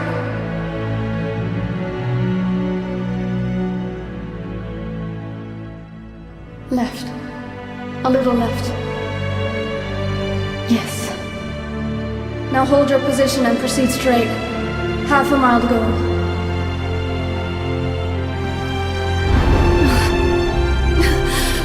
Pequod, I can see you.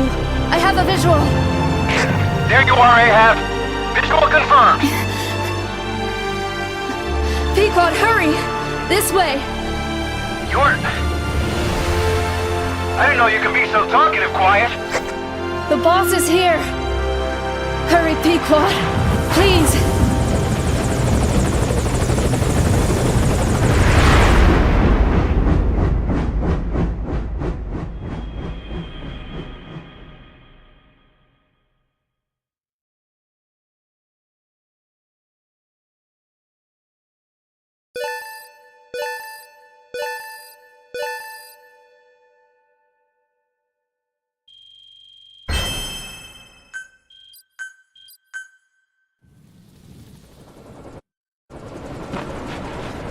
Boss! Boss! I gave you an anti-venom. Where's Quiet? We've gotta go.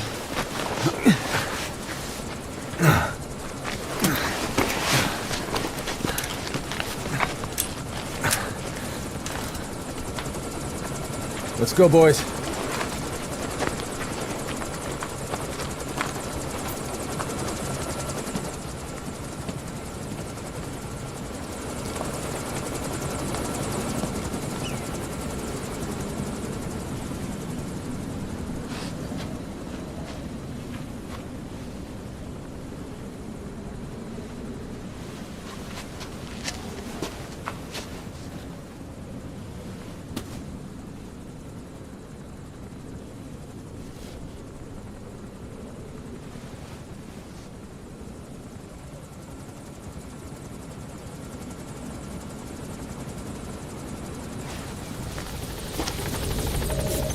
Mission info has been updated.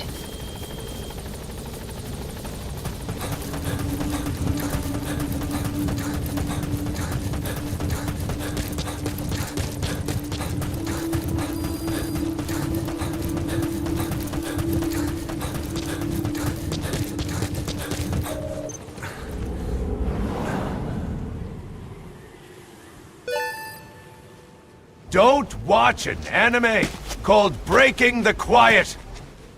Don't do it!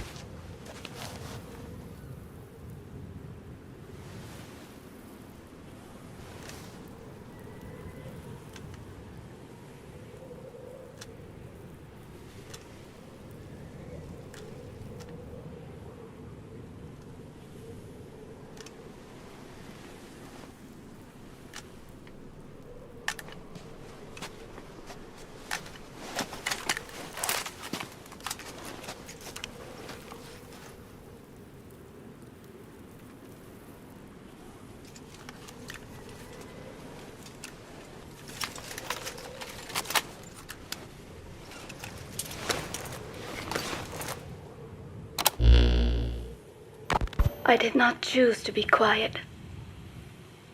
I wanted to express my feelings to you. If only we shared a common tongue.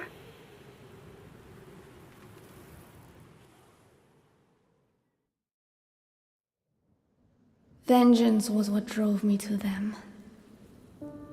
The only language left to me, revenge. But the words we shared, no, that was no language at all. That is why I chose the language of gratitude instead, and go back to silence.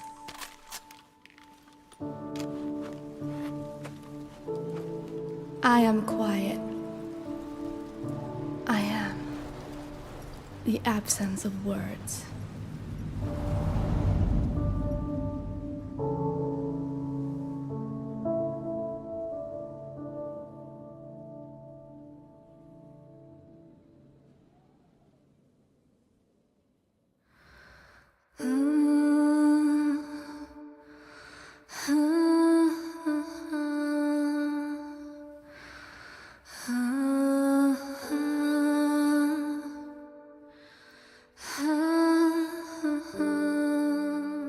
Just to suffer? Why are we still here? Just to suffer? Every night, I can feel my leg, and my arm, even my fingers.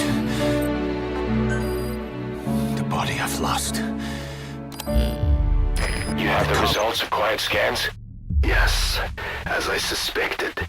Her entire body underwent parasite therapy. The parasites compensated for her burnt epidermis and provide her blood with oxygen through cutaneous respiration instead of pulmonary respiration. In addition, they replaced the digestive organs she lost, and she receives carbohydrates through photosynthesis. Was Skullface responsible? There is no other possibility. Skullface ordered Quiet to assassinate Snake, only she got set on fire instead when he woke up in that hospital. But then Skullface revived Quiet through his parasite therapy, at the same time infecting her with the English strain. That way, even if the assassination failed again, she could still kill all of us just by coming here. That was the third English mating pair. Correction, the first and only English pair to be carried by a person. So either because she wanted to get even with Snake, or because she was working for Skullface, Quiet approached Snake again. Though in the end, for whatever reason, she did not complete her objective. Some change of heart, perhaps. We want to hear it from her.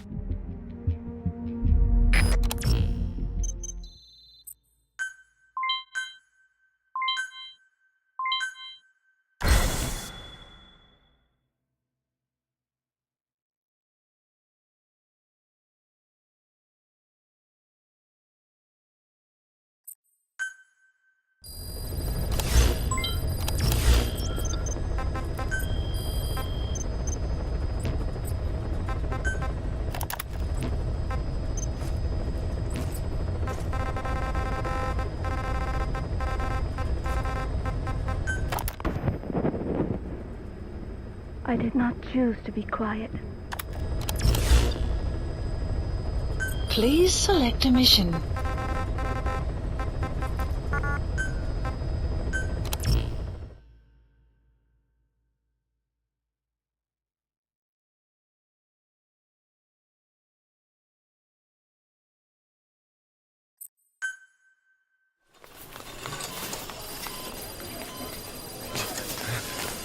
Don't you die on me, damn it! BB's dropping! Intubate, now! Cardiac arrest, he's in B-fib!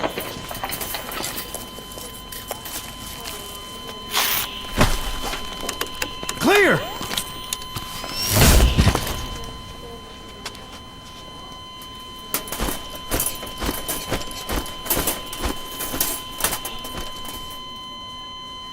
No response, hit him again!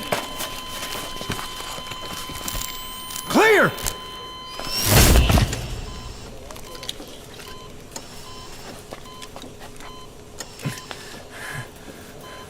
How's he doing?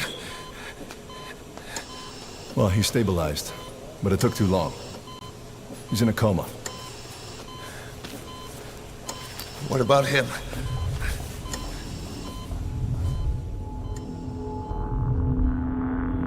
He, took some shrapnel. To the head.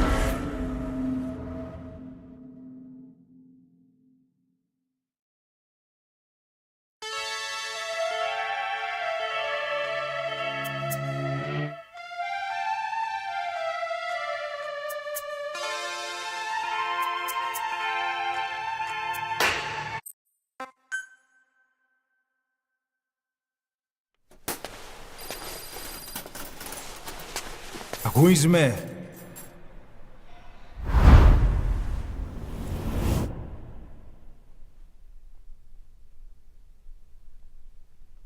Ακούεις με?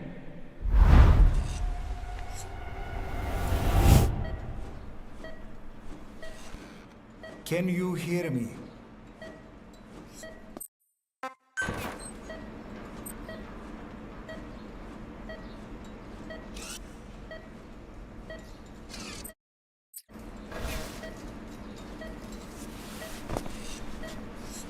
Look up, please.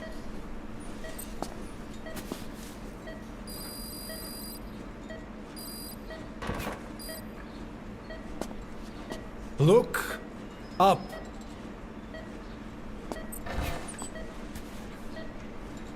Please.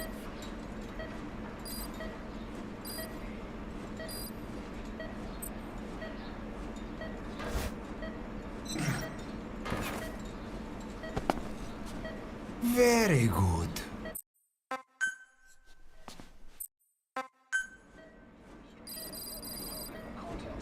How do you feel?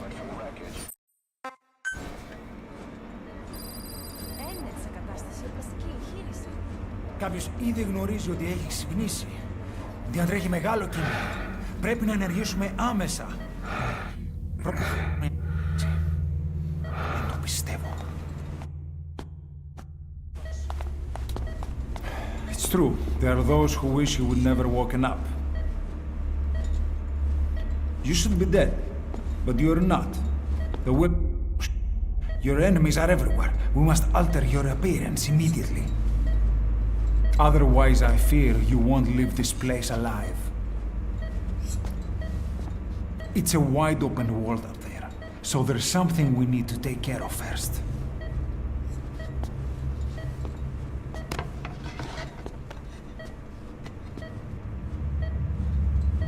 This is you, as you've lived until this day. I'm going to change your appearance. We have no other choice.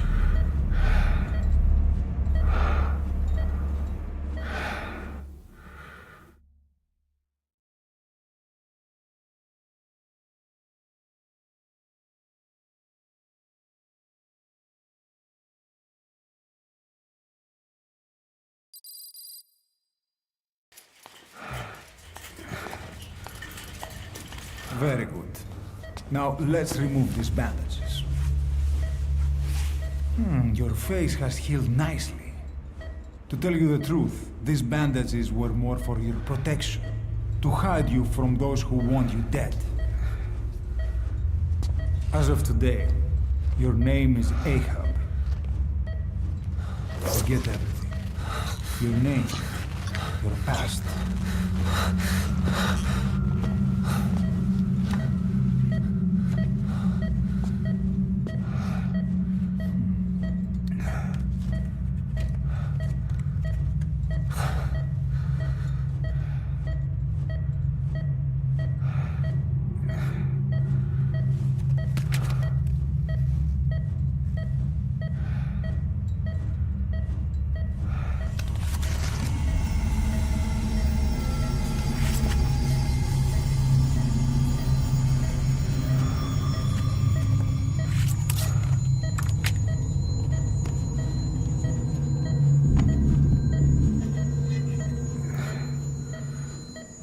Everything feels all right?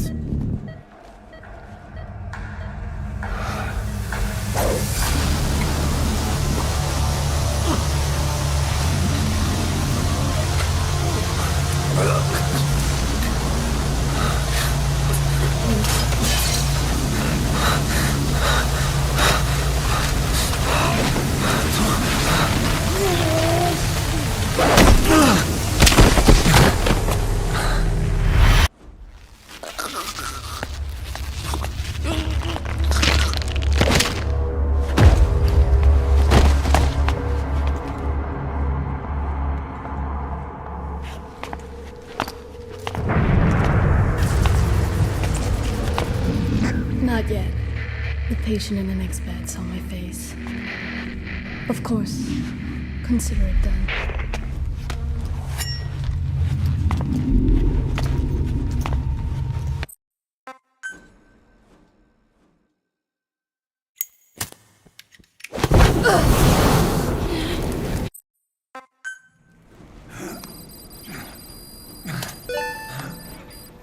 Get over here.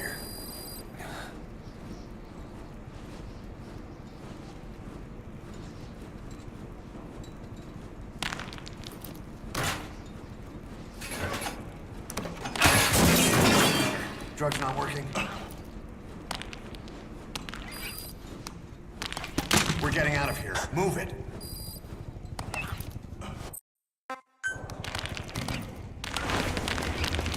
This way. We better take the elevator.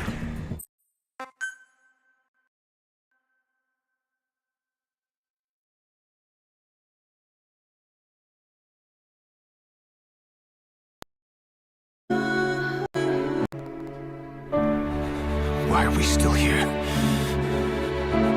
Just to suffer? Every night, I can feel my leg, and my arm, even my fingers. The body I've lost. The comrades I've lost. Won't stop hurting. It's like they're all still there. You feel it too, don't you? I'm gonna make them give back our past.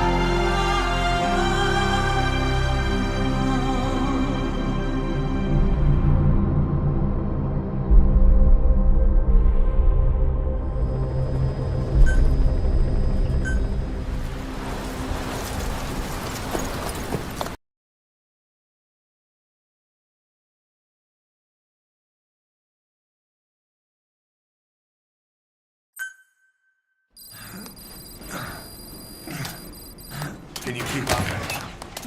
We're getting in. This way. We better take the elevator. Get it together, Ahab. Move! Drugs kicked in. Good, let's go. Keep your head down.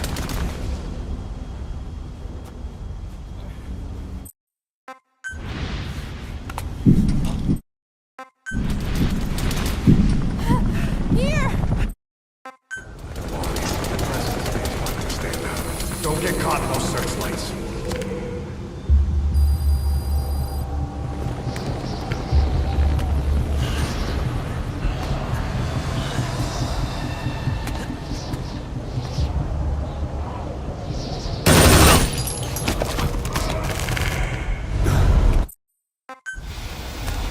Come on.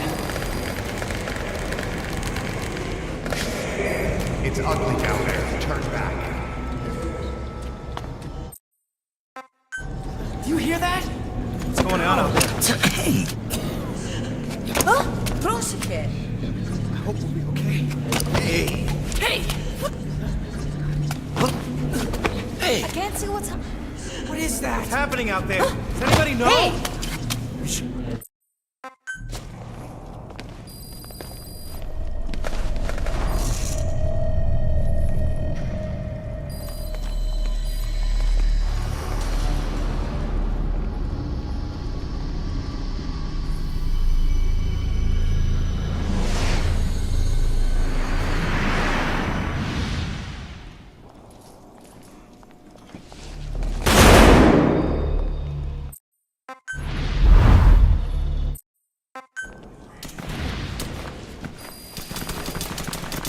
sitting ducks. Blend in with the bodies. Get down on your stomach and crawl. If you move, we're done for. Play game.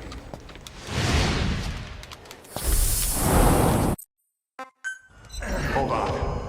We better salvage.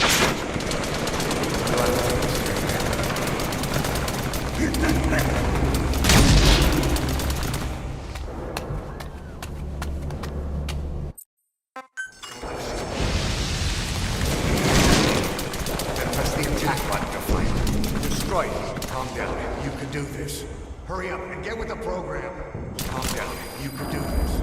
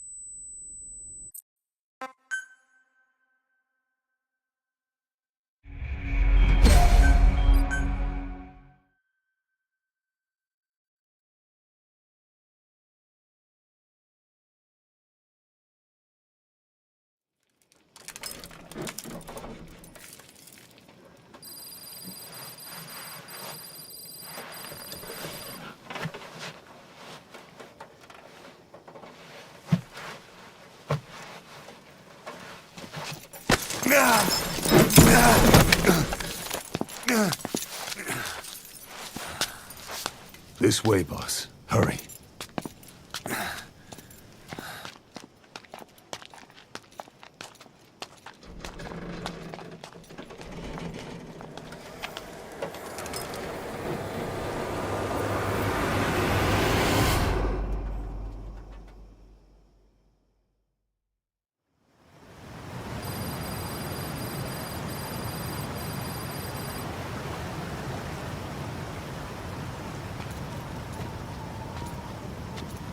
Use that bike. It's tuned up and ready to go.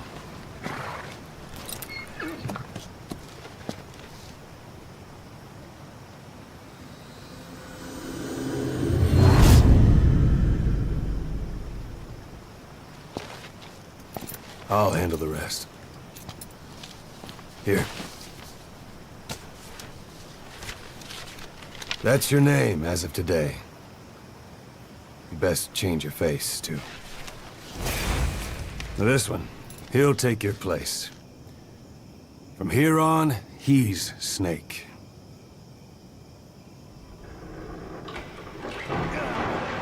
He believes it, too. My very own Phantom, huh? Boss, the whole world wants your head. Don't worry, he can handle it. Move now. Quickly. Aren't you forgetting something?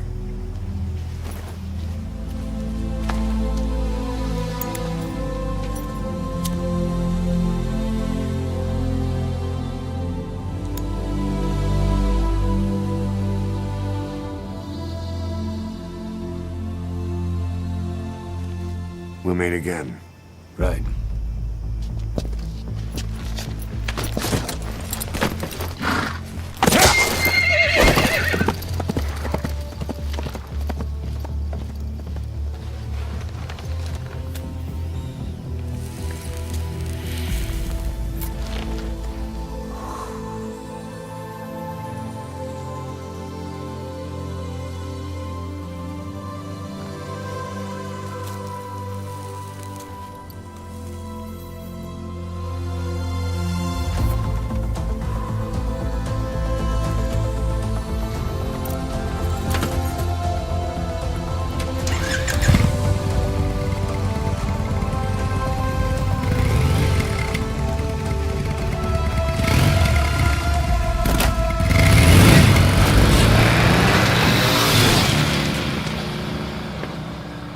This I will make everyone play as a random medic instead of Big Boss. This is the best ending ever. I won Game of the Year award. This night.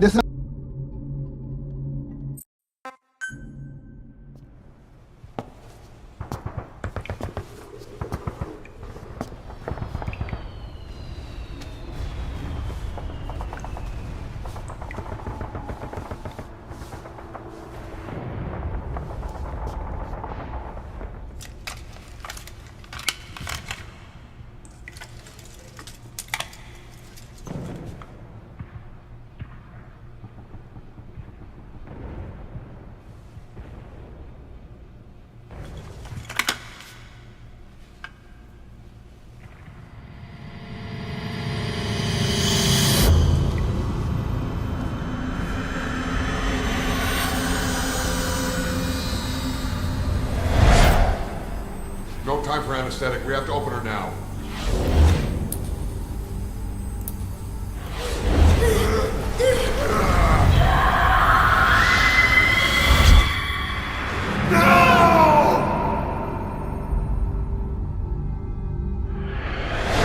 Boss.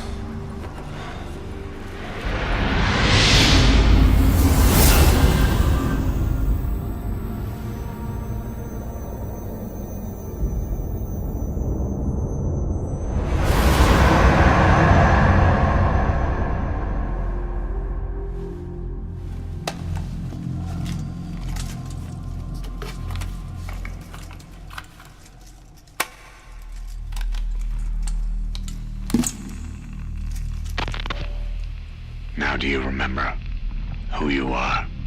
What you were meant to do?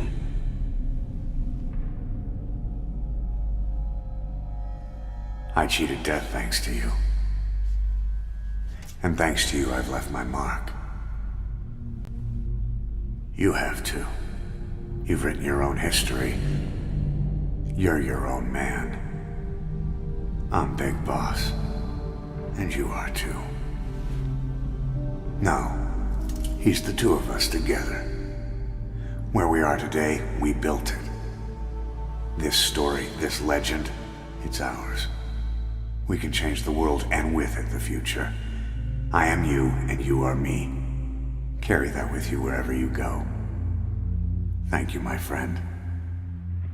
From here on out, you're Big Boss.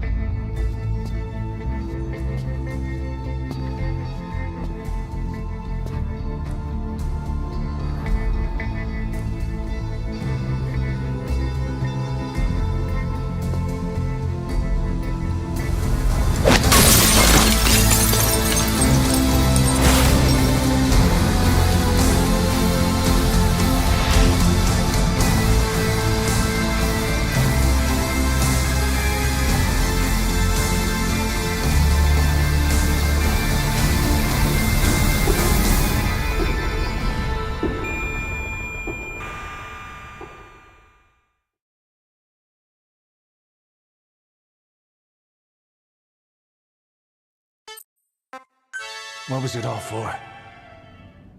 If the boss has some plan, what is it? The real Big Boss is working separately from us to create his new nation. New nation? A military nation above and apart from all. The true outer heaven. Something created to maintain world balance. Independent of the struggles for supremacy, for personal profit, the cycles of revenge between countries. It'll be an army, all right, but more. Big Boss is building a nation. But until it's complete, we support the other Big Boss. The Phantom carries on his legend, his meme. That is Big Boss's plan. So that's the way it is. 9 years ago, I thought everything had been taken from me. But now I really have lost it all. The boss, and the future we were building together.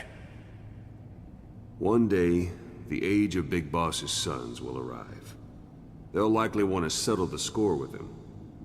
We have to shape that age. We'll each have roles to play. Building the foundation for a revolution led by both Big Bosses, the True One and the Phantom. No. Big Boss can go to hell. I'll make the Phantom and his son stronger to send him there. For that, I'll keep playing my role. You know, sooner or later, there'll be only one boss. There's only room for one boss. His sons are fated to face each other someday, too. If the day ever comes that you go back to Cypher, I'll aid the other son. And then you and I will be enemies, too. One of us will have to kill the other. Fine by me. I'll be ready for the new age. Until then, we'd better get used to coexisting.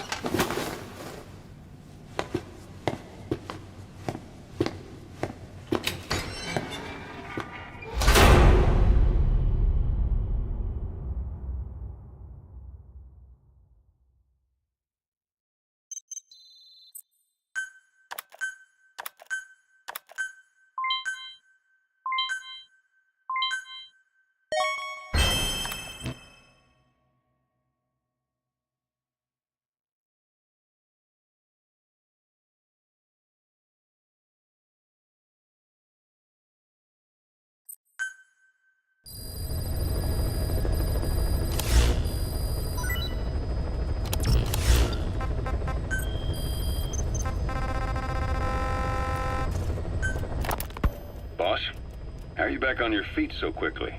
There's a non-smoking ward. Boss. If I listened to everything the doctors said, I'd probably die in here. No point waking up after 9 years for that. Well, having you out of that bed makes things a little easier. Bad news, huh? Things are looking worse. Go on. They found out about you waking up. And the man on fire picked this time to wake up too. We'll have to move forward ahead of schedule. Miller already has the preparations underway. We'll have to wake up your neighbor, too. So he's not... He seems awake now. No.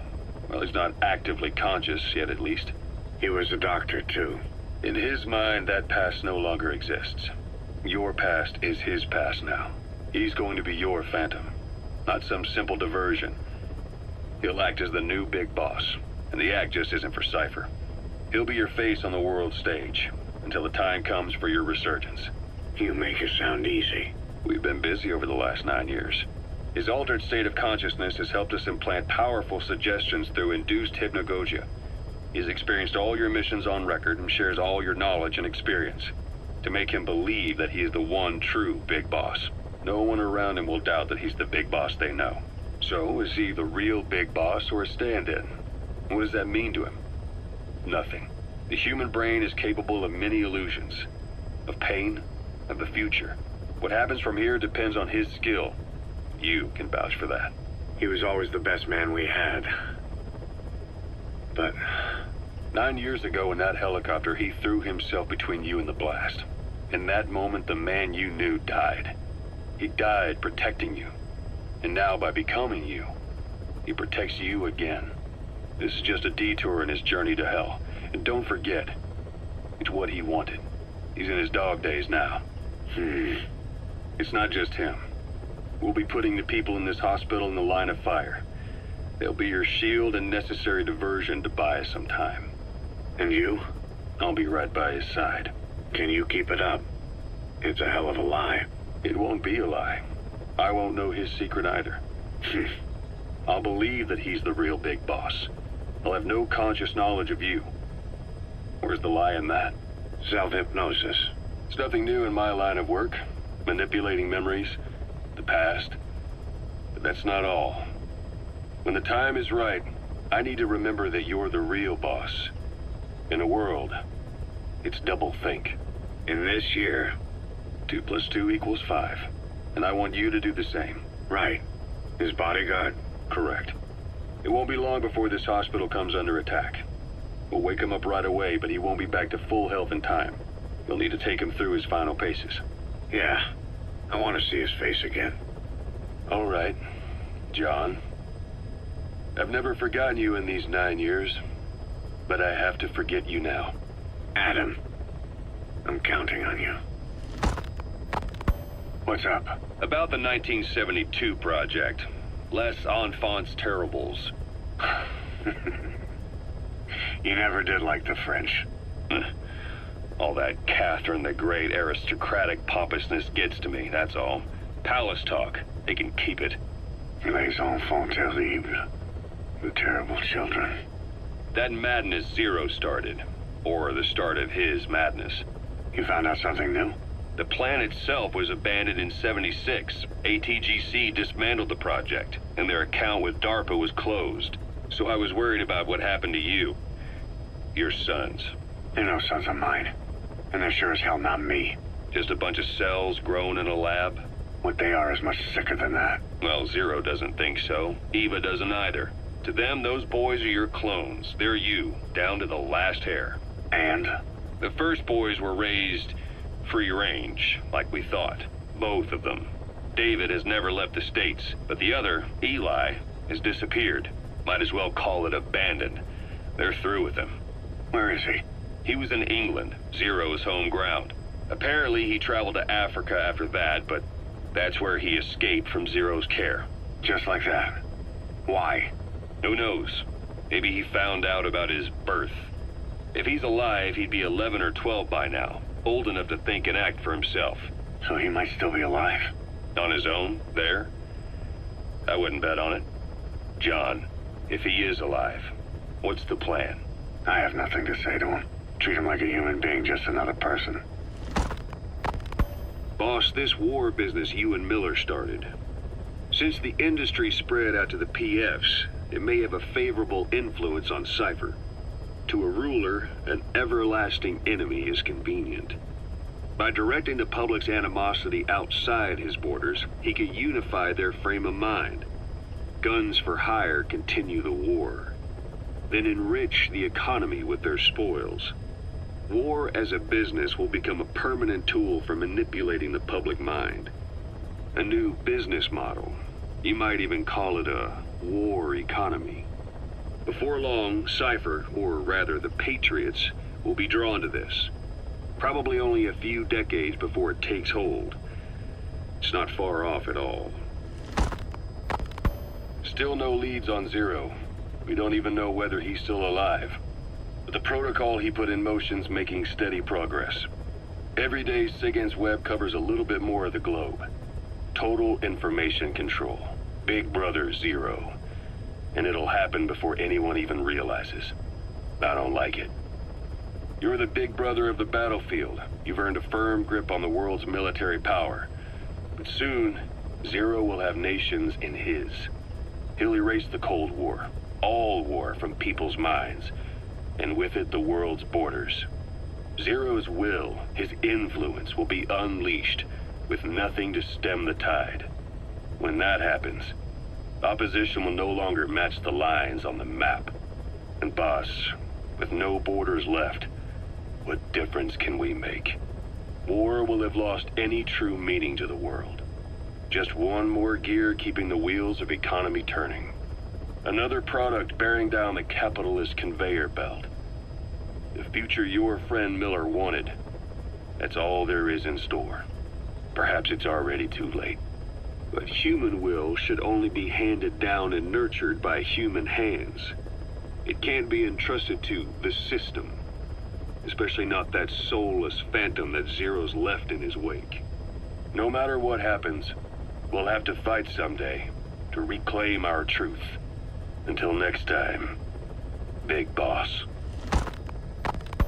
Someone has successfully struck at Zero.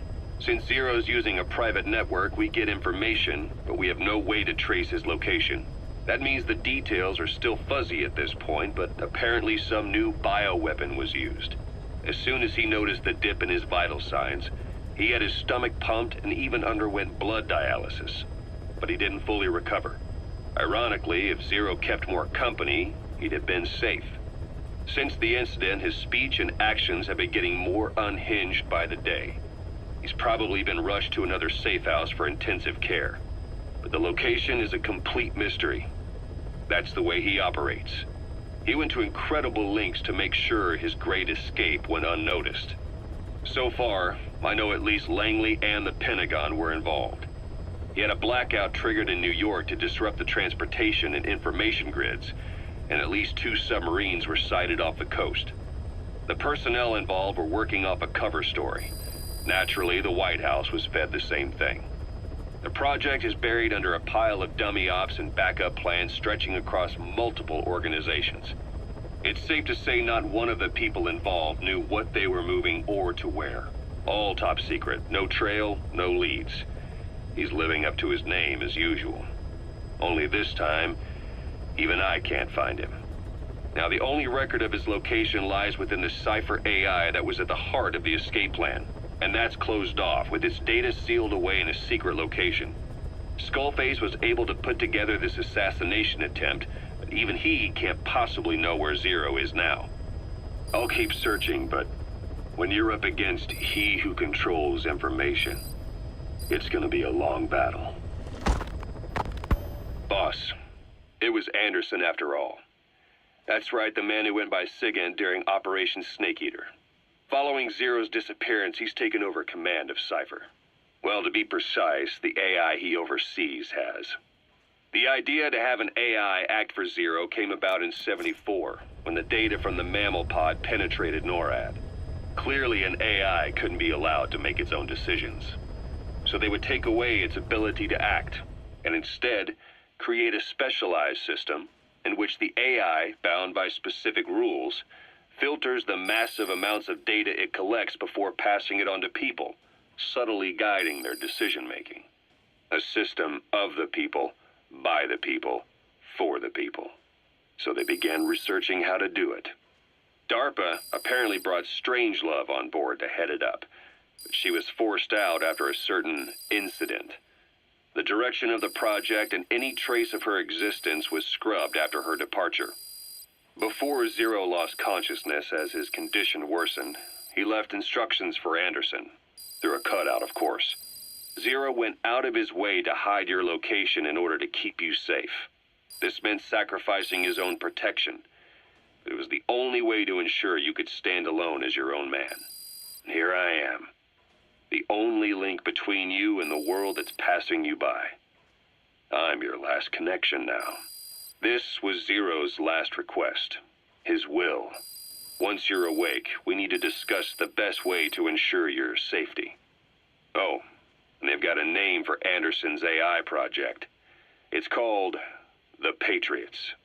It's all about ensuring that the concepts driving society appears the same in the mind of each person in that society. About maintaining the identity of the individual, and yet having that individual willingly make up part of the whole.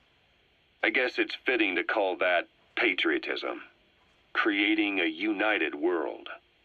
Zero's will is already fading into a shadow of what it once was.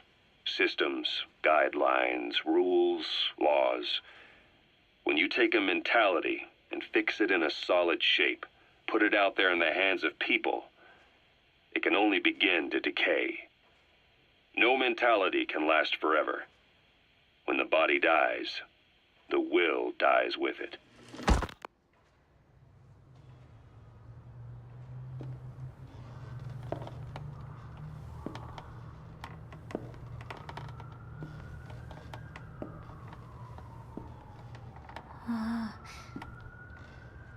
Huh?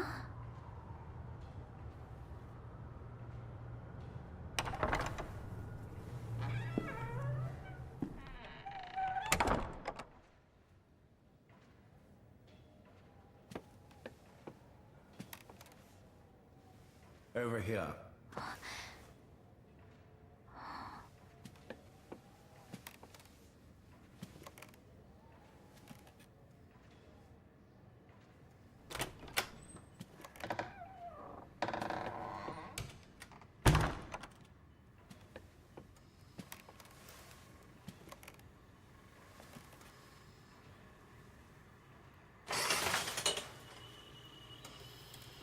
Hello?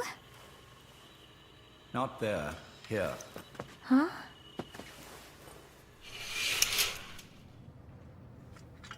Thank you for coming. Please. You're... Is it that odd?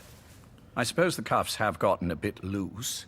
Although, truth be told, I have been spending more time in pajamas as of late. No, nothing. The tie, perhaps. Not the most fashionable pattern, I admit. No, it is very nice. How sweet. Will you take a little brandy? You're hardly underage, after all.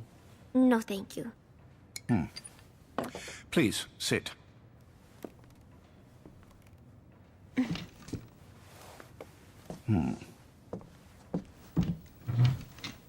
Pacifica Ocean. What? Ah, yes. You've already begun. Not bad. A schoolgirl through and through. Even he won't suspect otherwise. Here you are. Thank you.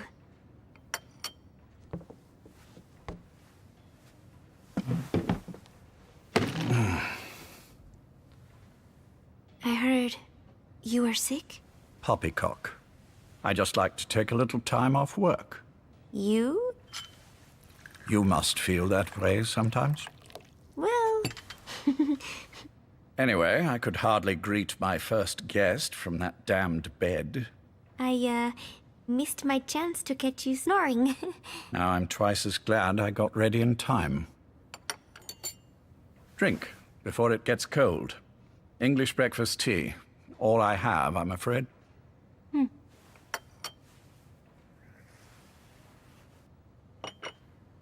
There were 8 candidates before you, meaning you will be the 9th Paz Ortega Andrade. What happened to the others? They're in the next room. They've been taking it easy these past few months. They... Do you see any windows here? No? I've gotten used to it. This life. I am who I am, after all. And I've had my fill of cursing this bloody dungeon. Excuse me. But I can't help sometimes wishing I could see the stars. What should I do? Well, you could go outside, go up to the roof, wait for the clouds to pass.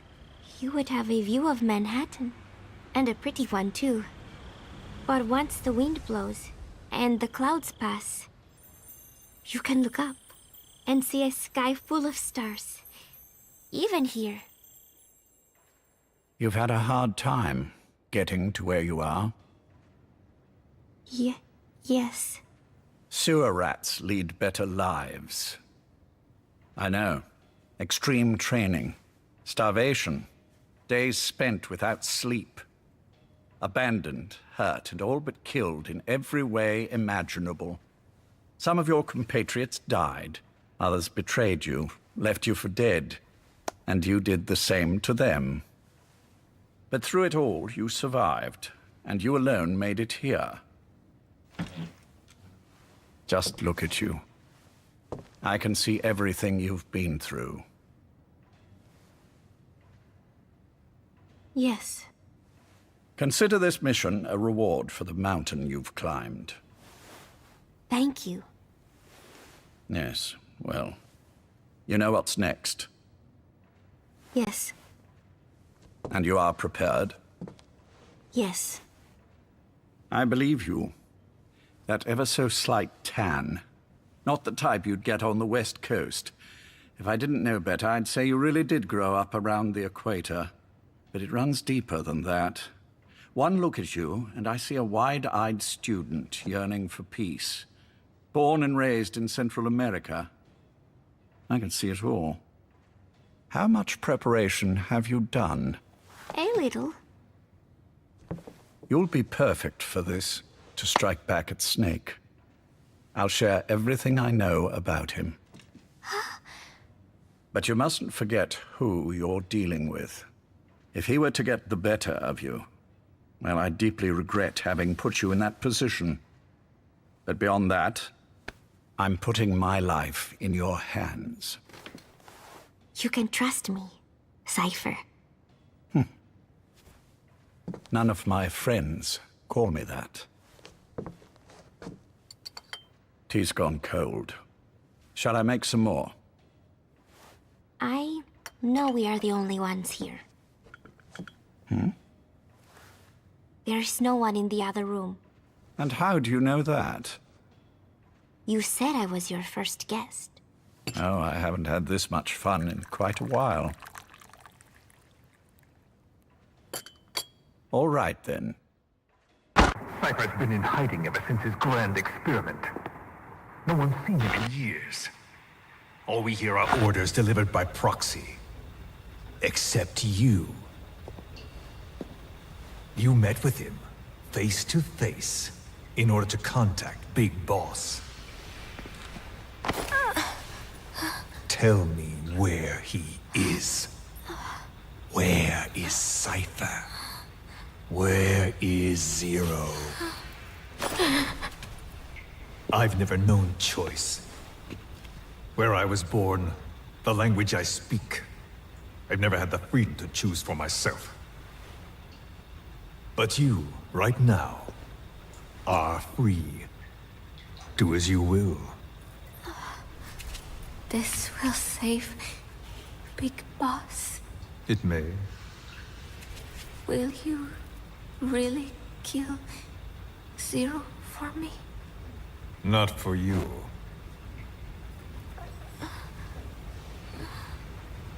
All right. Zero is Hell's Kitchen, 10th Avenue. He is undergoing treatment there. Not exactly Hyde Park. His medical needs keep him from moving around. That is why he summoned me there. The other residents are of varying race and ages, but in reality, all 40 units are Cypher personnel. It took him 10 years to replace the original occupants. He's got places like this all over the world. No better place to hide a needle than a stack of needles. Zero is on the top floor. A room with no windows and no doors. Even the elevator does not reach it. Officially, the floor does not exist. The only access is by a secret staircase 1 floor down. Room 702. Shades of World War II. Nobody realizes the entire building is a setup. People go in and out all day. But they're all Cypher. The building blends right in with the rest of the city. They disseminate rumors that a gang operates out of the building. That keeps most outsiders away. And most of them are there as security, in case of an emergency. But even they don't know what they're really protecting. Foot traffic, goods coming in and out, phone lines, water and sewage. It is all monitored remotely by satellite and cameras inside and out. Should he need it, there's a sealed-off water conduit that can be used to escape to the Hudson River, and from there to the sea. But from the outside, it is just another building. A perfect disguise.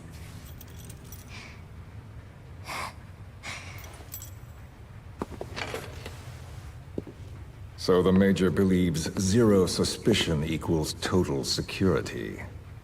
Very bold. It's just the kind of ruse I'd expect from him. So long as no one's suspicions are aroused, you could hide there forever.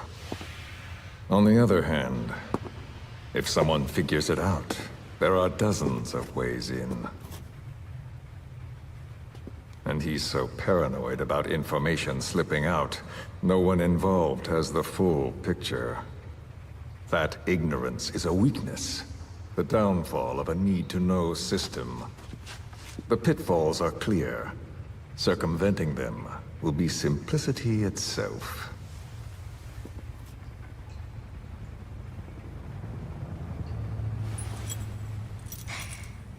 You hate him, don't you? Hate? He never left me to die. I owe him my life. I'm bound to repay the favor. Any way I can. But that's not what you really want to know. What you want to know is, do I hate Big Boss?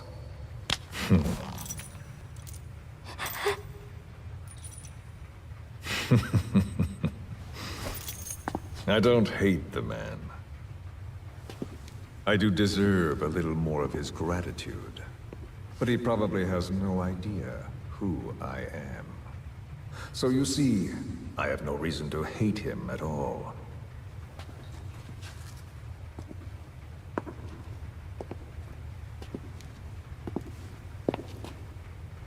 I mean to have my revenge against Zero. It's not petty hatred or resentment.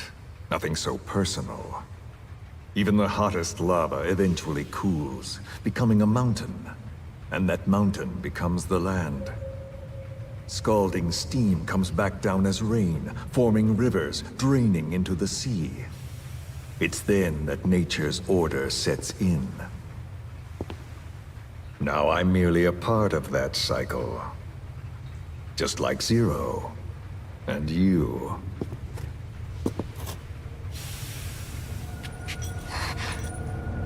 And Big Boss. Don't do it! That lava, that vengeance, is already set as stone. Too late to change things now. Don't kill him! The choice is not mine to make. Please, let Big Boss live! Proceed. Please!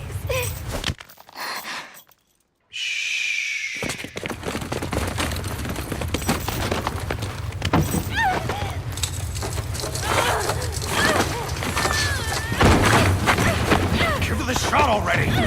Hold her still. It's me. Ocelot.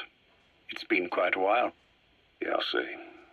Took a lot longer for you to surface than I expected, Major. I wasn't planning on coming back at all, but I had no choice. Well, after the Caribbean. My hunch was proven right. You wouldn't believe who was behind it. Oh, I have an idea. How did you respond? Immediate disinformation campaign. Most bought into the story, but not everyone. It was quite an incident, after all. I couldn't cover everything, but I did hide the fact that Snake survived. And that should buy us some time. Where is he? En route to an old foxhole of mine. A base in the British sovereign area of Cyprus. The military hospital at Decoding? Ava's leading the operation. Ava? Following your orders? Funny, isn't it? That we should all reunite like this. This is an emergency. Otherwise, I sure as hell would... Yes, I don't expect you to bury the hatchet between us. Something simply won't ever happen. Even I can appreciate that. You too can only bear to speak with me from time to time. That's fine. But I don't want Snake to die. Surely we can come together on that. There are so few men I can turn to. And you're number one, Ocelot. Keep him hidden. Keep him safe.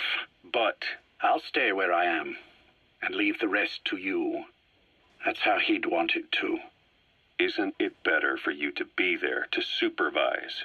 Where I am, where he goes, it makes no difference. All that matters is getting him the very best treatment and security. The latter being where you come in. Will he wake up? And if so, when? I have absolutely no idea. But as long as his heart is beating, he will keep fighting. So please, watch over him. This location, it's safe? No one will find him. And if they try, I will deal with them. The information must be suppressed. Which is what you do best. Guess you're still at the top of your game, huh? Anything but. I'm sick, Ocelot. Donald's taken over a great deal. He'll be handling this situation from here on as well. Though I wish it weren't so. This will probably be the last time you and I speak. So, you won't say no, will you? I have no choice. Thank you. Save your thanks. One more thing. A proposition. Yes? I've prepared a ruse of sorts. One I imagine you'll quite like. What is it? You could say I've made another snake. Major? I'm not talking about the children. A mental copy. His phantom, if you like. I don't understand.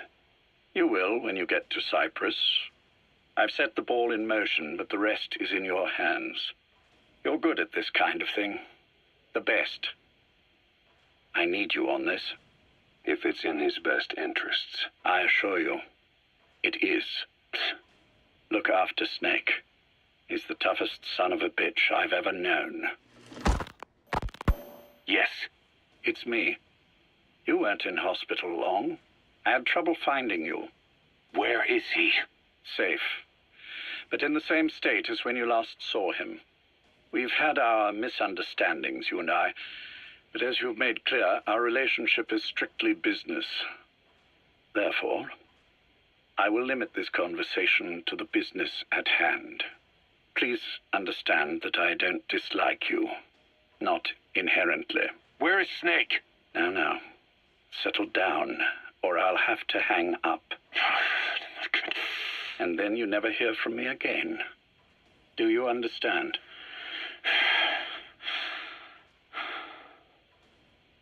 First, about your boss. I had him moved once he was stabilized. I'm sure it came as quite a shock to you when you woke up. You'll have to forgive me. I told him to stop putting me under. Surely you understand. Specialized medical treatment in places like that can be positively nightmarish. We couldn't have left him there forever. And to be honest, I wasn't entirely comfortable leaving matters in your hands. Don't take it the wrong way. Anyone looking for him would be looking for you. He needed to be as far from you as possible. In fact, I'm still not sharing his location, even now. Problems could arise. So, instead, I'm giving you a point of contact. An introduction to a network of messengers who will lead you to a man. A friend to your boss. I'm sure he's mentioned him before. He knows Snake's location. More than any man alive, I trust him with this sort of thing. Keeping secrets, or men in the dark. He's known Snake quite a while. 10 years longer than you. Kazuhira, I don't care if you don't trust me, but I require your absolute trust in him on this. Snake will be brought back into this world, however long it takes. Understood? The only reason we're having this conversation is because you still have a role to play. Which brings me to the next issue. What happens after he regains consciousness? When Snake wakes up, and he will, he'll need your help again. So when he does, I promise you'll be the first to know. The code phrase will be, V has come to. I'll then mobilize all the necessary parties. Think of it as an overture to a prologue. Until then, do what you like. Just be ready when the time comes. But you don't need me to tell you that, do you? I know it's been hard on you too. But I can't imagine you're willing to just walk away. What are you talking about? If what you're saying is true, then this is like wrapping a rope around your own neck and throwing it over a branch. What's your play in all this? This is for Snake. So that he survives after he wakes up. Nothing more. After that, I don't care what you do. Then tell me something. Go on. I only joined you after I found out what you were after. To make the world one, you need Snake for that. And he's already done a hell of a lot for you. He has. So on some level at least, I think you're being straight with me. Then why'd you do that to him? I get what you were trying with Pus. You wanted to get Snake any way you could. But after that, what you did, how could you do that to him? After that wasn't me. You may not believe this, but I never intended for any of this to happen. My organization has many arms. It's just going to take a little longer before we're all on the same page. I admit I may have been lax in my supervision, but something like that will not happen again. Whatever. One day, I'll know the truth. Just as soon as the boss wakes up. And then we're coming after you. This ends with you begging us to put you out of your misery. Is that so? Fantasy can make for a powerful ally. But remember this reality, Kazuhira Miller. Big Boss will wake up. And when he does, be there for him.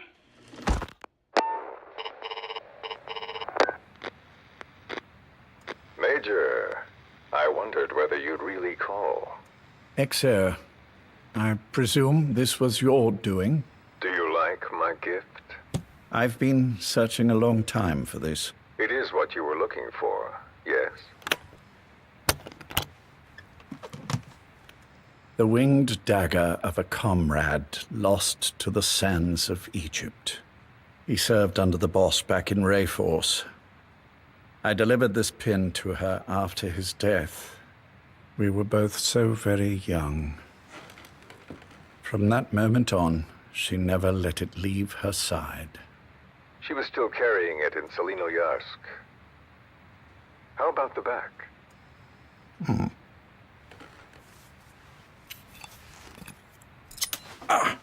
Something wrong, Major? Nothing, just pricked my finger. The back. The scar is there, just as I remember it. And this white stitching on the back. From the white berets the SAS wore in the early days. Major? 30th of December, 1941. It's the inscription I made the day he died. Of course. His body was never recovered. This pin badge is the closest thing he has to a gravestone. When I gave it to her, she just kept on running her finger over the inscription. Never again, she uttered, as if reprimanding herself for his death. She pressed hard, embedding the inscription itself into her finger. You see, it's why this spot on the back looks shinier than the rest. He was our brother in arms. So... Yes, it's real. Thank you. There's no doubt about it. Good. Now I have no regrets. What do I owe you? Nothing. Just want to talk for a moment. Very well, then. It's about our man, Major. He's been making some moves. Miller? Yes, I know. Rhodesia, is it? Yes, and up to his old tricks again. No matter. He'll stumble soon enough. Although he is under my jurisdiction now. And that's what you want to talk about? Not exactly. You see, my being here has made me realize I can still be of use to you. How so? This country is rich with biological resources. Bacteria, nematodes, viruses. I'm sure we can find something here to bring that plan back into action. Forget it. The Cleanser project was just another one of my predecessor's daydreams. And the vocal cord parasites? Were an excellent test case for reverse evolution. Nothing more. What matters now is the genetics technology behind that work. With genetics, the clumsiness in targeting an entire race isn't an issue. We can target specific individuals. No need to breed multiple generations of parasite just to get results. Don't be quaint, Exo. Once the Cold War is over, our enemies won't be so clearly defined. Using humans alone won't be enough. An electronic network will span the globe, and our enemies will blend right into it. You may be right. But will people really settle for an enemy they can't see? Men want to feel righteous, need to see the evil in the enemy they fear. Without it, they'll turn their aggressions inward, find an enemy inside. You know this is true. I see what you're saying. Just as those robbed of their parasites develop allergies and autoimmune diseases, a man robbed of his enemy develops self-destructive tendencies. And I know all the symptoms. Ethnic conflict, religious strife, terrorism. And with asymmetrical conflict, deterrence is a joke. That's why we must depend on information control. People need an appropriate context for their lives. A context that's stimulating without being destructive. That balance is the basis of equilibrium. You mean to say people will blindly accept your context without developing any allergies? If we're to unite the world, literacy must be suppressed. To suppress the information immune system, to borrow your metaphor. Immunity to information. But to ensure there's no allergic reaction, while the immune system fights off parasites and pathogens. It's done, Exo. This world will become one. I have found the way. The world that the boss envisioned will finally become a reality. Race, tribal affiliations, national borders, even our faces will be irrelevant. The nature of communication itself will change, and it will make mankind whole again. Some things can't be undone. My face was taken from me. There's no taking that back. A face means nothing when one's soul is able to communicate directly with another. I have no intention of hiding behind your technological veil, Major. I wear my broken visage, this skull, in the open, so that I may never forget what I've lost. You. What are you? The chain of retaliation is what will truly bind this world together as one.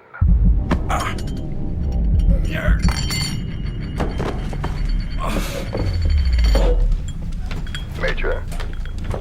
You son of a... The pin. You... Yes, the pin.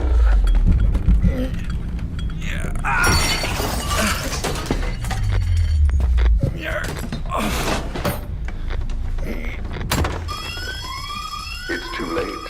They can't extract it. You see, Major, some things can't be undone. How did you find me? The girl. You made her talk. I'm sorry I couldn't visit or thank you in person, but it has been lovely chatting. And now that I know you're no longer interested in the garden, it's time for you to step aside. You're a busy man, lots to do, so I've left you a little time. Go to hell! How dare you? You planned this all along. Had your own agenda. All these years. Now you see, the world can never truly become one. But the boss... You've been wrong.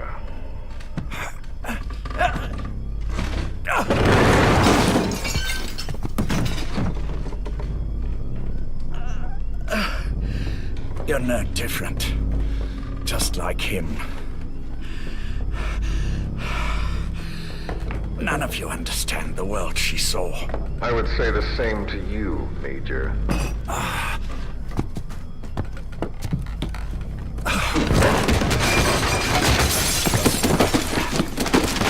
You steal it all away. Everything. The boss said the same thing. Only I understood what she meant. Major, I'll handle the rest. Oh, and one more thing. That pin badge, it was a fake. I held on to the real one. I'll take good care of it. And continue the boss's work.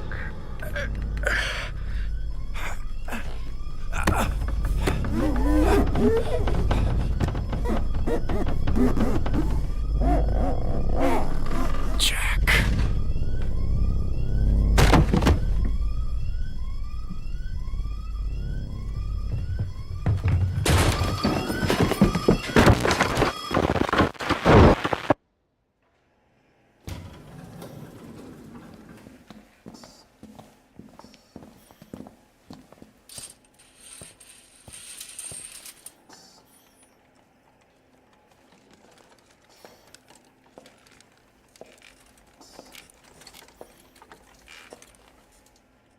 Go.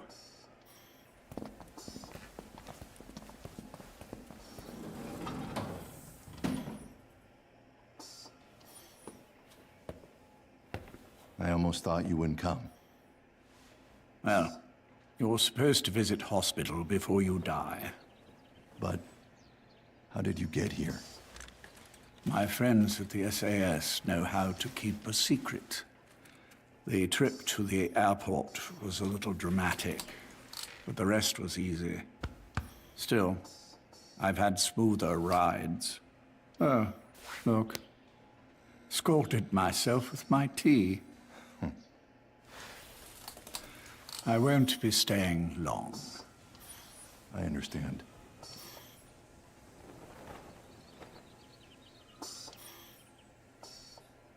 Which one is he? On the right. And the left? We did just as you instructed. Has either of them awoken? Neither of them, no. Not once? Not in 2 years. Their weekly EEGs show stable activity levels. There's been practically no change.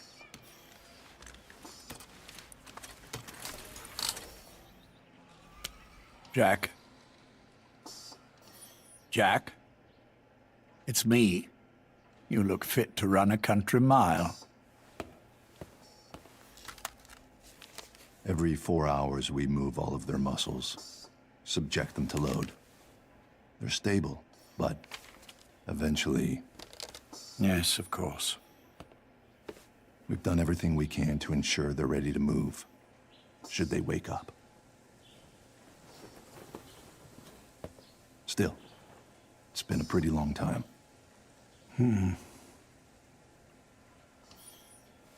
How long will they be here? Indefinitely. It's too dangerous to move them. And so far, no one knows they're here. I see. I am most grateful to you. And I need you to keep it up. We'll do everything we can. Can you give us a moment? Of course.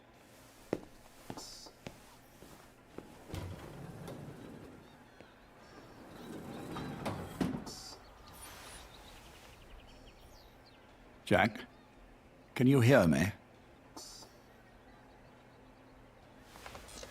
Nice place, isn't it? I went to a lot of trouble bringing you here. Here where no one will find you. Still, the Ocelot's on guard duty, just in case. Maybe knowing that will help you sleep better. I had no intention of coming, but this could be my last chance. If you'd just come to see me first. Do you remember the last time I visited you in hospital? Our first mission together.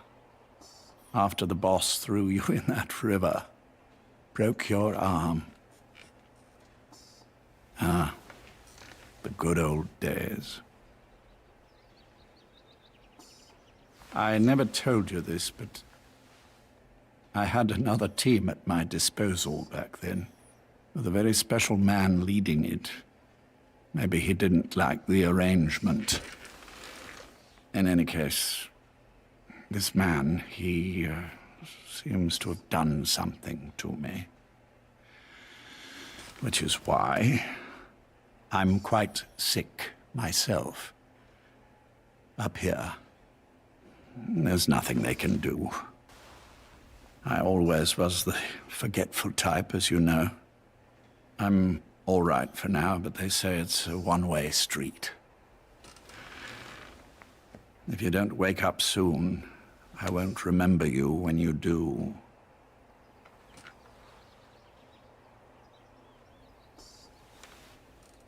I don't mind about myself, but what he did to you, I can never forgive.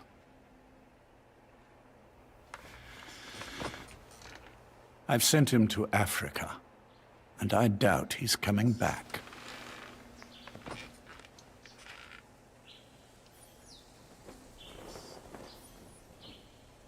Jack, once your little holiday here is over, well, who knows when that will be? But anyway, I probably won't be around. I'll be somewhere even you can't find me. A tombstone chiseled into the code of a machine. That is all I leave to mark my existence.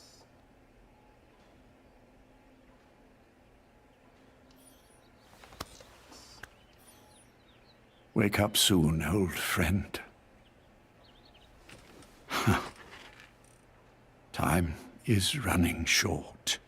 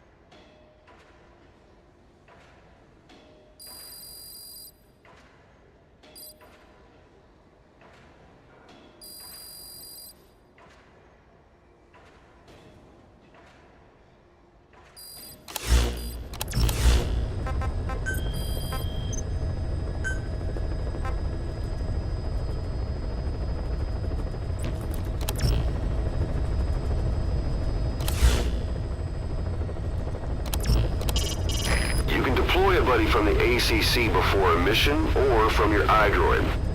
Think carefully about the mission's objectives before deciding who you'd better take along. If you develop specialized equipment for them, they'll be able to help you out in even more situations.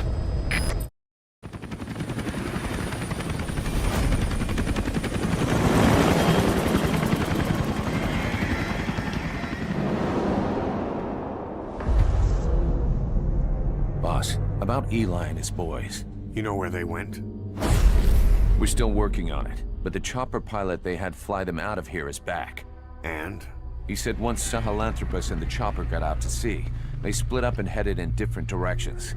The chopper headed straight for Africa. They made it about 50 miles inland before running out of fuel. The kids used vines and duct tape to tie the pilot to his seat before they disappeared. He was almost dead from dehydration when the medics found him. They left him alive on purpose. Yeah, they're calling us out. They want to settle this.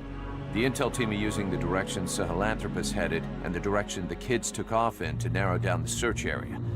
And with Huey helping out, it won't be long before we know where Eli is. There's just one thing that bothers me. What's that? Apparently there are already men going around the nearby villages asking for witnesses of the giant in the sky. Damn it. Already? It's clearly business as usual for Cypher, even with Skullface gone.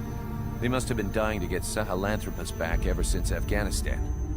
And if they beat us to it, they'll be getting more than that. Eli's carrying the English strain of the vocal cord parasite. We've tracked down Eli and his men. They've spread the parasite across the island. It won't affect you if your voice hasn't broken, so they're safe, for now. Eli's driven all the adults off the island. Recess is officially in session. His own version of Lord of the Flies, only instead of a pig's head, Sahelanthropus. And it's swarming with something worse than flies. They presented one demand in exchange for the nuke. Big Boss's body. Those kids have got a lot to learn. Okay, boss. The objective is to recover Sahelanthropus and the children, Eli included. Once you're in the air, we'll hit the island with napalm. Can't let those things spread. It gets worse. Here's the tape from when Eli took off. Where is he? I told you, your father's not here. They're back. His voice is starting to change, meaning he's almost a man. So if he's carrying the English language strain, well, if he starts showing symptoms, it's over.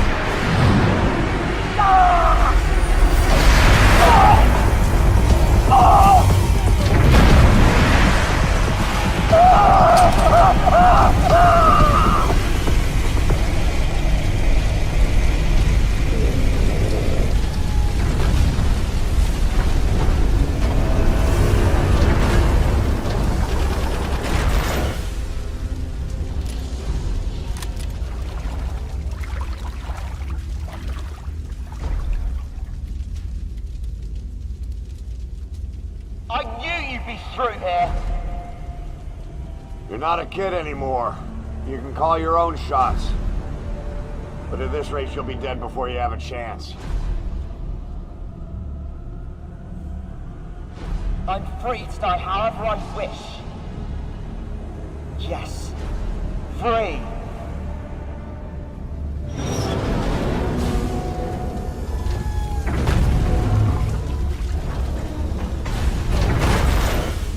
You don't get the last word, Father. I'll break the curse of my heritage. And to do that, first, I will kill you!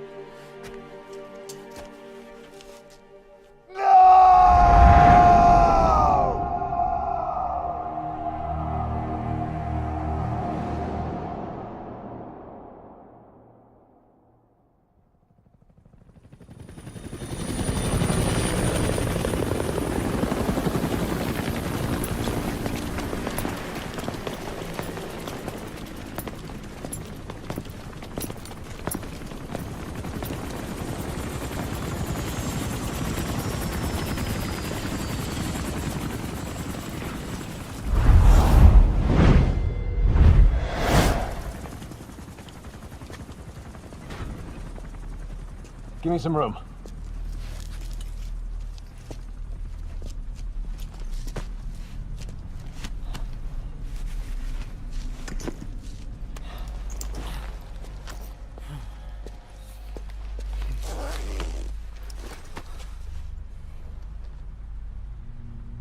He'll be all right. The vest took the bullet. Get him on the chopper. We'll patch him up at base.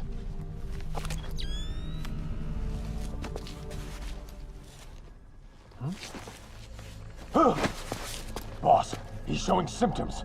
Huh? What?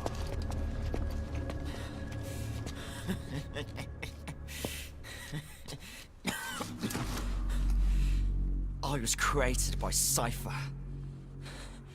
And I was the flaw. My fate was written in my genes. I'm the loser. You. All because of you. I'm not me. I'm just a copy of you.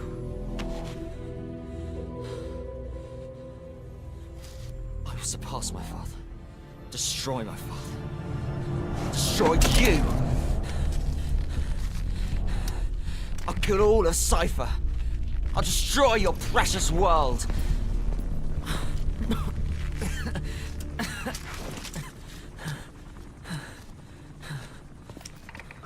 Code Red, we need to go fast. How's it going over there? There's nothing you can do for him now. Island's completely contaminated. Orders are to use napalm to sanitize. Sanitize every square inch. Prepare to drop. We're pulling out. Move! Code Red.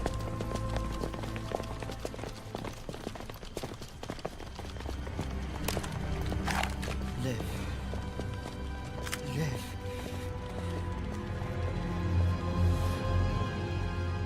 You're one hell of a soldier. I will kill you!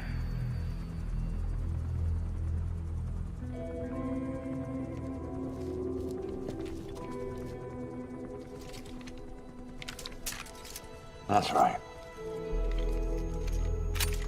Don't blame yourself. Blame me.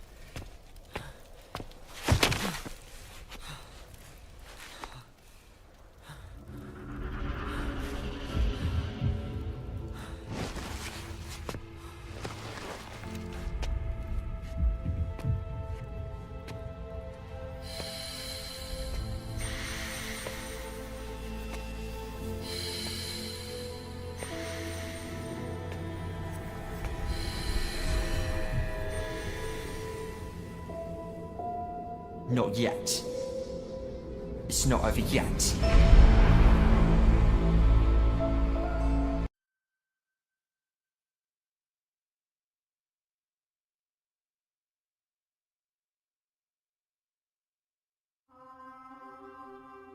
The last nuke's been decommissioned. It's over, boss. I thought this day would never come. But while we can rejoice, we must never relax. The last nuke was deactivated. That is a fact. But the knowledge that built it is still out there. How long the world remains nuke-free is up to us. Will this moment persist? Or will human ambition cast us into the flames once more?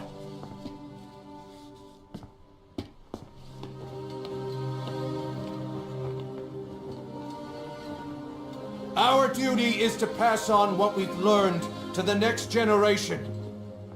The memories, the experiences, the sins. Only when our children show the wisdom not to forge new spears.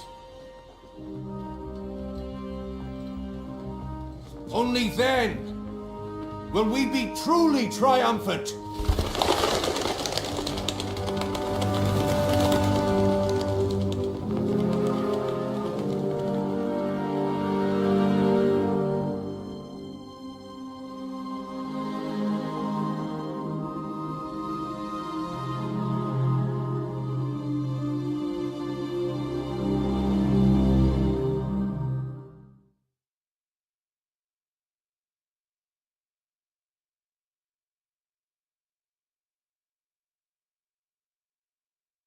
Humanity, every one of us, has chosen the path of nuclear disarmament. Out of ethics or desire, government policy, military strategy, whatever the reason. It's our path too. And each step forward makes it more solid.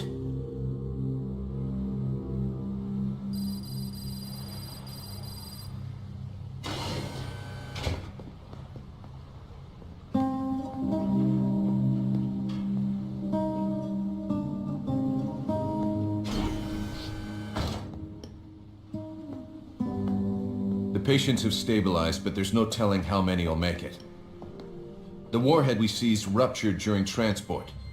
Recovering the leaked material exposed each of them to several hundred rats. Environmental contamination was kept to a minimum, thanks to their efforts. Heroes, every one of them.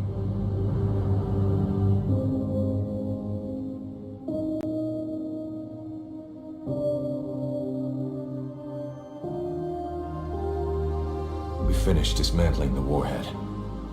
The nuclear material has been vitrified and sealed away. It'll take at least 30 years of cold storage before it's safe. And even then, we can't just dump it in the sea, bury it in the desert.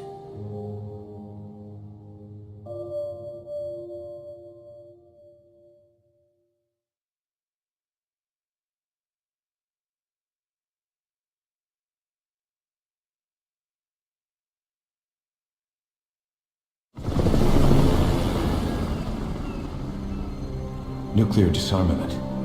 Boss, we can't let this achievement go to waste. And that means we'll have to get stronger.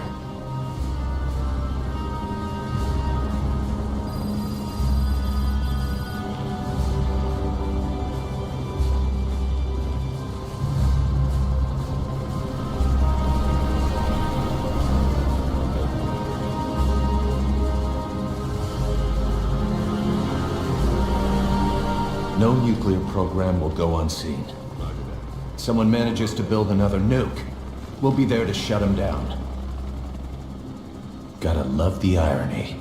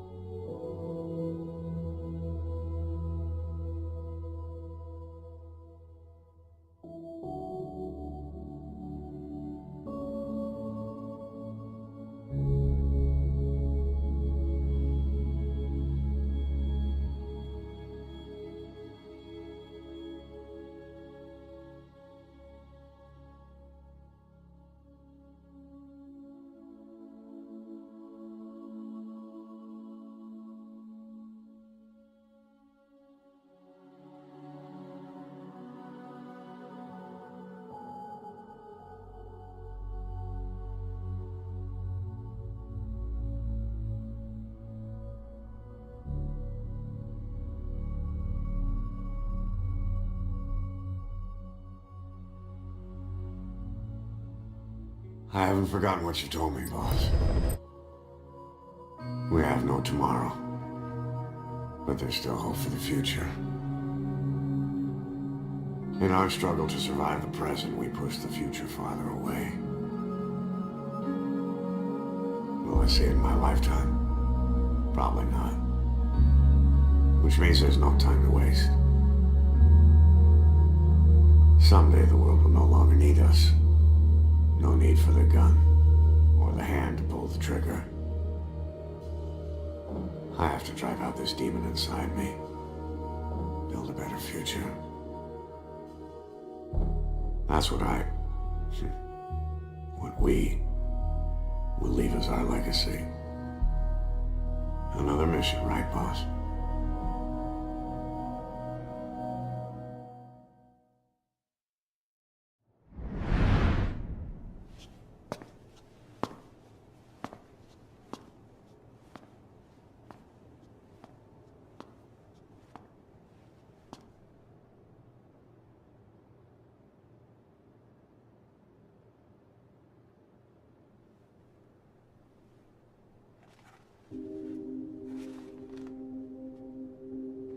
Snake?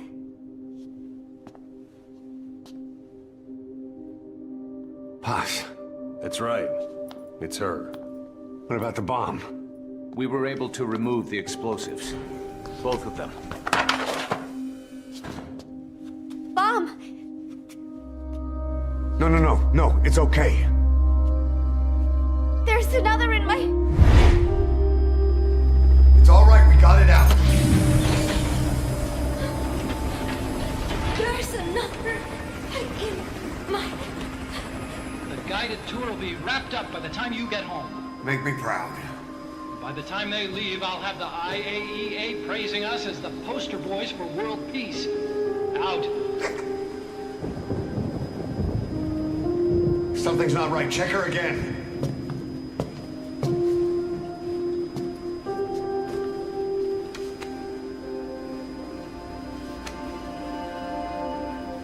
Boss?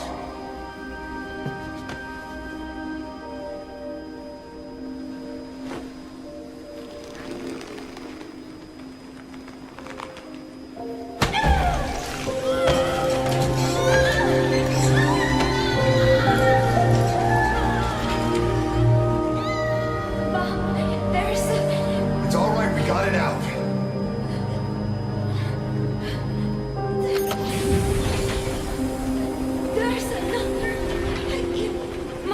It's okay. The other bomb, we managed it.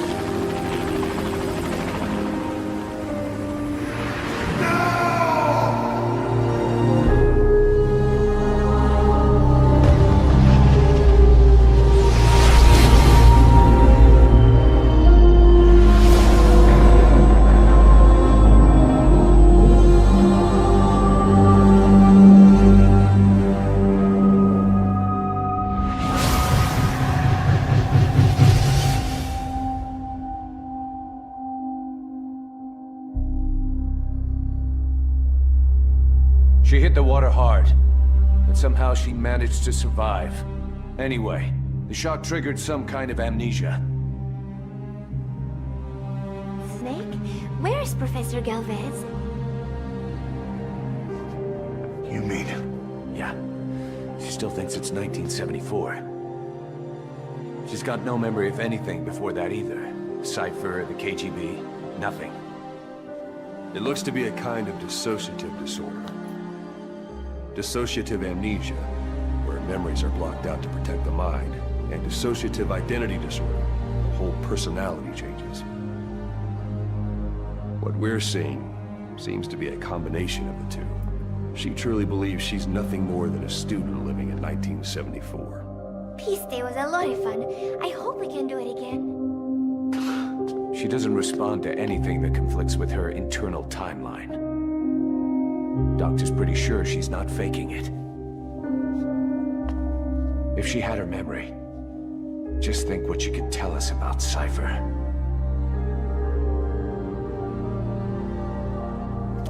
The photo is from that guy you brought back the other day. From the old crew. I thought it might jog her memory, but no luck. Anything else you can show her? Do you have something to show me, Snake?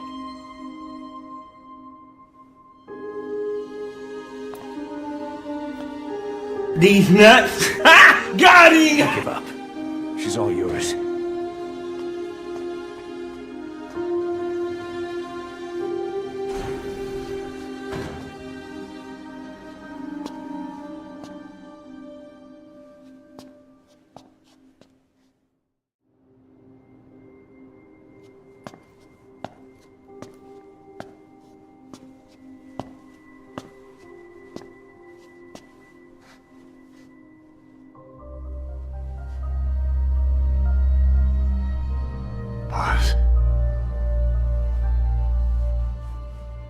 Snake? She's been acting differently lately. Before, she'd respond to conversation. Just as long as it didn't conflict with her timeline. But now nothing gets a reaction from her. What happened? No idea. Well, Miller did go and tell her that Skullface is dead. If anyone should want revenge against him, it would be her. But it's not exactly like an angel of peace to cheer for someone's death. Now is it? There. Take a look at this, too.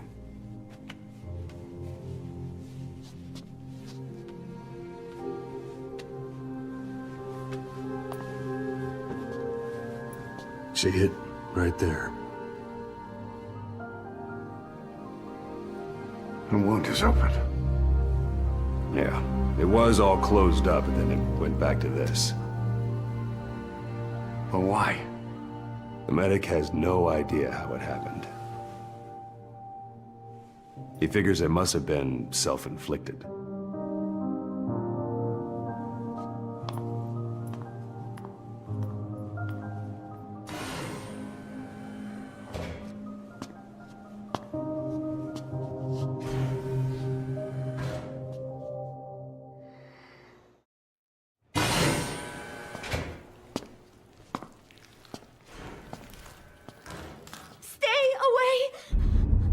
Pass.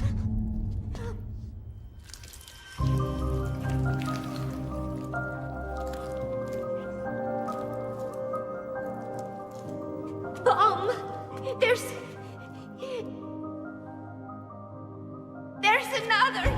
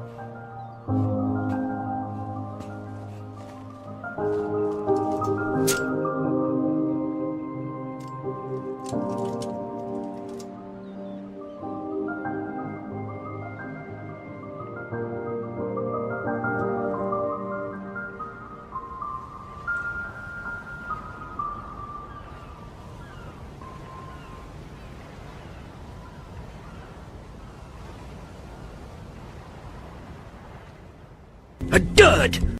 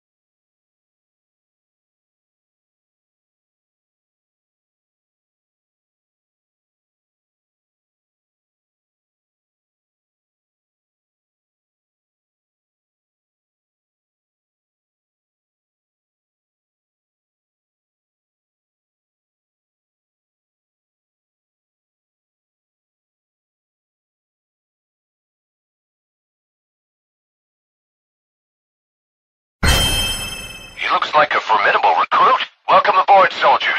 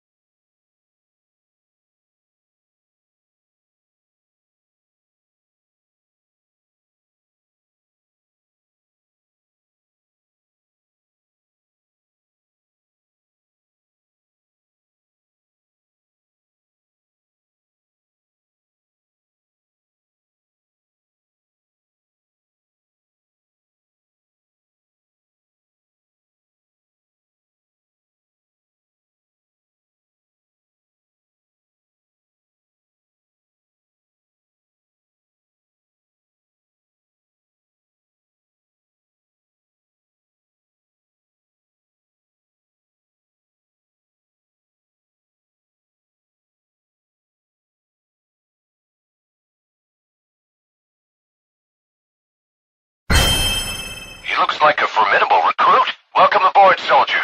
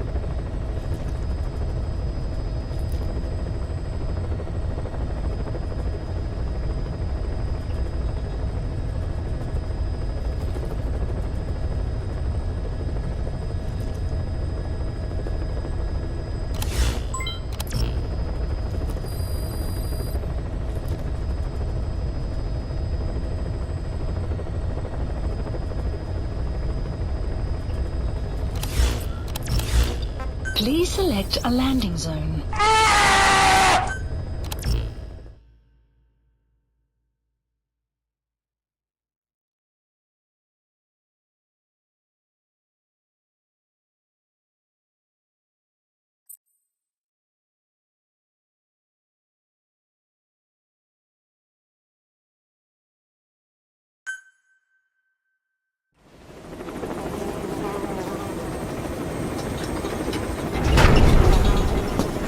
Nice work today, boss.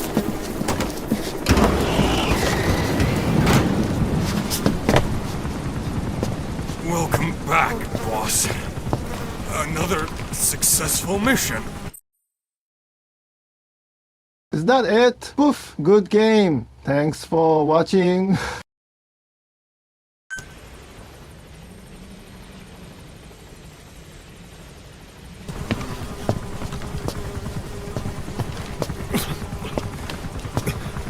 Great to see you safe, boss.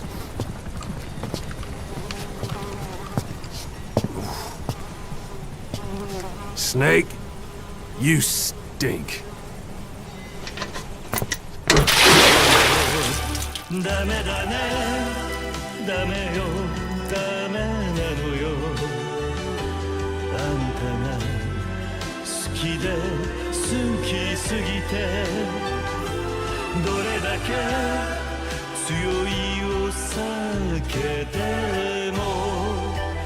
歪まない思い出がバカみたい